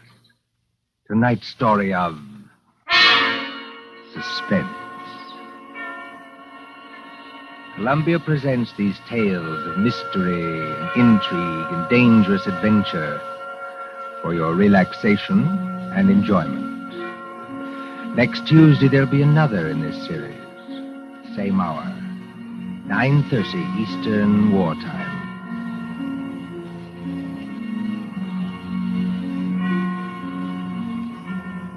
William Spear, the producer, John Dietz, the director, Bernard Herrmann, the composer, conductor, and John Dixon Carr, the author, are collaborators on Suspense.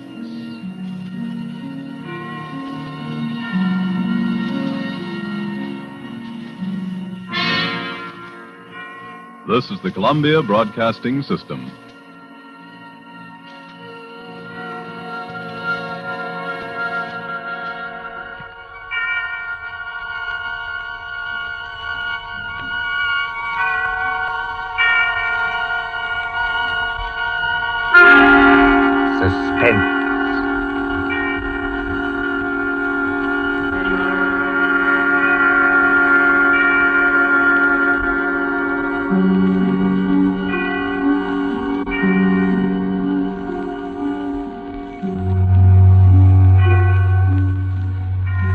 This is your narrator, the Man in Black, again about to introduce tonight's Columbia program, Suspense. The story is The Pit and the Pendulum by Edgar Allan Poe, and the adaptation by John Dixon Carr. Our guest is the distinguished American actor, Mr. Henry Hull, who plays the part of a prisoner of the Spanish Inquisition. If you've been with us on these Tuesday nights, you will know that Suspense is compounded of mystery, suspicion, and dangerous adventure, to hold you in a precarious situation and withhold the solution until the last possible moment. And so it is with The Pit and the Pendulum and Mr. Hull's performance. We again hope to keep you in suspense. And now, The Pit and the Pendulum.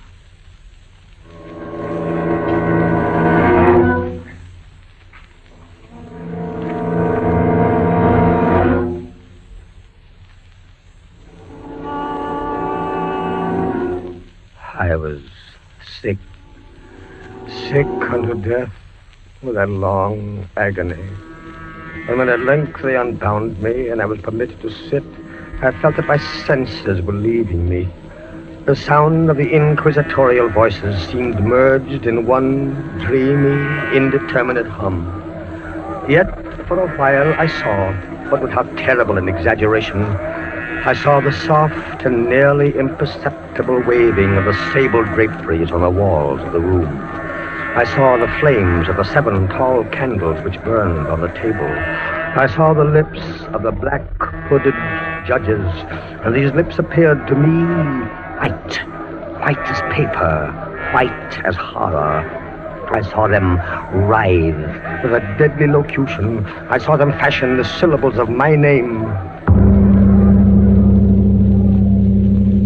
Jean Delbray, Captain Jean Delbray. Good fathers, gentlemen.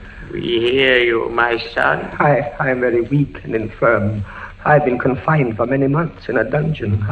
I've been tormented by nightmares. Conscience, one trusts. Pray silence, Fra Antonio.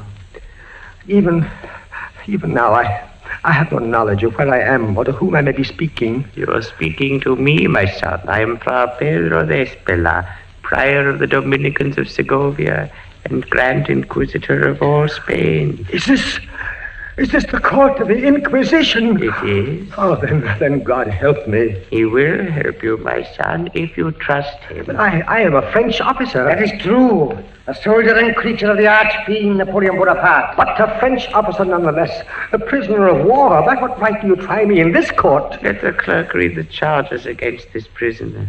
Pray silence while the clerk reads the charges. The charges against the prisoner are as follows. Imprimis, that he is one Jean d'Albret, a captain of artillery in the army of Bonaparte, so-called Emperor of the French. This means nothing, as the prisoner says. It is no crime. Proceed. Item, that on the 4th day of September in the year of our Lord 1808, that said Jean d'Albret did wed, espouse, and marry the most noble lady, the Doña Beatriz Valdez, niece of and ward of the illustrious... One moment. Your Excellency spoke. Fra Antonio, was any cheat employed to trap this girl into marriage against her will? No, we have no actual evidence of any cheat. Was the girl of age? I believe so. Then wherefore is the prisoner here? This marriage was a deplorable thing, if you like. Bonaparte himself is almost at the gates of Madrid. His general, Lasalle, menaces our city of Toledo itself. But lawful marriage, however regrettable, is no sin or crime. There are other matters in the indictment, I think. Then continue, but give us nothing that is not material. Item, that on the 12th of October 1808, the Sir Jean d'Albret, being in command of a 5-gun battery of light artillery, did direct the fire of his guns against the holy church of St. Martha the Innocent. What? And thereby of his wicked malice destroyed that church utterly. Captain d'Albret, is this charge true? It is, yes. You admit it? Good father, hear what I have to say. The church blew up, I think. Will you boast of your sin, young man? It blew up because it was stored with kegs of gunpowder for your army. I had every right to fire on it. And that is all the defense you have to make? I tell you, I had every right to fire on it. By military law, there was... Is military law above God's law? I don't know. I did my duty, that's all. Long live the Emperor! Captain d'Albret, mark what I say. No man, however great his heresy, is ever condemned to be burnt in the fire. Fire? Fire. If he first recant and acknowledge the error of his ways. But for you, Jean d'Albret, there can be no mercy, no pity, no atonement. The only sentence of this court can be death. Death. Yes. The secular or government arm to which we must release you has devised 2 ways of punishment in cases such as yours. You hear the tolling of the bell? I hear them. It is the procession of the condemned going to the auto da fe. Soon the yellow light of the flames will stream through the windows and flicker on floor and ceiling. Nunc et in hora mortis intuis manibus Domine. Most of those condemned out of mercy will be strangled before they are burned. It cannot be so with you, Jean d'Albret. You must die in one of 2 ways. either with the direst of physical agony. A slow fire of green wood, iced bandages about the head and the heart, so that the fire does not approach too quickly. Or else, Jean d'Albret, you must die in a certain other way. I'm done with this! Pass your sentence and let me go! The law does not permit me to tell you now what this other way is. The sentence of this court, therefore... I had swooned. Yet still I would not say that all of consciousness was lost. In the deepest slumber, no. In delirium, no. In a swoon, no. In death, no. Even in the grave, all is not lost. There are shadows of memory which tell us indistinctly of tall figures that lifted me and bore me in silence down, still down, until a hideous dizziness oppressed me at that descent into the earth. Then, as consciousness swam back to my wits, darkness, a stone floor, and darkness. Oh, Beatrice! Beatrice, my wife, Beatrice! Did you call me, Jean? Beatrice, was that you who spoke? Yes, Jean. You were here in the dungeons of the Inquisition. I am not really speaking to you, my poor Jean. I am only in your imagination. Am I mad, then? No. But your brain is fevered. You only think you hear me. No, I do. I hear you clearly. As clearly as I once heard you. In the little church near the Ebro where we were married. Yes. I destroyed that church, Beatrice. I had to. It was my commanding officer's order. I know, Jean. Be comforted.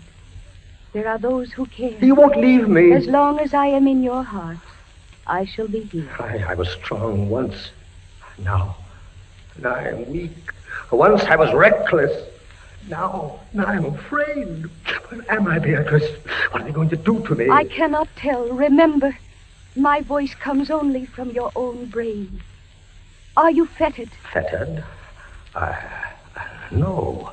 They've not chained you to the wall. No. They've taken away my uniform. They've given me sandals and a robe of what feels like coarse serge, but I'm still free. Free. Take courage, Jean. Free. And in the grasp of the Inquisition. Beatrice. Yes, Jean. It's completely dark. There's hardly any air. I dread to get up. I dread to stretch out my hand. Suppose they've buried me alive. Courage. Can you stand up? I think so, yes. Then walk. Walk as far as you can. Measure the limit of the cell. If this is not a tomb... You're right, Beatrice, as always. I'll try. Are you on your feet? Yes, now pray. Pray for a poor devil who always meant well. 1 pace, 2 paces, 3, 4. You are very weak, Jean. Rest a moment. Where are you now, Beatrice? In the flesh, I mean. You know that, Jean. In the old house by the olive grove. Scorned of my people. Yes, I know it. Each morning I climb to the hilltop and watch. Go on. Sometimes I think I hear gun wheels Yes. rumble in the hills. Yes. And long moving columns with the red dust rising about Go them. on! First come the heavy cavalry in plume-crested helmets. Yes. On their flanks wheeling like hawks, light hussars in blue and scarlet. And behind them, in a glitter of bayonets as vast as light points on the sea. Yes. Rank upon rank. The long gray coats and the tall bearskin caps. The old guard and the grand army. It is only a vision, my dear one. They do not come. Will they? Will they ever come, Beatrice? I cannot tell.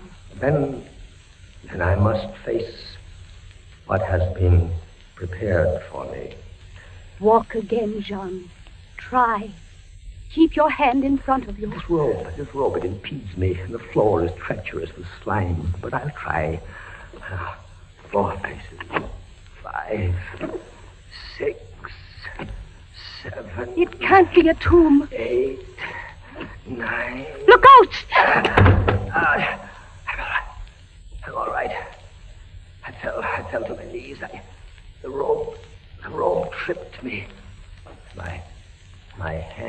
in front of me. It's lower than my face, but I feel nothing. Nothing, John. It's a pit. A circular pit. And I fell on the very edge of it. Oh, they would have made you walk into it. Yes. Oh, there's a loose fragment of rock just inside the edge. Now, if I can dislodge it, listen.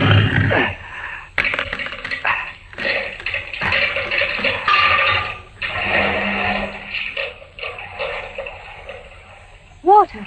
There's something down there. Rats, it may be. Rats, yes, but something else. I heard it move. So did I. What is in the pit, John? I don't know. But you're saved. Saved, Beatrice. Saved from the Inquisition. My torture has been merely postponed.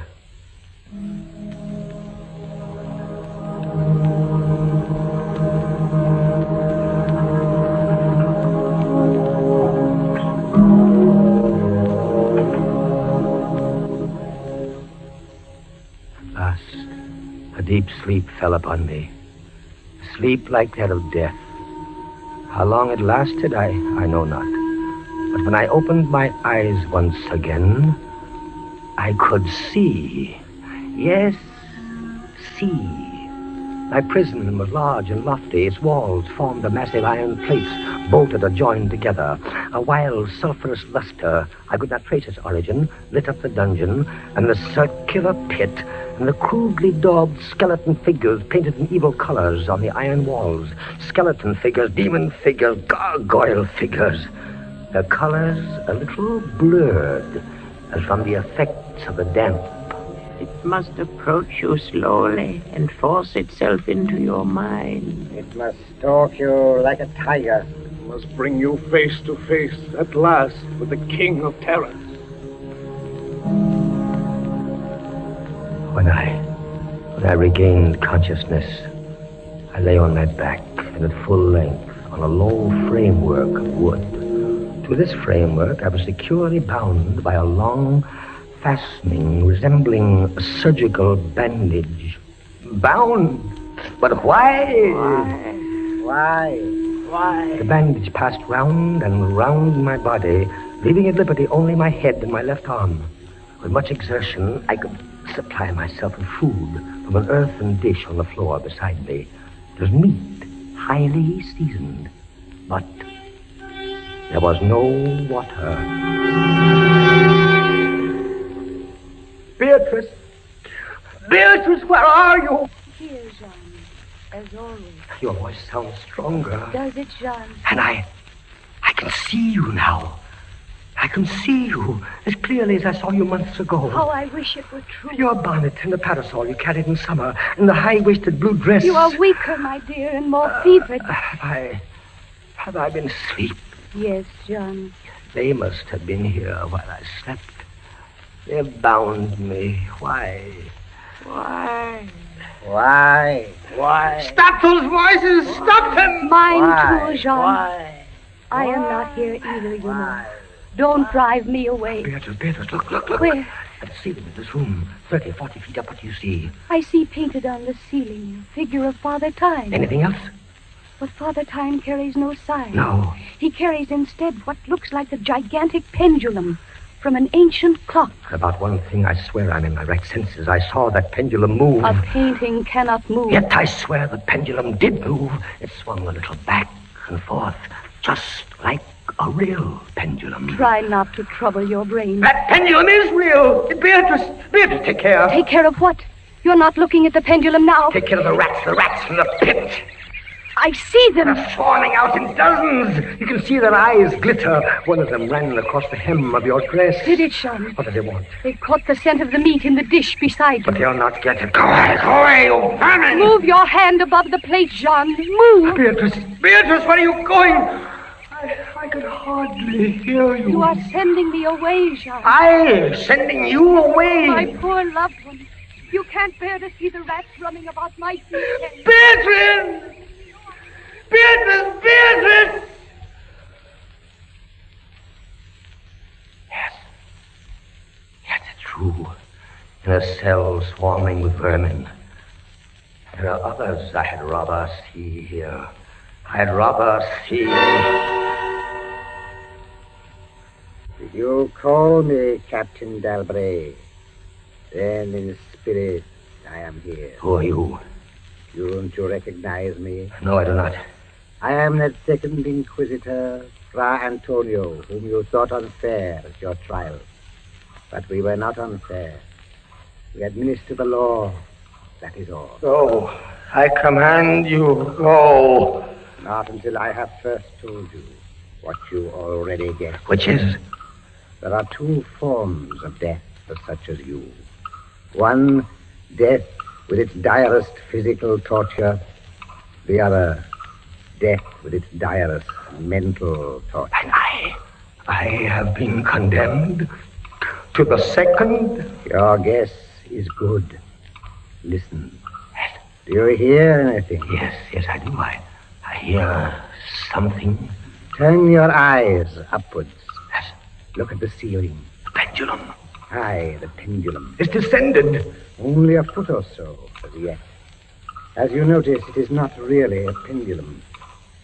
Its underside is a crescent, formed of razor-sharp steel. You mean? A ponderous weight, Captain Dalbray.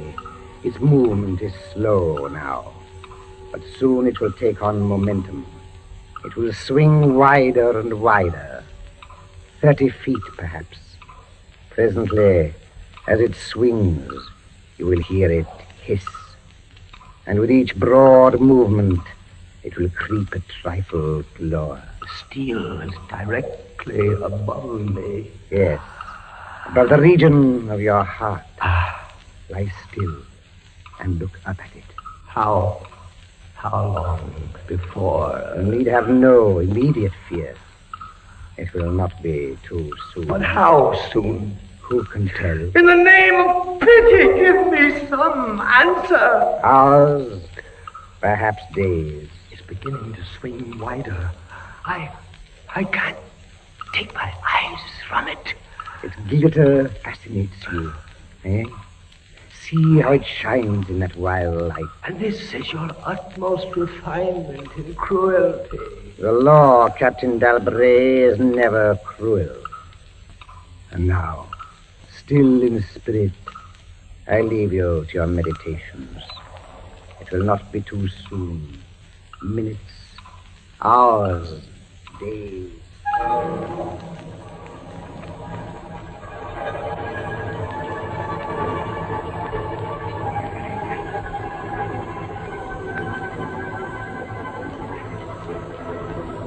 Down, steadily down it crept. Days passed. It might have been many days before it swept so closely as to fan me with its morbid breath. Minutes, hours, days. The odor of the sharp steel forced itself into my nostrils. The right, to the left, far and wide. The shriek of a damned spirit. To my heart, with the stealthy pace of a tiger. Down. Certainly, relentlessly down. I prayed. I wearied heaven with my prayer for its more speedy descent. I grew frantically mad and struggled to force myself up against that swinging, glittering death. Of no avail. Down, still unceasingly, still inevitably down, the sharp steel flashed past within 3 inches of my chest. Beatrice! John? Beatrice, Beatrice, where are you? I heard you calling, John. I am here. It is a strange thing, Beatrice. I'm quite calm. You are resigned, then? No, that is the strange thing. Even now, I am not resigned. Is there a way out? How can there be?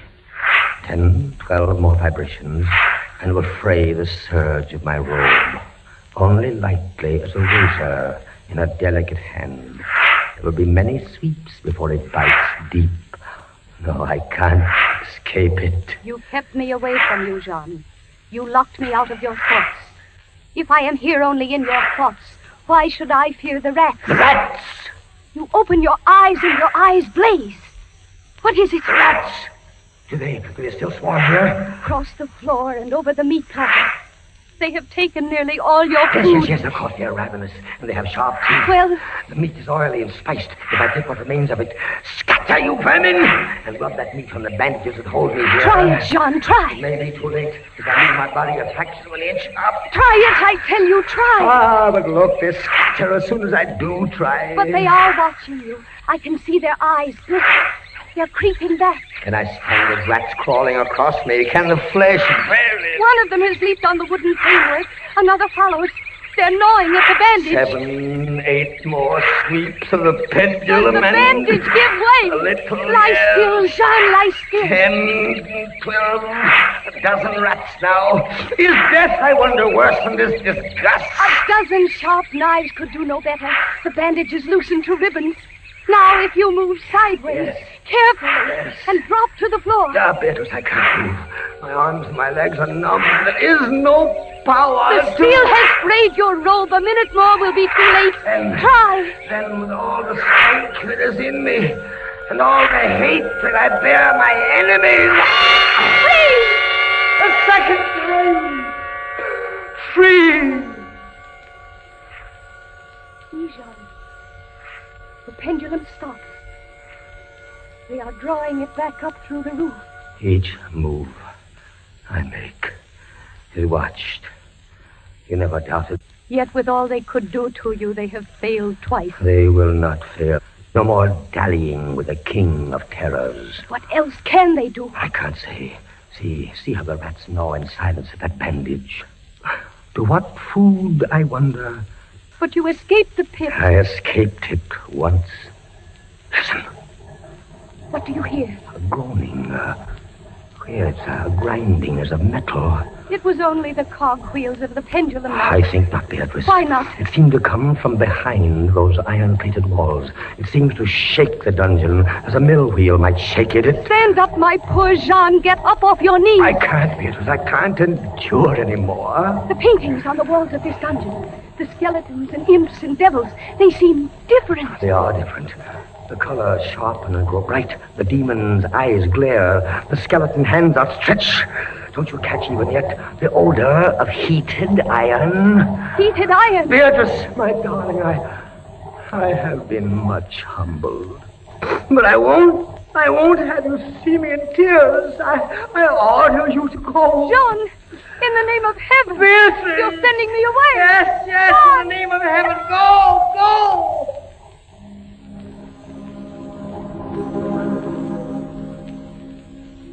A suffocating heat pervaded the prison.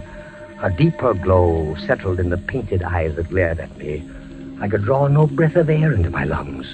Against the loom of that fiery destruction, the thought of the pit and its coolness come like a soothing balm. I staggered to the edge of the pit. I looked into it. The enkindled walls and roof lighted it to its depths. Yet for one wild moment, even then, I refused to believe the horror of what I saw beneath me. Does the pit please you, Captain Dalbray? Not the pit! Merciful God, anything but that! And how shall you avoid it? Look. This dungeon has changed its shape. That is true. The walls are closing in. It was formerly a square, and now it is flattening slowly toward the center to force me into the pit. Of course. It'll force you along with me. Again, apparently you must be told, Captain Dalbray, that you are speaking only to your own sick fancy. I am not here at all. Farewell. And now closer and closer through the red burning walls, forcing me into the pit with a swiftness that left me no time for thought. I shrank back, but the closing walls pressed me relentlessly onward. At length, for my seared and writhing body, there was no longer an inch of foothold. I screamed once, I tottered on the edge of the pit.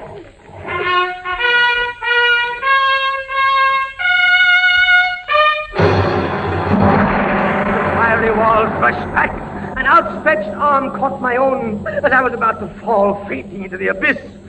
It was that of General LaSalle. The French army had entered Toledo. The Inquisition was in the hands of its enemies. Vive la France!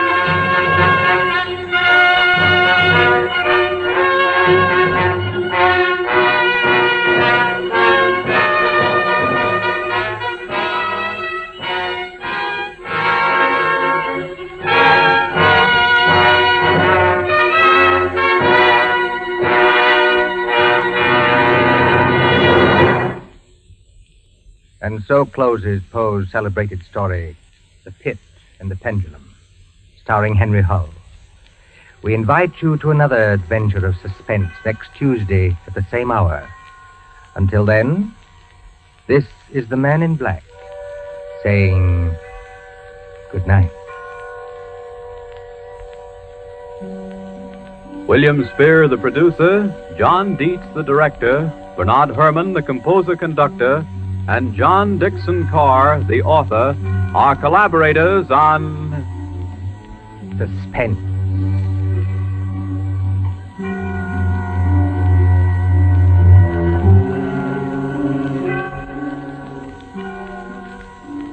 This is the Columbia Broadcasting System.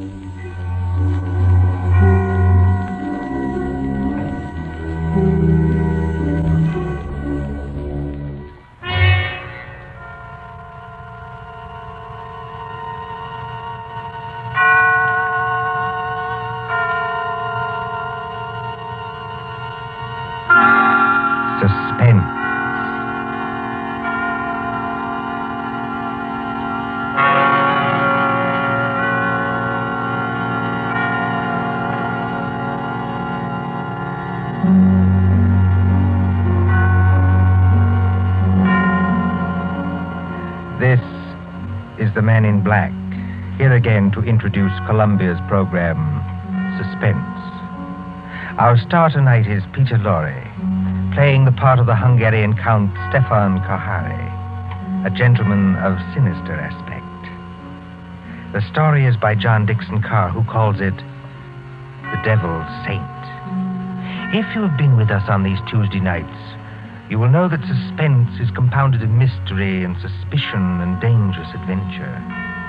In this series are tales calculated to intrigue you, to stir your nerves, to offer you a precarious situation, and then withhold the solution till the last possible moment. And so, it is with The Devil's Saint and Mr. Peter Lorre's performance we again hope to keep you in suspense. The Devil's Saint. Paris, 15 years ago. Paris as it used to be, when lights twinkled from the old Trocadero to the hill of Sacré-Cœur, when taxicabs honked and the beat of tango swayed, and Chinese lanterns gleamed above the lake in the Bois, when, in short, you and I were young. Come then to the President's Ball at the Opera, St. Catherine's Day, 1927. A fancy dress ball at the Opera, filling these marble halls with a multitude of masks and a multitude of dreams. The mosaic decorations are no less bright than the colors that weave here. Harlequins and Columbine, Cleopatra and Musketeers. In the great marble foyer, remember it? They have set out little tables and lines of palms behind which you may sit screened. Look at one such table. A young man wearing the scarlet and gold uniform of an English Guards officer in Wellington's day. A dark-haired young girl in the costume of a bacchante. And as we approach... Ned, don't, please, you mustn't. Why not? You really don't mind, do you? No, of course I don't mind, only you mustn't. Oh, Ned. Look here, Alona. We've got to settle this thing. You have enjoyed being here tonight, haven't you? Ned, I've loved it. After being cooped up at my uncle's place in the country, it's like heaven. All right. When I take you back to the hotel, I'm going to face this uncle of yours tonight. No. No, please don't. I'm going to say that you and I intend to get married, and that's that. I can't marry you, Ned. I've told you that. But why not? Just give me one good reason. Because I can't. My uncle, he would never allow it. Never. And that seems to you a good reason enough? Yes, Ned. This uncle of yours, what's his name? Count Stefan Kohari. He's a Hungarian, I think you said. Yes, so am I. My mother was an American. What's he like, actually? Oh, he's a little eccentric. Oh, please don't misunderstand. He's a great scholar and a historian, only he's a little strange. Ned. What is it? There he is now. Your uncle? Yes, that elegant man in plain evening clothes, with the Order of the Golden Fleece across his chest. Oh, I see him. Oh, he looks as black as a thundercloud. He's throwing those two dressed as devils aside as though they didn't exist. Give me my mask quick before he sees us. No, Ilona. Why not? We'd better face this out now. Sit still. Good evening, Ilona. Good evening, Uncle Stefan. Uncle, may I present Edward Whiteford?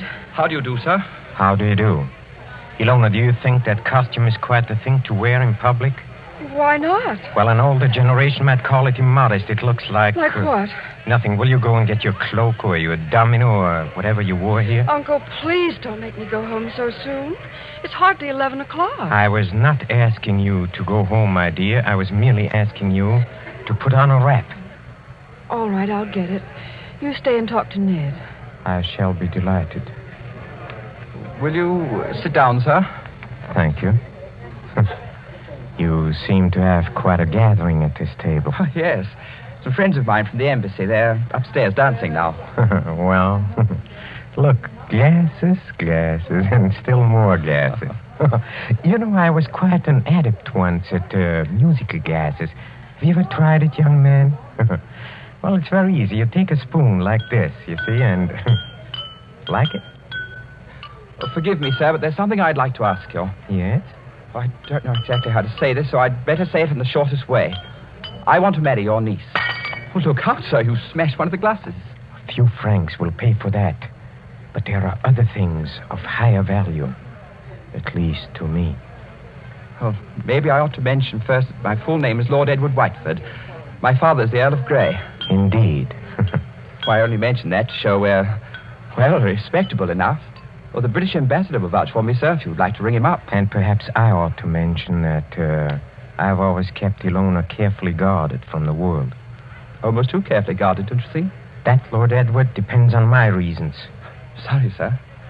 You have known Ilona about how long? 4 days. 4 days. You wouldn't even choose a business partner in 4 days. Yet to want to marry my Ilona after 4 days. But we know our own minds, sir. You do, huh? Then you know more than the wisest man in this world. However, as one whose dearest wish is Ilona's happiness, I hope it is, Count Kohari. Do you doubt what I say? Oh, no, sir. Well, I will make you a proposition. I own an estate in Touraine, not far from Paris, a little chateau, a few hundred acres, fishing, very good stable of horses. I know, Ilona told me. Oh, she did? Well, then here is my suggestion. Why not come down and visit us for a week or two? Why, that's very decent of you, sir. Oh, not at all, not at all. And if at the end of that time you're not cured of this infatuation... Oh, it's not an infatuation, I swear it's not. No?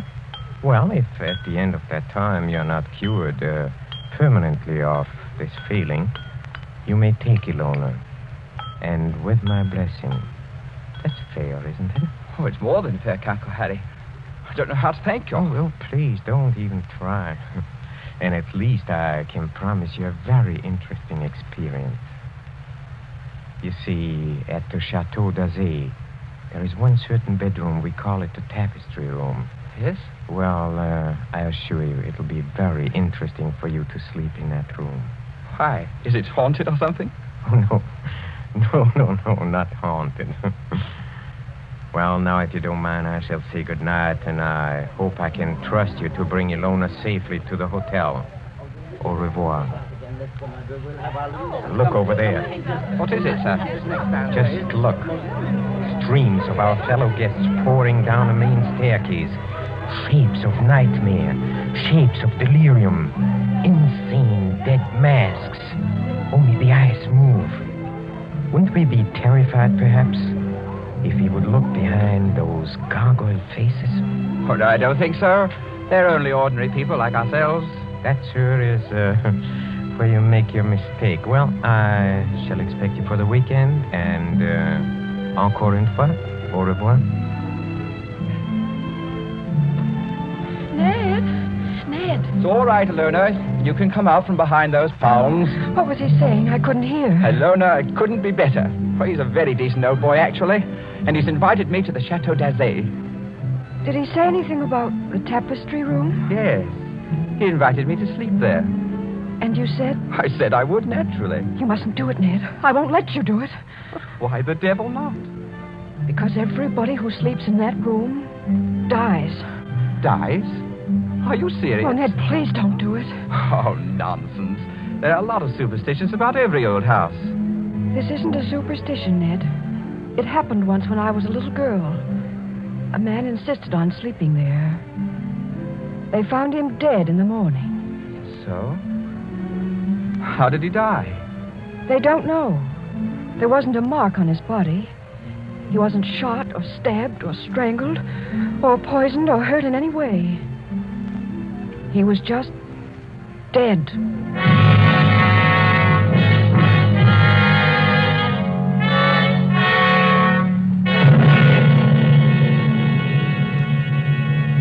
Two nights later, in the province of France now known as Indre-et-Loire, but once called Touraine, the ancient land beloved of Rabelais and Balzac. But now, as the wind moans down the valleys, and rain flickers across the apple trees and thunder stirs in those haunted hills, it can bring little comfort to a young man driven in an ancient carriage from the railway station along snake-like roads. To what destination? Ahead, a lift of lightning shows the gray walls and conical slate-roofed towers of a chateau set some distance back from the road. Lights shine from its narrow windows, dimly seen through the rain as... Driver! Coachman! Oui, monsieur. Is that the Chateau d'Azay up ahead? Oui, monsieur. I will take you to the very door if... If what? Why do you cross yourself? If I am permitted. What should stop you? Only fear, monsieur. And I am not much afraid. Listen. What was that? Only the dogs, monsieur. They keep many dogs, large dogs, at the Chateau d'Azay. Well, here we are. Bonsoir, monsieur. And if I may be permitted a word of advice... Well? Beware of the tapestry room.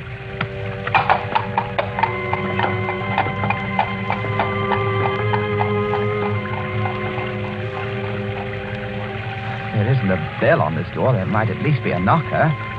Ah, got it.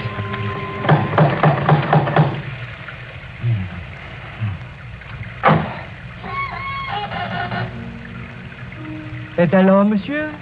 Vous cherchez? Je cherche le Château d'Azay, et perhaps it would be better if monsieur spoke English, yes? You are Lord Edward Whiteford. Yes. Monsieur is expected. Please to enter. Monsieur's hat and coat. Thank God. Ned. Hello, Ilona. Oh, N'embrassez pas ma petite, votre oncle. Oh, you'd better not kiss me, Ned. Madame Flay says to look out for my uncle. Madame Flay is our housekeeper. Oh. Well, where's your uncle now? In the drawing room. He's playing the piano. Come along. Ilona, is anything wrong? Oh, everything's wrong. Two of my dogs were in horrible pain this afternoon. Dr. Solomon had to put them out with chloroform. You don't think... I hope nobody's practicing, that's all. Well, here we are. Oh, nice tiger skins on the floor. I say, who's the little old man with the gray beard sitting over there by the fire? That's Dr. Solomon. Oh, hasn't he funny-looking eyes? He watches and watches and watches. He's an old friend of the family. Come along. Let's get this over with.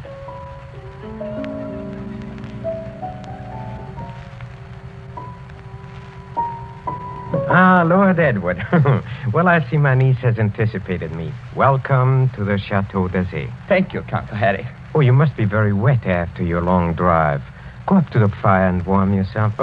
Madame Flay. Yes, monsieur? Please tell Antoine to take our guest's luggage up to the tapestry room. The tapestry room, monsieur? That is what I said, Madame Flay. Yes, monsieur. By an odd coincidence, Lord Edward, Dr. Solomon and I were just discussing the fate of the last person who slept in a tapestry room. This is not good, my friend. This is against my advice. It's against his advice. Here, Dr. Solomon croaking. This is not good, I tell you. It is the wrong season of the moon. The wrong moon. But there is no moon tonight. It's raining cats and dogs. Don't talk about dogs. Nevertheless, it is the wrong season of the moon. I say no more. Cheerful blighter, that doctor. Don't do it, Ned. I won't be responsible if they make you do it. But look here, Count Harry. What did happen to the last bloke who slept in the tapestry You room? mustn't call him a bloke, sir. He was a very saintly gentleman. The Bishop of Tours. That was some time ago when Delona was only 15 years old, but surely she must remember it. I remember it. The church, said our bishop, has no use for superstitions. Well, he insisted on sleeping there. I made it as comfortable for him as possible, but he was found dead next morning with a crucifix still in his hand. Was it poison?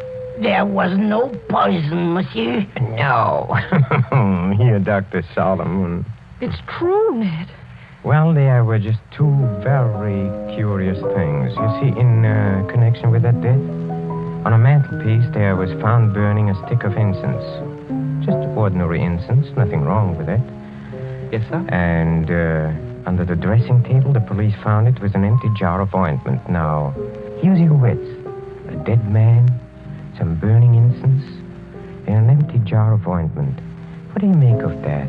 Oh, I don't make anything of it. It's crazy. Please do not speak like that. I'm sorry? It is still the wrong season of the moon. Well, what I really meant, sir, was this. Is there any reason for this story of death? Reason? Any legend attached to the room or anything like that? Yes, there is. Well, sir? Well, we are a very old family, Lord Edward. Old and perhaps accursed. When my ancestors moved from Hungary to France in the 17th century, they brought certain beliefs with them.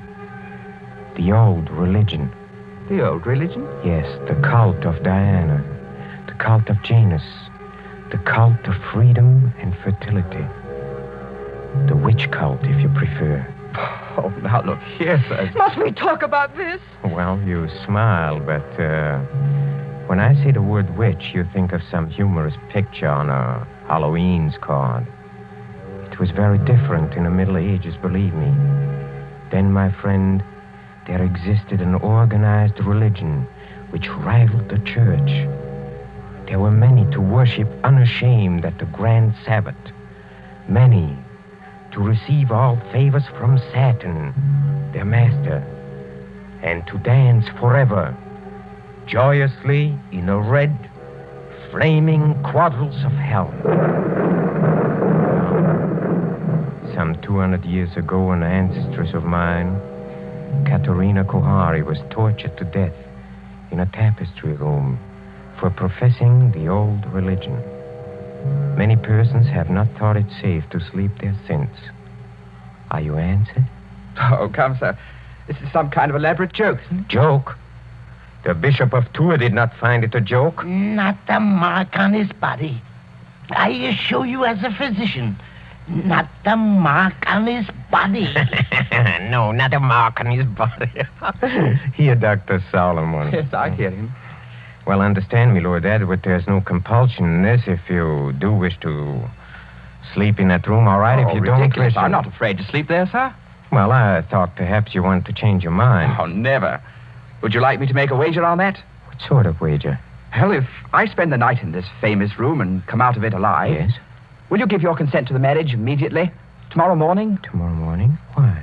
Because I don't think the atmosphere of this house is good for a loner. What do you say? Will you do it?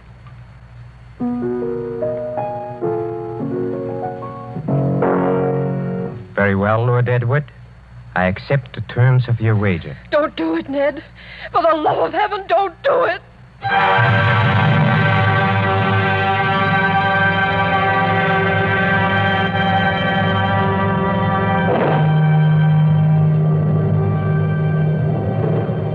High up in the north tower of the Chateau d'Azay, under the conical slate roof, is the circular room hung with faded tapestries.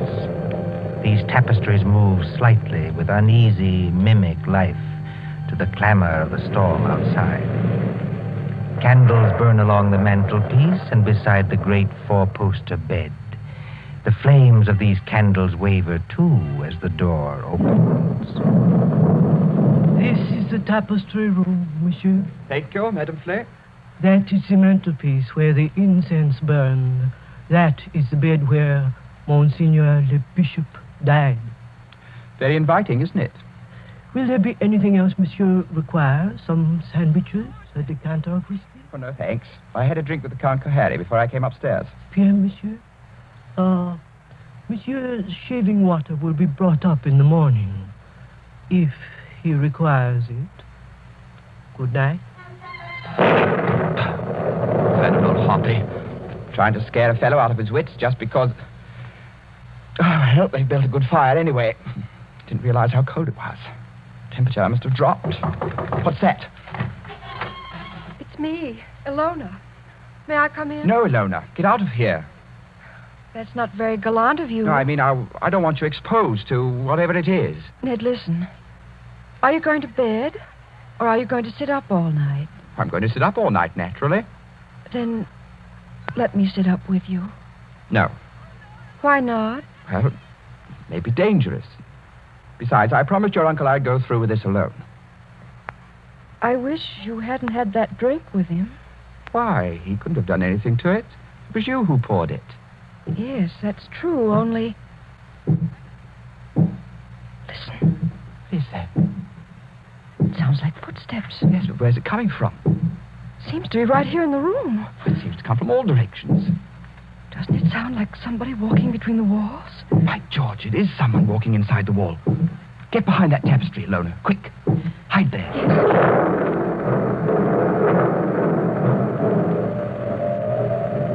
Count Cohary, where did you come from? Oh, forgive me, Lord Edward, for seeming to appear out of the wall and between the tapestries. Like Mephisto appearing to Faust, huh? And this red dressing gown perhaps adds to the effect, too. How'd you get here? A passage between the walls? Yes, exactly. Little device my ancestors for visiting this room. You know, they invented that when its occupant was so unmannerly as to bolt the door. Door's not bolted. You could have walked straight in. But I couldn't have done it unobserved. No. Maybe not. Have you had any other visitors, Lord Edward? No. Are you quite sure of that? Quite sure. Well, then, since nobody saw me come here, I'll just sit down by the fire. Please sit opposite me. Is this the showdown, sir? I don't understand. Well, there's got to be a showdown between us. Is that why you're here? Oh, I'm here, young man, to explain certain things to you. Will you have a cigarette? Thank you. Oh, they're perfectly all right. That is what you're afraid of? I'll have one, yes. A light? Thank you. Well, when I was discussing the witch cult a while ago, you didn't appear to think I meant what I said. Do you want a perfectly frank answer to that? Yes. I think you're mad enough to mean anything. What you say, in a sense, is quite true. See, in an old and inbred family like ours, the mind can crack and the fantasies of witchcraft become as real, well, more real than the living world. Let me give you an example. Go on. The saucer on a table beside you is Ming porcelain. It was once owned by Katerina Cohary, a martyr of the old religion. Yet you are using it as an ashtray. Oh, I beg the witch lady's pardon. I'll blow off the ash. Well, that's a very dangerous remark, sir. Don't you understand that the worship of evil can be as strong and compelling as the worship of good? That the devil can have his saints, too? That to a sick brain which knows but can't help itself, you have profaned this room merely by entering it. And therefore, you deserve to die. Like the Bishop of Tours? Exactly. You're not going to tell me the devil killed him? The devil's agent may be flesh and blood. Then it was murder. Oh, of course it was murder. Murder so cunningly contrived that no one ever saw through it. Go on. I asked you before to use your wits on this problem. Well, look, incense was burned in this room. You know why? Suppose you tell me. Well, obviously, I think to conceal something else, which would be too easily noticed. To conceal what? For instance, the smell of chloroform. Chloroform? Yes. A drug not well understood by laymen. Dr. Solomon, by the way, was using chloroform this afternoon to dispose of some dogs. So I've heard. Well, Dr. Solomon is old and very forgetful. You mean chloroform could be stolen? Oh, yes, it could be easily. Now, suppose I take a pad saturated with chloroform. I place it over the mouth and nostrils of a man already sleeping or drugged so that he gets no air. Wait a minute. That won't do. Why not? Chloroform burns and blisters when it touches the skin. You'd leave marks. Oh, not at all, my friend. Not at all. If I first covered the mouth and nostrils with some substance like... Ointment. Yes. Now you're waking up. Hi. Now observe what follows. In a few seconds, unconsciousness. In 2 minutes or 3 minutes, death. Certain death, yes. Oh, but chloroform, you see. It evaporates very quickly. There is no trace in the stomach since nothing has been swallowed. Well, delay your post-mortem for 24 hours. Very easy matter in these country districts, and no trace remains in the blood. Murder without a mark, Lord Edward. Murder without a mark. You can't do it, Count Kohani. There's one thing you're forgetting. What is that? I'm not sleeping and I'm not drugged. Oh, yes, you are. How? When? In the cigarette? No. In a drink you had with me. What was it?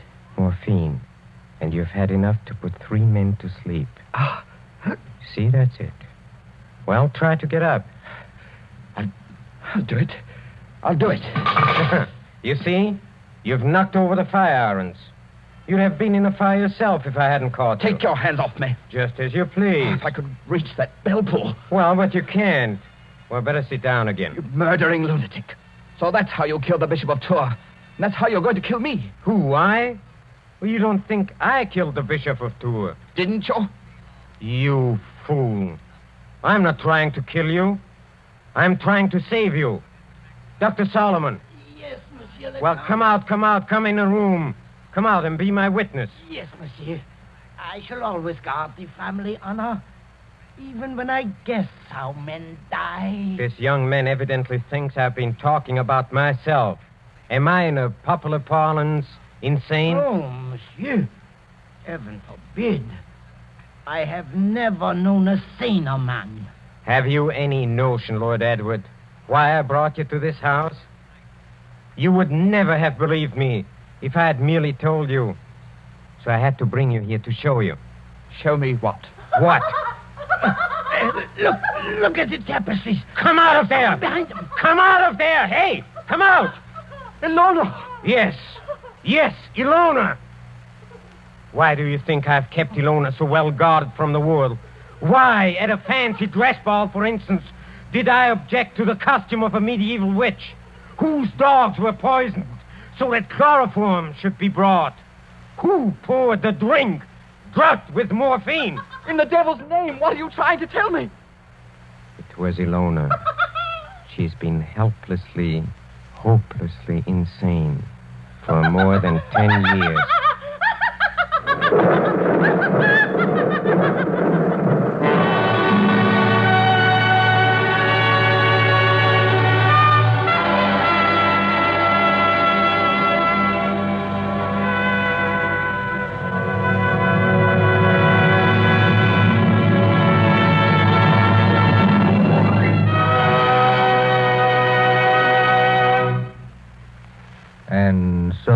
Roses, The Devil's Saint, starring Peter Lorre. Tonight's tale of suspense. This is your narrator, the man in black, who conveys to you Columbia's invitation to spend this half hour in suspense with us again next Tuesday.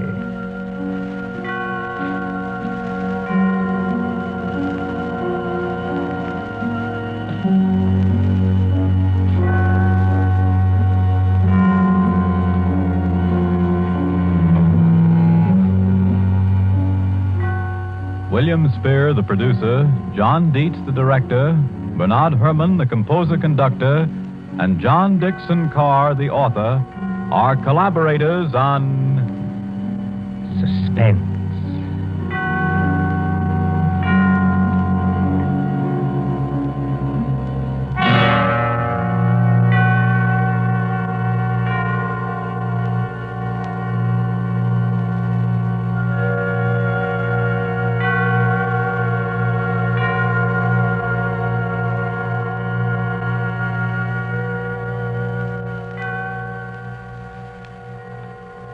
This is the Columbia Broadcasting System.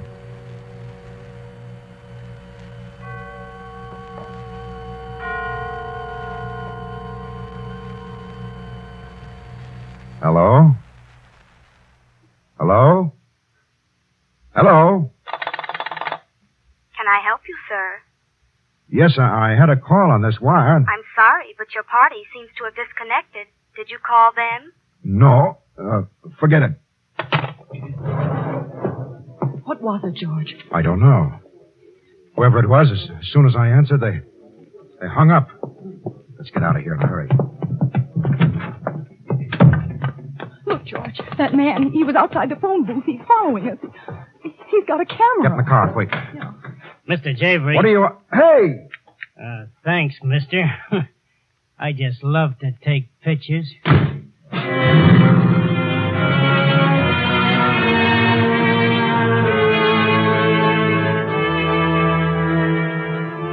Javery's thoughts were racing with the hum of the motor.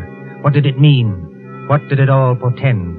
The telephone call, the man with the camera. Who would want his picture and why? There was no answer, only the fact of danger. Of that alone he was sure. The car sped on. Then came Chicago. Here at least was a big city with its millions of people. It was a city George knew. It gave him a sense of assurance. It was the girls' idea that they seek relaxation in entertainment at night. He's slightly plump on the solid side. He don't shake it no more from head to toe than he do from side to side. Now, ladies and gentlemen. Oh, please, your attention. Thank you. Now, ladies and gentlemen, we present direct from a 10 weeks run in New York, the world-famed sharpshooter, Professor Glidden. Oh, this is going to be all right, George. He's good. I saw his act in Hollywood. He's quite a comedian. That's fine. A little comedy would come in handy now. Oh, George, you promised me. Come on now, relax. Okay. He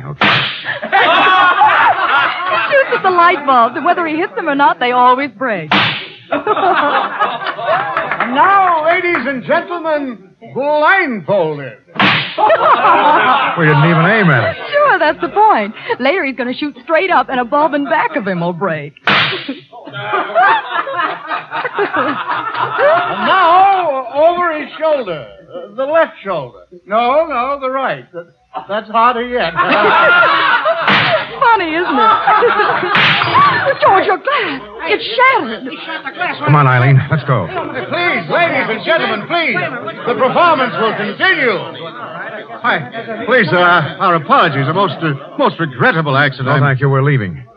That was no accident. That bullet didn't come from the stage.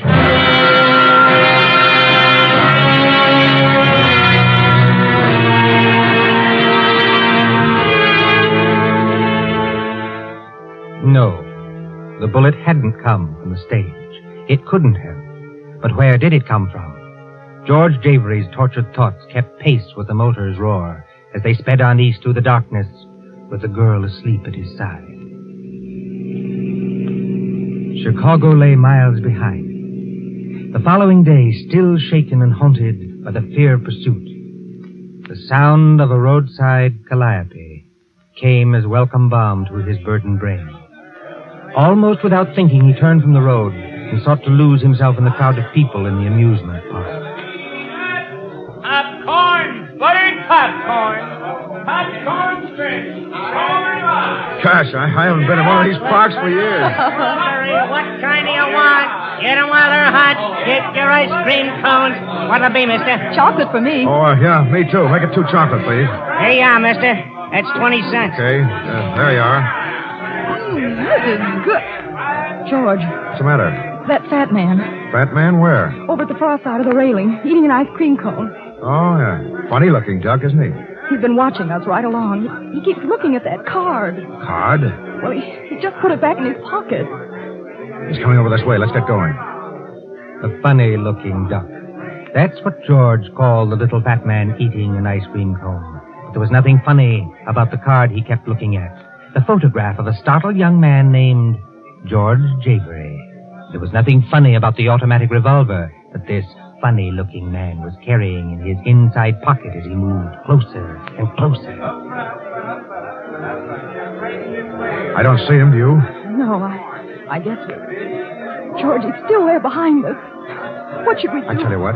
Let's go up on the Ferris wheel. We can look around. Okay, let's go. Step up, please. 2 more. Step up, please. Right in here. All right, folks. No pushing. Plenty of room for everybody. Everybody right. Step up, please. This way, lady. Right in, mister. All set. Take it away. Well, this is better. You bet. Give us a chance to see the whole park.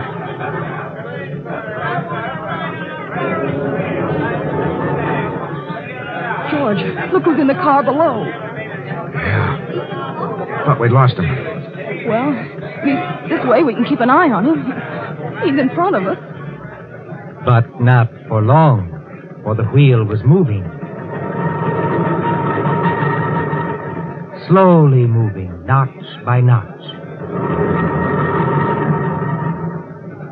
And when George Javery's cab was halfway up, it swung out and behind the fat man's cab. But another notch, they would get to the top, and the fat man would be behind them. Keep an eye on him, Eileen. I look around and see. There's another one, George. What'll we do? Keep looking, Eileen. Can you see him? What's he doing? I don't know, George. He's got something in his hand. I think it's a gun. It was indeed a gun, a peculiar-looking gun. For to it he had attached a silencer, this methodical, fat little man who didn't like any noise. They could see him clearly now as he leaned forward in his seat. The wheel moved on. The cab swung out. He was behind them now, and directly ahead, the little fat man saw his target.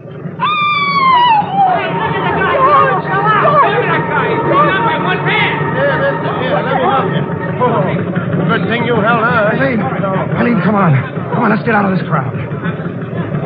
Oh, you scared me half to death, It's George. the only thing to do. I figured that if I hung on that way, they'd bring me down in a hurry and stop the wheel. While he was stuck up there, we could get away. Oh, lucky it worked out the way you thought. Oh, why didn't you let me know instead of scaring me? I thought you fell out. Well, if I told you, you mightn't have screamed so beautifully. Got that crowd together in such a hurry.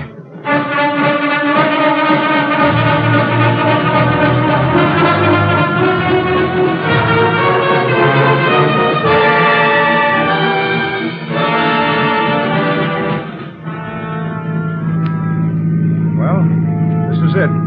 As the car... Oh, this is the Bancroft Hotel. Well, it's the only car one I ever raced had on in and the New York. towns whizzed by on this last lap of his journey east.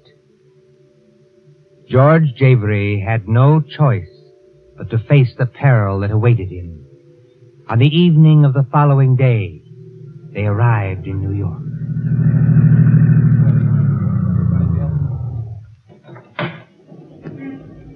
Here we are. It's the only home I ever had in New York. Boy, take these bags. Now, sir, if you leave the key, I'll have your car garage for you. Yeah, sure. Here you are. Thank you. George, I could go home, you know. What, travel out to Connecticut this time of night? Well, it isn't that far. Come on, you get a good night's rest right here, and you can catch an early train in the morning. Oh, all right. Well, here we are. Clerk. Yes, sir? You wish a room, sir? 2 rooms, please. Yes, sir. Will you sign here, please? Thank you, Mr. Oh, Mr. George Javery? What about it? Nothing, sir. Nothing, only we have your reservations. Reservation, but I... Oh, yes, yes, of course. Excuse me. Certainly. Please, George. Yes, I think you're right. You better go on. Oh, no, you're coming with me. Sorry, Eileen. This is journey's end. I'm going to see it through. Well, then so am I. I don't think you... Oh, please, George, don't argue. Okay. Don't say I didn't warn... Well, there he is. Who? Our friend. Sitting over there by that post. Isn't that One Arm? Yeah, my friend Jones. We ought to have a full cast soon. Oh, clerk. Yes, sir? What room do I have? 706, sir. Fine, and the lady?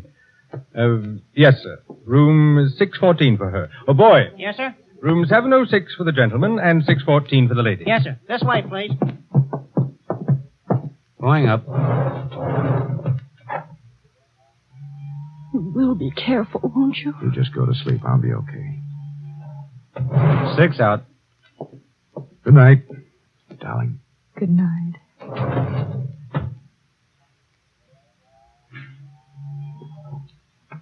Seven. It's right this way, sir. To the left. Here we are, sir. Just put the bags over there, son. Will that be all, sir? Yep. Here you are. Thank you, sir. Hello, George Avery. Huh? It took you longer than I expected. You. What are you doing here? Waiting Mr. Brown? for you. And the name isn't Brown, it's Javery. Javery? Yes. George Javery. Javery, I thank you enough for what you've done for me. What I've done for you? Sure, you've been a great help. Say, what's this all about? Look, Javery, you have come to the end of the road. But I think you're entitled to know why. You don't know me, do you? I'm Bill Malone. Scarface Malone. Yeah, only I don't have scars anymore. That's the point. It took me 2 years and a lot of pain to get a new face. And I didn't get it just to look good in a coffin. You know what I mean? No, I'm afraid I don't. After a guy in my business has been away for a year or two, he's not always welcome home, see? And he generally finds it out by a bullet in the back. That's why you struck me as a good idea. What do you mean? I don't believe in taking chances. The boys think I'm coming east under the name of George Javery. I see. You really don't take any chances. Yeah. And once they got your picture, they were sure they knew that I looked like it. So they thought. But the one-armed fellow, he was right in the same hotel where we... Oh, you mean Pepper? He's with me. I set him to tail you, so I have a line on just where you were. That way we could keep the boys in the know. The boys that were out to get me. Only they didn't know all the while it was you. No chances, see? Yeah. Only I can't exactly say I'm glad to have been of service.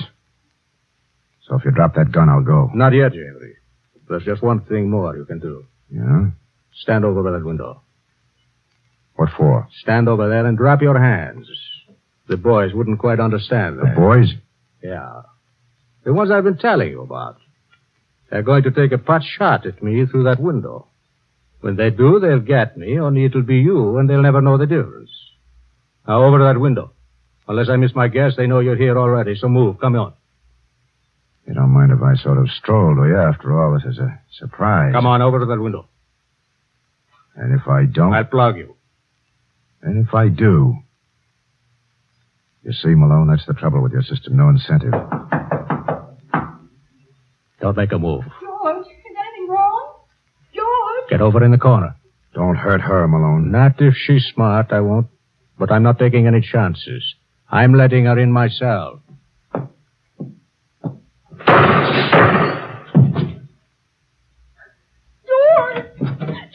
I'm all right, Eileen. Oh, darling.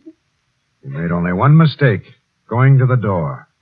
Was right in line with the window. Oh, lucky for us, he made that mistake. He was right about every detail but the last. The man who left nothing to chance.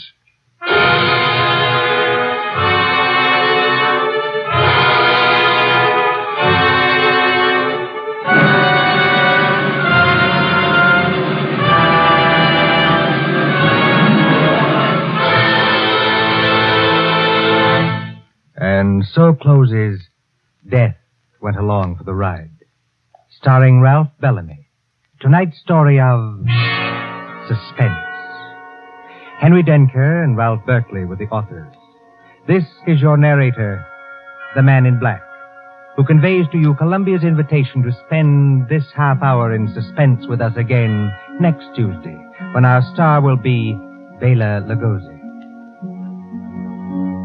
William Spear, the producer, John Dietz, the director, and Bernard Herrmann, the composer-conductor, are collaborators on Suspense.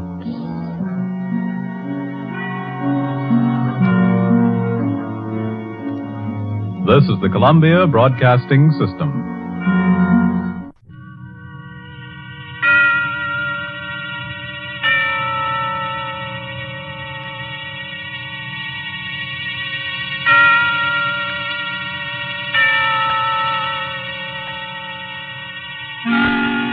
Suspense.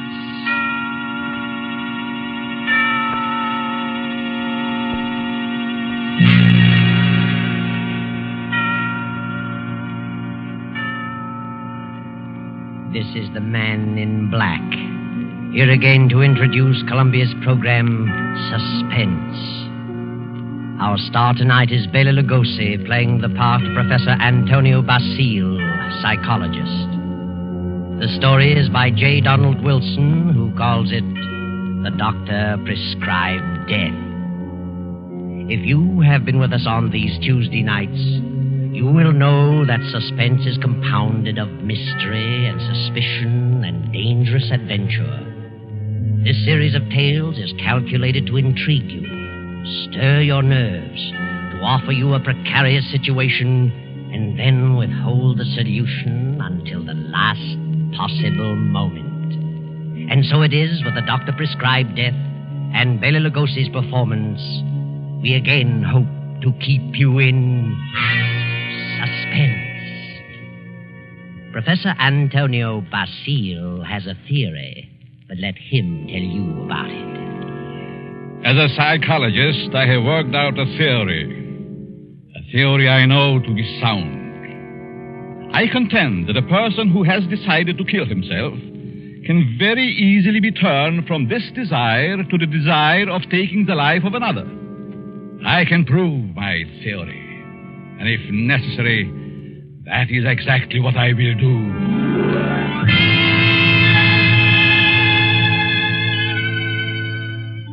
Yes, Professor Antonio Basile has a theory, but only a theory.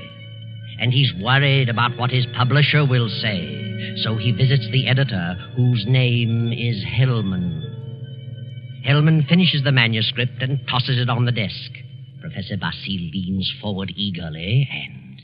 Well, Hellman, what do you think? Professor Basile, it's purely conjecture, simply a theory, and I wouldn't advise publishing it. I worked on that theory for a long time. I'm positive of it. I know it'll work. Suppose it will. What good is it? What good have you accomplished if you can prove it'll work? Are you laughing at me, Hellman? It's so silly.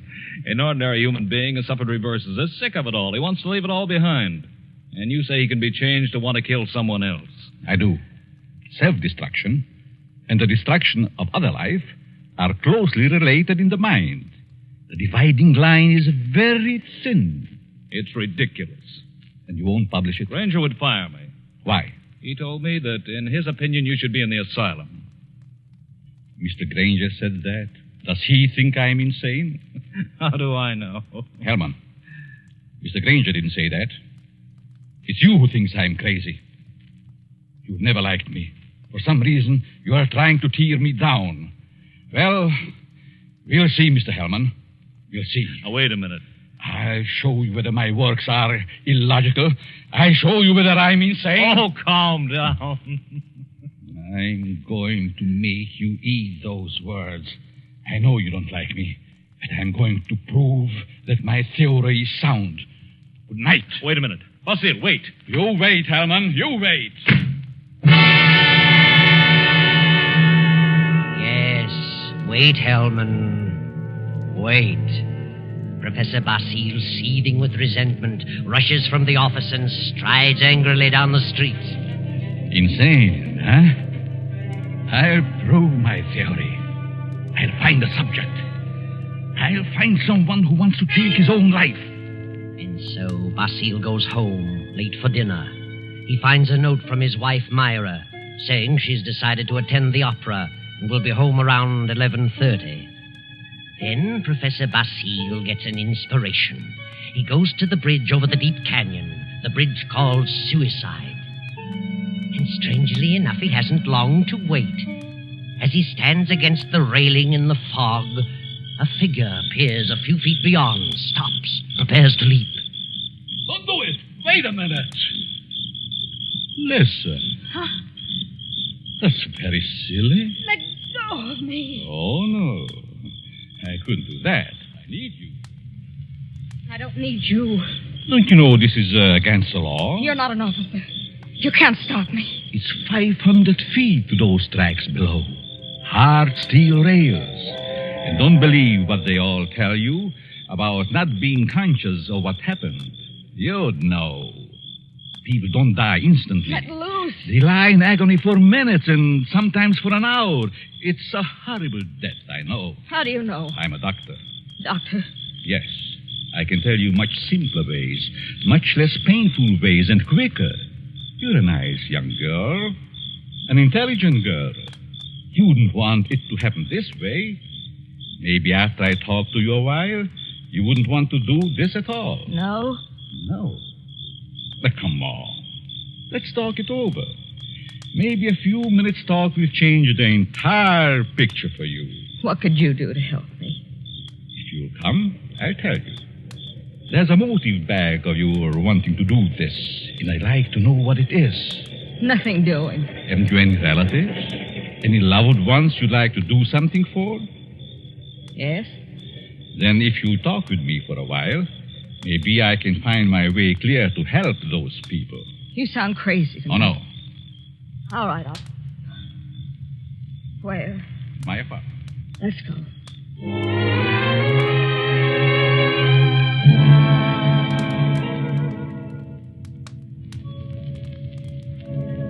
Well, here we are. Come in, please. Well, what do you want to know? Sit down first. Are you hungry? No, I'm not that broke. It isn't poverty. I knew that. I could tell by your clothes. Now, first, why did you come here? Why? Why, because you talked me into it. I see. You're not afraid of me? Afraid? In my frame of mind. What can I lose? Suppose I told you that I really brought you here to kill you. Kill me? You know, you're a very pretty girl, don't you? Yeah? That doesn't always mean so much. The right man, it might. That's what I thought. But I found out it didn't mean a thing. Ah, then it was because of a man. I knew it. Really? How did you guess? I'm a student of psychology. I'm Professor Antonio Basile. I see. And you want to know what makes me tick. You want to know the reason behind my action tonight. That's right. I would like to know what happened to make you want to kill yourself. Suicide is a mental aberration. Yeah? I'd like to know what preceded the decision to destroy yourself.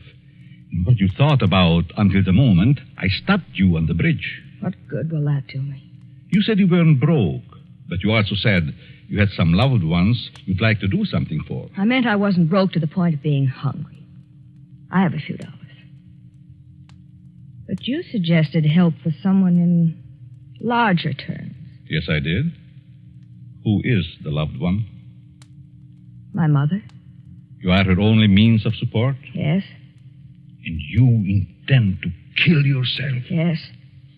That's being selfish, isn't it? Selfish? Yes. You are concentrating solely on self. You think so? What else? The first law of human nature is self-preservation, right? I suppose so. The second law is the preservation of family. Yeah? So you decide to deny the first law and destroy yourself. And as a consequence, deny the second and leave your mother alone and in need. You indicate a form of insanity. What would be normal? To destroy the other person. The one who has done you wrong. Have you hurt him? No. Then the one who has done wrong should be the one to suffer. You have no legal recourse?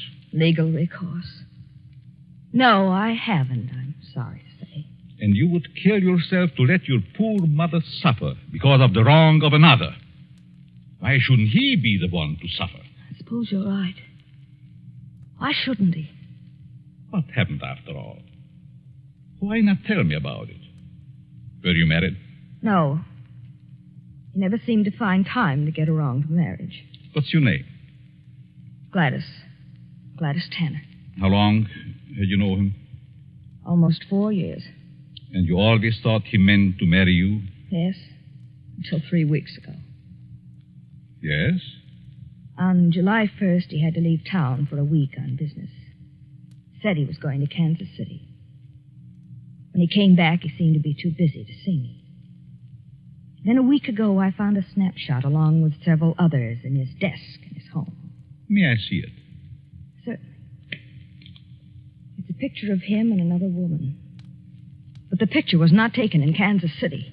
It wasn't? No, it was taken on the beach at Atlantic City. And it's dated by the finisher, July 3rd. Since he returned, he's refused to see me. Yesterday, he finally said he didn't care to see me anymore. That I'd better forget him. But it isn't so easy as that, is it? No. I figured I'd done something. And blame myself. Do you know this blonde woman in this snapshot? No. Then it must be a woman he has met recently. You've known him for 4 years. I don't think you are to blame. He's the one in the wrong. And he should be made to suffer. How? You were going to kill yourself. Why should you? Kill him instead. He double-crossed you. He deserves it. Now, let me go a little deeper into the situation. Whenever a person has reached the conclusion to take his life...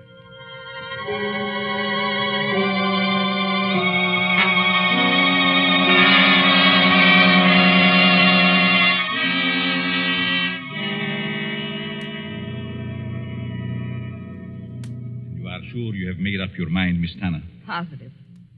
Now, if you're careful, you won't be caught. No. But whether you are or not, I'm giving you this check for $1,000 made out to cash to be sent to your mother only after the man is dead. Write his name on this pad. There you are. I will know what has happened by the newspapers. And I will withhold payment until I learn that you have gone through with it. It'll happen tonight. Very well. You are sure? You are determined? Absolutely. Nothing could stop me. Very good. But just what would happen if I did get caught? You won't get caught if you follow my instructions. I know. Now, here is a small revolver. It'll fit easily in your purse. That's all you need. Be sure to wipe your fingerprints off and leave the gun near the body. Yeah. Well, goodbye, Dr. Basile. Goodbye, Gladys, and good luck.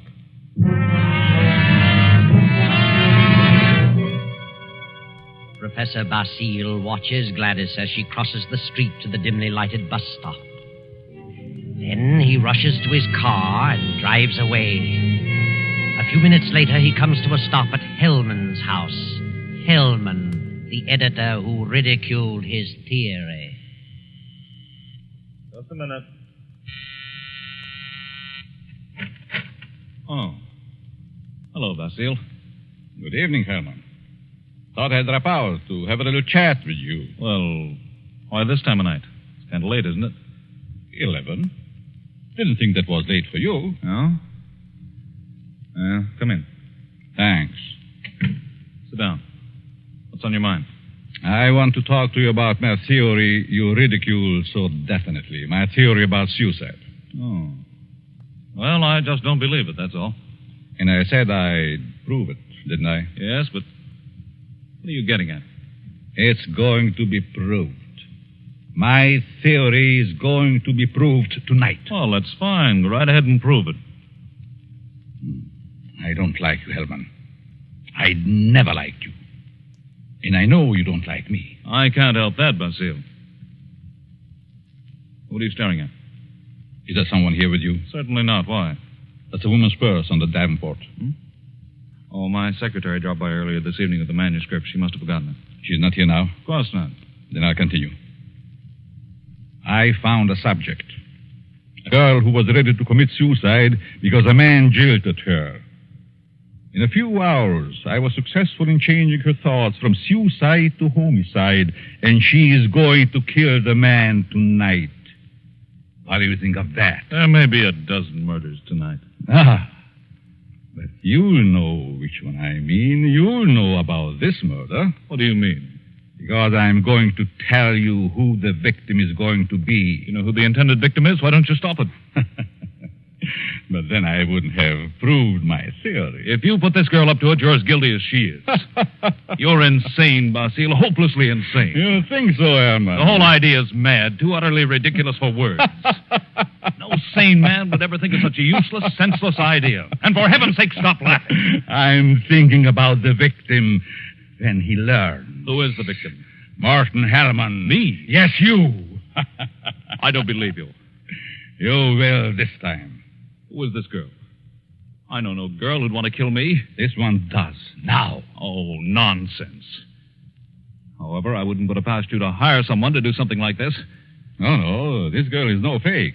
This girl is serious, deadly serious. You probably hypnotized some poor woman, figuring she'd never remember what happened. Oh, Hellman, you underestimate me. Maybe I do underestimate your evil mind. But believe Put me... up your hands, Hellman. Get away from that desk. I'll just take care of that gun, Hellman.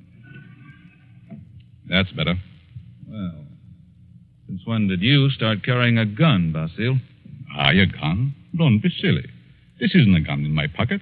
It's just my pipe. See? Well, what do you hear, Herman? Nothing.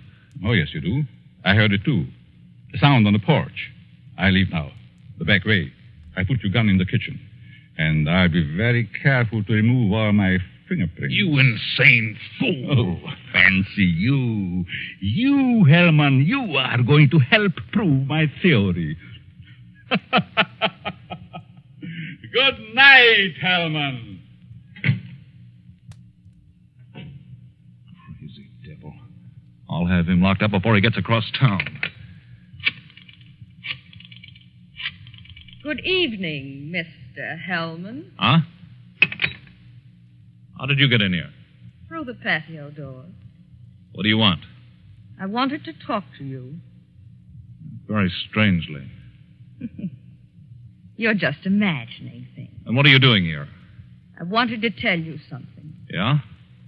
What? When you first indicated to me that you were through with me, I was terribly hurt. I thought all along that we were to be married. I couldn't understand. I tried and tried to think of something I'd done to cause our breakup. Then I happened to find this snapshot in your desk. Snapshot? Take a look at it. Kansas City.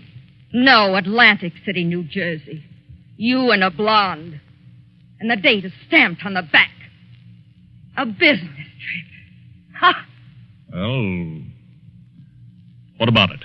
I just wanted you to know that you weren't so slick. I wanted you to know that I knew about the blonde.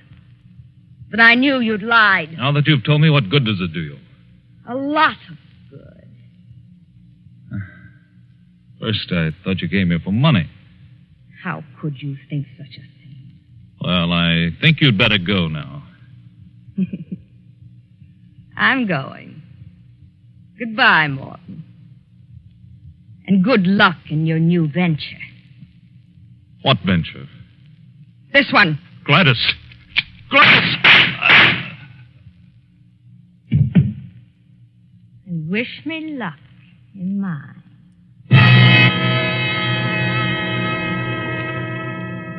Gladys stands staring a moment at the body of Hellman, then wipes off the gun, drops it to the floor, takes the professor's check from her purse, steps to Hellman's desk and writes a note. Then she puts the note in an envelope with the check, addresses it, stamps it, turns out the lights, and steps out into the dark street. At the corner, she drops the envelope in the mailbox and disappears. Professor Basile heard the shots. His theory worked. Hellman will torment him no more. The perfect crime. So he can go home to his wife now and go to sleep. Myra. Myra. Huh? What? Oh, Antonio. What are you doing asleep on the Davenport? Do you know what time it is? It must be after midnight. I've been waiting for you. How was opera? Oh, fair. Nothing to brag about. Who sang the lead? Belchiati. He wasn't very good. Belchiati? Mm-hmm. He's a poor Othello. Othello? I thought they were doing Ida tonight. No, they switched because someone was ill. Oh, they just as soon have stayed home. Have a nightcap, Myra? No, thanks. I'm tired. I think I'll go to bed. I'll be along presently. Good night.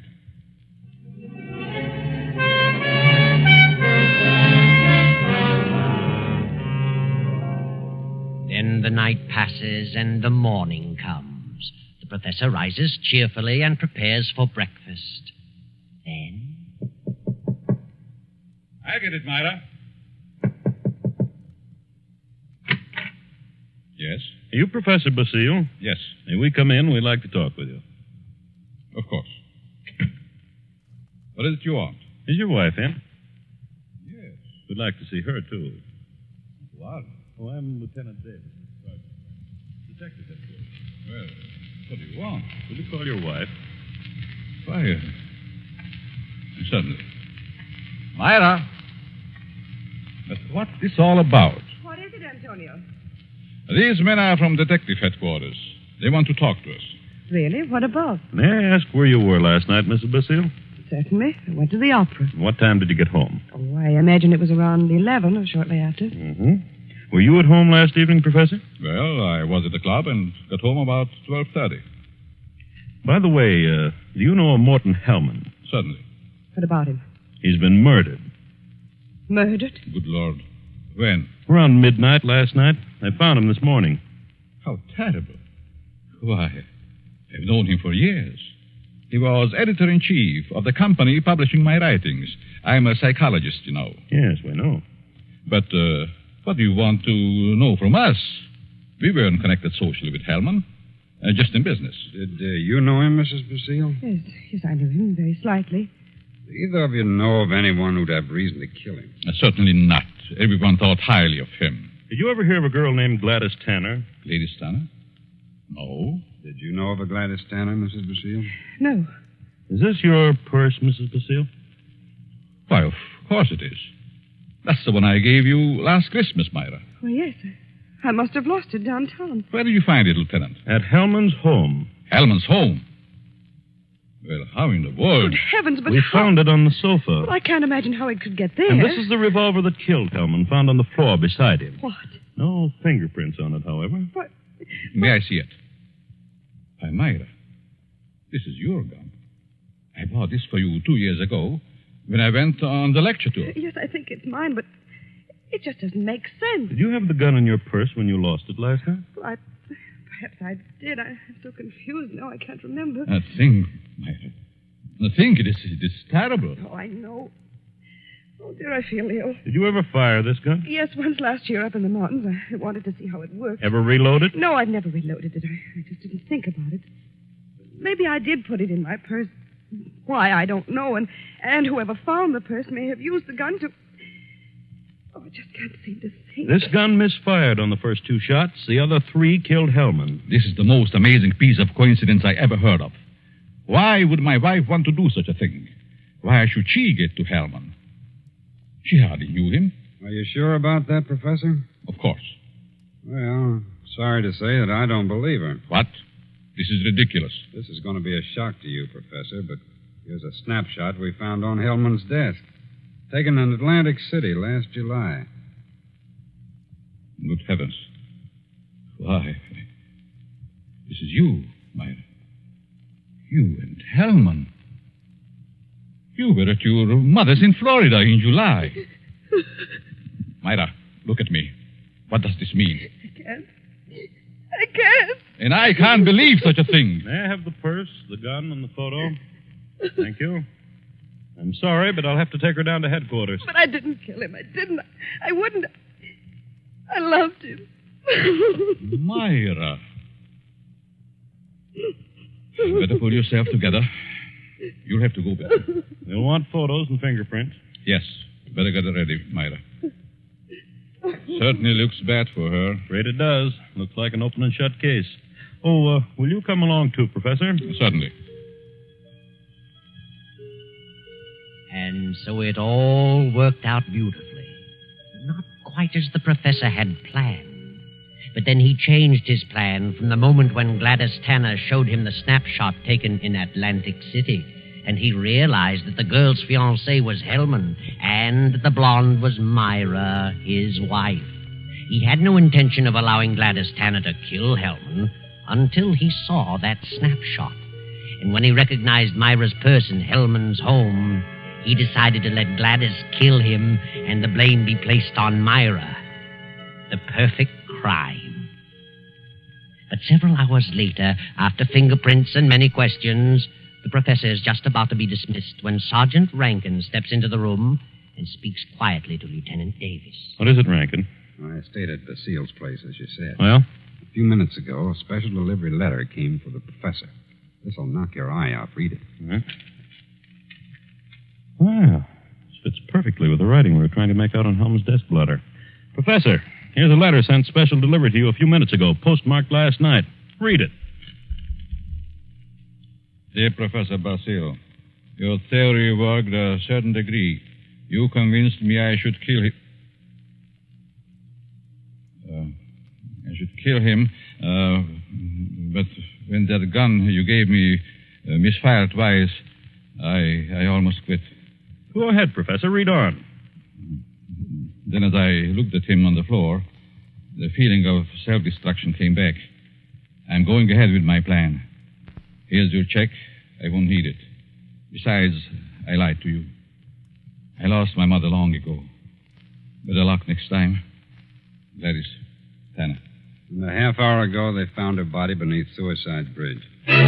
Well, Professor, your perfect crime has failed. Failed? Yes, failed. Wonderful setup on paper, but your theory backfired and you're up for murder. But I didn't kill him. But you planned it, and you're as guilty as Gladys. She's paid her penalty, now it's your turn. No. I won't be hanged. Never! Rankin, grab him!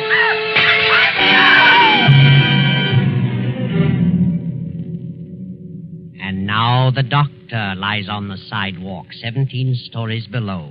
His entire theory worked in reverse.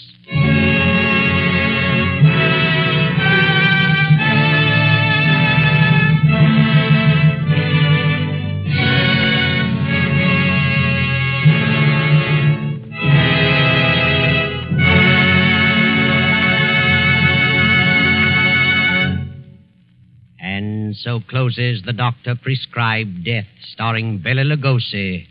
Tonight's story of Suspense.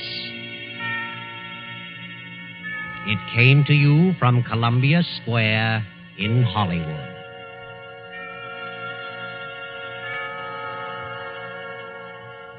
This is the man in black who conveys to you Columbia's invitation to spend this half hour in suspense with us again next Tuesday when we present the noted actor, Mr. Sidney Greenstreet, in The Hangman Won't Wait.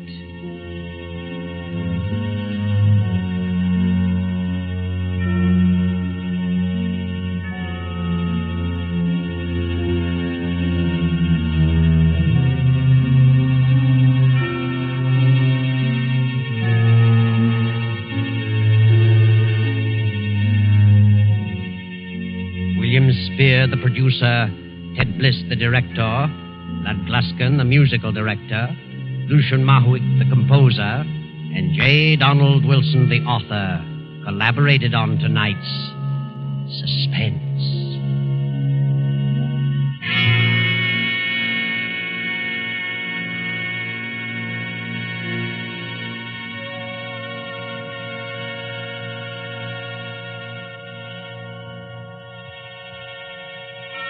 This is the Columbia Broadcasting System.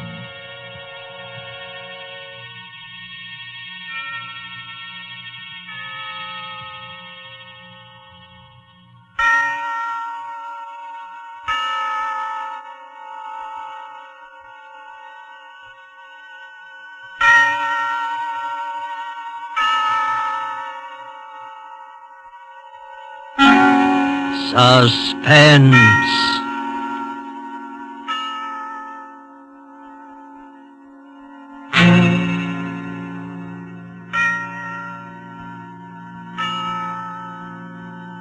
This is the Man in Black, here again to introduce Columbia's program, Suspense. Our star tonight is Mr. Sidney Greenstreet, one of Hollywood's most sensational newcomers in a number of years. The famed fat man who lent his suspenseful talents to the Maltese Falcon and across the Pacific. Mr. Greenstreet is with us to create on the air John Dixon Carr's celebrated detective, Dr. Gideon Fell.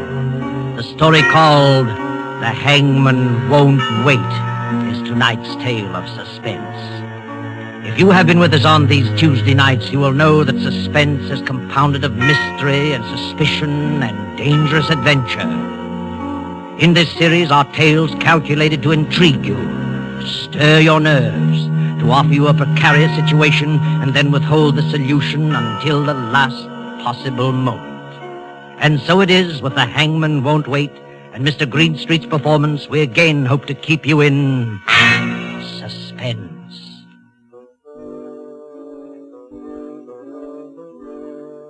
He comes striding towards us now, beaming like old King Cole. You can probably hear him chuckle. If he wheezes a little, that's due to weighing more than 300 pounds. Slander, sir, gross slander. You notice the 3 chins in the bandit's mustache and the eyeglasses on the black ribbon. He removes his hat with old-school courtesy. Don't try to bow, Doctor. He is Gideon Fell, Doctor of Philosophy and expert in crime, if he tells us something about the Barton case. Sir, I have only one remark to make about the Barton case. Everybody was wrong. I'm afraid we don't quite follow that. The judge was wrong, the jury were wrong, the prosecution was wrong, the defense was wrong.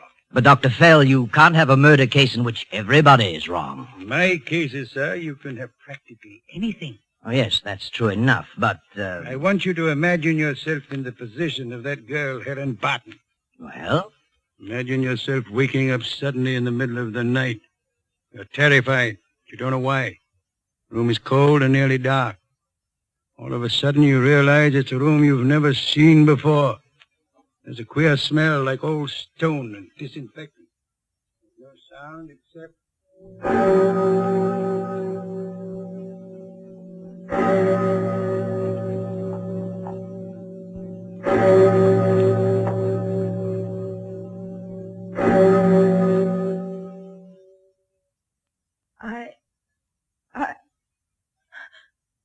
What is it? What was that? Now lean back in your bed, dearie. It's all right. Yes, take it easy, miss. I was dreaming. You were having a nightmare, dearie. But it's all right now. Nothing's going to hurt you. Not yet. Be quiet, Anna. All right, all right. Would you like us to turn on all the lights, miss? Please, would you do that? You see, I don't understand this. Where am I and how did I get here? And who are you? Now, don't start that all over again, please. Start what all over again? Saying you've lost your memory and don't even know what your name is? Are you insane? Of course I know what my name is. I'm Helen Barton. Ah. But it's all I do know.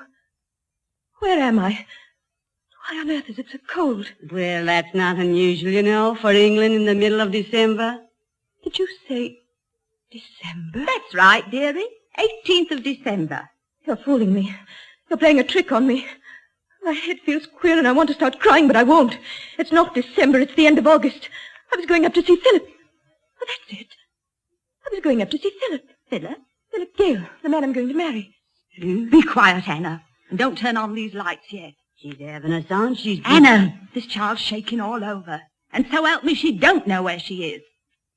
Listen, dearie. I'm going to sit down on the bed beside you. Now take my hands. Hold them tight. What's wrong? Why are you looking at me like that? This is Maidhurst prison, miss. Steady, dearie. I'm still dreaming. I must be. You can't mean I'm in prison. Now look, dearie. I'm afraid it's worse than that. Worse than that? Look over there. You see where there's a little bit of fire in the grate? Well? And paper on the wall, and pictures, and a carpet on the floor. Oh, why don't you come out straight and tell her? They're going to hang you in the morning, miss. This is the condemned cell.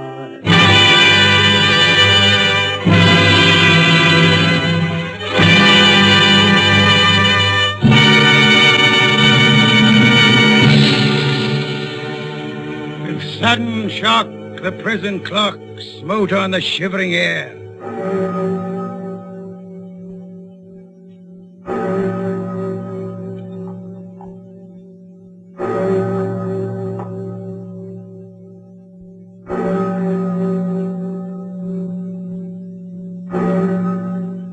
But I won't quote that any further. I have too vivid a memory of sitting up that night with Colonel Andrews, the governor of the prison. Over here, you'd call him the warden. There's a little office with a lamp shade tilted so that I could see his face. And he said, I hate executions, loathe them. Can't even sleep the night before. If you hadn't offered to come here and save my life... This is a strange place, sir, to talk of saving lives. No, it's no good being sentimental about the thing. That's the law. I didn't make it. But I gather you're not exactly happy about this case. I'm not. That's a fact. Mind you, there's no doubt whatever about the girl's guilt. I'm gratified to hear it. But if only she'd confess. Most of them do, you know. They confess to you? To me or to the hangman. Not often to the chaplain, because they think he'll threaten them with the hereafter. But when Kirkwood goes in with the strap to bind their arm, he says to him, I don't like to think I'm doing something that would be on my conscience. So if you'd care to tell me... Quite a sensitive fellow you are, Hangman. And look here, I'm serious. So am I. Sometimes I wish I had any job in the world but mine. If only the girl would confess. If she'd just stop this nonsense about not remembering. Not remembering what? Not remembering how... Well, not remembering how she shot Philip Gale. Not remembering anything, even her own name. Total amnesia covering a crime. Sir, you frighten me. You mean to say that a woman suffering from loss of memory can be tried and sentenced to death? No. Not if she really has lost her memory. Well, then... But this defense was a fake. You're quite sure of that? Naturally. The judge would never have allowed it to come to trial if he hadn't been convinced that she was shamming. Even then, she might have got off with a life sentence or even with manslaughter if it hadn't been for the nature of the crime. She didn't cut anybody up, I hope? No, but it was almost as bad. She shot a man who had raised his hands and begged for mercy. That completely damned her in the eyes of the jury. And yet, you have doubts. I tell you, I haven't any doubts. And in any case, it's none of my business. How has she acted since she's been here? Oh, a model prisoner. But I wish she'd stop this business of seeming to be in a daze. It's getting on my nerves. Rather think the prison itself would get on my nerves. I looked into your execution shed once, and I don't want to look again. Oh, you get used to it after a while. Helen Barton won't. Tell me about her. Nice girl, too. I knew her grandfather. Live near here? Yes. Born and bred in Maidhurst. She got mixed up with a thoroughgoing swine named Philip Gale. Crazy about him. Wouldn't hear a word against him. Then he threw her over for a woman with money. I see. He had a bungalow on White Rose Hill, She went up there one Sunday afternoon. Alone? Yes. Herbert Gale, Philip's brother, heard them screaming at each other. He ran in to see what was wrong. Philip was trying to chase the girl out. She grabbed a .32 revolver out of the table drawer and told Philip to put up his hands. That scared him, and he did put up his hands. Then she shot him dead. And afterwards? Afterwards, she couldn't remember. Couldn't remember anything? No, pretended she didn't even recognize her own family.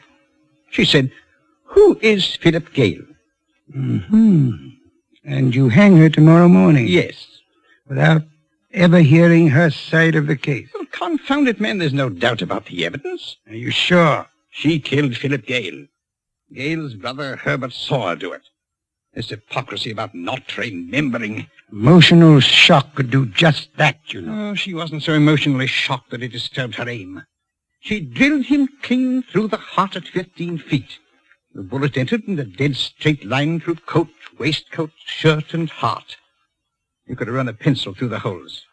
Now, don't sit there puffing out your cheeks and waving a cigar at me. I'm only...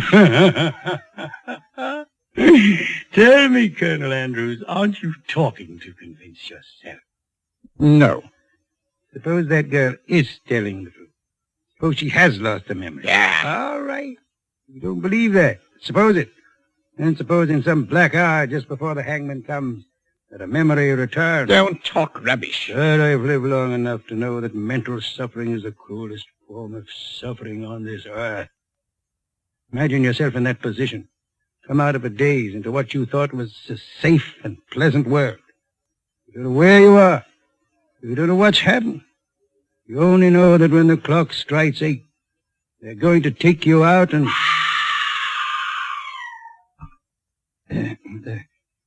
Did you hear that? Yes. Are you thinking what I'm thinking? Yes. It isn't possible. I very much fear it is. Sometimes, you know, we have to use drugs. Drugs? Yes.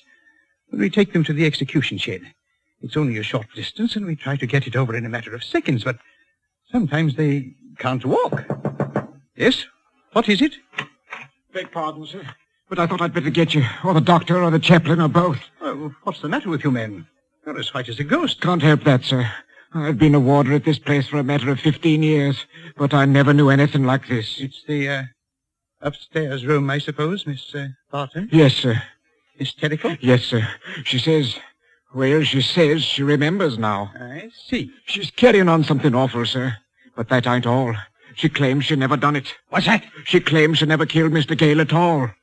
Never killed? That's all, Harris. You may go. Yes, sir. Any other disturbances in the building? Well, sir, they're a bit restless in A-wing. That's usual. Yes, sir. And there's a bloke, outside the prison, who keeps hanging about in front of the main gate. You can see him by the street lamp. First, he'll take a few little quick steps back and forth. Then he'll run and stick his face against the bars of the gate. Then he'll go back to pacing again. Fair gave me the creeps, it did, even before this other thing. You don't happen to know who he is? It's the other Mr. Gale, sir. Herbert Gale. I hadn't the heart to chase him away. All right, Harris, go ahead. I'll be along in a minute. Yes, sir. So the girl claims to be innocent. You heard that, eh? Yes, I heard it. What do you mean to do? I'll see the girl, of course. But it won't affect the issue. Not even if she does happen to be innocent? Well, in the name of heaven, try to understand my position.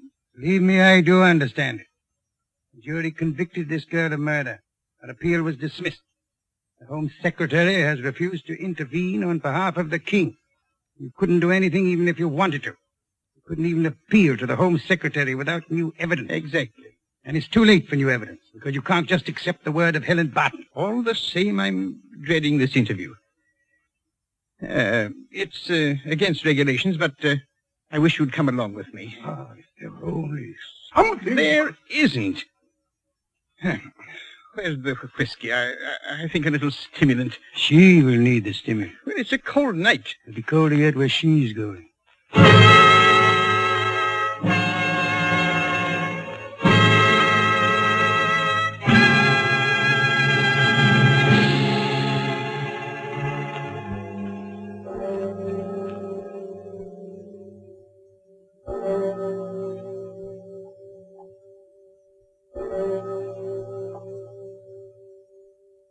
I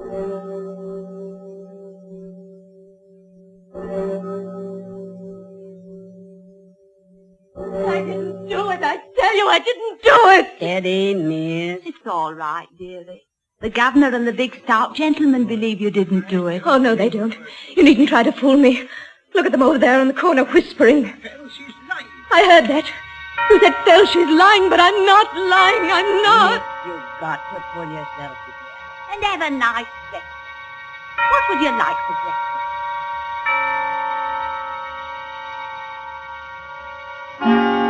Suspense.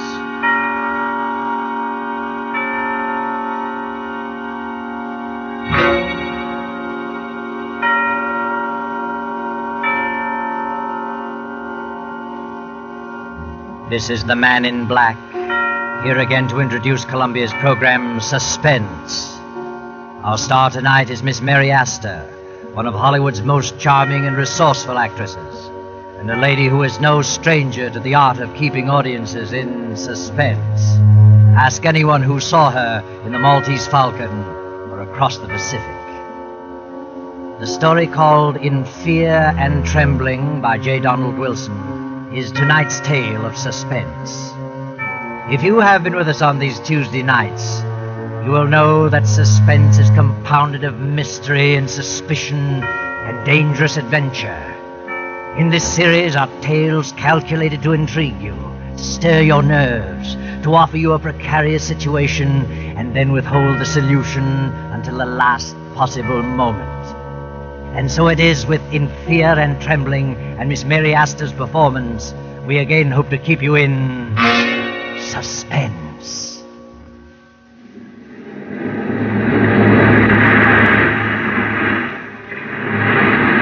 At the edge of the cliff, overlooking the sea, sits a gray stone mansion, weather-beaten by the storms of several decades. To this mansion, Gilbert Durant brought his bride, Lucia. That was 4 years ago. Gilbert and Lucia were quite happy until a year ago, when Lucia's half-sister Beverly came to live with them. Gradually, something began to happen. Lucia felt that some insidious horror was beginning to gnaw at her happiness. She began to know that Gilbert's ardor was beginning to cool. He became more absorbed in his writing. Then she felt the cold clamminess of the great stone structure creeping about her, clutching at her heart. Anyone who saw her could tell that fear was growing in her mind, a fear of something which she could not or would not explain. One evening, Lucia, having excused herself at dinner, tossed on her bed in a fretful sleep. No. Don't. Get away from me! Mrs. Durant! Mrs. Durant, what's wrong? Oh, Benson, come in. Well, what on earth is wrong? Why were you screaming? Oh, Benson, I must have been dreaming. It was horrible. You're white as a ghost and shaking like a leaf. Yes, I know. Oh, Mrs. Benson, I can't stand it. It's driving me mad. That makes the 4th or 5th time I've dreamed the same thing, the same in every detail. I've never heard you scream before. No. Oh, that's probably because... What? Oh, it always comes a little closer to me. Tonight it almost reached me. It? What do you mean? I don't know what it is. It's a figure. A human figure, but I can't tell whether it's a man or a woman. It comes through that door and walks slowly across the room with its arms outstretched, reaching for me.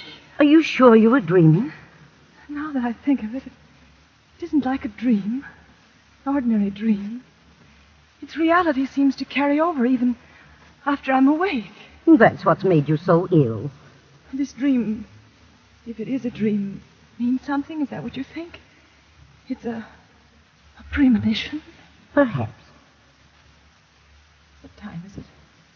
9 o'clock. Where's Gilbert? Your husband went horseback riding over an hour ago. Did he go alone? Your sister went with him. Beverly? Why didn't he ask me to go? Well, you've not been yourself lately. Not been feeling well. Yes, of course. Well, if you're feeling better, I'll go back to my room. Mm-hmm. Oh, yes, I'll be all right. Thank you, Miss Benson. Good night. Good night, ma'am. Beverly. Gilbert. Oh.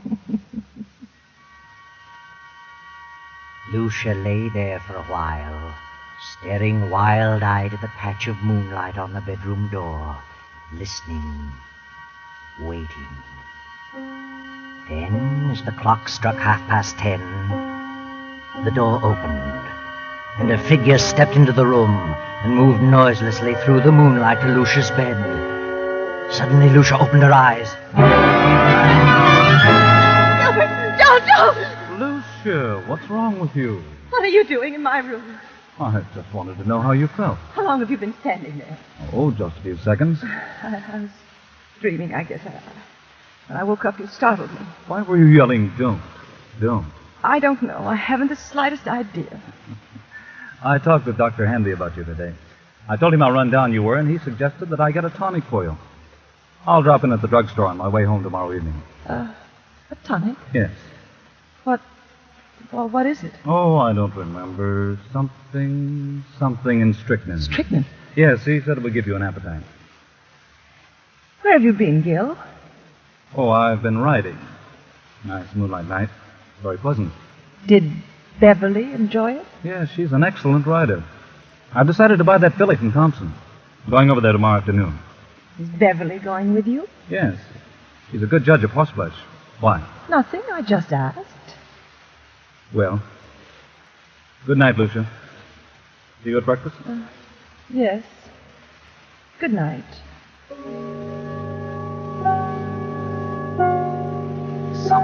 Something and strychnine. Something and strychnine. Lucia jumps from her bed, rushes down to the library, snaps on the light and steps to the shelf holding the encyclopedia. She runs her fingers down the long line of books, LMNOPR, and then she stops and stares. The S to T is missing. Then she sees it on the desk, the missing volume. She rushes to the desk and stares down at the open page. Yes, that's it. Strychnine. I'll tell you what, Beverly, I'll leave the deal entirely up to you. Up to me? Oh, Gil, that's not fair. Why not? Well, suppose she turns out to be a lemon. I don't think she will, because you're going to have the job of training her. Oh, you certainly flatter me. Not in the least. Oh. Good morning, Lucia. I just realized what time it was. You'll be leaving in a few minutes. Yes, it's 9 this very minute. But step on it. More coffee, Beverly? No, thanks. How do you feel, Lucia? Better. Much better. You better eat something. No, I can't. At least some coffee. Yes, I'll have some coffee. I've got to run. See you later, Lucia. Yes, Gil. And I'll see you this afternoon at 2, Beverly. Yes, I'll meet you in town at 2. Oh, Gil, don't forget Lucia's medicine.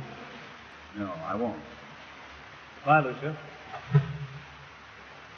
Are you meeting Gil in town, Beverly? Yes, he wants me to decide on that filly he's interested in.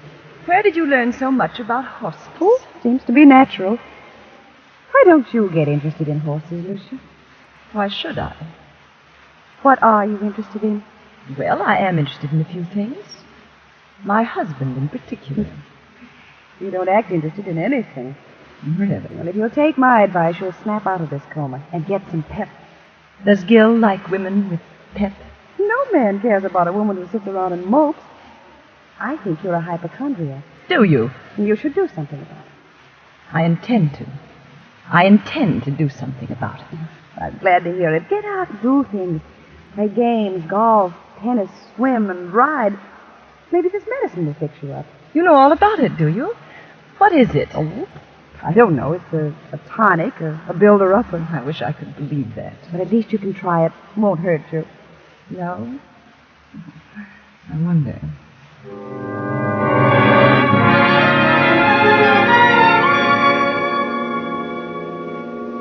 Oh, come in, Dr. Hanby. Well, Lucia, why did you call me out here? What's wrong? I just couldn't make it into town. Oh, it can't be as bad as all that. Did Gilbert talk to you about me yesterday? I saw Gil for a few moments at the club during lunch. Said you were run down. Did you give him a prescription for me? Oh, never do that until I've examined the patient. You didn't give him a prescription? Well, no. What did you suggest for me? Oh, I don't know. Mentioned a few tonics he might get for you. Spoke of beef, iron, and wine, and sherry and egg, and... I don't remember what else. Then you mentioned nothing specifically. I don't think so. I see. Now, What seems to be wrong with you, Lucia? I don't know exactly, but something has been happening to me that, well, frankly, I'm afraid I'm losing my mind. We all feel that way at times. I'm serious. Things happen to me in the night. What sort of thing? At first I thought they were just nightmares, but when you have a nightmare, you wake up and the fear is gone. You realize the truth. But this vision that comes to me haunts me through the waking hours as well. Vision? Something, I think it's a person, comes through my bedroom door, comes toward my bed with outstretched arms as though it intends to strangle me. Each time it comes a little closer. And my fear is that eventually it will get to me before I wake up. See. You always dream the same dream? If it is a dream, yes. And who is the person? I don't know. You don't think it's really a dream? No. I think it's a premonition.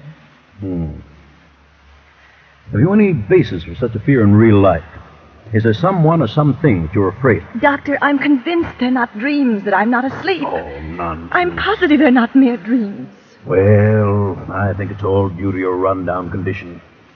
You probably don't sleep as soundly as you should, so you transfer sounds in the night to dreams and nightmares. That's exactly what I mean. If I'm only half asleep, I may be transferring actual movements and sounds into dreams.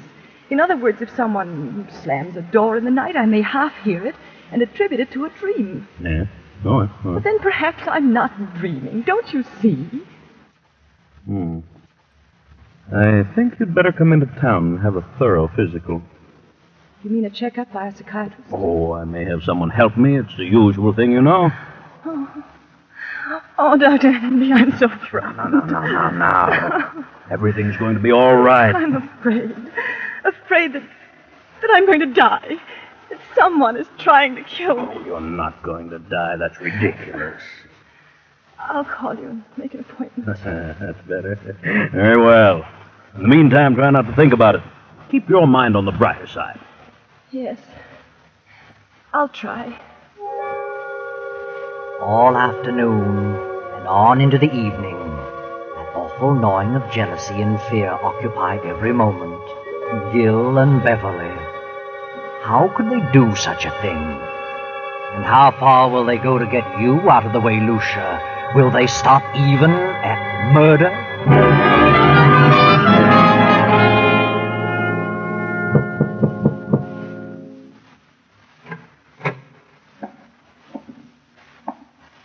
Are you asleep, Lucia?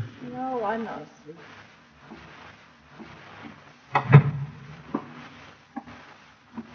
How are you feeling?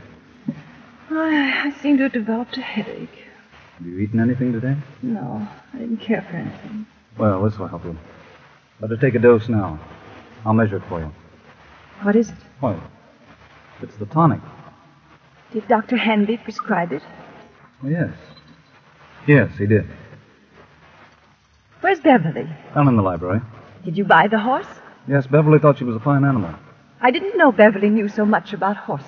She's a horsewoman after my own heart. Is she? Rides like the wind, too. She had intended to go home tomorrow. Is she staying on? She's got to. I wouldn't think of her leaving now. Why not? Well, for one thing, she's going to train the horse. And what else? Why, nothing else. Here, take this. It's a little bitter, but you'll get used to it. Gil! Go ahead, it won't hurt you. I don't want it. And why not? It has poison in it. I suppose it does have a little, yes. But only enough to act as a tonic. I don't want it. I won't take it. Are you going to act like a child? Take it and quit arguing. I won't. Take it, swallow it down. I can't take it. You're impossible, Lucy. I'm afraid. You need this medicine, but you're so confoundedly stubborn you'd rather sit around and mope all day. Very well, there it is. You can take it or not. I'm disgusted trying to help you pull out of this. Good night. No. Wait, Gil. I'll take it. I don't care whether you do or not. There. I've taken it. Terribly bitter. Well, that's more like it. Now take another dose around 11. Gil, where's Mrs. Benson? Why, I told her she could have the night off. Thought she might like to spend the evening in town. You let her off? Yes, she's been sticking pretty close lately. Yes, she has. Good night. Good night, Lucia.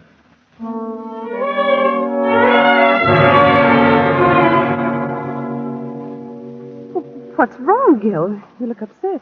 I am. Lucia didn't want to take it. No? Why not?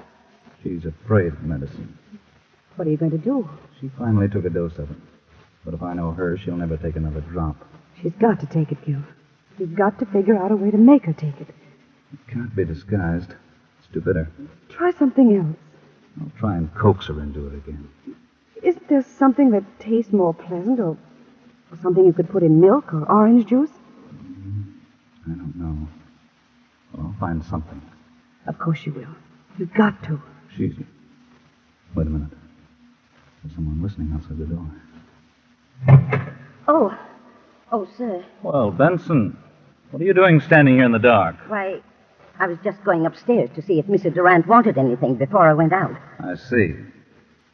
By the way, I'm staying home for a couple of days, and I thought that since you've been staying so close to the job, you'd welcome a few days' leave. Leave? Why, yes. But Mrs. Durant may prefer that I stay. I think you'd better take a little rest yourself. You needn't come back till Friday. But I don't need a rest. You come back Friday. Yes, very well. But that night, for once, the good Mrs. Benson disobeys orders. A few minutes before 12, she returns to the mansion. No lights are burning. So she makes her way quietly through the back entrance, slips up the stairs, and taps lightly on Lucia's bedroom door. Mrs. Durant? Mrs. Durant? Then she turns the knob, opens the door, and snaps on the light. Mrs. Durant, are you here? Then Benson steps quickly toward the bed. The bed is empty, but a horrible sight meets her eyes. Blood! Blood all over the bed. Oh.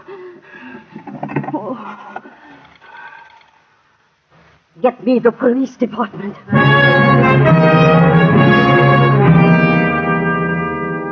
All right, Mrs. Benson. Now, just calm down and tell us what happened this evening. Well, earlier in the evening, Mr. Durant told me that I could have the night off since I'd been staying close to Mrs. Durant for some time.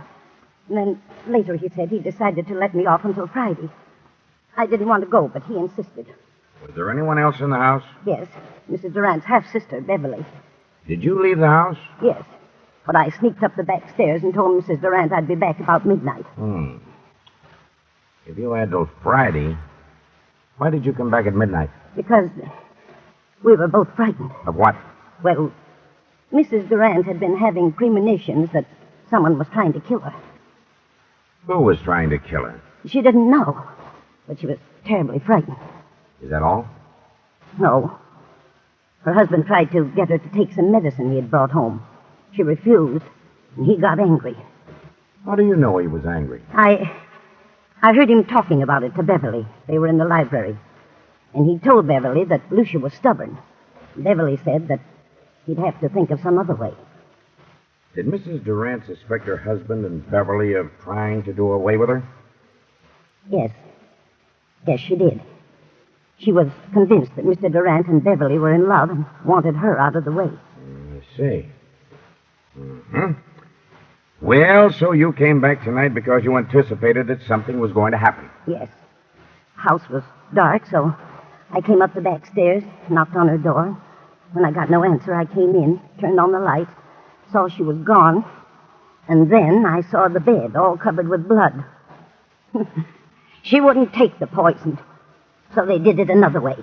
That's what they planned in the library. Where are they now? Any idea? Well, they didn't expect me back tonight, so they're probably gone to dispose of the body, intending to come back here and clean the place up later. Anybody else know about Mrs. Durant's fears? Yes, she talked to Dr. Hanby. I called him right after phoning the police and told him about it. He knows. Dr. Hanby, Captain Drake. What in the world is the meaning of this? From all indications, Mrs. Durant has been murdered and the body disposed of. Doctor, I understand Mrs. Durant told you that she was afraid that something was going to happen to her, that she was going to die. Who told you that? Mrs. Benson here. I see. Well, she did call me in this morning. She'd been having strange dreams. Premonitions, she called them. I called them hallucinations. Who do you think it was? Well, she couldn't tell whether it was a man or a woman, but someone was always approaching her bed with outstretched arms, trying to choke her. Do you think it was more than a dream? She was a sort of hypochondriac. I asked her to come into town where I could give her a thorough examination. I didn't take her story too seriously, but this certainly puts a different slant on the entire picture. Yes. We haven't found the body, but I have men out looking now. We'll find it. Here's Mr. Durant and his sister-in-law. I found them about half a mile down the beach. Oh, how are you, Durant? What in the world goes on here? What's wrong, Doctor? Take a look at that bed. What happened? Lucia. Where is she? We thought you might enlighten us on that point. What do you mean? Where is she? Is Lucia dead? Oh, Gil, What happened? We think your wife has been murdered. Murdered? But what are you doing here, Mrs. Benson? I thought you were gone till Friday. Why did you tell her to go until Friday? Why, I thought she needed a rest. She'd been having long hours. Where is Lucia? Where have you and your sister-in-law been? Why, I slipped upstairs and saw Lucia was asleep, so we decided to take a little ride down the beach. It was still early. Mm-hmm. Didn't take anything with you? Certainly not. What do you mean by that? What would we take? I don't know. I just asked. Did you two try to get Lucia to take some medicine? No. Wait a minute, Beverly. That won't do any good. Yes, we did. Lucia was run down and needed a tonic. But she refused to take medicine. Why did she refuse? I don't know. Maybe she was afraid of being poisoned. Poisoned? Why should I want to poison her? Lucia was my wife. How long has your sister-in-law Beverly been here with you? Well, I don't know. Quite some time. Just a minute. Are you inferring that Gil and I... I'm not inferring anything. I merely asked you a question. Oh, Gil, tell him that... Just a moment, Beverly. Mrs. Benson, what have you been saying? What did you tell them? I told them the truth. You think I planned to kill Lucia? Is that it? Yes, you and this woman. You're out of your mind. You tried to get her to take some medicine. She knew you were in love with her sister and that you were trying to poison her. And how did she come to that conclusion? She had premonition. That means nothing. And besides, I heard you talking, you and Beverly, planning the whole thing. What? She's lying. I heard you. And when you realized Lucia wouldn't take the medicine, Beverly said you'd have to think of some other way. Some other way to what? To get rid of her. To kill her. There must be some... Dr. Hanby, you know better than this. Do you think I had a reason back of wanting to know about various medicines? Well, no, I didn't. Not at the time, but now... Now what? Well, sorry to say it all adds up to something suspicious. Seems more than just coincidental. Do you think I killed Lucia? Look about you. Look at the room. What else am I to think? What was the tonic you tried to give your wife? It had strychnine in it. Is that right, Durant? Why, yes. It was one of the things Dr. Hanby mentioned. It was iron, quinine, and strychnine. Did you mention that, Doctor? Well, suppose I did. It's a commonly known tonic. Did you add anything else to it, Durant? Certainly not. How about it, Sergeant? What's the report? The bottle contained iron, quinine, and strychnine, and a heavy content of arsenic. Arsenic? But that isn't possible. I put nothing in it. Where would I get arsenic? It was in there just the same. Good heavens. Doctor, this isn't true. You know it isn't. I hate to say it, Gil, but the evidence looks bad for you. Benson knows what this is all about. She's lying. She knows Gil wouldn't do such a thing. She's back of it all. Why? I don't know. But believe me, I'll find out if I have... That'll do. Under the circumstances, I think you'd all better come down to headquarters so we can keep you separated. Come on. And no more talking. After 48 hours of relentless grilling, endless questioning, Gil and Beverly are released on a writ of habeas corpus. Weeks go by, and Lucia's body has not been discovered, so the district attorney makes a public announcement that no murder charges can be preferred against them due to lack of corpus delicti, the failure to produce the body, Lucia's body. Then one evening, Beverly and Gil talk in the library. Beverly, I want you to know how wonderful I think you've been. You stuck right beside me, never lost your nerve, and, well, you're one girl in a million. Oh, thanks, Gil, but it isn't over yet. They won't stop their search for Lucia's body, and if they find it, we haven't a chance. I know, but what can we do about it? Well, why couldn't we leave the country? Together? Not necessarily. They'd be sure to follow us. But we could go separately in different ways, and... And meet someplace later on? Is that what you mean? Yes, that's what I mean. It seems a bit mad. That would be equal to an out-and-out confession. Oh, but Gil, if they find Lucia's body, we haven't a chance. It's too strong against us. We could never come back, Beverly. What of it? I don't want to die, Gil. And I don't want anything to happen to you. Beverly, I don't know what to say. I'm frightened, Gil. I can't stay here with such horrible fear hanging over me. I'll go mad. If you don't go, then I will. I'll leave tonight. Please, Beverly, I need you more than ever now. Please don't go. Don't worry, Gilbert. She won't leave you. Lucia. Heavens, Lucia. I won't let her leave you. I'll see that you both go together and stay together for a long, long time. Lucia, what? Lucia. We thought you were dead. Disappointed, aren't you? Where have you been? What are you going to do with that gun? You thought I was dead. Well, I'm not.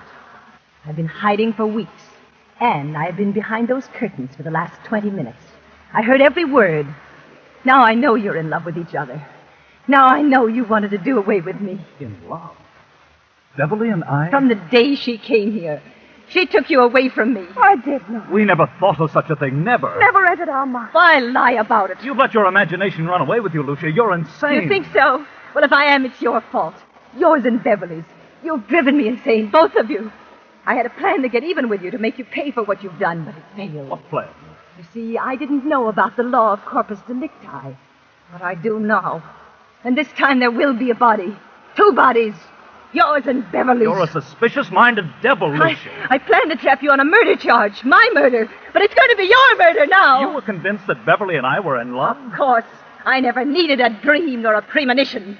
I cut myself and smeared blood on the bed and disappeared. When I found they couldn't touch you without the corpus delicti, I came back to kill you. Lucia, you fool, you vicious-minded fool. I'm going to tell you something. Then go ahead and shoot me if you will. Lucia, not until now, this very moment, has the thought of loving Beverly ever occurred to me. You never loved Beverly? No. But I can tell you this, Lucia. Now that I've seen you as you really are, I could never love you again, never. Gil. Wait, Beverly. But I was sure. I was convinced that you were Beverly. You were sure only because your warped, jealous mind convinced you that there was something between us.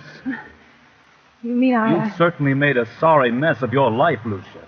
Then all I've done is killed your love. Oh, Gil. Yes, Lucia. And you've no one to blame. No one but your own miserable self. Gil! Lucia! Don't! Lucia!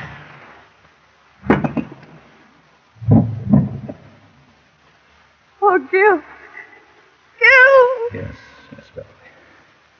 But it's probably the best thing for her.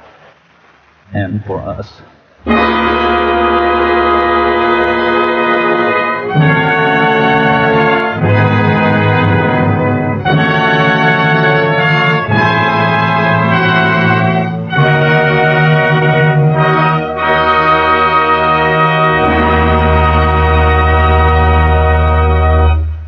And so closes In Fear and Trembling, starring Metro-Goldwyn-Mayer's Mary Astor, tonight's tale of Suspense.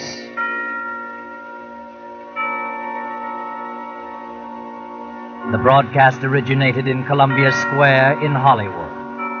This is your narrator, the Man in Black, who conveys to you Columbia's invitation to spend this half hour in suspense with us again next Tuesday, when another of the screen's lovelier leading ladies, Geraldine Fitzgerald, will star in the uneasy drama called Will You Walk Into My Parlor? William Spear, the producer, Ted Bliss, the director, Lud Gluskin, the musical director, Lucian Morowick, the composer, and J. Donald Wilson, the author, collaborated on tonight's Suspense.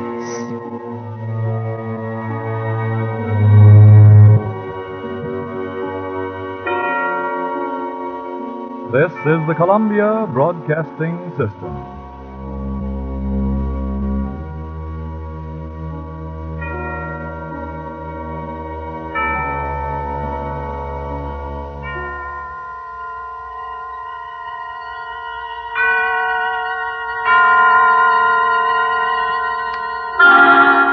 Suspense.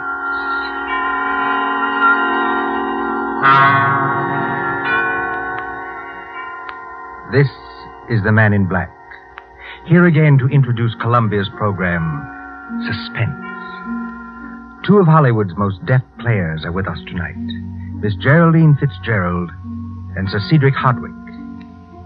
Miss Fitzgerald and Sir Cedric are here to match wits in a suspenseful tale by John Dixon Carr called Will You Walk Into My Parlor? If you've been with us on these Tuesday nights, you will know that suspense is compounded of mystery and suspicion and dangerous adventure. In this series are tales calculated to intrigue you, to stir your nerves, to offer you a precarious situation, and then withhold the solution until the last possible moment. And so with Will You Walk Into My Parlor and the performances of Geraldine Fitzgerald and Sir Cedric Hardwick, we again hope to keep you in suspense. Just how far does any man trust his wife, or his fiancée either, for that matter?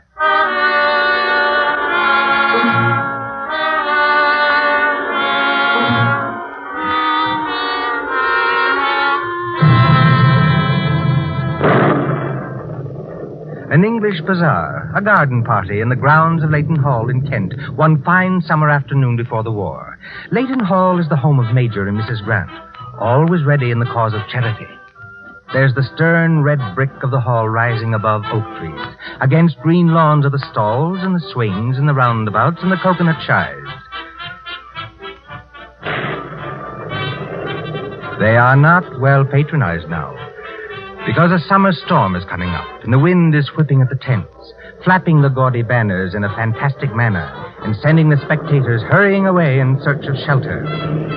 But over in a far corner is the fortune-teller's tent, gaudy in purple and gold, yet with more than just a suggestion of mystery.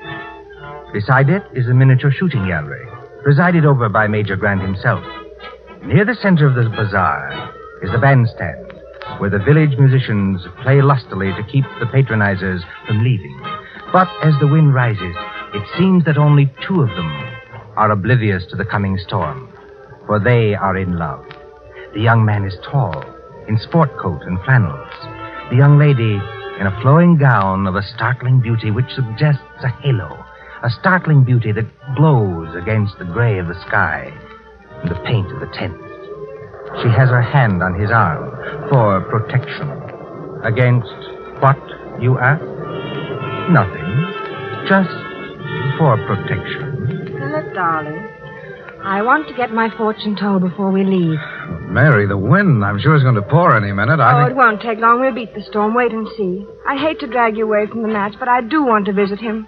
You don't believe in that rubbish, do you, Mary? No, I don't suppose I do. But I never can resist getting my fortune told. Well, I suppose it's a woman's prerogative. And they say this man is awfully good. They say it's marvelous how he can tell you all about yourself. You know that already, don't you? Oh, Phil, darling, please don't be so unimaginative. All right, Mary, I'll be good. Who is the fortune teller, by the way? There's his sign on the tent, the great Omar, palmist and crystal gazer, sees all, knows all. No, I mean, who is he in real life? Friend of the Major's? Maybe the Major could tell us. There he is now. Oh, there, you two. Over here. Hello, Major. Please, Phil, we don't have to go there, do we? Go where? To that shooting range of the Major's. I hate guns. It's right next to the fortune teller's tent, Mary, and we can't insult our host. Coming, Major. Look at the Major. He's beaming all over his face and twisting that white mustache into a corkscrew. I suppose he's heard about us. Mary, my very contrary one, you're not ashamed of being engaged to me, are you? Oh, you know it's nothing like that, Phil. I'm much too much in love with you. Only all the old cats in the village are probably saying awful things about me. Now, what the devil could they be saying about... Mary Sherwood, Phil Lester. Hello, Major Grant. Oh, you young rascals, you young so-and-sos. Give me a hand, each of you, and many congratulations. Thank you. Thank you very much, Major. We feel rather pleased about it ourselves. At least I do. And you, young woman, you come over here, and then you'll have every one of us Britishers at your feet. What do you do but snare a fellow American when he's helpless and away from home? And do I love being snared? Yes, old girl, it looks as though you had your man where you wanted him. Now tell me your secret. Are you a demon in disguise? Please, Major Grant. That's an awfully good disguise, if she is. Please, Major. Please, Phil. Why, Is anything wrong? No, nothing, but it's getting dark and the wind's rising. It's going to pour any minute now. A moment before you were the one who said not to worry. Oh, that won't matter, my girl. The show's nearly over anyway. We did pretty well, if I do say so myself. We came over here really to see the fortune teller. If you don't mind letting go of my hand. No, you don't, my girl. Not a bit of it. You won't let me go? Not until you've patronized this charity. As a preparation of polishing off your husband after marriage, why not try a few rounds with a rifle? Show us what kind of a shot you are. No, please. Now, here's a neat little model, Winchester 61. 22 caliber. Yeah, try it. I know it's stupid and silly of me, and it's not the rifle, really. It's anything to do with death. With death? I mean, anything that suggests death. Ever since I was a child, I've never even been able to look at a dead person in a coffin. It scares me. Oh, Mary, a dead person? Nobody's going to get killed, darling. You just fire away and see if you can hit the target. Yes, here. All right, if you insist, Oh, watch out. Bullseye. You've hit the electric light in the roof. You're not supposed to aim at that. I'm so sorry. Look here. Speaking of dying, if that's your style of target shooting, darned if I'm not going to crawl out from under this counter and stand behind her. Here, make way. It isn't funny, Phil. I'm sorry, but I can't go on with this. Here's the rifle. All right, here I am. Sorry, Mary, if I'd known it was going to affect you like this, Oh, it's all right. I tell you what, you run along and see the fortune teller, my dear. Come with me, Phil, won't you? He'll only admit one at a time. Well, why don't you go ahead, darling? I'll wait for you here. All right, dear. You know, Major, I am an idiot for upsetting her. You're a very lucky young fellow, my lad. I hope you realize that. Oh, I realize it, all right. I hope this fortune teller doesn't keep her in there very long. Yeah? Well, why? Look at the sky. It's getting black as pitch. If you're not careful, this wind is going to blow all your tents into the next county. Oh, these tents are pretty securely pegged, young fellow. I think we can risk it. It's so dark that... Wait a minute, look there. Yeah, where? The fortune teller's tent. He's got a light inside, and you can see his shadow against the tent. It's like a shadow screen. Look, sir. There's Mary going in. Now she's sitting down across the table from him. I say, young fellow, you happen to know who the fortune teller really is? No, as a matter of fact, I was going to ask you. Well, I'll tell you a little secret. He's a detective inspector from Scotland Yard. A what? A detective inspector from Scotland Yard. He came down here on business, forged half crowns or something. So the chief constable and I asked him to be our fortune teller. He's one of these glittering-eyed blokes, and in a turban with brown paint on his face. Does he know anything about palmistry? No, but he knows a lot about human nature. That, my lad, is Inspector Brandon. He's a specialist in poison cases. They say he never forgets a face. Wait a minute. Why, is anything wrong? What's he saying to Mary? Look at those shadows. Mary's jumped up and backed away from her. He's pointing his finger at her. Now she's backing out of the tent. Look, Major, he's following her. Can you hear what he's saying? Remember, my dear, ashes to ashes and dust to dust. No! Ashes to ashes and dust to dust.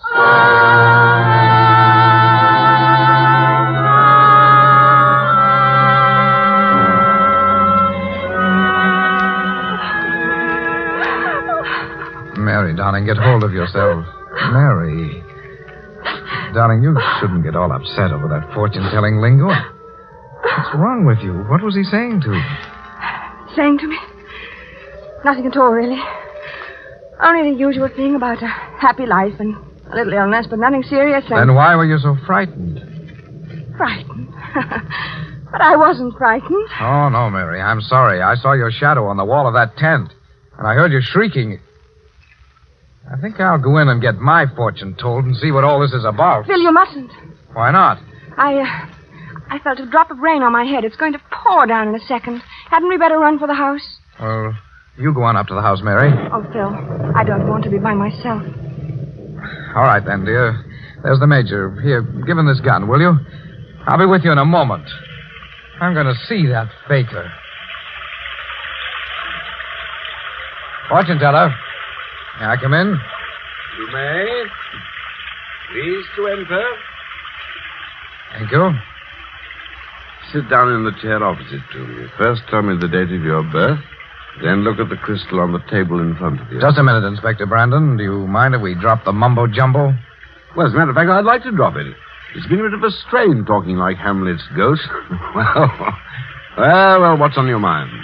Well, maybe it's only the heat or my own nerves, but... What were you saying to Miss Sherwood? Miss who? The young lady who was just in here, my fiancée. What's wrong? Why did you jump like that? Did you say fiancé? Yes, of course, why not?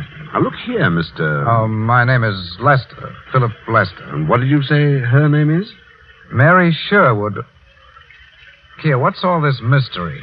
Tell me, Mr. Lester, has she lived here in the village for very long? No, only about 6 months. And how long have you been engaged to her? Believe me, I have a reason for asking that. How long have you been engaged? Well, it'll be a week tomorrow, but... Week tomorrow? Has she by any chance invited you to dinner at her house tomorrow night? Dinner? Has she? Yes, as a matter of fact, she has, but I don't see... You know who this Mary Sherwood really is? No? Well, I'll tell you. She's... Inspector Brandon. Ah! Never stand with your shadow against the light. You're hit. Yes, sir. Brand, I'm terribly sorry, but Phil shouldn't have given me this dreadful rifle to hold. All I did was touch the trigger by accident. I hope I haven't hit anything. In the quiet village of Sutton, later that same night, after the unfortunate accident that couldn't be helped, a rather white-faced young man, Philip Lester, slips down the road, pauses in front of the door to the inn, starts to enter, and then changes his mind. He looks over his shoulder and then walks around the building, being very careful to stay within its shadow. He slips in through the side door and makes sure that no one sees him as he makes his way quietly up the stairs to a darkened passageway outside the bedrooms, glances at the number on the first door, and then hurries down the hall. Stops in front of room 27. Yes? Come in. Inspector Brandon, I thought... Door. Close it quickly. Yes, sir. You're sitting up. And taking nourishment, thank you. Excuse me, Inspector, but I heard you were still unconscious and not expected to live. Yes, that was the report that I asked Dr. Stiles to give out. But why? I had my reasons, Mr. Lester. As you can see, fortunately, I was the recipient of only a flesh wound across the left shoulder. It bled a little, but not much. Well, then, Inspector, poor Mary's nearly frantic. She thinks she's killed you. Let me ring her up and... Stay away from that telephone. Why? Because I want to tell you a few things about Miss Mary Sherwood. In the first place, she isn't a miss. She's had 3 husbands already. What? All of whom died a violent death by poisoning. What are you trying to tell me? Now, just a moment before you lose your temper. 3 husbands and 1 fiancée whom she didn't bother to marry. First, the fiancé. They made mutual wills in each other's favor. Exactly a week after the engagement, following dinner at her house, this fellow was taken ill. He died before morning in tetanic convulsion. Inspector, that's ridiculous. Mary, why, she's so young and innocent. Young, perhaps, but... I don't believe it. Don't take my word for it. I've sent Sergeant Lambert to London for the file. You can see photographs and fingerprints. I still don't believe it. Then tell me, Mr. Lester. You're quite a wealthy man, aren't you? Yes, I'm fairly well off. Have you and this woman made a will in each other's favor? Mary wouldn't need to do that. She's got plenty of money and a collection of jewels worth I don't know how much. I quite agree, but you haven't answered my question. Have you made a will in each other's favor? Yes. Well, whose suggestion was that? Yours or hers? I don't remember. We started talking and agreed it would be a sensible idea. But it shocked you a little, didn't it? Now, you wondered why it was necessary. Inspector, a minute ago you were talking about photographs and fingerprints. Well? You don't mean Mary's been on trial? She has been on trial 3 times. Yes, 3 times, and under 3 different names. But she was acquitted. Yes, because she had a cast-iron alibi. There, you see. Wait. She was acquitted simply because the prosecution couldn't show how the poison was administered.